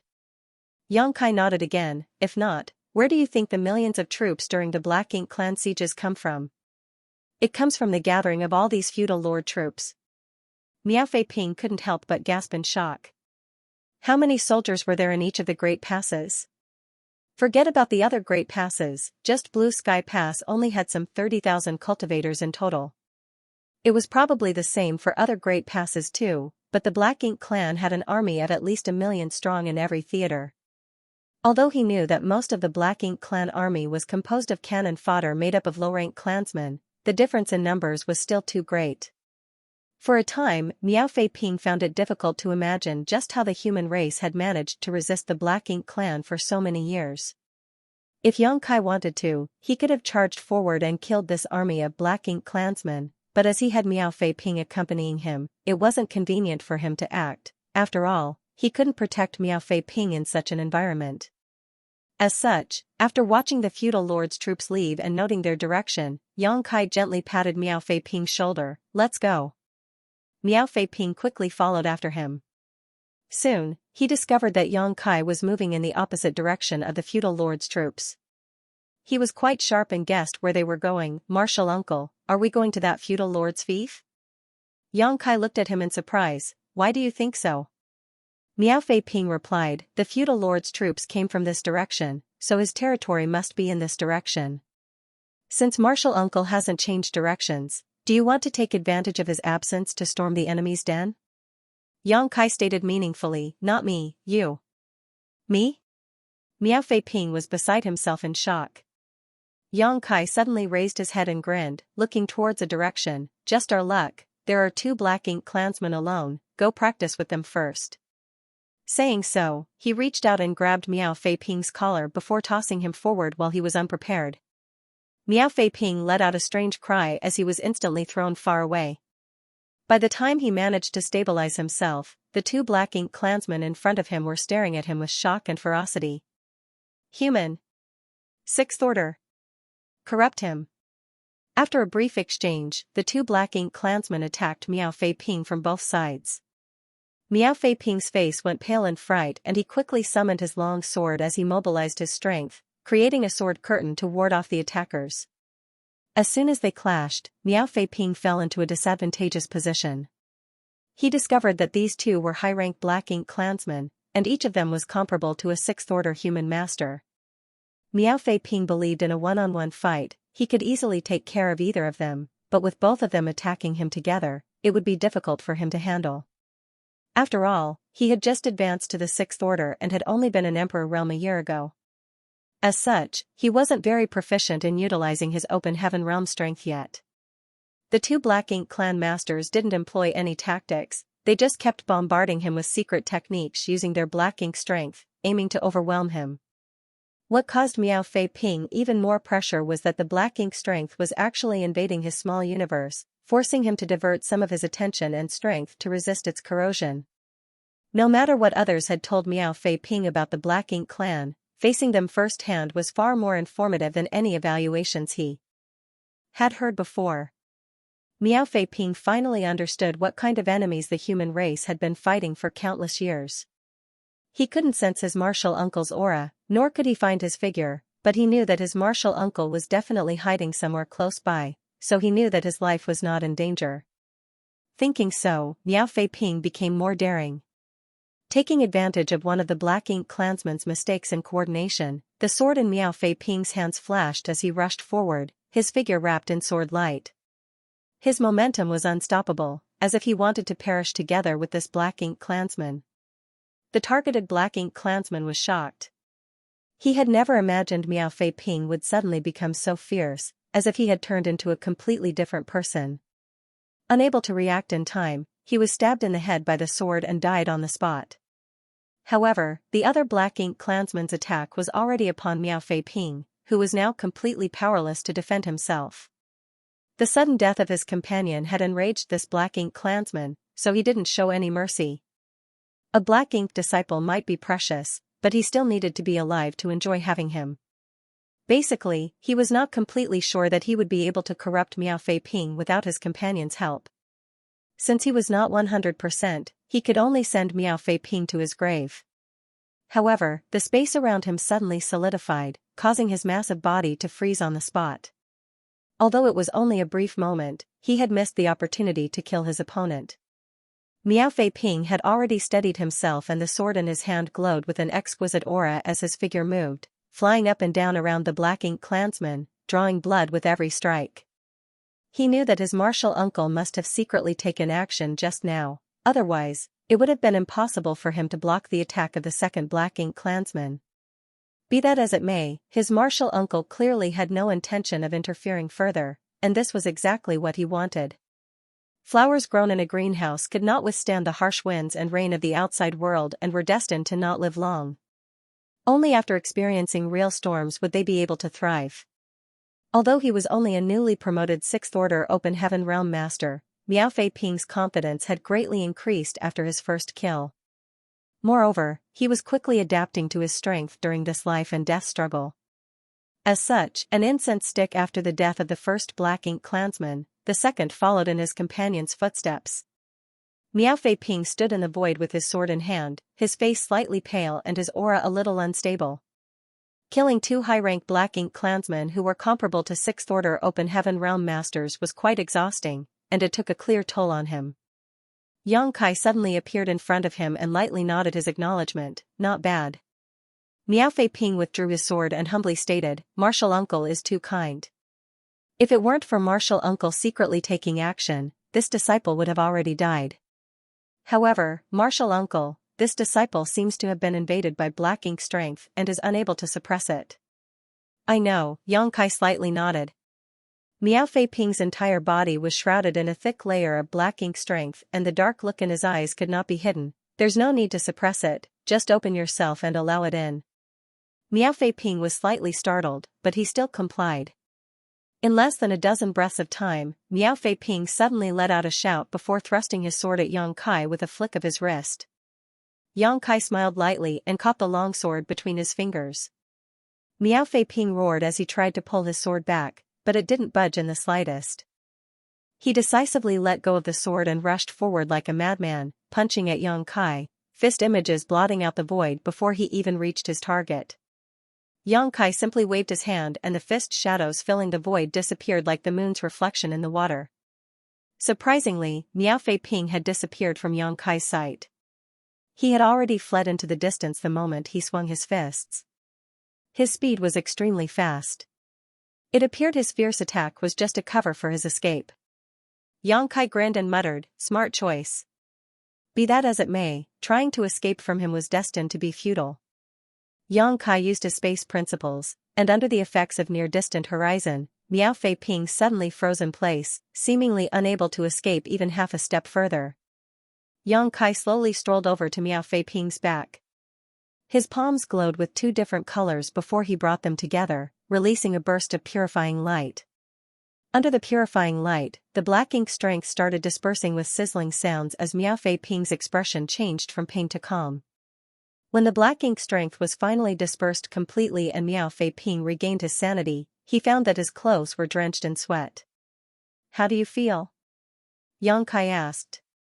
Miao Fei Ping had a look of lingering fear on his face, like I've awoken from a bad dream. Yang Kai nodded, every Black Ink disciple says so when they wake up. Remember this feeling, this is what it's like to be corrupted by Black Ink strength. In the Black Ink disciples' hearts, the Black Ink clan is supreme, the human race is nothing to them. Miao Fei Ping broke into a cold sweat, disciple will remember this lesson well. In the future, I will definitely not let myself be corrupted into a Black Ink disciple and become a slave to the Black Ink clan. Pausing for a moment, he apologized, disciple was disrespectful to martial uncle just now, please forgive me. Yang Kai waved off in response, it would have been stranger if you hadn't attacked me. Chapter 5134, Instant Kill Translator, Sullivan and Ashish Translation Checker, Pew Pew Laser Gun Editor and Proofreader, Leo of Zion Mountain and Dale Lidgerkeys. The 2 of them continued on their way. The feudal lord's fief wasn't far away. A dark and gloomy universe world appeared in Yang Kai's field of vision a day later. This universe world wasn't big, but the entire world was shrouded in a thick layer of Black Ink strength, which happened to be particularly dense in one spot. Through the obstruction, one could vaguely see a Black Ink nest standing in that direction. There were many black ink clansmen near the black ink nest. Yang Kai led Miao Fei Ping straight towards the black ink nest. Before reaching the black ink nest, Miao Fei Ping took out a purifying black ink pill and stuffed it into his mouth, holding it under his tongue so that he could crunch it at any moment, after receiving Yang Kai's signal. Although Yang Kai could cure him with purifying light, Yang Kai had his own plans. He couldn't take care of Miao Fei Ping all the time, so preparing a purifying black ink pill in advance was the better choice. Yang Kai didn't try to hide himself. He broke straight through the thick black ink clouds and crashed into the ground near the black ink nest as if he had fallen from the sky. His powerful landing sent the ground quaking. The impact caused the surrounding black ink clansmen to be blown away, while the weaker black ink serfs even suffered heavy casualties. The two feudal lords who had been guarding this fief noticed this and immediately flew out from their respective residences. These two feudal lords were not necessarily the masters of this place. The Black Ink clan might have many feudal lords, but not all of them actually had their own fiefs. At most a few dozen feudal lords had the qualifications to own their own fiefs under each territory lord. These feudal lords who owned these fiefs were undoubtedly rich and powerful. Those without fiefs would either find a place to live in the territory of some territory lord or seek refuge with those with fiefs. This way, they could become stronger using the black ink strength spilling from the black ink nest. Such a situation was common in the Black Ink clan, so a mature feudal lord's fief did not just have one feudal lord. Of course, the master of a black ink nest would always be the one who hatched it. When the two feudal lords guarding the black ink nest rushed out and spotted Yang Kai and Miao Fei Ping, they were stunned. Humans! Humans are actually here. What's going on? Although it wasn't as if the humans had never attacked the Black Ink clan's territory before, every time the humans did so they had sent a massive army, never just two of them. Therefore, when they saw Yang Kai and Miao Fei Ping, these two feudal lords worried that the human army had arrived. However, after carefully examining their surroundings, they failed to find any traces of other humans. There were just these two. The feudal lord on the left immediately shouted, "You arrogant humans, how dare you disdain us?" The one on the right was relatively quiet, but his movements were as swift as the wind. As his companion shouted, he rushed towards Yang Kai and black ink strength surrounded his giant palm as he ruthlessly slapped down. Miao Fei Ping hurriedly dodged. Although he had killed two high-rank black ink clansmen, he knew that this kind of battle was not something he could interfere with. After fleeing 1,000 meters, when Miao Fei Ping looked back, what he saw next shook him to the core. He saw his martial uncle holding a spear in one hand, while its other end was stabbed into the feudal lord's head. The imposing feudal lord happened to be completely stiff and a look of disbelief had blanketed his face. With a flick of his spear, the feudal lord's head exploded into mist as his massive body fell to the ground, blood gushing out from his severed neck like a fountain. An instant kill. Miao Fei Ping couldn't believe his eyes. A feudal lord had been instantly slain by his martial uncle. He didn't even notice his martial uncle using some mighty secret technique, as if just a casual spear thrust had deprived the Black Ink clansman of his life. The feudal lord, who he thought was strong and imposing, was as weak as a chicken in front of his martial uncle.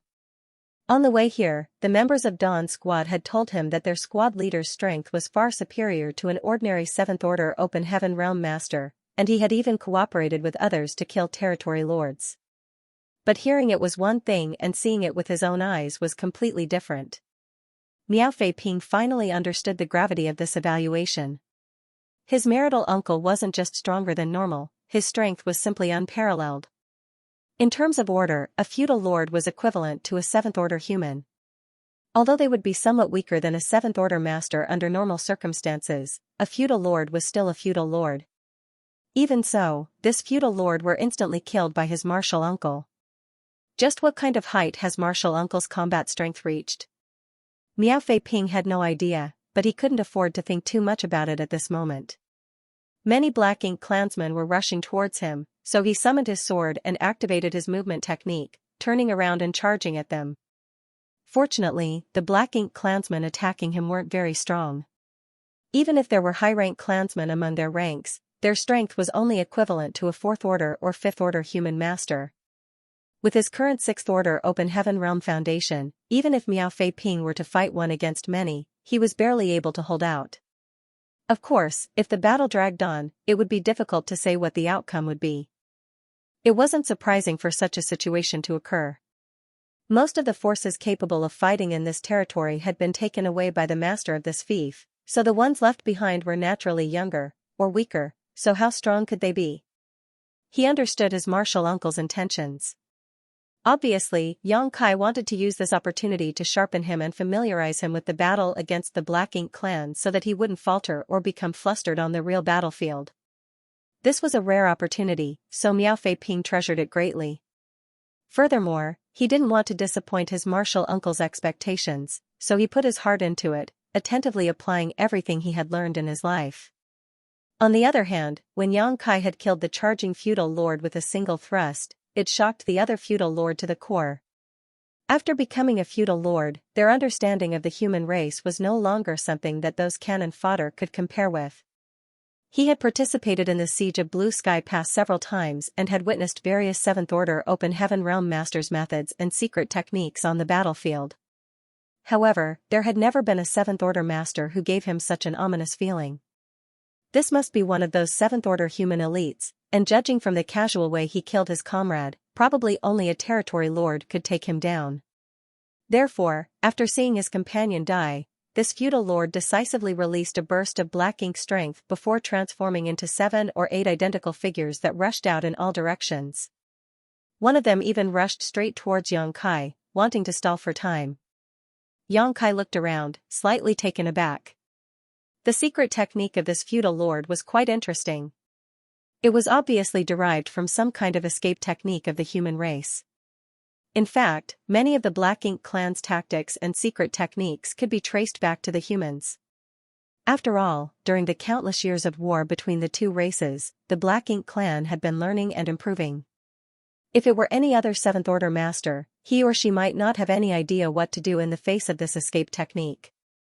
But unfortunately, this kind of trick was useless against Xianxia. With a flick of his spear, Xianxia dispersed the figure that was pouncing towards him.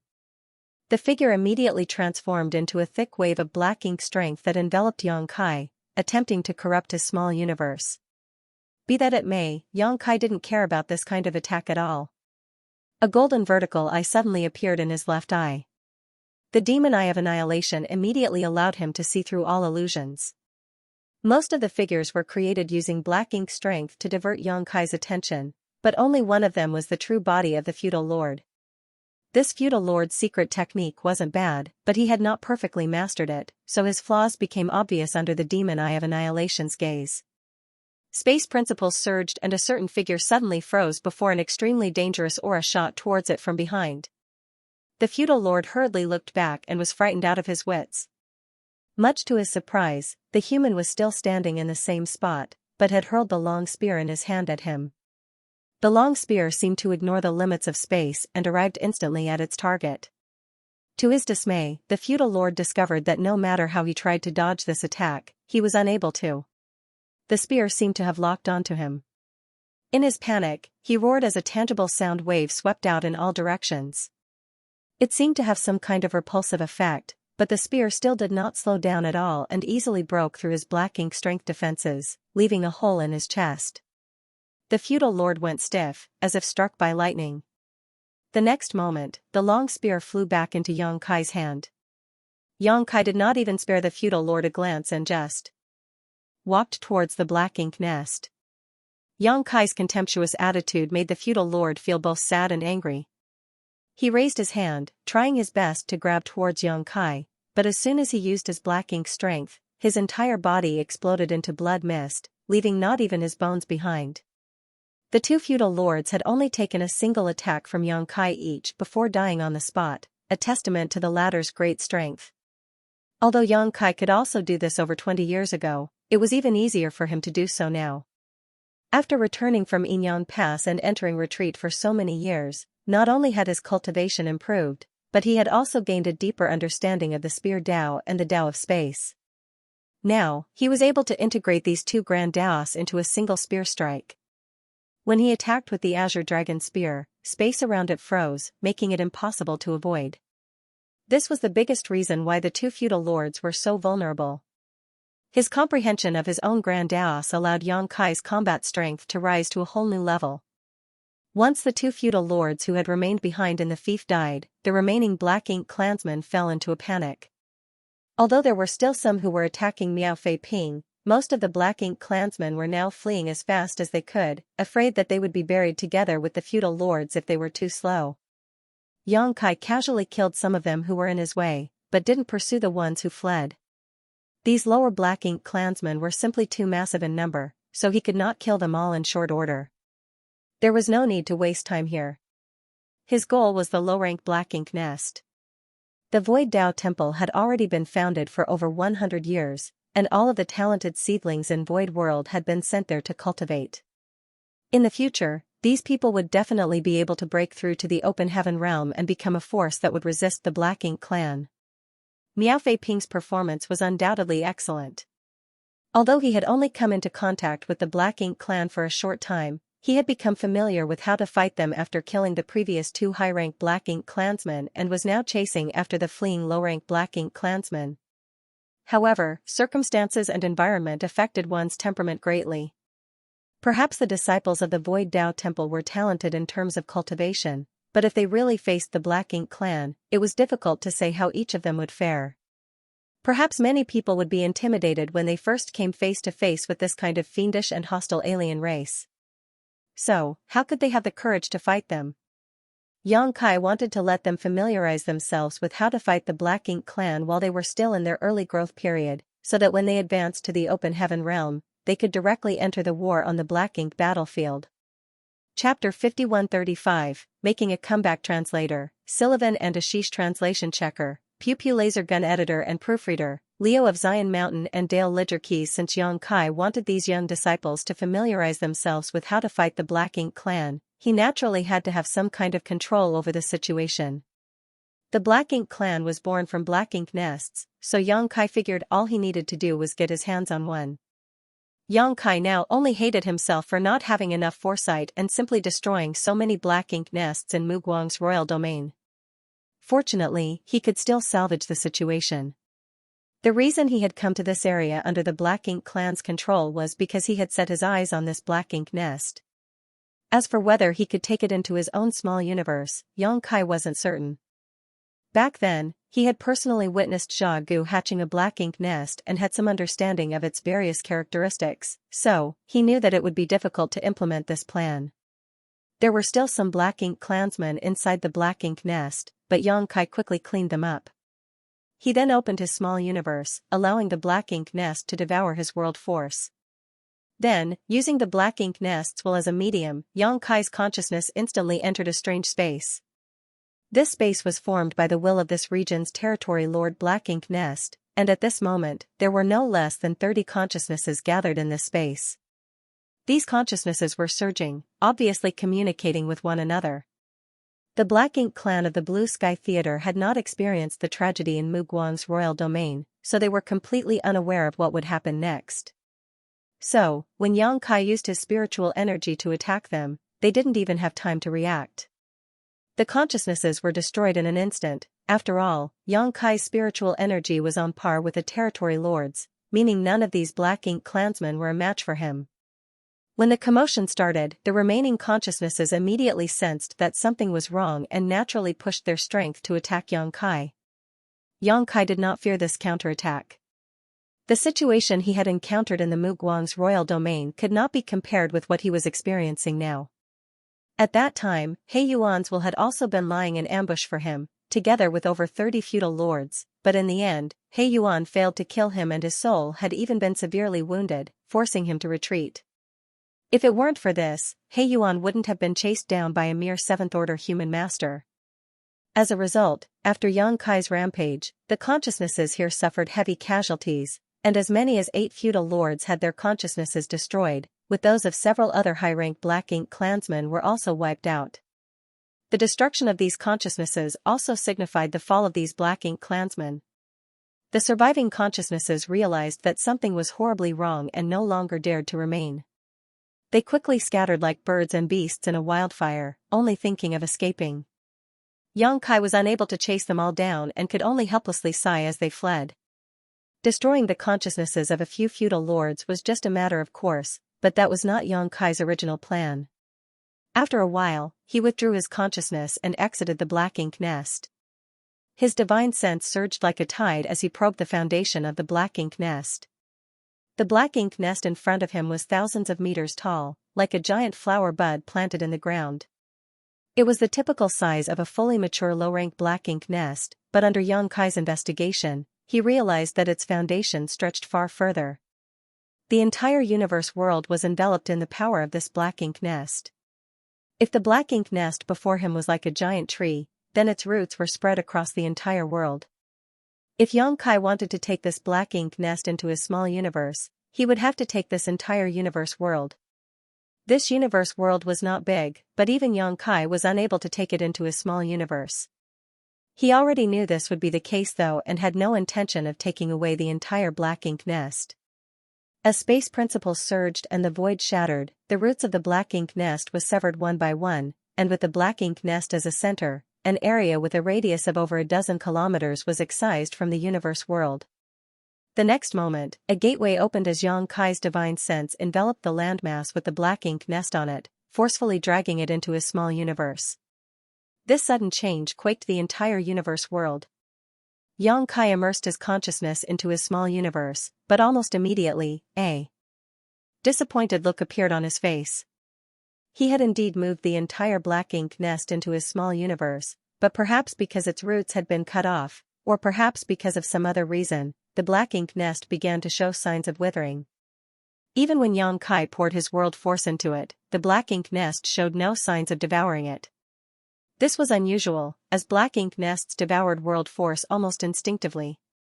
The world force was a powerful tonic for the black ink nest, but since it was not even devouring a bit of world force, it undoubtedly meant that it had ceased functioning and was doomed to die. In fact, after the entire black ink nest was pulled into his small universe by Xianxia, it started collapsing at a speed visible to the naked eye. In less than the time one takes to drink half a cup of tea, it completely withered. This situation caused Xianxia to frown. It seemed that taking a black ink nest wasn't going to be an easy task. But if he could obtain an unhatched black ink nest, he might be able to hatch it in his small universe. There wouldn't be any problems then. Be that as it may, unhatched black ink nests were extremely precious even to the black ink clan, so how could Xianxia obtain one?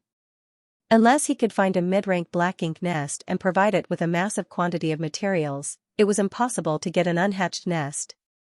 However, this place was not Muguan's royal domain, so searching for and entering a mid-rank black ink nest would be extremely risky. The reason Xianxia had been able to stir up so much chaos in Muguan's royal domain last time was firstly because the bulk of the Black Ink clan army was engaged in battle with the human army, and secondly, the Yinyang Pass old ancestor had made a move and forced all the remaining territory lords who had stayed behind to rush to the royal lord's aid, leaving just He Yuan to deal with Xianxia. Once Xianxia heavily damaged He Yuan's soul, he basically had free reign. The right time, right place, and right conditions made it possible for Xianxia to act so recklessly in Muguan's royal domain without anyone to stop him. If even one point was different, he would not have been able to act so brazenly. Even so, in the end, he was unable to destroy more than 10 mid-rank Black Ink nest. In the Blue Sky Theater, the Black Ink clan army was currently gathering, so there were definitely territory lords guarding this place. If Xianxia tried to wreak havoc, he would attract the attention of those territory lords. Not many territory lords needed to take action, just 2 would be enough to threaten him. Once 2 territory lords came at him, even if Xianxia was proficient in the Tao of space, he might not be able to escape unscathed. Xianxia could not bear such a risk, therefore, he didn't insist on sticking to his plan of plundering a Black Ink nest after this attempt failed. There was still time before the young talents in his small universe matured, so he was in no rush for now. It wouldn't be too late to think of a solution later. Miao Fei Ping had already returned with his body covered in multiple wounds. Apparently, he had killed many Black Ink clansmen in this short period of time. His appearance might have been miserable, but he was still filled with zeal and vigor. Furthermore, because of the purifying Black Ink pill, he didn't have to worry about being corrupted by Black Ink strength for a short time. Martial uncle, since the Black Ink clan has fled, should we pursue them? Miao Fei Ping asked eagerly. Obviously, he still did not have enough of the slaughter.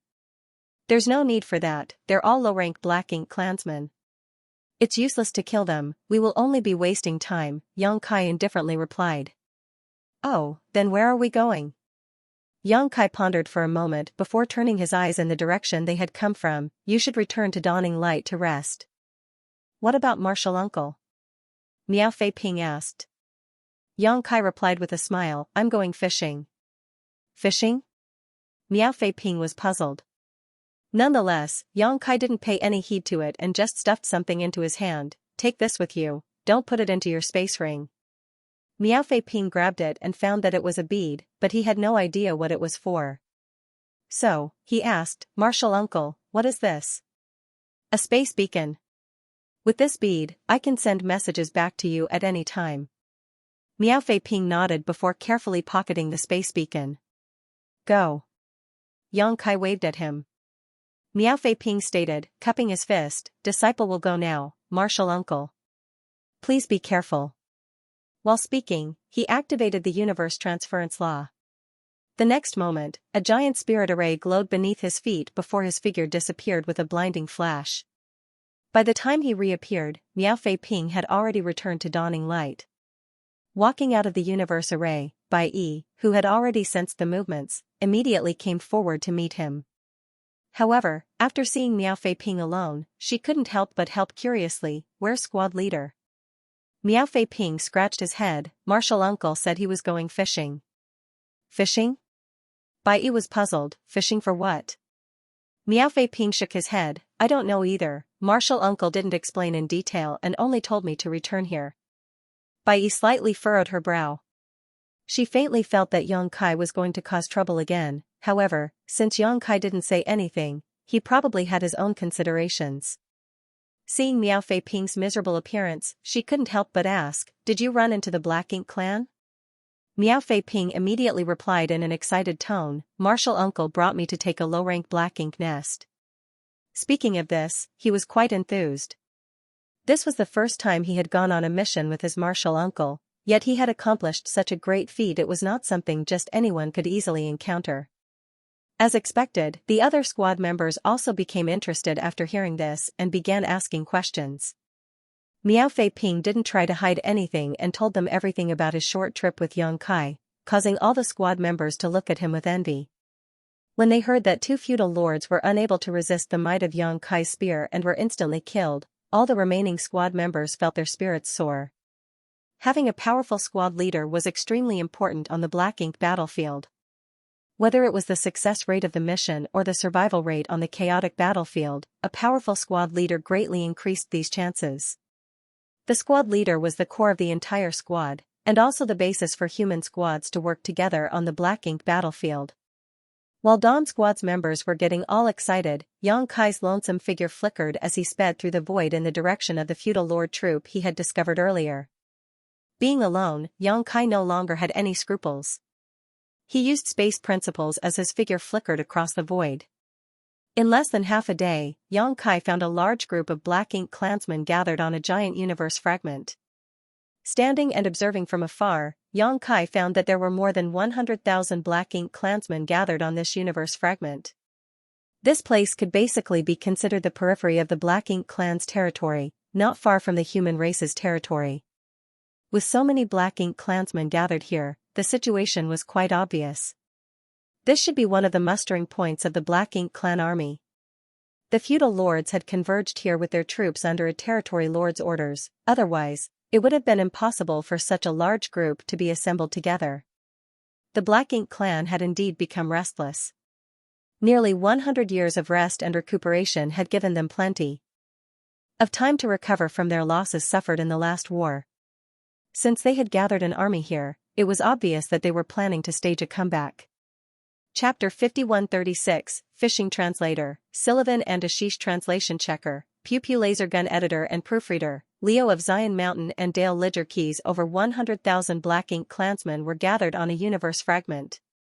It was quite a magnificent sight. Not only that, but Black Ink clansmen kept coming from all directions in groups of hundreds to thousands. Obviously, each group was a feudal lord leading his troops. There was no doubt that this place was one of the rally points of the Black Ink Clan army. And judging by the scale of the Black Ink Clan army in front of him, it was definitely gathered under the command of several territory lords. In fact, Yang Kai could faintly sense that there were at least 5 territory lords in this army even from this distance. Of course, this was not the entirety of the Black Ink Clan army. Armies were definitely being gathered at other places even now. Every time the Black Ink Clan attacked, it had millions of soldiers in its army. If they didn't have so many, the humans wouldn't have to fight so hard. As a scout, Yang Kai naturally carried out his mission faithfully.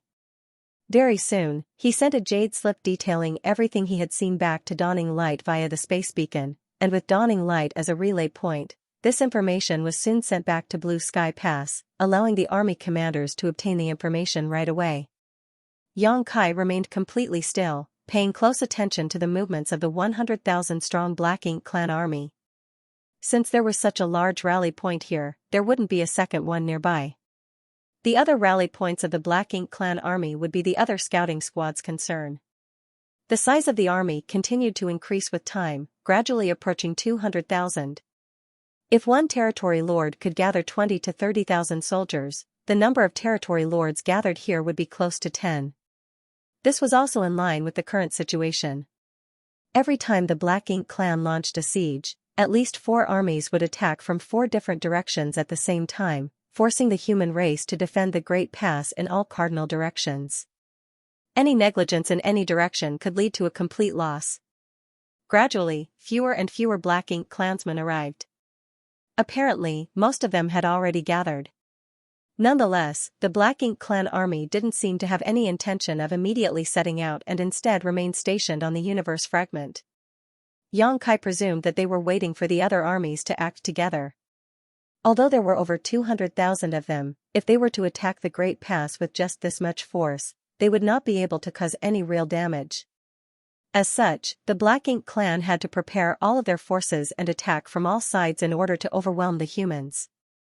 After sending the last message to Dawning Light, Yang Kai flew out of his hiding place, heading straight for the universe fragment. After observing for some time, Yang Kai concluded that the size of the Black Ink Clan army at this rally point wouldn't increase much further. Presumably, it wouldn't be long before they attacked Blue Sky Pass, hence, there was no need to continue observing.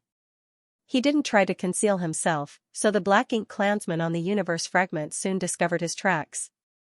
The streak of light cutting through the void was extremely eye-catching, so it immediately sent the Black Ink clansmen on the universe fragment into an uproar. Some of the impatient feudal lords had already rushed out, leading their subordinates straight at Yang Kai. Yang Kai suddenly stopped, quickly turned around and fled, acting like a human cultivator who had accidentally run into the Black Ink Clan army and was fleeing in panic. How could the pursuing Black Ink clansmen let this matter go so easily? They chased after him like a shadow, hot on his tail, soon disappearing together with Yang Kai. Many Black Ink clansmen on the universe fragment saw this scene from afar, but most of them remained indifferent, while a few of them even sneered. In their opinion, things were not going to end well for the human cultivator who had rashly ventured here alone. However, what surprised them was that the seemingly lost human cultivator once again flew towards them after half an hour or so, leaving a dazzling trail as he cut through the void. It was quite eye-catching. On the other hand, the several hundred Black Ink clansmen who had chased after him were nowhere to be seen. This shocked the Black Ink clansmen who witnessed this scene. They were unable to understand how this human had managed to escape unscathed. And where did their fellow clansmen who had pursued him go? What was even more hateful was that when the human came over, he would first fly straight and then saunter left and right like he was enjoying the view. His movements had a thick sense of provocation. How could they tolerate this? In the blink of an eye, an army of several hundred Black Ink clansmen surrounded the human under the leadership of their respective feudal lords. Just like before, the human fled, while several Black Ink clan teams gave chase, gradually disappearing into the distance. At a certain spot on the universe fragment, a territory lord stared deeply in the direction Yang Kai had fled in. The human race must have set up some kind of ambush over there. These idiots are probably dead. The territory lords weren't fools. Yang Kai had tried to provoke them at close range twice, so how could they not see through his intentions? Another territory lord coldly snorted, "The humans have become quite bold recently. They wouldn't have acted like this in the past. What gives them the confidence to dare come here and provoke us like this?" Another territory lord added, "Regardless of the reason, the humans seem to have undergone great changes in the last 100 years. You should have heard the news of what happened at Muguang's royal domain, right?" A territory lord agreed with a nod, "I heard that the human race has developed something called purifying black ink pills that can dispel the corrosion of black ink strength. That is not good news. However, this also explains why there hasn't been any new black ink disciples for so long. Although the human race's purifying black ink pills are troublesome, their disadvantage in numbers will never change. For the human race to dare set up an ambush so far outside their pass in these conditions is extremely stupid." "You mean," one of the territory lords thoughtfully looked at him. The territory lord who had just spoken chuckled, "Unlike my Black Ink clan, if any of the human cultivators were to die, the humans would feel the loss. Since they dared to set up an ambush outside the pass, we might as well beat them at their own game and try to eat them up." "But do you know how many masters the human race has there?" The territory lord stated, "This place is about a dozen days away from their great pass, so how many people could the humans have sent here? And since our Black Ink clan army is preparing to attack, they are definitely preparing to defend as well. Even if they have sent a team to ambush us, it shouldn't be too big. If I've to guess, there should be a number of elites, but would our army of 200,000 not be able to handle such a small number of people?" Many territory lords were moved by his words. Even though it should only be a small team of human masters, if they could really kill these masters here, it would be enough to make the humans' hearts bleed for a long time. In fact, after every war between the two races, the casualties on human side might not even be as great as this. Furthermore, just as the territory lord had said, since the humans dared to set up an ambush outside the pass, they must have sent quite a number of elites. If they took this opportunity to eliminate them, the humans would suffer a huge loss. There must be an 8th Order Division commander among them. If we can kill 1 or 2 8th Order humans, we'll have avenged the royal lord and cleansed ourselves of our most recent shame." All the territory lords nodded in agreement. One of the territory lords stated, "If we are really going to take action, we need to figure out the position and strength of the human ambushers. Any volunteers?"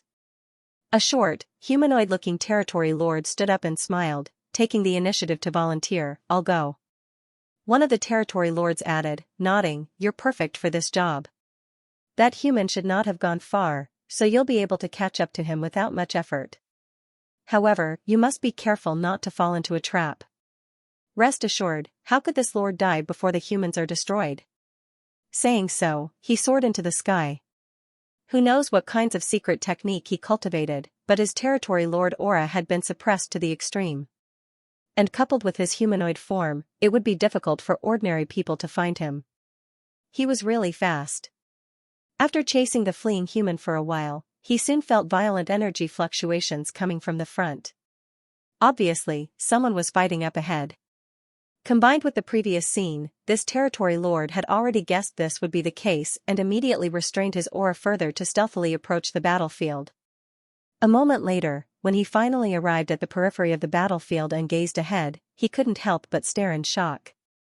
All the territory lords had come to the conclusion that the humans must have set up an ambush, otherwise, they could not explain why the several hundred troops that had chased after the human had disappeared so quickly. He had chased after the human because he wanted to check up on the position and size of the humans lying in ambush so that he could formulate a corresponding strategy. But he did not find a human ambush. Rather, it was just that one human who had lured the Black Ink clan troops away before killing everyone who chased him with his spear. This human might have been alone, but he was like a reaper of death, slaughtering the feudal lord troops like they were nothing. How could this human be so strong? The territory lord clearly saw a feudal lord quietly approaching this human from behind, attempting to launch a sneak attack, but in the end, he was pierced by a spear before he could even react. In less than the time it took for an incense stick to burn, nearly 30% of the feudal lord troops had been killed. The human was covered in blood and radiating intense killing intent, but the blood was all black. The long spear in his hands had reached the acme of perfection. Every time he thrust out, the lives of several Black Ink clansmen would be reaped. At this rate, it would only be a matter of time before he had finished all of them. This person is definitely an elite among elites of the human race. For a moment, the territory lord couldn't help but have an intent to kill. This human couldn't be allowed to grow anymore. He was already so strong in the 7th order, so if broke through to the 8th order, none of the territory lords could resist him. But just as he was about to act, he couldn't help but recall his mission. He still had not discovered the location and number of the human race ambushers, and rashly attacking this human would only alert the enemy. Furthermore, he could not figure out what was going on in this human's mind. Since he had lured out a few feudal lord troops, why was he fighting them alone instead of surrounding them? Does he think that he alone can take care of this, so he decided not to lure the enemy any further? With this thought in mind, the territory lord withdrew his killing intent and turned his eyes towards the distance. A moment later, he silently retreated just as he had silently arrived. On the battlefield, Xianxia's spear was dancing like a dragon. Suddenly, he relaxed as the feeling of being secretly observed by someone finally disappeared. Chapter 5137, A Big Fish Translator, Sullivan and Ashish Translation Checker, Pew Laser Gun Editor and Proofreader, Leo of Zion Mountain and Dale Lidger Keys. When Xianxia parted ways with Miao Fei Ping and said he wanted to go fishing, he really meant to go fishing. As a scout, Xianxia had already completed his mission. He had basically figured out the location and deployment of the 200,000 Black Ink clansmen in this region. After he had sent their location to Blue Sky Pass, the higher-ups would naturally make plans to deal with them. His original plan was to lure some of the Black Ink clansmen out and kill them. Although alone he could only kill a limited number of them and it would not affect the overall situation, it was still better than doing nothing. But after seeing over 200,000 Black Ink clansmen, Xianxia formulated a bigger plan. If he kept provoking them, maybe he could lure this Black Ink clan army into attacking in advance. In that case, this Black Ink clan army would definitely be separated from the other forces, which would be quite advantageous for Blue Sky Pass. However, the chances of this happening weren't high. The Black Ink clan weren't fools. After besieging the Great Passes so many times, they knew that they couldn't accomplish much just by relying on this army alone. So, they had been waiting for the other armies to gather so that they could advance together. Only by doing so would they be able to put pressure on Blue Sky Pass. Be that as it may, it was still worth trying. If he couldn't achieve it in one try, he could give it a couple more tries. Even if he couldn't achieve his goal, he could still take advantage of this opportunity to eliminate some of the Black Ink clansmen and relieve some pressure on the battlefield. With his mastery over the Tao of Space, and Blue Sky Pass being just behind him, Xianxia could fight or flee at will. Even if a territory lord took action, he could escape at any time he wanted. The first attempt at luring the enemy had undoubtedly been a success. He drew off a troop of several hundred Black Ink clansmen, out of which 3 were feudal lords. The rest were all high-rank and low-rank Black Ink clansmen, not enough to threaten him. The second time, the number of Black Ink clansmen he had lured was quite high, almost 2,000 in total. Nonetheless, the situation was still under his control. Even if he couldn't kill them all, it didn't matter. But right as he was about to begin his slaughter, Xianxia suddenly felt as if he was being watched from the shadows. This immediately made his heart clench and he silently split his attention to guard against any unexpected situations. He didn't know where this spy was hiding, but since he was able to evade his detection, the opposite party had to be a territory lord. They couldn't hold back, huh? Xianxia was a little taken aback. Xianxia wasn't afraid. Since this territory lord was hiding in the shadows, perhaps he wanted to make a move on Xianxia.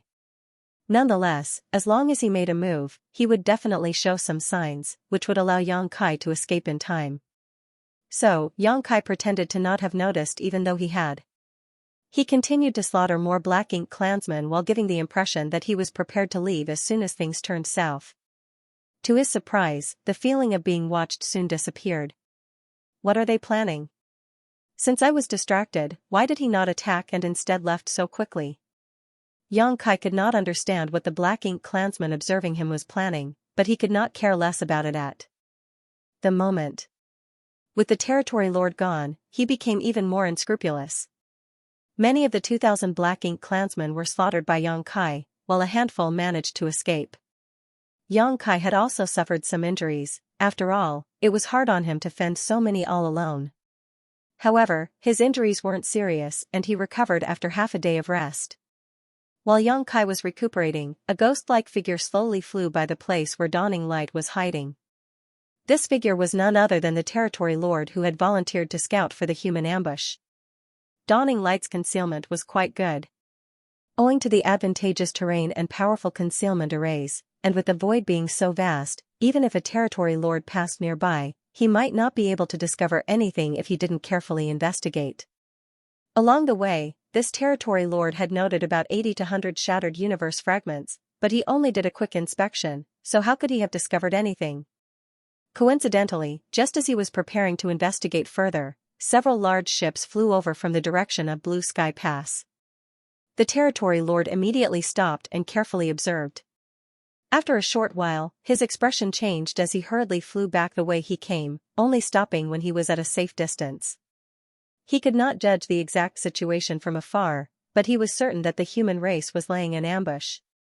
How cunning! The territory lord cursed in his heart. Although he still had not found the exact deployment of the humans, he didn't dare to approach them at this moment because he could sense a familiar aura from the lead ship. The territory lords and 8th Order humans were quite familiar with each other after having fought for so many years. So, this territory lord was able to determine the identities of the enemy even from a great distance. A big fish. The territory lord was overjoyed and couldn't wait to return to the camp to deliver this news. At the same time, Bai Yi, Feng Ying, and the others also noticed the movements and hurriedly flew up to check it out. They were all quite surprised when they saw several warships flying towards them. A short while later, the ships arrived at Dawning Light's location before a figure jumped down from the lead ship. Feng Ying stepped forward and respectfully greeted, "Martial Uncle."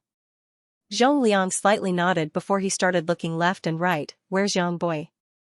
Feng Ying replied, "Squad leader is still out scouting for information and has yet to return." Zhong Liang snorted, "I knew that brat would be up to no good.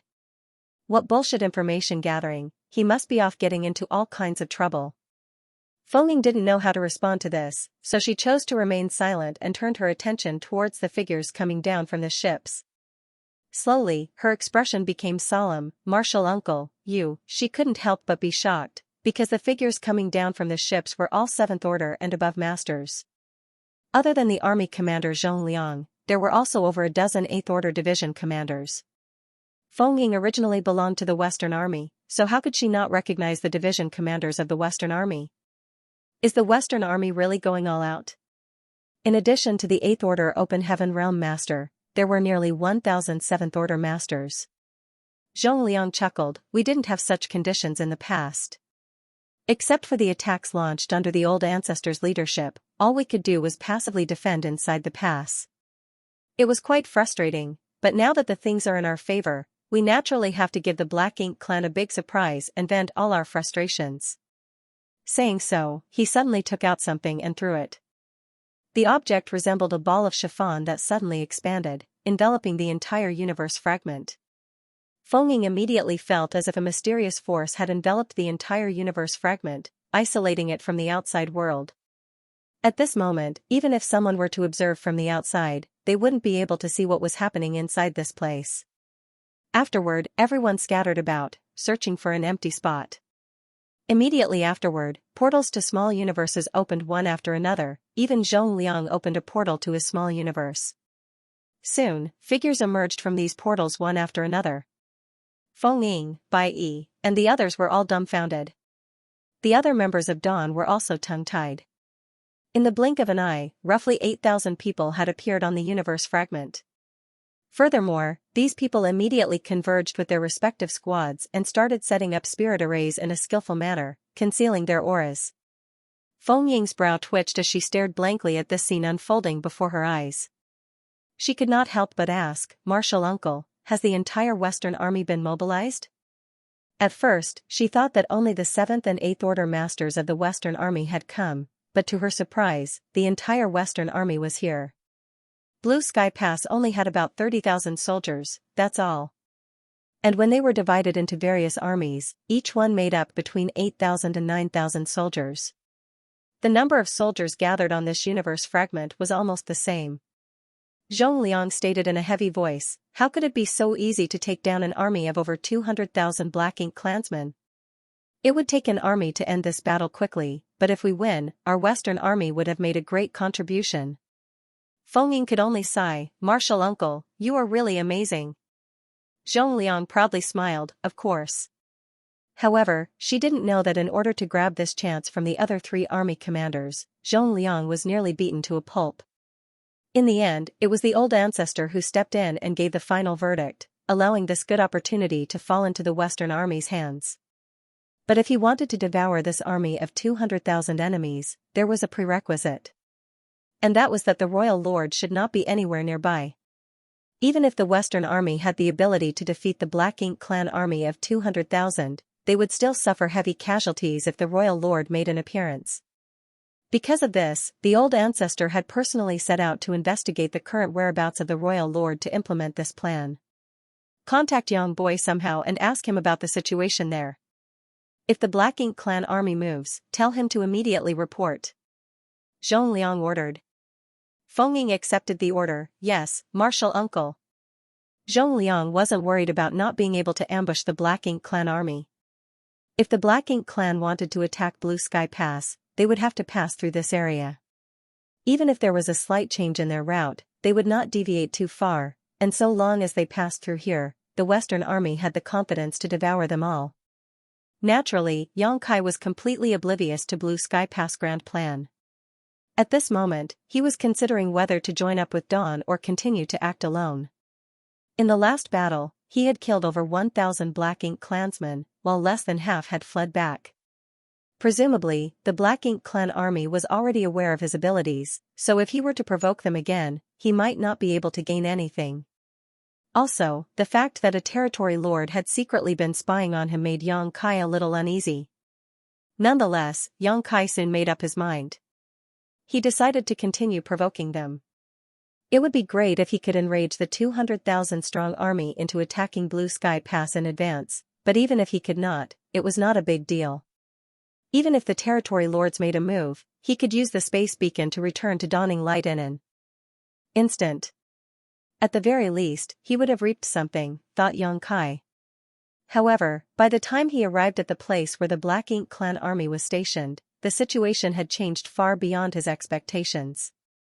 At this moment, the giant universe fragment was shrouded in thick black ink clouds, making it impossible to see what was happening inside. What the hell is the Black Ink clan doing? Yang Kai was filled with confusion. These black ink clouds were obviously created by the Black Ink clan on purpose. Had it been there before, it could be said that the territory lords were trying to conceal their troop numbers, but since he had already obtained intelligence about the Black Ink clan army, it was pointless to conceal it further. Isn't this equal to taking off pants just to fart? Is this really necessary? Yang Kai couldn't guess the Black Ink clan's intentions, so all he could do was continue provoking them. That human really came again. As soon as Yang Kai appeared, the low-rank Black Ink clansmen immediately reported to their higher-ups, thus, the territory lords quickly learned of this. Follow the plan. The humans have been treating us like idiots, let's teach them a harsh lesson this time. Chapter 5138, A Little Strange Translator, Sullivan and Ashish Translation Checker, Pew Pew Laser Gun Editor and Proofreader, Leo of Zion Mountain and Dale Lidgerkeys. Yang Kai had thought that his little provocation wouldn't have much of an effect. After all, his strength had been exposed, so no matter how stupid the Black Ink clan was, they wouldn't fall for it again and again. The Black Ink clan might have even laid some kind of ambush here for him. Furthermore, the territory lords might also make a move. But contrary to his expectation, his provocation actually succeeded this time as well. A few feudal lords rushed out from the universe fragment with their troops and chased after him. Just like last time, when Yang Kai reached a suitable position, he turned around and began fighting with the 2,000 or so Black Ink clansmen. Nonetheless, he never lowered his guard. According to his estimate, a territory lord should be hiding nearby, waiting for an opportunity to deliver a fatal blow to him. So, he had to be on guard against possible sneak attacks from tricky directions. Just as Yang Kai was luring feudal lords' troops away, the 200,000-strong Black Ink clan army hiding in the black ink clouds on the universe fragment split into three forces under various territory lords, rushing towards Dawning Light's location from different directions. The Black Ink clan was planning to launch a surprise attack on the enemy forces. The Black Ink clan had a total of 4 armies prepared to besiege Blue Sky Pass with nearly 1 million soldiers in total. This was just one of those 4 armies. Although it was not yet time for them to act, the temptation of the humans lying in ambush on the universe fragment was simply too great. Not to mention anything else, that one person among the ambushers was sufficient for these territory lords to take some risks. Furthermore, after their recent discussion, they had come to the conclusion that there would not be that many humans lying in ambush, as this place was quite far from Blue Sky Pass. 200,000 Black Ink clansmen and over a dozen territory lords would be more than enough to squash them. So, according to them, there wasn't much risk involved. They could still move together with the 3 other armies after eliminating these humans. Wu Ying, are you sure Zhong Liang is also there? Along the way, one of the territory lords asked. The one called Wu Ying was the territory lord who had volunteered to investigate the human race's ambush. Hearing this, he immediately gnashed his teeth as he rebuked, "How could I mistake Zhong Liang's aura? That old dog severely wounded me back then. I almost lost my life. I would recognize him even if he is reduced to ashes."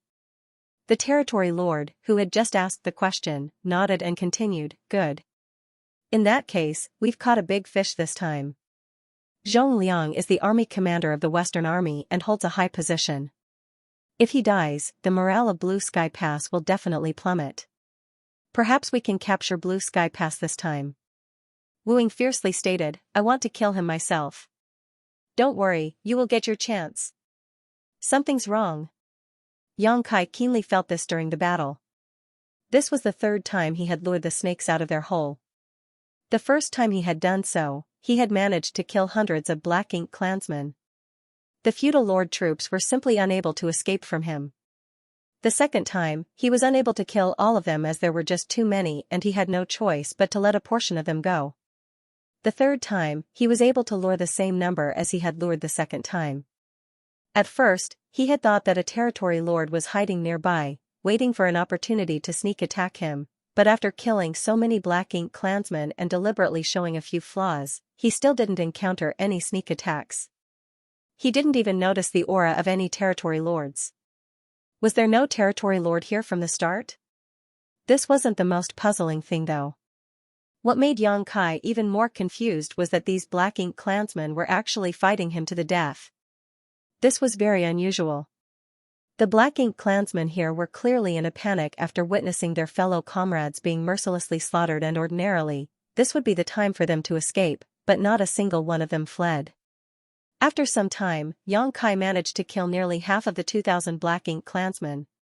If the remaining half didn't flee, they would be wiped out sooner or later.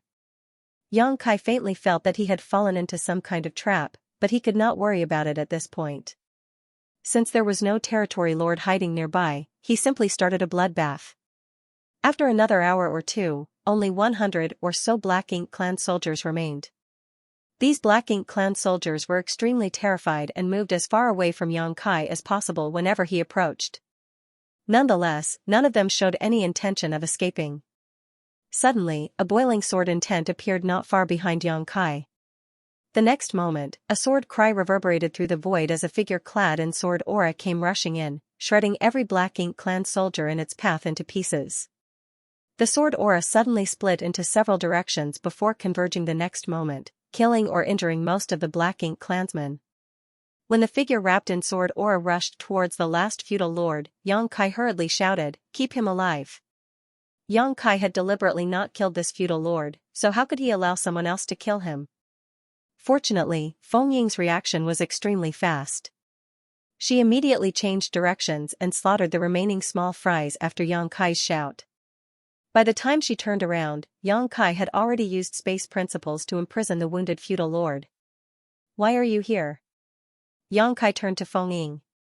Feng Ying instead asked back, "Why can't your space beacon transmit messages in reverse?" "Marshal Uncle Zhong Liang asked me to ask you about the situation here," but since I couldn't reach you, I had no choice but to come here personally. Yang Kai was stunned. You sent me a message? I kept the space beacon in my space ring, so naturally you couldn't reach me. After sending the last message, he had put away the space beacon because he was afraid that someone would send him a message, which would expose his whereabouts. He had never thought that Dawn Squad would really want to contact him. Did something happen? Yang Kai asked in surprise. Feng Ying shook her head. Nothing like that. What about here? Yang Kai replied, furrowing his brow. It's a bit strange. Saying so, he turned to the imprisoned feudal lord and asked, what are you plotting? The feudal lord was imprisoned and unable to move. He had been beaten black and blue by Yang Kai, and if it weren't for Yang Kai intentionally keeping him alive to extract information, he would not have survived till now. Although he was captured though, he just sneered and kept his mouth shut. If you tell me, I'll give you a quick death, otherwise I'll make you suffer a fate worse than death. Yang Kai warned. The feudal lord turned away his head. The expression on his face said that he was prepared to die. Yang Kai pushed his spear into the feudal lord's chest, gently stabbing it in, avoiding his vitals. The Black Ink clansman's face twisted in pain as he roared, Black Ink eternal. Yang Kai frowned. It had been a long time since he had heard these words. Judging by the feudal lord's attitude, it was impossible to get anything from him. This feudal lord knew that he would not survive, so he stubbornly kept his mouth shut. What's more, he had no idea about the higher-ups' plans. He was just following orders to restrain Yang Kai here at all costs. Yang Kai tried several other methods, but the feudal lord still remained silent. Yang Kai knew that he could not get anything from him and decided to finish him off. Although he could not get anything, the feudal lord's reaction gave him an eerie feeling. These Black Ink clansmen clearly knew that they were no match for Yang Kai, but they had still chosen to fight to the death, seemingly stalling for time. Right then, Yang Kai seemed to have realized something and immediately shouted, damn it. Saying so, his figure flickered as he disappeared from the spot. Feng Ying anxiously shouted, squad leader. But Yang Kai had already disappeared from sight. All she could do now was follow the residual fluctuations of space principles and chase after him. Yang Kai soon arrived at the periphery of the universe fragment where the Black Ink clan army was stationed. The universe fragment was still shrouded in black ink clouds, making it impossible to see the situation inside. When he first saw these clouds, he found it a bit strange. Why would the Black Ink clan waste so much effort to create these black ink clouds? But if they were using it to conceal the movements of their army, it would make sense. If his guess was correct, then this universe fragment was probably empty. The territory lords had sent 2,000 Black Ink clansmen to occupy him, while covertly mobilizing their forces. The Black Ink clan was not stupid. Although he had some guesses, Yang Kai still wanted to personally verify them, so he dove straight into the Black Ink clouds. The facts proved that his guess was right. There really wasn't a single Black Ink clansman on this universe fragment. The 200,000-strong army stationed here had disappeared. Presumably, the Black Ink clan army had set out just after he left. Is it because they had discovered a human scout and wanted to take Blue Sky Pass by surprise? Fortunately, things are not that bad. I can instantly return to Dawning Light and report this back to Blue Sky Pass. Just as Yang Kai flew out of the universe fragment in a hurry, he ran into Feng Ying who was chasing after him. Yang Kai hurriedly ordered, quickly return to Dawning Light, the Black Ink clan army has already set out. Saying so, Yang Kai took out his space beacon and activated it, disappearing the next moment. Feng Ying didn't even have time to say anything before Yang Kai had disappeared on her again. She immediately stomped her foot in anger, that impulsive bastard. Left with no choice, she could only activate the universe transference law and return to Dawning Light as well. On the universe fragment where Dawning Light was concealed, Yang Kai's figure suddenly appeared next to Miao Fei Ping. The moment he appeared, he hurriedly shouted, Fei Ping, quickly return to Blue Sky Pass and inform the army commanders that the Black Ink clan's 200,000-strong army has started moving. Eh? Marshal Uncle Zhong, why are you here? What's everyone doing here? Yang Kai's face was filled with shock, staring at the figures around him. He was unable to comprehend what was happening. Zhong Liang asked, furrowing his brow, you didn't meet Feng Ying? I met her, she should be back soon, Xianxia subconsciously replied. While they were talking, Fengming walked out from Dawning Light's cabin, obviously having teleported back through the universe array. However, she arrived a few breaths later than Xianxia. What's going on? Upon looking around, Xianxia noticed that there were 8,000 people on this universe fragment, preparing for battle. Although everyone was silent, there was a murderous aura lingering in the air. This sight caught Xianxia by surprise. Is this the entire Western army? Fengming explained, angrily glaring at him. When Marshal Uncle learned that there were 200,000 Black Ink clansmen gathered here, he led the Western army here to ambush them. He plans to eliminate one of the Black Ink clan armies before the battle to reduce the pressure on the Great Pass. Why didn't you tell me this? Xianxia looked at her. Fengming rebuked him with a glare. Did you give me a chance to speak? Xianxia couldn't help but scratch his nose in embarrassment. It was a mess caused by him. Zhongliang asked, is there any movement on the Black Ink clan side? Xianxia quickly reported, I don't know where the Black Ink clan army has gone, but this junior's actions must have made them cautious. The Black Ink clan used black ink clouds to conceal their movements. I don't know their current location. Chapter 5139, Delivering Themselves. Translator, Sullivan and Ashish. Translation checker, Pew Pew laser gun editor and proofreader, Leo of Zion Mountain and Dale Ligerkeys. They're gone? Zhongliang was speechless. The Western army had come here with such great fanfare, but now the Black Ink clan army had disappeared. What the hell? If I returned empty-handed, wouldn't I be laughed to death by Ding Yao and the other old farts? Right then, he suddenly turned his head, looking towards a certain direction in the void. Not just him, but all the other 8th Order Division commanders also sensed something and looked around. Xianxia also seemed to have sensed something, but at the end of the day, his foundation wasn't as deep as the 8th Order Division commanders, so his perception wasn't as strong. Fengming was confused, seeing this, and asked, what's wrong? Zhongliang happily clapped his hands. They didn't run away, they actually delivered themselves to us. Interesting. An 8th Order Division commander nodded lightly. They split up into 3 groups. Are they trying to surround this place? Another 8th Order raised his brow. Judging by the way they are acting, it seems they are aware of our ambush. Since they know there's an ambush here, why are they being so rash? The 8th Order who had spoken earlier postulated, perhaps they only know that there is an ambush, but they don't know the extent of our deployment. Maybe they think that their army of 200,000 is enough to take us down? I think that's the case, otherwise, there'd be no reason for them to willingly fall into this trap. Xianxia's expression changed as he reported, Marshal Uncle Zhong, not long ago, when I was in a skirmish with the Black Ink clan, I vaguely felt a territory lord spying on me, but that territory lord didn't do anything and soon disappeared. This junior was still puzzled, but now that I think about it, that territory lord must have come here to investigate and noticed something. Zhongliang nodded in agreement. We are 10 days away from Blue Sky Pass, a considerable distance by all accounts. The Black Ink clan would have never thought that we would have sent so many people here. They must be thinking that even if there is an ambush, there wouldn't be too many of us, which is why they are acting so rashly. He chuckled happily. In any case, this situation is advantageous to us. Since the Black Ink clan wants to see hell so badly, how can the soldiers of our Western army not grant their wishes? Division commanders, have the squads on standby. When I give the order, you will attack the enemy with me. All the 8th Order masters readily accepted the order before dispersing. While they were speaking, the 3 groups of Black Ink soldiers had already arrived by the universe fragment and very soon, finished surrounding it. The Western Army soldiers on the universe fragment had naturally noticed this, and this surprised them. They were here to ambush the Black Ink clan army, yet, suddenly, it looked like they were surrounded. Be that as it may, they were not afraid. The Western Army deployed more than 8,000 troops for this operation.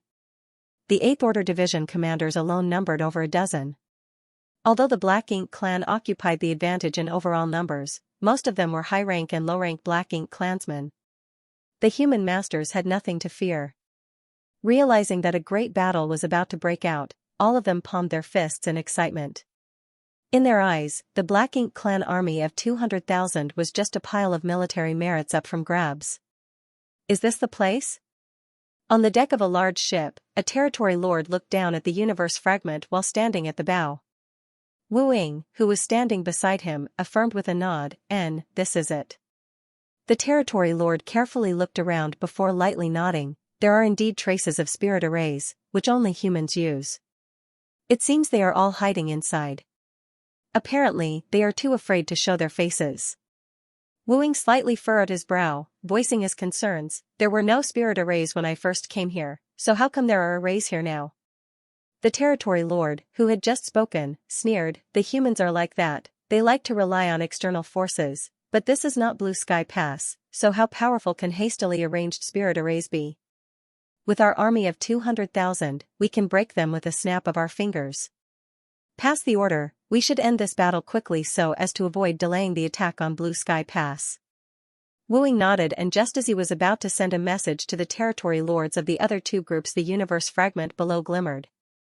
Suddenly, a gap appeared in the barrier that was covering the entire universe fragment in their direction before a large battalion rank warship charged out from inside. A figure stood at the head of this warship with his hands behind his back, staring ahead with a cold gaze. That sharp gaze immediately caused Wu Ying's old wounds to ache. He was all too familiar with that figure. It was none other than Zhong Liang. Wu Ying was extremely taken aback by the fact that the humans actually took the initiative to attack, but soon, his surprise turned into shock as he looked closely behind the battalion rank warship. Smaller, but more maneuverable squad rank warships appeared one after another. One ship, two ships, three ships. In an instant, an enormous number of squad rank warships and battalion rank warships filled his vision as the auras of 8th Order Open Heaven Realm Masters spread across the void. Wu Ying was shocked. Have the humans gone crazy? The number of human ambushers on this universe fragment far exceeded his expectations. After having fought the humans so many times, Wu Ying could instantly tell from the size and number of these warships that the humans had mobilized an entire army for this operation. Blue Sky Pass only had a total of 4 armies, and one of them had come all the way here? Were the humans not worried that they would not be able to return to Blue Sky Pass if they got tied down? Regardless of what his thoughts on the matter were, Wu Ying had no time to ponder on them right now, because Zhong Liang's figure swiftly rose from the ship and shot straight towards him, leaving a streak of light in his wake. Before he even arrived, he fired a fearsome divine ability at him. Wu Ying and the territory lord beside him both turned pale in shock and quickly dodged. They could dodge, but the ship they were standing on couldn't. It was directly smashed to pieces, and the Black Ink clansmen aboard suffered heavy casualties. One after another, figures rushed out from the human army, all of them in the 8th Order Open Heaven realm.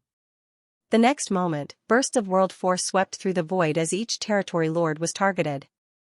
In the blink of an eye, an earth-shattering battle had broken out, and the shockwaves from the clash instantly killed many of the nearby Black Ink clansmen. Immediately after the 8th Order Open Heaven Realm Masters engaged the enemy, the warships began firing dazzling beams of light straight into the Black Ink clan camp. Each beam warped space along its path, and every Black Ink clansman that was even close to the attacks was either reduced to mist or severely injured. In the blink of an eye, the Black Ink clan had suffered huge losses. Wu Ying was in an extremely tight spot as he suddenly found himself fighting 3 8th Order human masters by himself. He was already not an opponent of Zhong Liang alone, but now there were 2 others with Zhong Liang. He fell into mortal danger after just a few breaths. There was not that big of a gap in the strength between the average 8th Order master and an ordinary territory lord. Even if an 8th Order master was slightly stronger than a territory lord, this gap was still limited. Only a selected few had the prowess to kill a territory lord alone. These people were all top 8th Order masters. Originally, the number of territory lords was about the same as the number of 8th Order masters on the human race side, with the Black Ink clan generally having a few more. But the Black Ink clan army of 200,000 had split into 3 groups in order to completely surround this universe fragment. Correspondingly, the dozen or so territory lords had split into 3 groups, leaving just 5 or 6 territory lords in each. They mainly did this to prevent the humans from escaping. But contrary to their expectations, the distribution of their forces had become the biggest flaw in their encirclement, giving the humans an opportunity to take them down one by one. The Western Army had convened their entire force and commenced the attack without warning. Wu Ying's group was the first to bear the brunt of this assault, and it was already in full swing before the other 2 groups could even react. Right now, the Western Army was facing only 70,000 or so Black Ink Clan soldiers. Although the other two groups of Black Ink clansmen were rapidly moving to assist, it would still take them some time to arrive. The Western Army was clearly planning to slaughter as many as possible in this short time where they held the absolute advantage. All the territory lords were fighting one against many battles, and Wu Ying's situation wasn't even the worst, fighting 3 Eighth Order Masters. For instance, the one who was standing beside him just now was actually fighting 5 Eighth Order Masters alone. For a moment, Wu Ying wondered whether he should be thankful that his luck wasn't the worst. Obviously, the humans had attacked with full force in order to finish off a few territory lords and decide the trend of the battle. The battle had already broken out, and naturally, this had not gone unnoticed from the other two Black Ink clan groups, but even though they responded immediately, it would still take them a dozen breaths to arrive and provide assistance. A dozen breaths was enough to decide life and death. Suddenly, one of the Black Ink clan territory lords' auras vanished. From the corner of his eye, Wu Ying watched the giant figure of his comrade, who was fighting 5 against 1, sway and fall. His head was nowhere to be seen and black blood was gushing out of his neck. His comrade may be dead, but he simply didn't have the time to grieve, because under the siege of the 3 Eighth Order Open Heaven Realm Masters led by Zhong Liang, he too was in imminent danger. In the distance, some of the territory lords who had a good relationship with Wu Ying were rushing over to try to help, their faces filled with anxiety and anger. Wu Ying also tried his best to move in their direction, but every step he got closer came at the expense of several serious injuries. After just 3 steps, Wu Ying felt his body lighten and the world spin around him. The concealment technique he had been relying on to survive on the battlefield was completely useless here. The humans are truly treacherous. Turmoil was the best portrayal of the current Black Ink clan army situation. They had tried to besiege the human race as ambushers, and every territory lord felt that they would be able to make a great contribution today. After all, there was a big fish like Zhong Liang among the ambushers. But at the last moment, they realized that the fish they were after was actually a giant shark. The Black Ink clan army was caught completely off guard and had lost 3 territory lords in less than a dozen breaths. They were finally able to prevent any other territory lord from dying after the other 2 teams joined the battle. As the humans were already prepared, and the Black Ink clan had been taken by surprise, the momentum of the battle had already been set. Now, all that was left was to see how many of the 200,000 could escape. Still, fleeing from the fully prepared Western army was not an easy task. It was quite easy to be injured and even lose their lives in such situations. The territory lords were well aware of this, so they didn't immediately think to flee. Instead, they ordered the various feudal lords to gather as many forces together as possible while they were battling with the Eighth Order Masters. A fleet of squad rank and battalion rank warships quickly appeared on the battlefield, each of them protected by several 7th Order Masters. On the warships, the glimmer of spirit arrays activating lit up the void. Every time an array was triggered, it would reap the lives of many Black Ink clan soldiers. Needless to say, the low-rank Black Ink clansmen were nothing more than cannon fodder in every battle between the Black Ink clan and the human race, so they suffered the most casualties as they were unable to resist the might of the human warships. Although the situation of the high-rank Black Ink clansmen was better, it wasn't by much. The entire void seemed to have transformed into a millstone of flesh and blood, constantly grinding away the lives of the Black Ink clan. Chapter 5140, Black Ink Clan Siege Translator, Sullivan and Victor Translation Checker, Pew Pew Laser Gun Editor and Proofreader, Leo of Zion Mountain and Dale Ligerkey's dawning lights sailed through the battlefield. Yang Kai, Fo Ning, and several other 7th Order Masters floated around the warship, each of them using their respective divine abilities to kill the surrounding enemies. Bai Yi stood at prow, shooting down feudal lords at will. From time to time, she would even harass the territory lords who were fighting with the 8th Order Masters, causing them great frustration. A 7th Order human who was proficient in archery was a great deterrent on the battlefield, especially for those territory lords who were caught in the heat of battle and had to divert some of their attention to guard against Bai Yi's sneak attacks. Their strength was already inferior to the 8th Order humans, and now they had an extra concern while locked in battle. Yang Kai did not try to hit the territory lords when they were down, instead focusing on the feudal lords, which gave him brilliant results. Which feudal lord could block his spear? Furthermore, Dawn's configuration was incomparable with any ordinary squad's. Not only were there more 7th Order Open Heaven Realm Masters, but Dawning Light's capabilities were far superior to other squad-rank warships. Wherever Dawning Light passed, it instantly emptied a large area of Black Ink clansmen. The great battle entered a fever pitch soon after it began.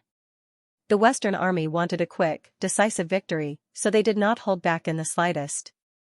Although they were far away from the support of Blue Sky Pass, the Black Ink Clan army was caught by surprise by the Western Army and was dealt a heavy initial blow that they were unable to recover from.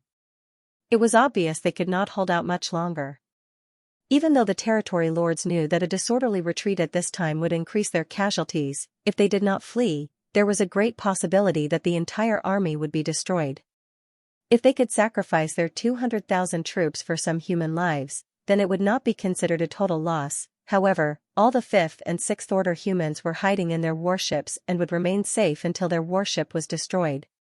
Meanwhile, although there were some 7th Order masters roaming the battlefield, they did not move far from the protection of their own warships and would retreat to safety as soon as things became dangerous. Many Black Ink clansmen were killed or wounded in a fierce battle that lasted half a day, while the casualties on the human side were quite low. In such a situation, the choice was clear. Since the Black Ink Clan army had been defeated and was retreating, the humans naturally would not let this good opportunity go to waste. Under the leadership of the many 8th Order masters, they began chasing down and eliminating as many Black Ink clansmen as possible. They did not stop until 2 days later. The result of the battle was spectacular, but it was impossible to know the exact numbers. The Black Ink clansmen who escaped shouldn't have numbered more than 50,000, which meant that at least 150,000 Black Ink clansmen were killed in this engagement. Although it was not a total annihilation, it was still an enormous success. Among the 150,000 Black Ink clan casualties, less than half were killed in the initial battle while the majority were slaughtered as they fled. 150,000 casualties was not a big deal for the Black Ink clan, though, as each time they laid siege to Blue Sky Pass with a huge army numbering in the millions. 150,000 troops worth of losses would not impact the overall situation much, only alleviate some of the pressure on the humans in the initial stages of the war. What was hard for the Black Ink clan to accept was that in this battle, they had lost 4 territory lords. 3 of them were killed by the 8th Order masters at the beginning of the battle, and the 4th was killed during the subsequent battle. This was the loss that really hurt the Black Ink clan. As long as there were Black Ink nests and available resources, they could easily replenish their 150,000 lost troops. However, 4 territory lords were not so easy to replace. It took a very long time to cultivate even one territory lord. In the past, every time the 2 races fought, there would be very few fallen territory lords. Almost all the dead were the Black Ink clansmen under the territory lord rank. Thus, it could be said that this time the Black Ink clan suffered heavy losses.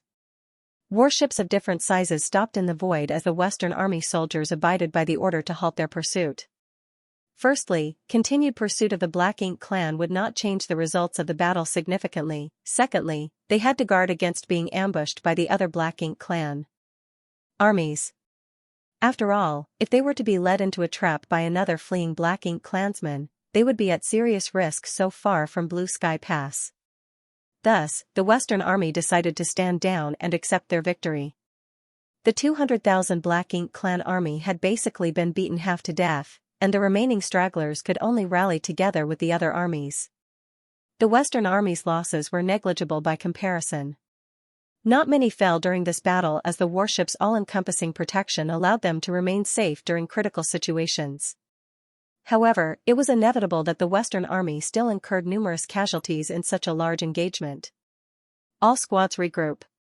We're heading back to Blue Sky Pass. Zhong Liang gave an order that echoed across the void. All abided by the order, and one by one, the squad leaders and battalion commanders collected their warships by placing them into their small universes. Then, huge flashing arrays of light appeared at the feet of the Western Army officers and soldiers one after another.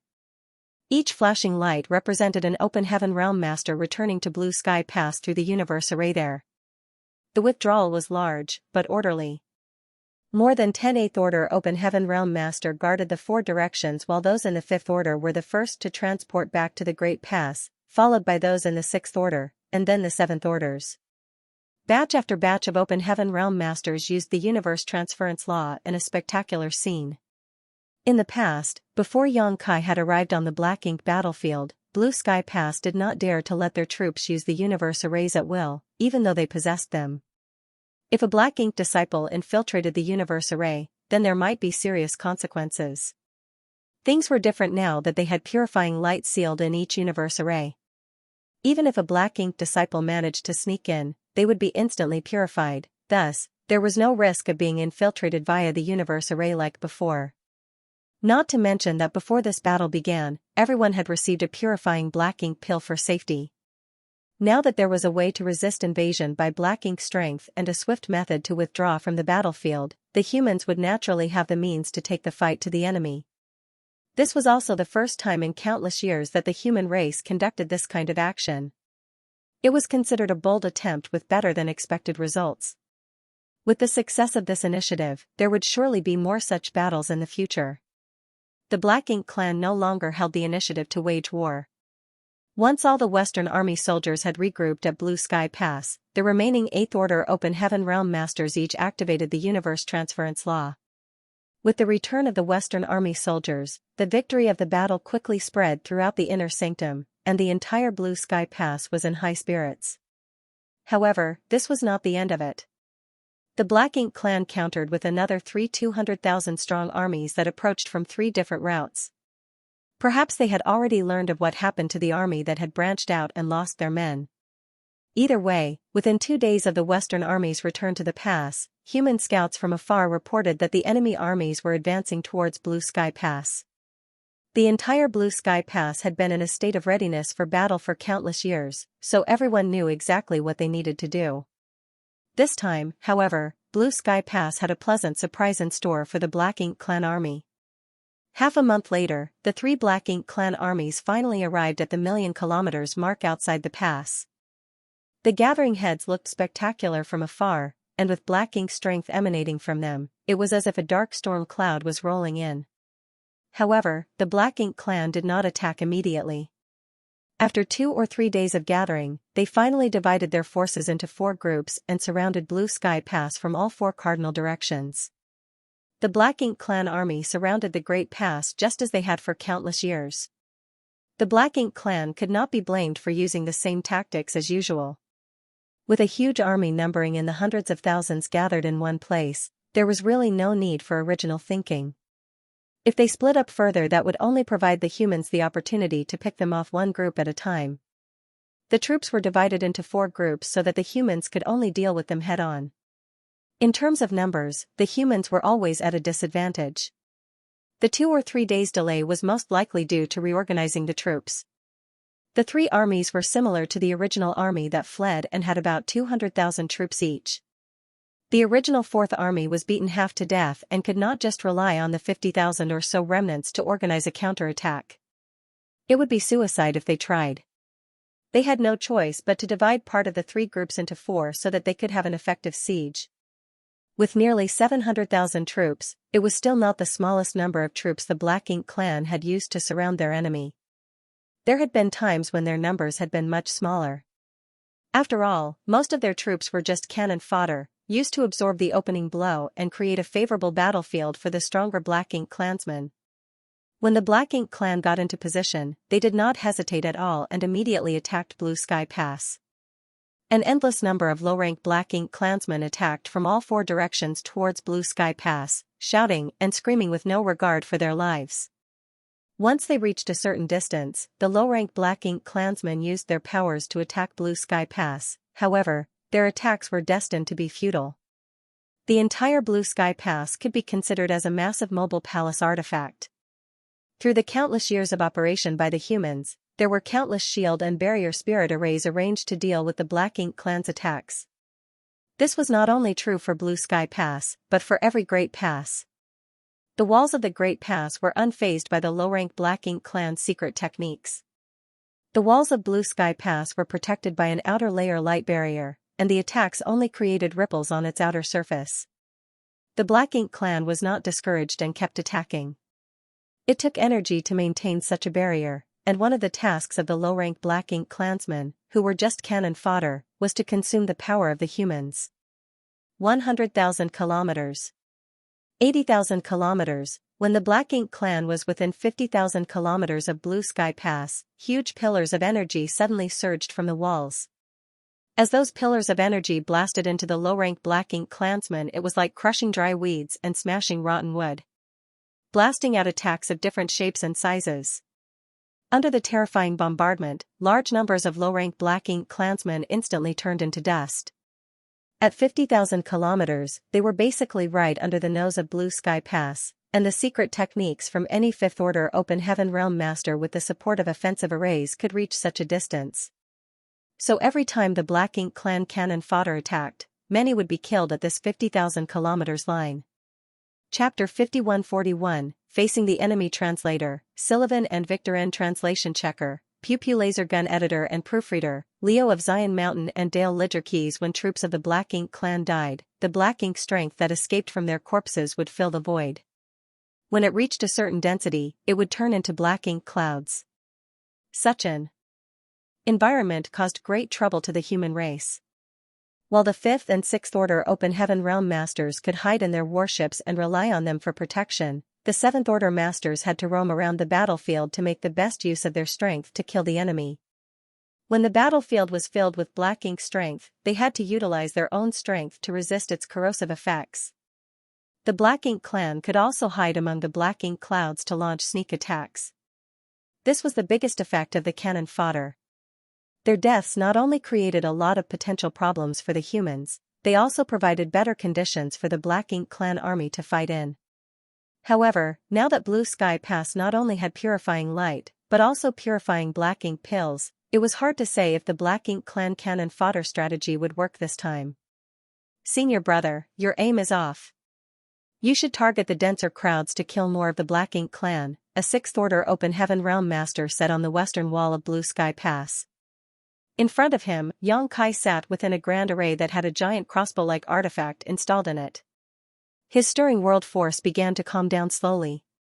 Xianxia did not need to participate at this point. After all, this was only the early stages of the battle, as each Black Ink clan siege would generally drag on for a long time. Additionally, he had only just returned from a battle with the Western Army and should be spending this time recuperating. A master like him would only be required when the real battle began. The Black Ink clan attacked Blue Sky Pass with cannon fodder to create a favorable battlefield, and the humans responded from behind Blue Sky Pass shields.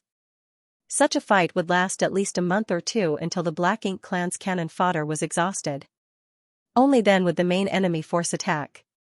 At that time, it would be difficult for Blue Sky Pass shields alone to resist the assault.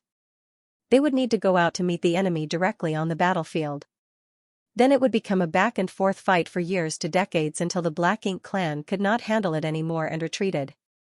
However, considering his current artifact refining mastery, which had recently reached the Grandmaster rank, Zhong Liang had positioned Xianxia at the western wall. Numerous artifacts, which were used as array cores, were set up here.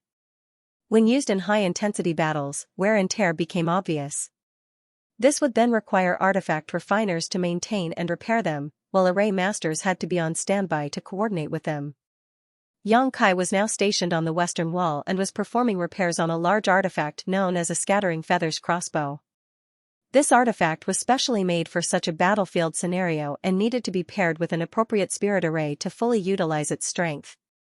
Of course, it was possible to use this giant artifact all on its own, but even a 7th Order Open Heaven Realm Master like Xianxia would find it hard to bring out its full power in a battlefield setting. Thus, it was not quite the same as the normal artifacts used by a cultivator. The array masters used this Scattering Feathers crossbow as an array core for a grand array that defended this section of the wall. Xianxia simply poured his own power into the grand array to stimulate the power of the Scattering Feathers crossbow. There were artifact refiners and array masters assigned to each section of Blue Sky Pass walls at regular intervals, all of them on standby to repair and maintain them. That was how each of the artifacts were kept functioning during battle. This arrangement had the advantage of allowing lower-order Open Heaven Realm Masters to exert the killing power of high-rank masters. In short, a 6th-order Open Heaven Realm Master could exert the power of a 7th-order Open Heaven Realm Master if he operated the Scattering Feathers crossbows. This was the same principle as the artifacts placed on warships, where 5th-order and 6th-order humans could combine their might and launch attacks on par with 7th-order masters against the Black Ink clan. Yang Kai was a 7th-order master, and an extremely powerful one at that, but this was the first time he operated this artifact, so he had to get used to it, and the best way to do so was to fire it. With Yang Kai operating it, the Scattering Feathers crossbow could launch an attack comparable in power to his Golden Crow casts the sun, which was quite astonishing. The array master behind Yang Kai was called Lu Xing. He knew who Yang Kai was, but Yang Kai did not know him. This wasn't a surprise though, as by now, Yang Kai was universally known throughout Blue Sky Pass. As an array master, Lu Xing had never been involved in a head-on clash with the Black Ink clan. Each time the Black Ink clan attacked, he was responsible for the maintenance of this section of the wall. Artifact refiners, alchemists, and array masters were never allowed on the battlefield because, not only were their skills extremely valuable, they had often immersed themselves in their respective daos and were not proficient in fighting. Thus, they were not that useful in combat. Lu Xing was thrilled to learn that he would be working with the famous Yang Kai to maintain this section of the wall.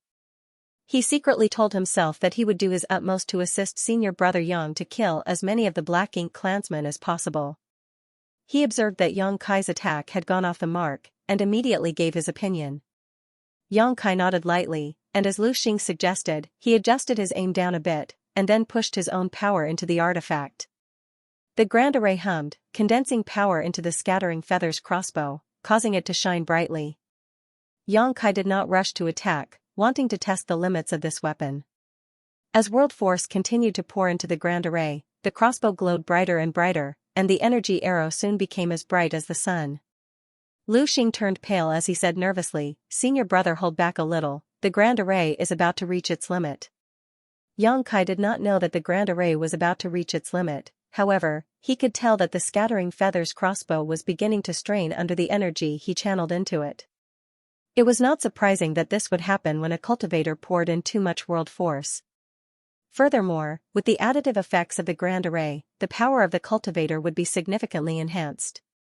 Yang Kai's divine sense locked on to the place where the Black Ink clan's cannon fodder had gathered in the largest number in front of him, and, as he was about to launch his attack, Yang Kai suddenly he had a bout of inspiration and he lifted his hands slightly. The array buzzed and the void shook, a dazzling light shot out, flying some 100,000 kilometers away.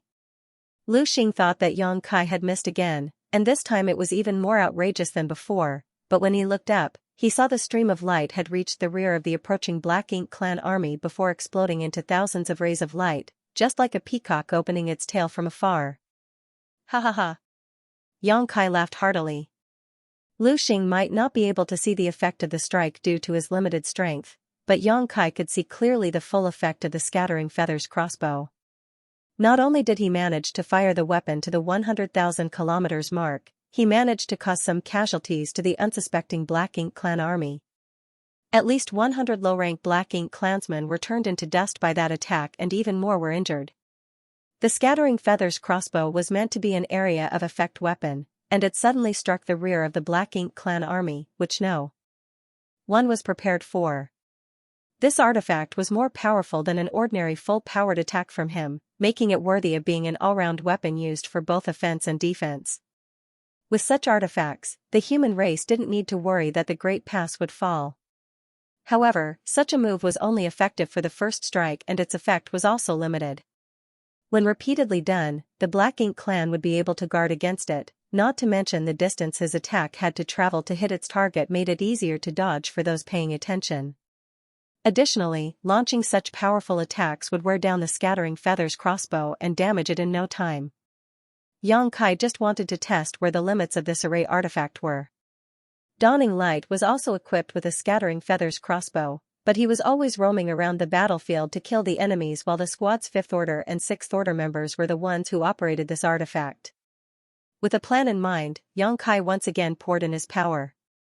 Lu Xing watched with trepidation as Yang Kai began channeling his energy, however, he did not do anything unconventional this time.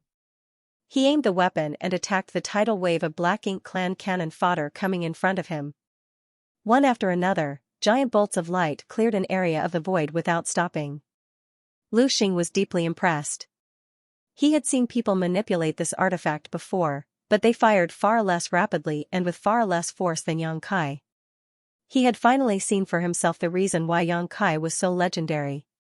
The high intensity of the fight lasted for 3 days and nights. The Black Ink clan cannon fodder seemed to be inexhaustible, so no matter how many were killed, more would show up. Furthermore, Black Ink cloud began to block his view. Yang Kai had stopped for the moment. The Grand Array formation and Scattering Feathers crossbow needed to cool down and be repaired.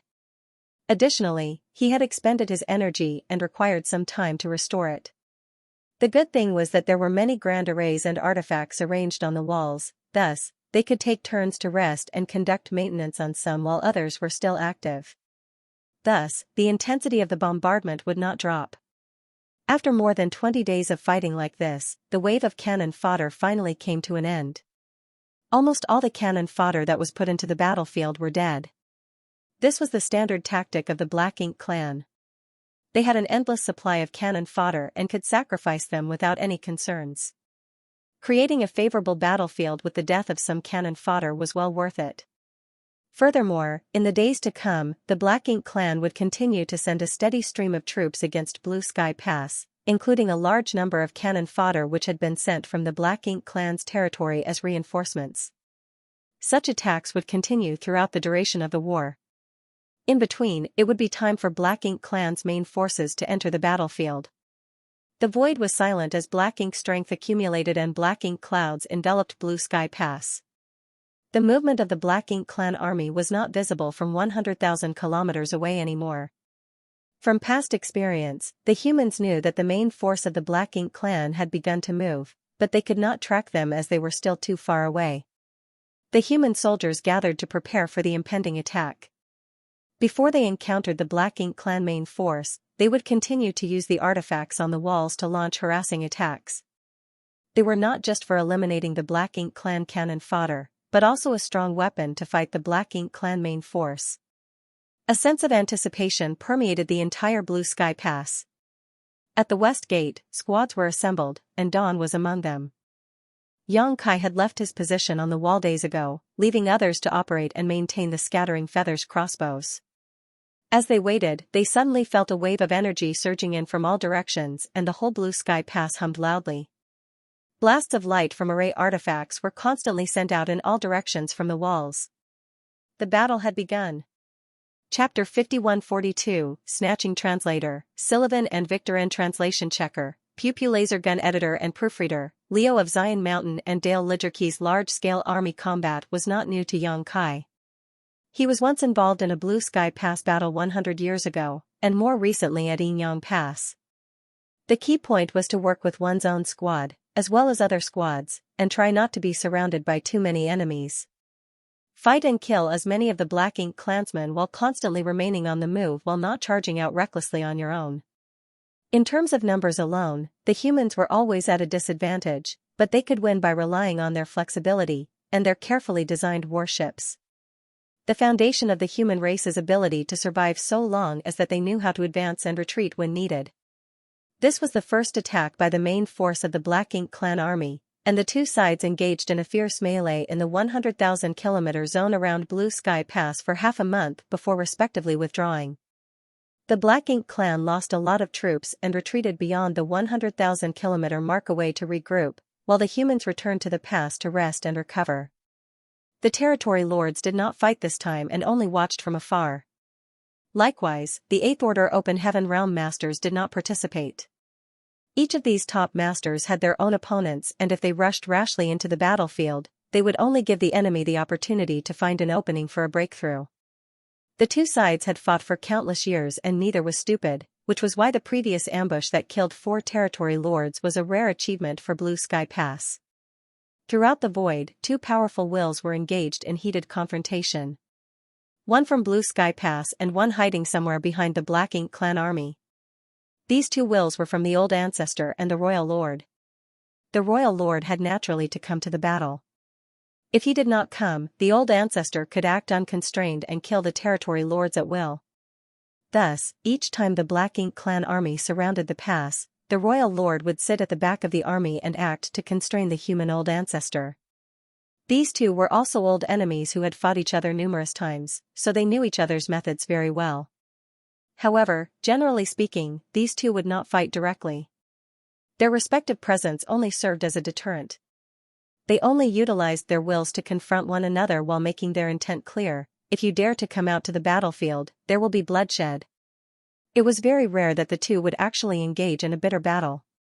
At their cultivation realm, it was almost impossible that one could kill the other, so a battle would only result in both of them being severely injured.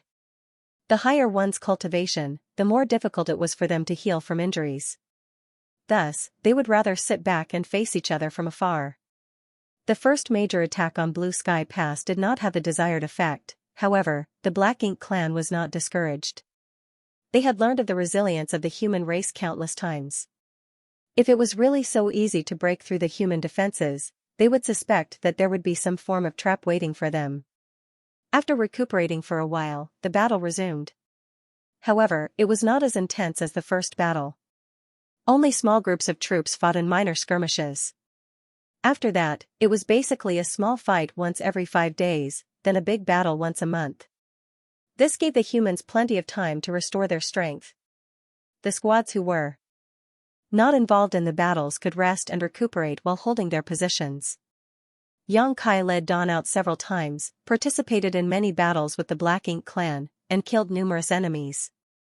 2 years later, the Black Ink strength and the Black Ink clouds outside of Blue Sky Pass began to diminish significantly. After all, no amount of Black Ink strength and Black Ink clouds could survive the clash of a large group of Open Heaven Realm masters and powerful Black Ink clansmen. As usual, it would not take long for the Black Ink clan to send another large number of cannon fodder and reinforcements to repeat their previous actions. However, there would generally be a big clash before that happened. Blue Sky Pass had been waiting for this battle. Xianxia, the overall commander of the operation, summoned all the leaders to the main conference hall. All the division commanders, battalion commanders, and even squad leaders were gathered on his orders. With everyone's attention on him, Xianxia swept his gaze around as he spoke solemnly: in 3 to 5 days, or at the latest, half a month, the Black Ink clan will definitely launch a strong attack.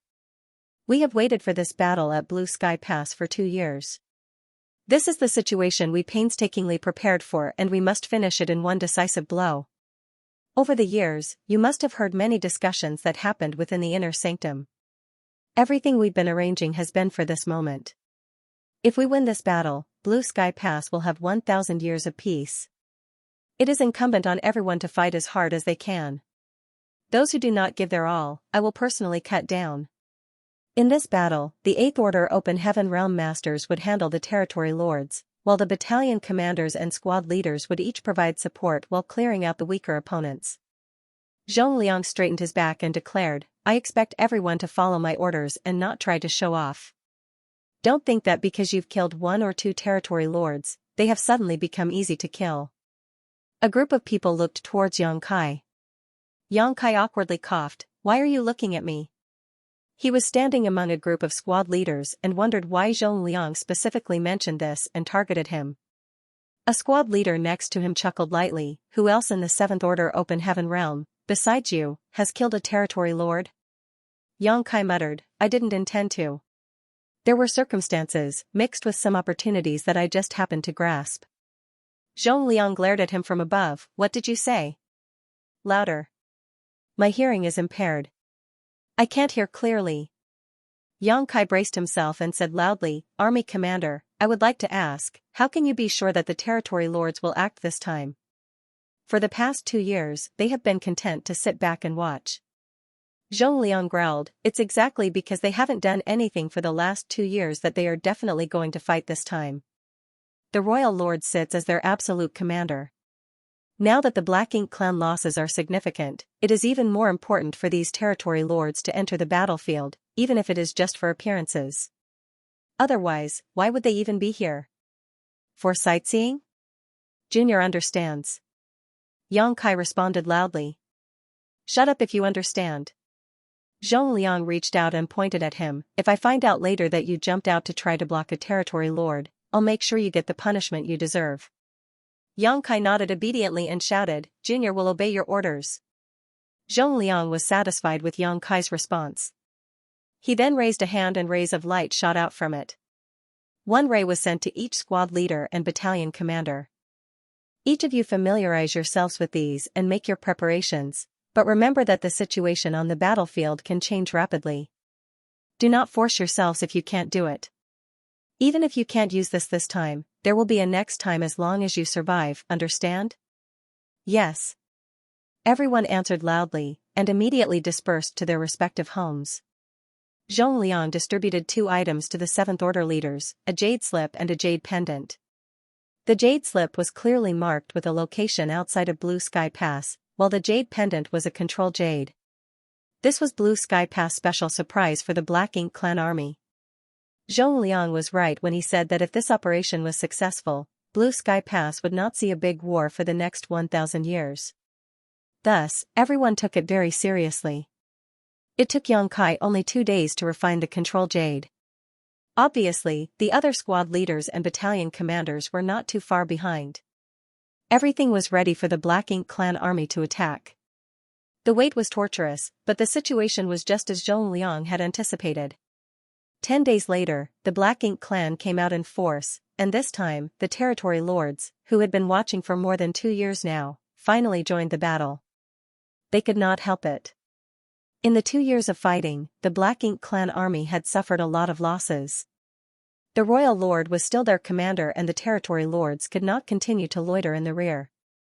Even though they knew that they could not take down Blue Sky Pass with their current force, they still had to put in the effort to gain something from this.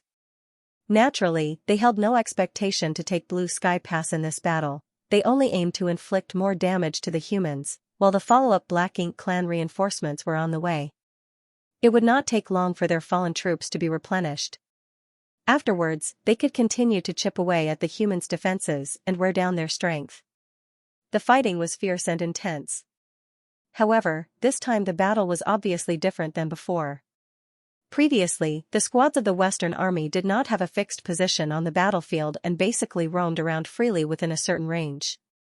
They would proceed to wherever there were more Black Ink Clansmen to kill. This time was different though. On close observation, one could see that a squad was fixed in a certain area of the battlefield. They would not move out of their assigned region as they fought against the Black Ink Clan army. Not only the squads, but also the 8th Order Open Heaven Realm Masters began to lure their opponents to specific areas. Yang Kai led Dawn to cut through the battlefield, using the Tao of Space to imprison the void and encircle a large area of space. In this area, there were at least 3,000 to 4,000 Black Ink Clansmen, with the bulk of them being high-rank clansmen together with a number of feudal lords. These 3,000 to 4,000 Black Ink Clansmen were much more experienced, and stronger than the initial Black Ink Clan cannon fodder. This was natural, after all, the cannon fodder were all dead, and after more than 2 years of fighting, the number of low-rank Black Ink Clansmen had decreased drastically. Yang Kai was not satisfied and pushed his space principles to the limit, encircling more and more Black Ink Clansmen. Dawn's strength and domineering attitude finally caught the attention of the surrounding Black Ink Clansmen, who were going towards them. There were many similar squads who operated like Dawn, but each had their own way of doing things. Each squad had a large number of Black Ink Clansmen gathered around them. The situation was going well, but a few people had some comments. Brother Yang, why are you snatching so many? The leader of a nearby squad suddenly sent a message via divine sense, sounding annoyed. This could not be helped. There was a group of Black Ink Clan that was heading for his squad, but they were trapped by Yang Kai's space principles and immediately drawn towards Dawn. Yang Kai smiled back and said, Dawn has more people, so we have to kill more. The squad leader was dumbfounded, these are just small fry. Brother Yang, even if you want to eat the meat, at least share some soup. Yang Kai ignored the request and did not even respond to his request. The squad leader yelled furiously, you scoundrel! How can you be so selfish? The lights on Dawning Light flashed wildly. Even though the team members used the warship to dodge flexibly, there was no way to avoid all the attacks of thousands of Black Ink Clansmen. With so many secret techniques hitting Dawning Light's shields, they faded at a speed visible to the naked eye. Miao Fei Ping reported nervously, "Martial uncle, the protective array won't last much longer." There were too many black ink clansmen around Dawning Light, including many attacking feudal lords. Although Dawning Light's performance was excellent, it could not withstand the intense bombardment of so many enemies. Miao Fei Ping began to sweat as the black ink clansmen closed in. Chapter 5143, 100-Year Plan Translator, Sullivan and Victor N. Translation Checker, Pew Pew Laser Gun Editor and Proofreader, Leo of Zion Mountain and Dale Lidger Keys. How much longer can it last? Yang Kai asked. Miao Fei Ping immediately replied, 10 breaths at most. After 10 breaths, the protective array would be broken, and Dawning Light would have no protection at all. His more than 30 squad members would be exposed to the Black Ink Clan's attacks, and it was difficult to say if they could survive such an onslaught. Understood. Yang Kai replied, and instead of expanding the battle further, he quietly fished out the control jade, silently pushed his power in preparation to activate it. Yang Kai was not the only one who did this, all the other squad leaders did the same. Above the battlefield, the royal lord hid in a black ink cloud and looked down from above. As a royal lord, his senses were extremely sharp. He could sense that the human's behavior was a bit unusual. The other black ink clansmen may not have noticed it since they were too focused on their own fights, but he did. After all, he had an overview of the whole situation. The human squads seemed to be splitting the battlefield. Since the beginning of the battle, the humans avoided moving around and did not seem eager to kill the enemy. This was very different from previous battles. The humans must be up to something. The royal lord had a bad feeling about the situation and felt that the humans had some kind of scheme. Every black ink clansman had experienced how sly and cunning these humans were at some point in time. He was not worried about himself. Before absolute power, all plots and schemes were futile. However, he could not act at will. The aura of the old ghost from Blue Sky Pass was locked on him. If he struck out, he might show an opening and would be hit hard by that old ghost. At their realm, it would be a huge problem if that happened, therefore, he could not give the human old ancestor this opportunity. Still, what are the humans up to? The answer would soon be revealed. Just as Dawning Light's shields were about to fail, a divine sense transmission in the battlefield exploded in the ears of every human. Now. It was Zhong Liang's voice. Yang Kai, who had been prepared for this, did not hesitate. He pushed the power of the jade in his hand, and it shone with a profound light. The light shot into empty space and dissipated. However, immediately afterward, a huge black hole suddenly appeared and rapidly expanded. In that area, whether it was Dawn or the Black Ink clansmen, none of them had time to react. The black hole enveloped the surrounding area, and although the Black Ink clan noticed something bad was happening and wanted to get away, they could not overcome the powerful suction force. The black hole expanded to its limits in just 3 breaths of time, then, as quickly as it appeared, it collapsed in on itself and disappeared. Also disappearing was Dawn's squad and the 3,000 or 4,000 Black Ink clansmen nearby. This not only happened to Dawn, but to every human squad on the entire battlefield outside Blue Sky Pass. Such scenes repeated one after another. Black holes appeared rapidly, expanded, then disappeared with all the nearby humans and Black Ink clansmen. As soon as these black holes appeared, the royal lord knew exactly why he felt so uneasy. The humans actually laid a large number of traps outside Blue Sky Pass. The origin of these traps was the universe paradises and the universe cave heavens left behind after the death of the humans' open heaven realm masters over the years. The universe paradises and universe cave heavens expanded into huge black holes when they were suddenly opened, and perhaps because of spirit arrays, they collapsed back and sucked in all the nearby humans and Black Ink clansmen. The royal lord could never have imagined that something left behind by a dead person could still have such an effect. The Black Ink clan had never encountered such a tactic before, so it was certain that this was something new that the humans set up in the last 100 years. But if the humans could do something like this, why hadn't they done so before? Why wait until now? The royal lord could not figure it out. He only knew that he could still not act right now, even though the losses were most likely going to be catastrophic. With his strength, he was capable of stopping this. From the appearance of the huge black holes to their disappearances, a few breaths of time would pass. Those that were caught were powerless to resist, but the royal lord could have saved them. However, he did not dare to do so. After all, the human old ancestor was intensely focused on him, like a predator that could lash out at any moment and deal him a fatal blow. Thus, he could only watch as the army under his command was devoured, one by one by the numerous black holes. Humph. In the inner sanctum, the old ancestor snorted in displeasure. The royal lord was truly tolerant. He would rather watch the Black Ink clan army suffer than risk his safety. However, the overall situation had been decided. Blue Sky Pass would definitely usher in a long period of peace, and in the meantime, the Black Ink clan could only cower in a corner. The original battlefield suddenly became empty after the sudden appearance and collapse of the black holes. There were some lucky Black Ink clansmen who did not get caught, of course, but they were left confused and disoriented, not sure what to do now. Without waiting for them to figure it out, powerful secret techniques and artifacts shelled them from the four walls, causing them to scurry for cover. Dawning light quietly hovered in the air while the thousands of Black Ink clansmen that were gathered up by Yang Kai's space principles had disappeared. However, Yang Kai knew that all those Black Ink clan troops were in this sealed world, just scattered about. All Dawn needed to do was to find them and kill them one by one. Is this a universe cave heaven? Feng looked around and began to ponder. Yang Kai nodded lightly, it's a universe cave heaven. I don't know which senior left it. Feng understood, the 100-year plan is finally being used, huh? Is this what you guys were gathering for? The content of that gathering held by Zhong Liang was not revealed to Feng and the others. The existence of such an important plan involving the peace of Blue Sky Pass for the next 1,000 years had to be kept a tight secret. Feng certainly understood this.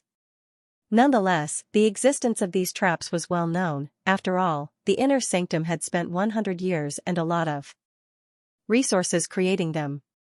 Every universe cave heaven and universe paradise that could be used had a large number of spirit arrays arranged inside. Even then, it was still impossible to suck in all the Black Ink clansmen on the battlefield. Not only that, but each universe cave heaven and universe paradise also had a spirit array at its entrance, which would send the Black Ink clansmen being pulled into random locations. In other words, besides Dawn, which remained together, the Black Ink clan that were brought in were scattered all over the place. Not only here, but also in the other universe paradises and universe cave heavens. Thus, this gave the human squads the opportunity to kill them off, one by one. After being pulled into such a space, the Black Ink clansman's fate was already sealed. It was time to hunt. Yang Kai pushed his power into the jade in his hand. With the power of the control jade, he looked in a certain direction and said, "There are many Black Ink clansmen gathering over there." Upon hearing this, the team member in charge of Dawning Light immediately made a slight adjustment to their heading and sailed the ship in the direction Yang Kai had indicated. Although the Black Ink clansmen were randomly distributed within this universe cave heaven, there would always be some that were lucky enough to quickly gather together. This was also because Yang Kai had rounded up some 4,000 Black Ink clansmen this time. Right now, there were several dozens of Black Ink clansmen gathered together in the spot Yang Kai pointed out. They were naturally confused when they suddenly appeared in such a strange place and could not understand what had happened. One feudal lord vaguely guessed that this place should be a small universe that was left behind when an open heaven realm human died in the past. He was thinking that no matter what had happened, he should gather more of his clansmen first. Only if he gathered enough power would he have a chance to break out of the humans' plot. At that moment, he suddenly felt something and turned his head to look in a certain direction. To his horror, he saw a human warship speeding towards them. The feudal lord was shocked as he yelled, "It's that human squad."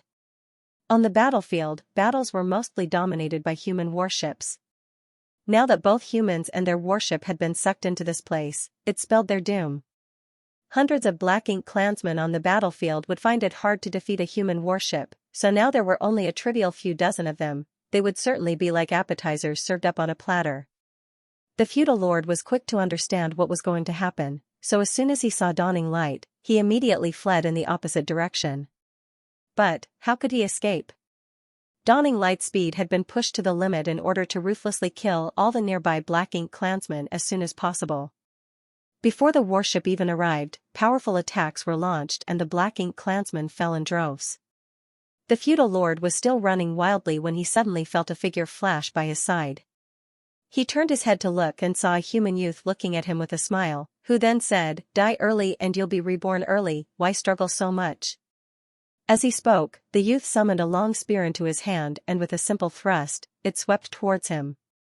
The feudal lord was frightened to death and wanted to resist, but no matter what he did, he could not avoid this spear tip as it seemed to seal off the space around him as it approached. The huge figure exploded midair into a bloody black mist. Xianxia then dashed back and pointed in another direction, that way.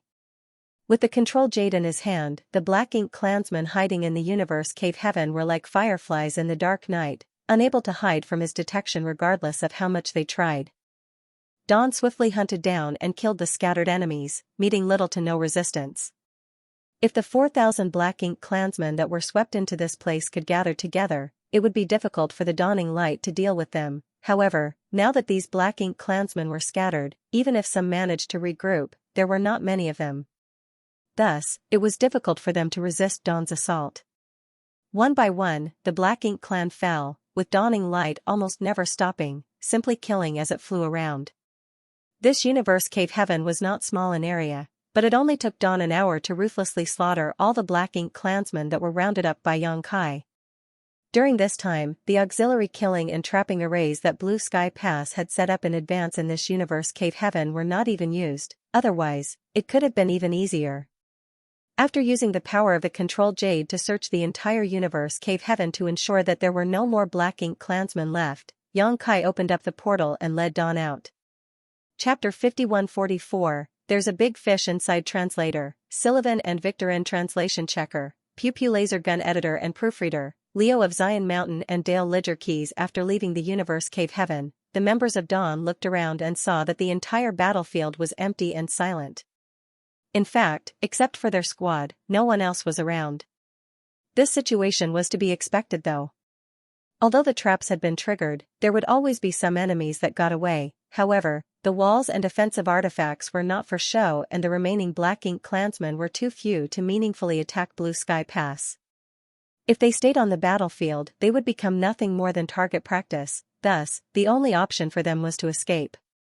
Dawn was very fast in eliminating those that were sucked into the black hole with them.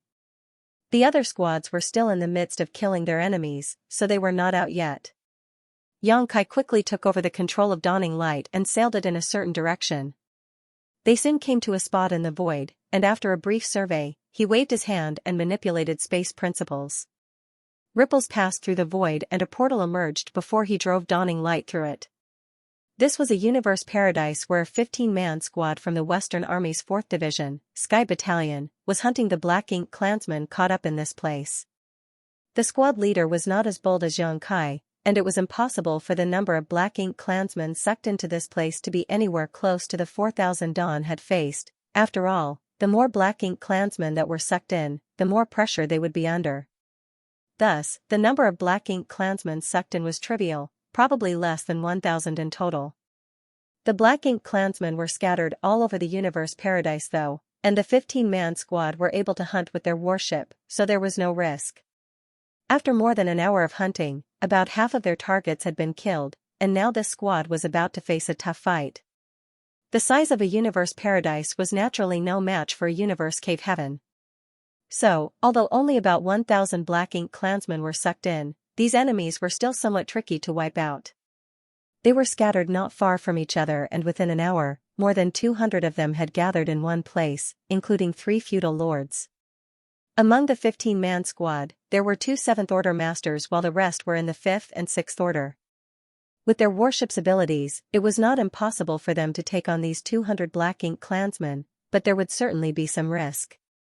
After all, in order to ensure that the plan worked, each squad warship had suffered varying degrees of bombardment before the trap was sprung, and its protective array had been damaged already.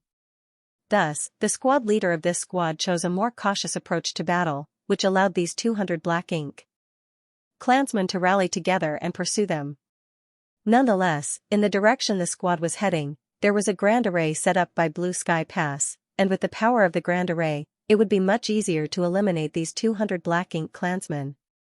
In fact, each Universe Cave Heaven and Universe Paradise had several grand arrays arranged for this exact purpose.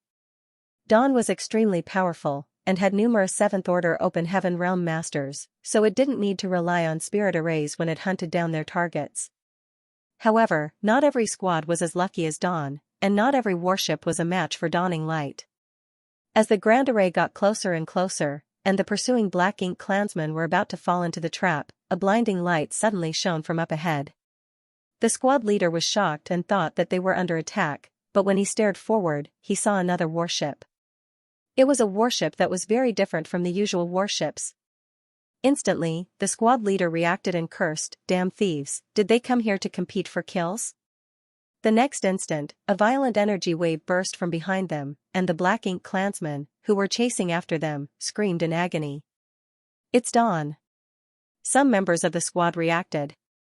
Dawning Light was incredibly easy to identify, being much bigger and more powerful than standard squad warships. It was a warship envied by many. It must have cost an enormous amount of military merits to build. "Squad leader, what do we do?" someone asked. The corners of the 7th Order squad leader's brow twitched as he growled through gritted teeth, "Turn us around. Attack." A short while later, the dust settled. The two squads were gathered in one place, and the two warships were hovering side by side in midair, with a sea of bodies and blood below them. The squad leader looked at Yang Kai helplessly as he protested, "Brother Yang, you're too greedy. Never mind that you had snatched our prey on the battlefield, now you even came over here to rob us of our kills? Can't you leave some soup for us?" Yang Kai replied with annoyance, "Senior brother, Dawn came to help you kill the enemy, but not only is senior brother unappreciative, you're even complaining now?" The squad leader was annoyed, but he did not know what to say in response. Although they could have killed their enemies without Dawn's help, it would not have been easy, but after receiving their assistance, they did not even thank them and instead criticized Dawn. The squad leader continued, "Brother Yang, why have you all come here? Have you finished killing the Black Ink clansmen on your end?" Yang Kai said with a smile, "We disposed of that trash long ago. As for why we came here, all the portals of the Universe Paradises and Universe Cave Heavens were found and opened by me, so I can enter them wherever I want." "I forgot about that," the squad leader slapped his forehead. The entire Plan Blue Sky Pass set up over the last century was only possible because of Yang Kai. Thus, he knew all the positions of all the hidden Universe Cave Heavens and Universe Paradises. Yang Kai asked, "Senior brother, how many Black Ink clansmen are there in this space? Let's cooperate to kill them." The squad leader waved his hand and replied, "There are not many left, just a couple of stray dogs. I don't need Brother Yang's help. I saw a few squads that drew in a significant number of enemies though.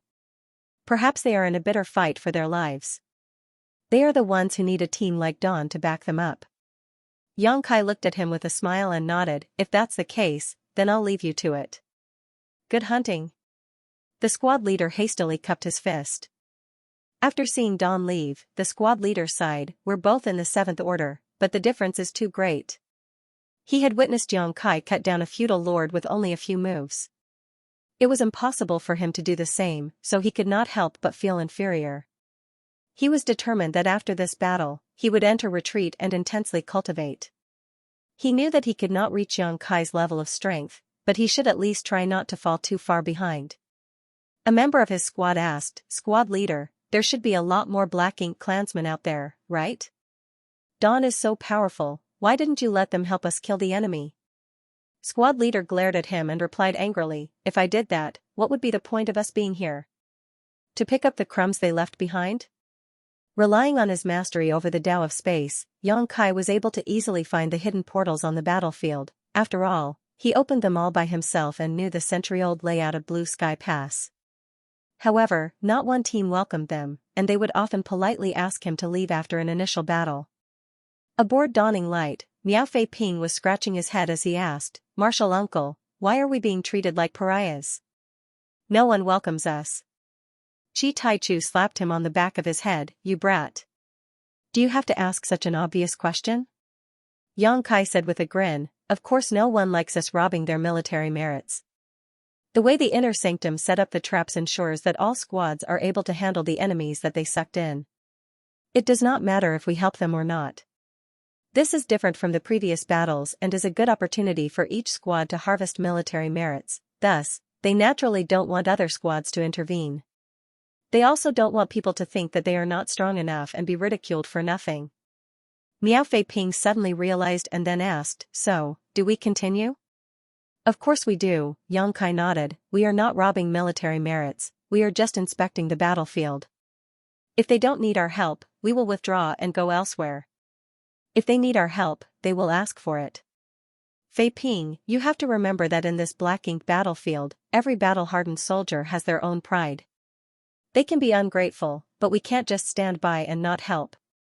Miao Fei Ping nodded and replied, "Junior understands." As he was talking, Yang Kai suddenly looked in a direction where there seemed to be an abnormal space principle fluctuation. He immediately pushed dawning light in that direction and soon arrived at a certain spot. He focused his eyes, only to see that the void in front of him was like a mirror with a crack in it. From the crack, there was actually the aura of a world flowing out. He reached out towards the crack and manipulated space principles, penetrating the world barrier to explore the details inside. Moments later, his expression changed, and he shouted, "Brother Shen, stay here. If any 8th Order Open Heaven Realm Master appears, ask him to come here immediately to blockade this place. Everyone else, follow me inside." Shen Ao nodded and left dawning light to stand quietly in the void. Feng Ying asked hastily, "What is it?" Yang Kai opened the portal carefully using space principles, and said through gritted teeth, "There's a big fish inside." Everyone in Dawn looked astonished. The big fish that Yang Kai mentioned must be a territory lord. They never expected that there would be a territory lord inside. Blue Sky Pass had been arranging these traps for 100 years with the Great Pass at the center, splitting the battlefield into two distinct regions, the Inner Circle and Outer Circle. In the Inner Circle, there were Universe Paradises and Universe Cave Heavens which required one squad each to take control over. Furthermore, the control jades were used to pull only a certain number of Black Ink clansmen inside to be hunted. At the Inner Circle, there shouldn't have been any territory lords, so the safety of the squads could be assured. The Outer Circle of the battlefield was meant for 8th Order Open Heaven Realm Masters and territory lords. There were Universe Cave Heavens specially prepared for territory lords there as well, and the inside was arranged with very powerful spirit arrays that would be enough to threaten these enemy masters. No one had expected that a territory lord would slip into the Inner Circle. Yang Kai did not know which squad was so unlucky as to encounter this territory lord, but it was obvious they were not in a good situation. As they spoke, the portal was opened and dawning light entered like a streak of light. Yang Kai closed the portal again with a wave of his hand, but the cracks in the world barrier could not be smoothed out no matter what. In fact, the cracks were continuing to increase in size, a sign that the Universe Paradise would not hold up for long. As dawning light appeared in this Universe Paradise, it immediately became like a leaf in a violent storm under the violent surges of energy. The thick black ink strength rushed around them and the protective barrier began to flash wildly. Chapter 5145, Zhou Xing Translator, Sullivan and Victorin Translation Checker, Pew Pew Laser Gun Editor and Proofreader, Leo of Zion Mountain and Dale Lidgerkeys. Yang Kai stood at the bow of the ship and looked up, only to see a ragged warship in front of him fleeing in their direction. A huge black ink cloud was chasing after the failing warship and it was rapidly closing in. The whole Universe Paradise was filled with a strong sense of foreboding. Inside the black ink cloud was a particularly fierce aura. It was obviously a territory lord and hundreds of black ink clansmen, including many feudal lords. A black ink clan secret technique blasted out from the cloud, hitting the fleeing warship in front of Dawn, causing great damage. Dawning light arrived just in time to witness the territory lord attack. A huge palm emerged from the black ink cloud and tried to grab the fleeing warship. On the warship, the human cultivators struggled to counterattack, but with little effect. The difference in strength was so great that they were helpless to repel the territory lord's attack. Seeing that the big dark hand was about to grab the warship, a 7th Order Open Heaven standing at the stern of the warship suddenly roared, "Rise!" As he roared, a grand array was activated, and in an instant, it wrapped around the pursuing black ink clansmen. The warship did not stop, but ran straight towards the portal. The Grand Array could not trap a territory lord for long, but it might be enough to delay him long enough for the squad to escape this universe paradise. Then, they saw dawning light rapidly approaching. Feng shouted, "Junior Brother Zhou." The Seventh Order Open Heaven Realm Master, who had just activated the Spirit Array, looked at them and exclaimed in surprise, "Senior Sister Feng, what are you doing here?"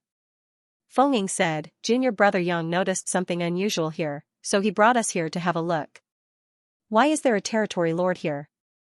The junior brother Zhou looked annoyed as he replied, "He was hiding in the Black Ink clan army, concealing his aura." Clearly, he had some ill intentions.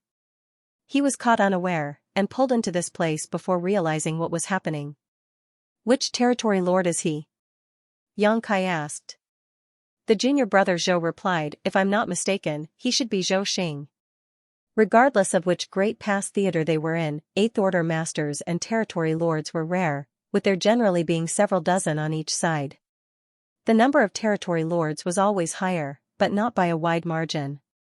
The two races had been fighting each other for so many years, so the identities and characteristics of the top masters had been exposed a long time ago. Thus, the humans had some knowledge of all the Territory Lords they faced. Xianxia silently recalled all the information the Inner Sanctum had published on the Blue Sky Theater Territory Lords. Among all of them, Zhou Xing's strength was not the strongest. He was at most ranked in the middle somewhere, much worse than He Yuan for example.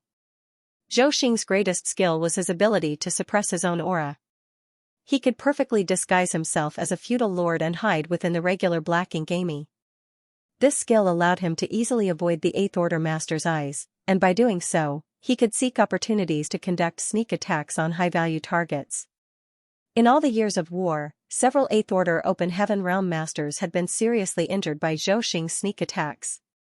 This time, he hid in the Black Ink clan army, disguised as a feudal lord, obviously with malicious intentions, but ended up being trapped here by this squad. It was yet to be determined if it was his bad luck or the squad's misfortunes. Junior brother Zhao was killed by him. Subsequently, we relied on the various Grand Arrays to survive until now. Junior brother Zhou's face was full of grief. It was inevitable that they suffered losses when they encountered a territory lord. Junior brother Zhao was one of the two Seventh Order Masters of this squad. "How much time do we have?" Xianxia asked. "Brother Yang, you know that the spirit arrays arranged in this universe paradise were not designed to deal with territory lords, not to mention that Zhou Xing has many helpers with him. The Grand Array will be broken in a dozen breaths at most," reported junior brother Zhou. "Are there any other Grand Arrays available?" "No." Junior brother Zhou shook his head, "We've used up all 3 spirit arrays. If not for those 3, I'm afraid none of us would have survived till now. Brother Yang, we need to go. Once Zhou Xing breaks free, it will be too late for us to escape." Xianxia looked ahead and said firmly, "When we came in, there were no Eighth Order Masters available outside, so they must all still be fighting with the other territory lords. If we leave now, Zhou Xing will surely follow us, and there will be no one to tie him down once we get outside." Junior brother Zhou asked, "What does brother Yang intend to do?" Xianxia said as he summoned the Azure Dragon Spear, "Hold him back. Soon, there will be an Eighth Order Master available. Even if he ultimately manages to break free from here, there will be someone outside to take care of him." Junior brother Zhou did not hesitate and immediately agreed, "Good, we'll do as brother Yang suggests." He also knew that Xianxia was powerful and Dawn's squad was very strong. His squad alone had no chance to win against a territory lord, but together with Dawn, though they might not be able to kill such a master, holding him down should not be too much of an issue. As they discussed, the Grand Array began to crack. Xianxia shouted, "Leave Zhou Xing to me and take care of yourselves. There's no need to kill all of them, just delay them as long as you can." Immediately after, he lunged straight towards the enemy. The Grand Array shattered, and Zhou Xing roared angrily from within the Black Ink cloud. He was furious that a trivial human squad tried to toy with him with these few spirit arrays. The impudence! He resolved to kill these humans ruthlessly in order to soothe the rage within him. Since the humans now had purifying Black Ink pills, Zhou Xing knew that he could not corrupt them with Black Ink strength, thus, he could only kill them. However, just as he was about to act, a dazzling light rushed towards him. Zhou Xing looked up and was momentarily bewildered. He began to wonder how this universe paradise suddenly had a small round Sunday. Above the sun was a three-legged bird, squawking away. The small sun was even traveling towards him at a high speed. Behind the small sun, there seemed to be a figure that glowed with a dazzling light. Suddenly, he realized that it was not the sun, but some secret technique cast by a human. Even a territory lord as strong as Zhou Xing could feel the threat posed by this secret technique and knew he would suffer if he took it head-on without defending himself. Therefore, Zhou Xing raised his hands and the dense black ink clouds gathered to form a barrier to block the direction where the small sun was coming from. Violent sounds erupted as rampaging energy waves swept over Zhou Xing's body.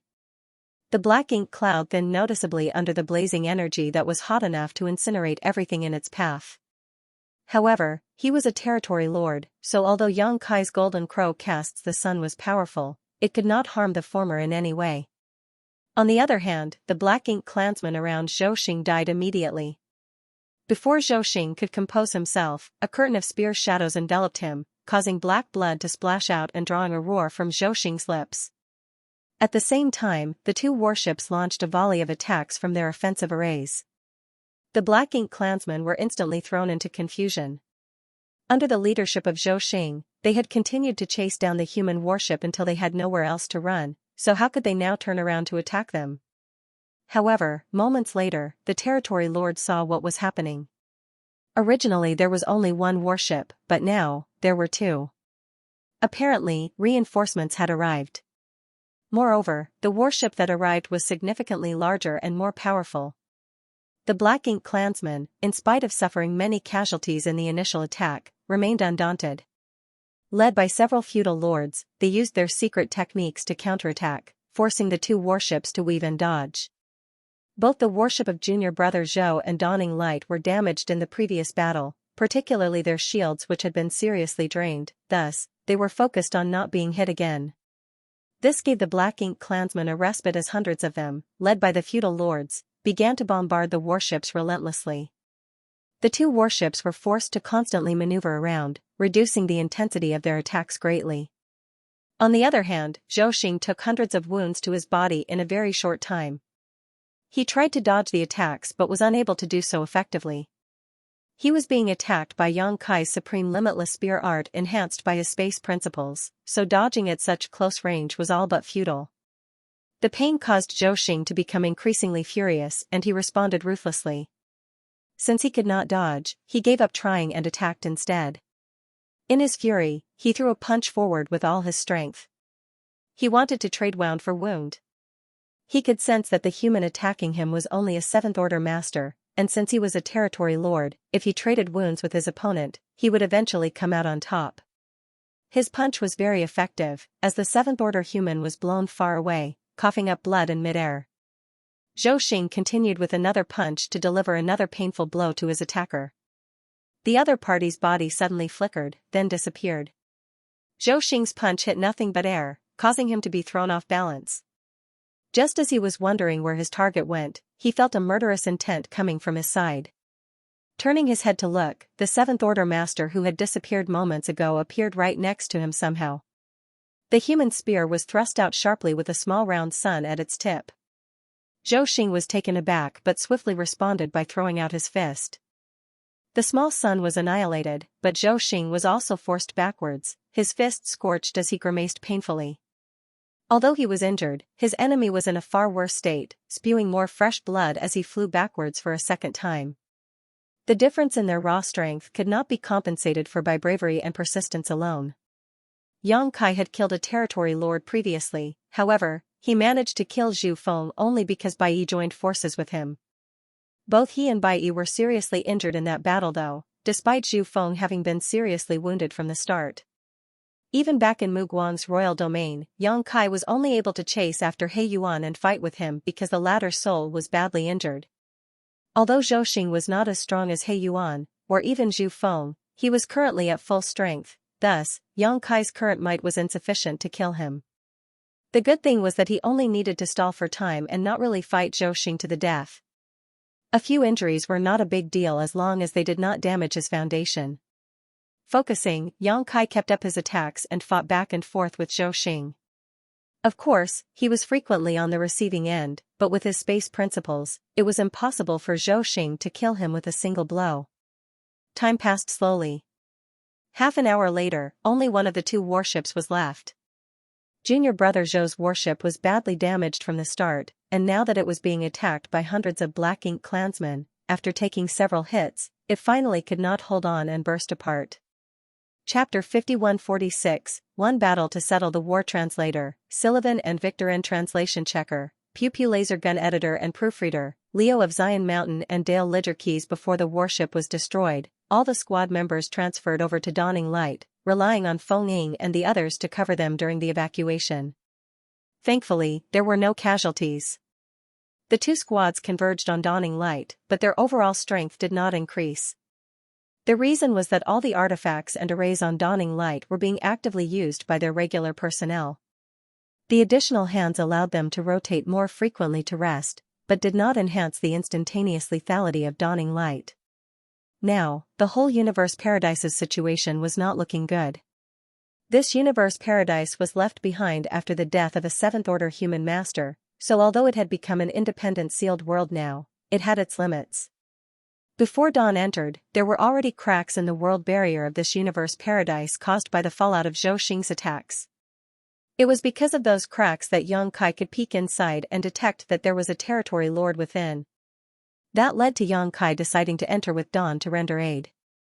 Now that Yang Kai and Zhou Xing were engaged in a fierce battle, the violent energy surges caused the entire Universe Paradise to become increasingly unstable. Little cracks could be seen all over and, obviously, this Universe Paradise would collapse soon. If they remained within the Universe Paradise when it collapsed, then it was very likely that they would be pulled into the void. When that happened, there was no telling where they would end up. It was with this in mind that the Eighth Order Open Heaven Realm Masters had to be sent into the Universe Cave Heavens, which were more stable. This way, the Eighth Order Division Commanders and Territory Lords could fight for a longer time without worries. If they were in Universe Paradises, they would collapse not long after they started fighting. This Universe Paradise was facing the risk of collapsing at any moment.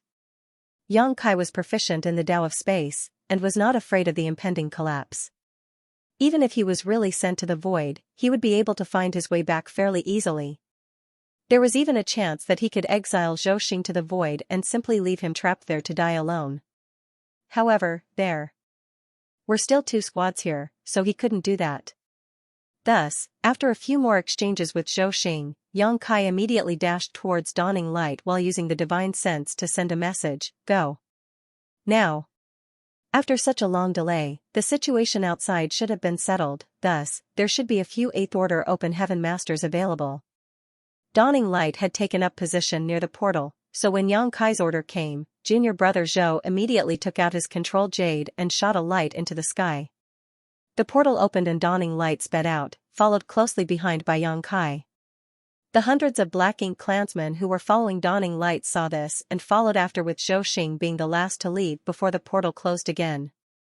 However, before Zhou Xing could stabilize himself, a bright light came down on him, instantly destroying all his defenses and inflicting a huge wound on his body. Zhou Xing roared in pain and anger, turning his head to look at who had attacked him, only for his eyes to shrink as he shouted, "Zhong Liang." Not only was Zhong Liang there, but also Ding Yao and Liang Yulong. The three of them surrounded him in a triangle. Zhou Xing's heart sank into the abyss as he knew there was no escape for him. These three army commanders were all peak Eighth Order Masters. When the human squads took action, these Eighth Order Masters used their own control jades to pull a territory lord into their respective Universe Cave Heavens. Even though their strength was greater than the Black Ink clan territory lords, it was impossible to kill their opponent so quickly in a fair fight. However, Blue Sky Pass had arranged multiple spirit arrays in these Universe Cave Heavens, which gave the Eight Order Masters a significant advantage. Those spirit arrays all cost an enormous amount of resources and were arranged by the Array Great Grandmasters, so any territory lord who fell into them would see their strength suppressed. With their superior strength, geographical advantage, and the assistance of several spirit arrays, it was not surprising that Zhong Liang and the others killed their opponents in short order. The three of them had just emerged from their respective Universe Cave Heavens when they were informed by Shenao of what had happened. The only reason they didn't force their way in was they weren't certain what kind of repercussions that would cause for those inside the universe paradise. When Dawning Light and Xianxia appeared, followed by hundreds of Black Ink clansmen, the three army commanders swiftly slaughtered the mixed fish before turning their attention to Zhou Xing. The strength of this territory lord was considered average at best, so how could Zhou Xing be a match for the three army commanders? Zhong Liang and the other two of them did not even utter a word before using their respective secret techniques to attack Zhou Xing from all sides. Not far away, Xianxia and others watched from afar aboard Dawning Light. Not only them, but many other squads, who had already cleaned up their opponents, observed the show. These squads had shown up one after another, surrounding the whole battlefield layer after layer. Zhou Xing is doomed, Feng Ying said softly. Under the combined attacks of three army commanders, even the strongest territory lords would not be able to survive, so Zhou Xing's fall was simply a matter of time. Yang Kai's attention was not on Zhou Xing and the three army commanders though, but instead focused on somewhere far away. Hundreds of thousands of kilometers away, powerful explosions were taking place. For him to be able to sense the shockwaves this far away meant that the strength of those fighting was overwhelming.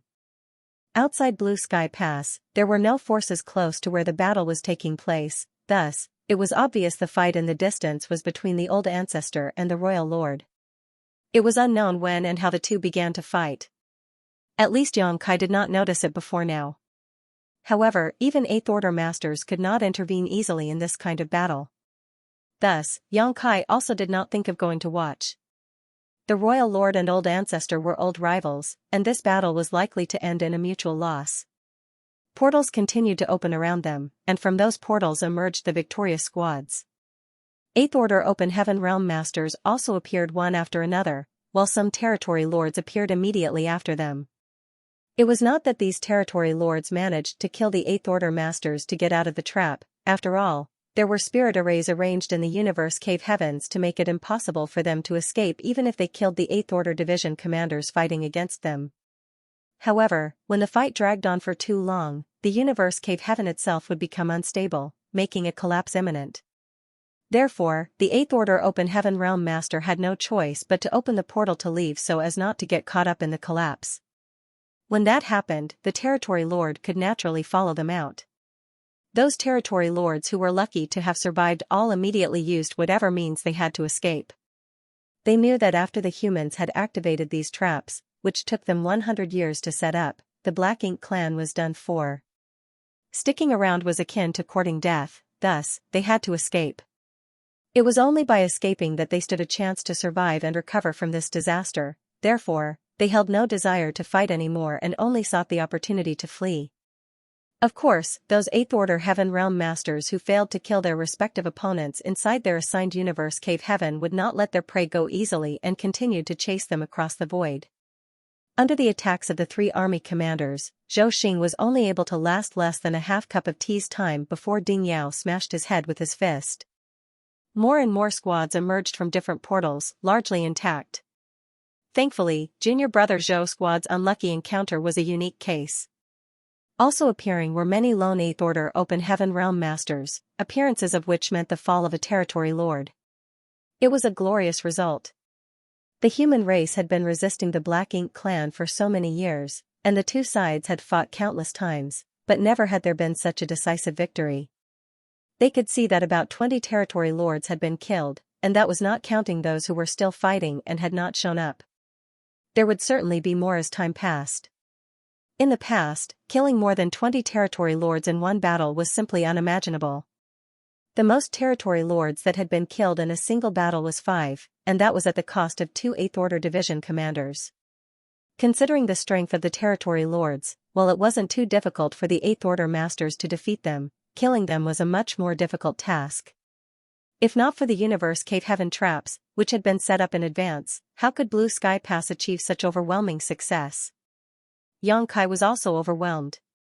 When he first helped Blue Sky Pass find the portals for the Universe Paradise and Universe Cave Heaven, he knew that they could give Black Ink clan a nasty surprise, but he did not expect it to be to this magnitude. If Blue Sky Pass had such great success, then Yinyan Pass would also have good results. After all, he also helped them to open up the Universe Cave Heavens and Universe Paradises around their Great Pass. Even so, the news of this enormous defeat would certainly be circulated around the Black Ink clan. Thus, it was unrealistic for Enyang Pass to expect results of this magnitude. With so many territory lords killed, there were naturally hundreds of times more dead and injured weaker Black Ink clansmen. One battle had changed the entire course of the war. The Black Ink clan in the Blue Sky Theater had suffered an enormous defeat. What awaited Blue Sky Pass was a period of peace for at least 1,000 years or more, during which the Black Ink clan would not be able to attack. However, was this enough to satisfy Zhong Liang and the other higher-ups?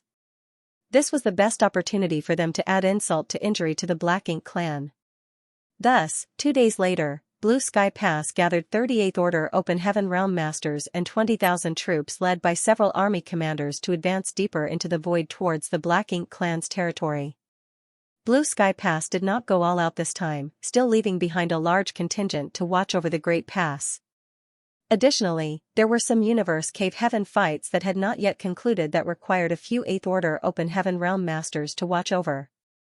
38th Orders and a 20,000-strong army was almost half of the combat strength of Blue Sky Pass. They could not take out more soldiers. Since Yang Kai had brought purifying light, Zhong Liang and the others had been planning for this crusade. However, any foray into the enemy's territory was of great importance and would take time to prepare for. Now that the opportunity had come, they were eager to push back against the enemy, who was seriously weakened, and aim for the royal city. Naturally, Blue Sky Pass held little expectation that this campaign would be enough to wipe out the Black Ink clan entirely. As long as the royal lord was not dead, the royal city would not fall. This was just a kind of experiment for the future. At the same time, it was also to establish a precedent and prove that it was possible to take the fight to the Black Ink clan. This was a long-established plan, however, except for the 8th Order commanders, no one below them in rank knew about it. Thus, after hearing about the crusade, numerous Open Heaven's Realm Masters were very excited. The human race had been trapped in various great passes for years, and finally, they had the chance to launch a real counterattack. Chapter 5147, The Crusade Translator, Sullivan and Victor N. Translation Checker, Pew Pew Laser Gun Editor and Proofreader, Leo of Zion Mountain and Dale Lidgerkey's Blue Sky Pass had clearly planned this crusade for a long time. It was impossible to come up with such a plan in just 2 days. The expeditionary force was led by 2 army commanders, Ding Yao and Liang Yulong. 2 purifying Black Ink battleships were deployed along with about 1,500 warships of various ranks. The huge force set off from Blue Sky Pass as soon as the preparations were completed. Dawn was also part of the expeditionary force, its squad members taking turns to operate Dawning Light while the ones off duty spent their time in their cabins to restore themselves. The damage to Dawning Light had been repaired by the array masters and artifact refiners before they departed Blue Sky Pass, so it was good as new. However, for this crusade, they were not taking many array masters and artifact refiners with them. Thus, if a warship got damaged, it might not be able to be repaired in short order. This crusade was very different from guarding the Great Pass. When backed by Blue Sky Pass, the humans could fight with confidence and without fear. Even if their warship was damaged, logistical support was close by. However, a crusade was not the same, as the supply lines and logistics to support the soldiers would be stretched out over a much larger area. If this matter was not addressed, it would become a major constraint for this crusade. However, this shortfall could not be satisfactorily resolved. If all the available array masters and artifact refiners were mobilized for the crusade, they would require a large contingent of soldiers to protect them, reducing the crusade's overall fighting capability. Meanwhile, this crusade was more of an attempt to make a statement rather than a concerted effort to eliminate the Black Ink clan once and for all. Half a month after the expeditionary force left Blue Sky Pass, it fought its first major battle with a Black Ink clan army of nearly 300,000. The 700,000 Black Ink clansmen that had previously attacked Blue Sky Pass were all basically dead or severely wounded, so these 300,000 were assembled from the Black Ink clan's reserves. This was the Black Ink clan's modus operandi, sending in wave after wave of soldiers to fight a protracted battle. Each time a siege happened at a great pass, the humans would have to endure many waves of attacks by the subsequent enemy reinforcements, and this time was no exception.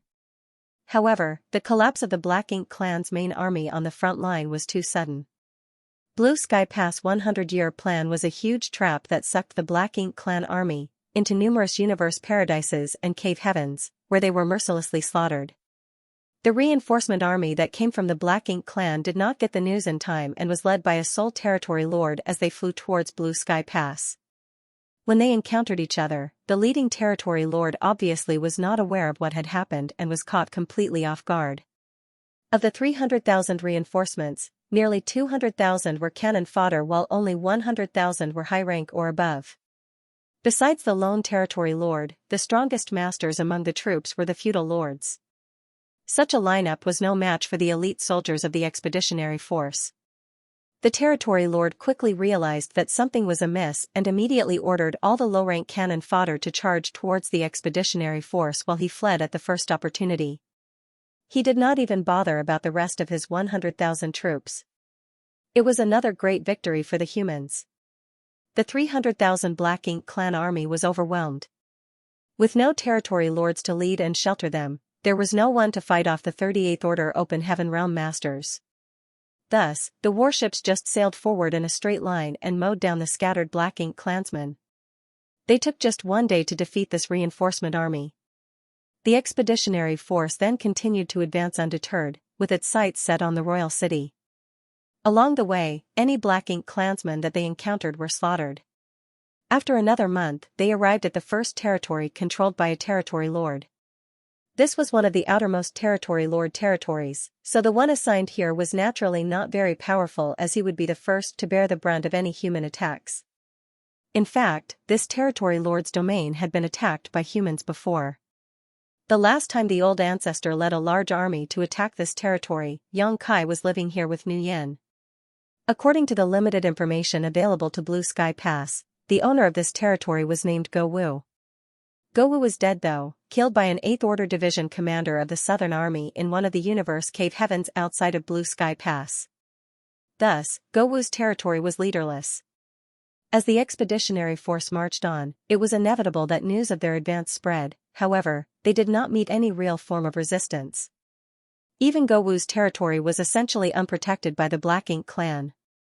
There were some Black Ink clansmen who were brave enough to attack the expeditionary force, but many realized that it was suicidal and simply fled deeper into Black Ink clan territory. It only took a few hours for the expeditionary force to capture Go Wu's home territory.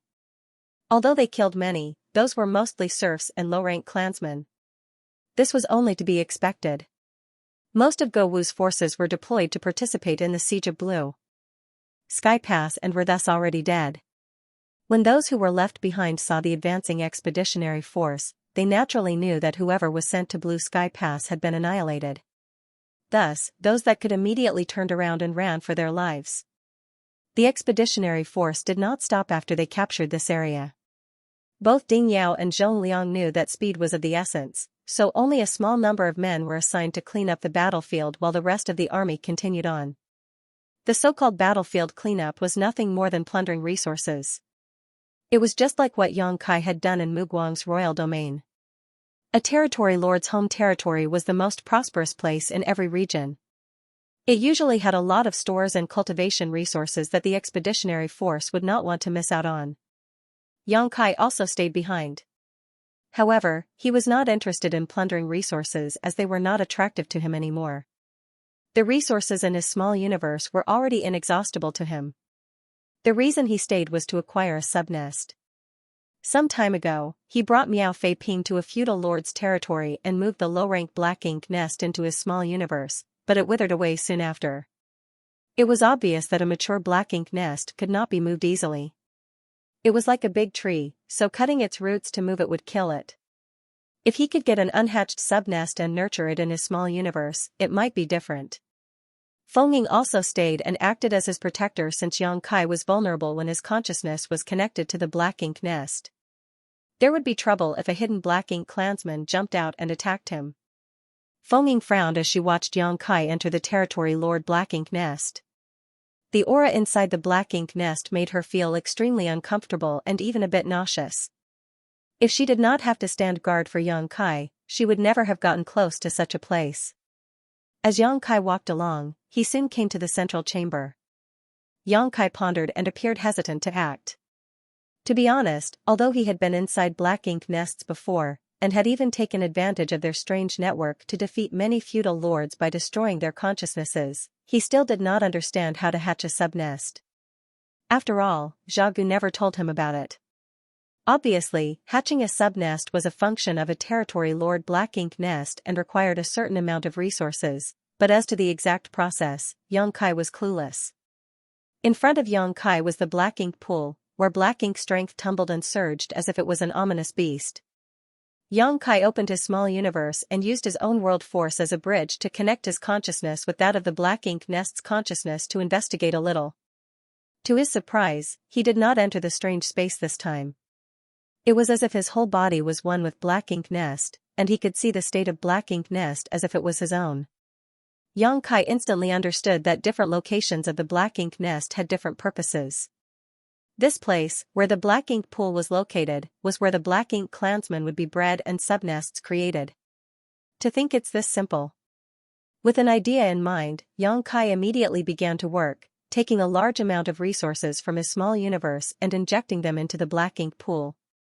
The black ink strength inside the black ink pool tumbled more and more fiercely, and as the vast amount of resources disappeared, the abundant energy was greedily absorbed by the black ink nest. After a few moments, the walls of the chamber, which were fleshy, seemed to form a tumor. The tumor rapidly grew and the wall suddenly broke open, and a wet, beast-like black ink clansman came out, trembling. Pa. More tearing sounds rang out as the chamber's flesh walls soon hatched more than a dozen black ink clansmen of different forms. Fenging felt a stinging chill as she watched all this. Although she knew that the black ink nest gave birth to black ink clansmen, no human had actually witnessed the process before. These black ink clansmen were not entirely hatched by Yang Kai. They had not been fully formed before he entered this place, and thus, had not hatched. After Yang Kai injected resources into the black ink pool, their development was accelerated and they managed to hatch. The newly hatched black ink clansmen were not much of a threat, not even qualified to be cannon fodder, so Fenging flicked her longsword and the wave of sword chi killed them all on the spot. She then shouted, "Squad leader!" Yang Kai opened his eyes and saw the situation around him, and immediately responded, "I'll change my approach." It was his first time trying to create a black ink nest, and he was not sure how to do it, so he accidentally hatched a dozen black ink clansmen. However, after he made some adjustments, the fleshy tumor wall no longer broke open, and no more black ink clansmen were born. Instead, the entire black ink pool was filled with rich power and stirred more and more. Fenging felt that it was a pity for such a large amount of resources to be sacrificed to the black ink pool. Blue Sky Pass had only become affluent in the recent several dozen years, after Yang Kai introduced the void yin-yang mirrors. In the past, cultivation resources were very tight in every great pass, so they had to save as much as they could, whenever they could. She was used to living in poverty, so she cringed when she saw Yang Kai throwing away resources in such a manner. However, she also knew that Yang Kai had his own reasons. If he could get a black ink nest, it would definitely be of great use. The interoperability between the black ink nest and the black ink clan might even allow them to spy on the black ink clan without have to leave their own territory. It was not certain how many resources were put into the black ink pool, but after a few days, it suddenly trembled as the water swirled. Something was about to emerge from it. Fenging looked over and a few moments later, a small and exquisite black ink nest emerged from the churning water. At the same time, Yang Kai also eased what he was doing and looked at the little black ink nest that spawned from the black ink pool. He exhaled gently when he realized that his efforts were not in vain. End of chapter 5147. Don't forget to subscribe, like, and share the video to support the channel.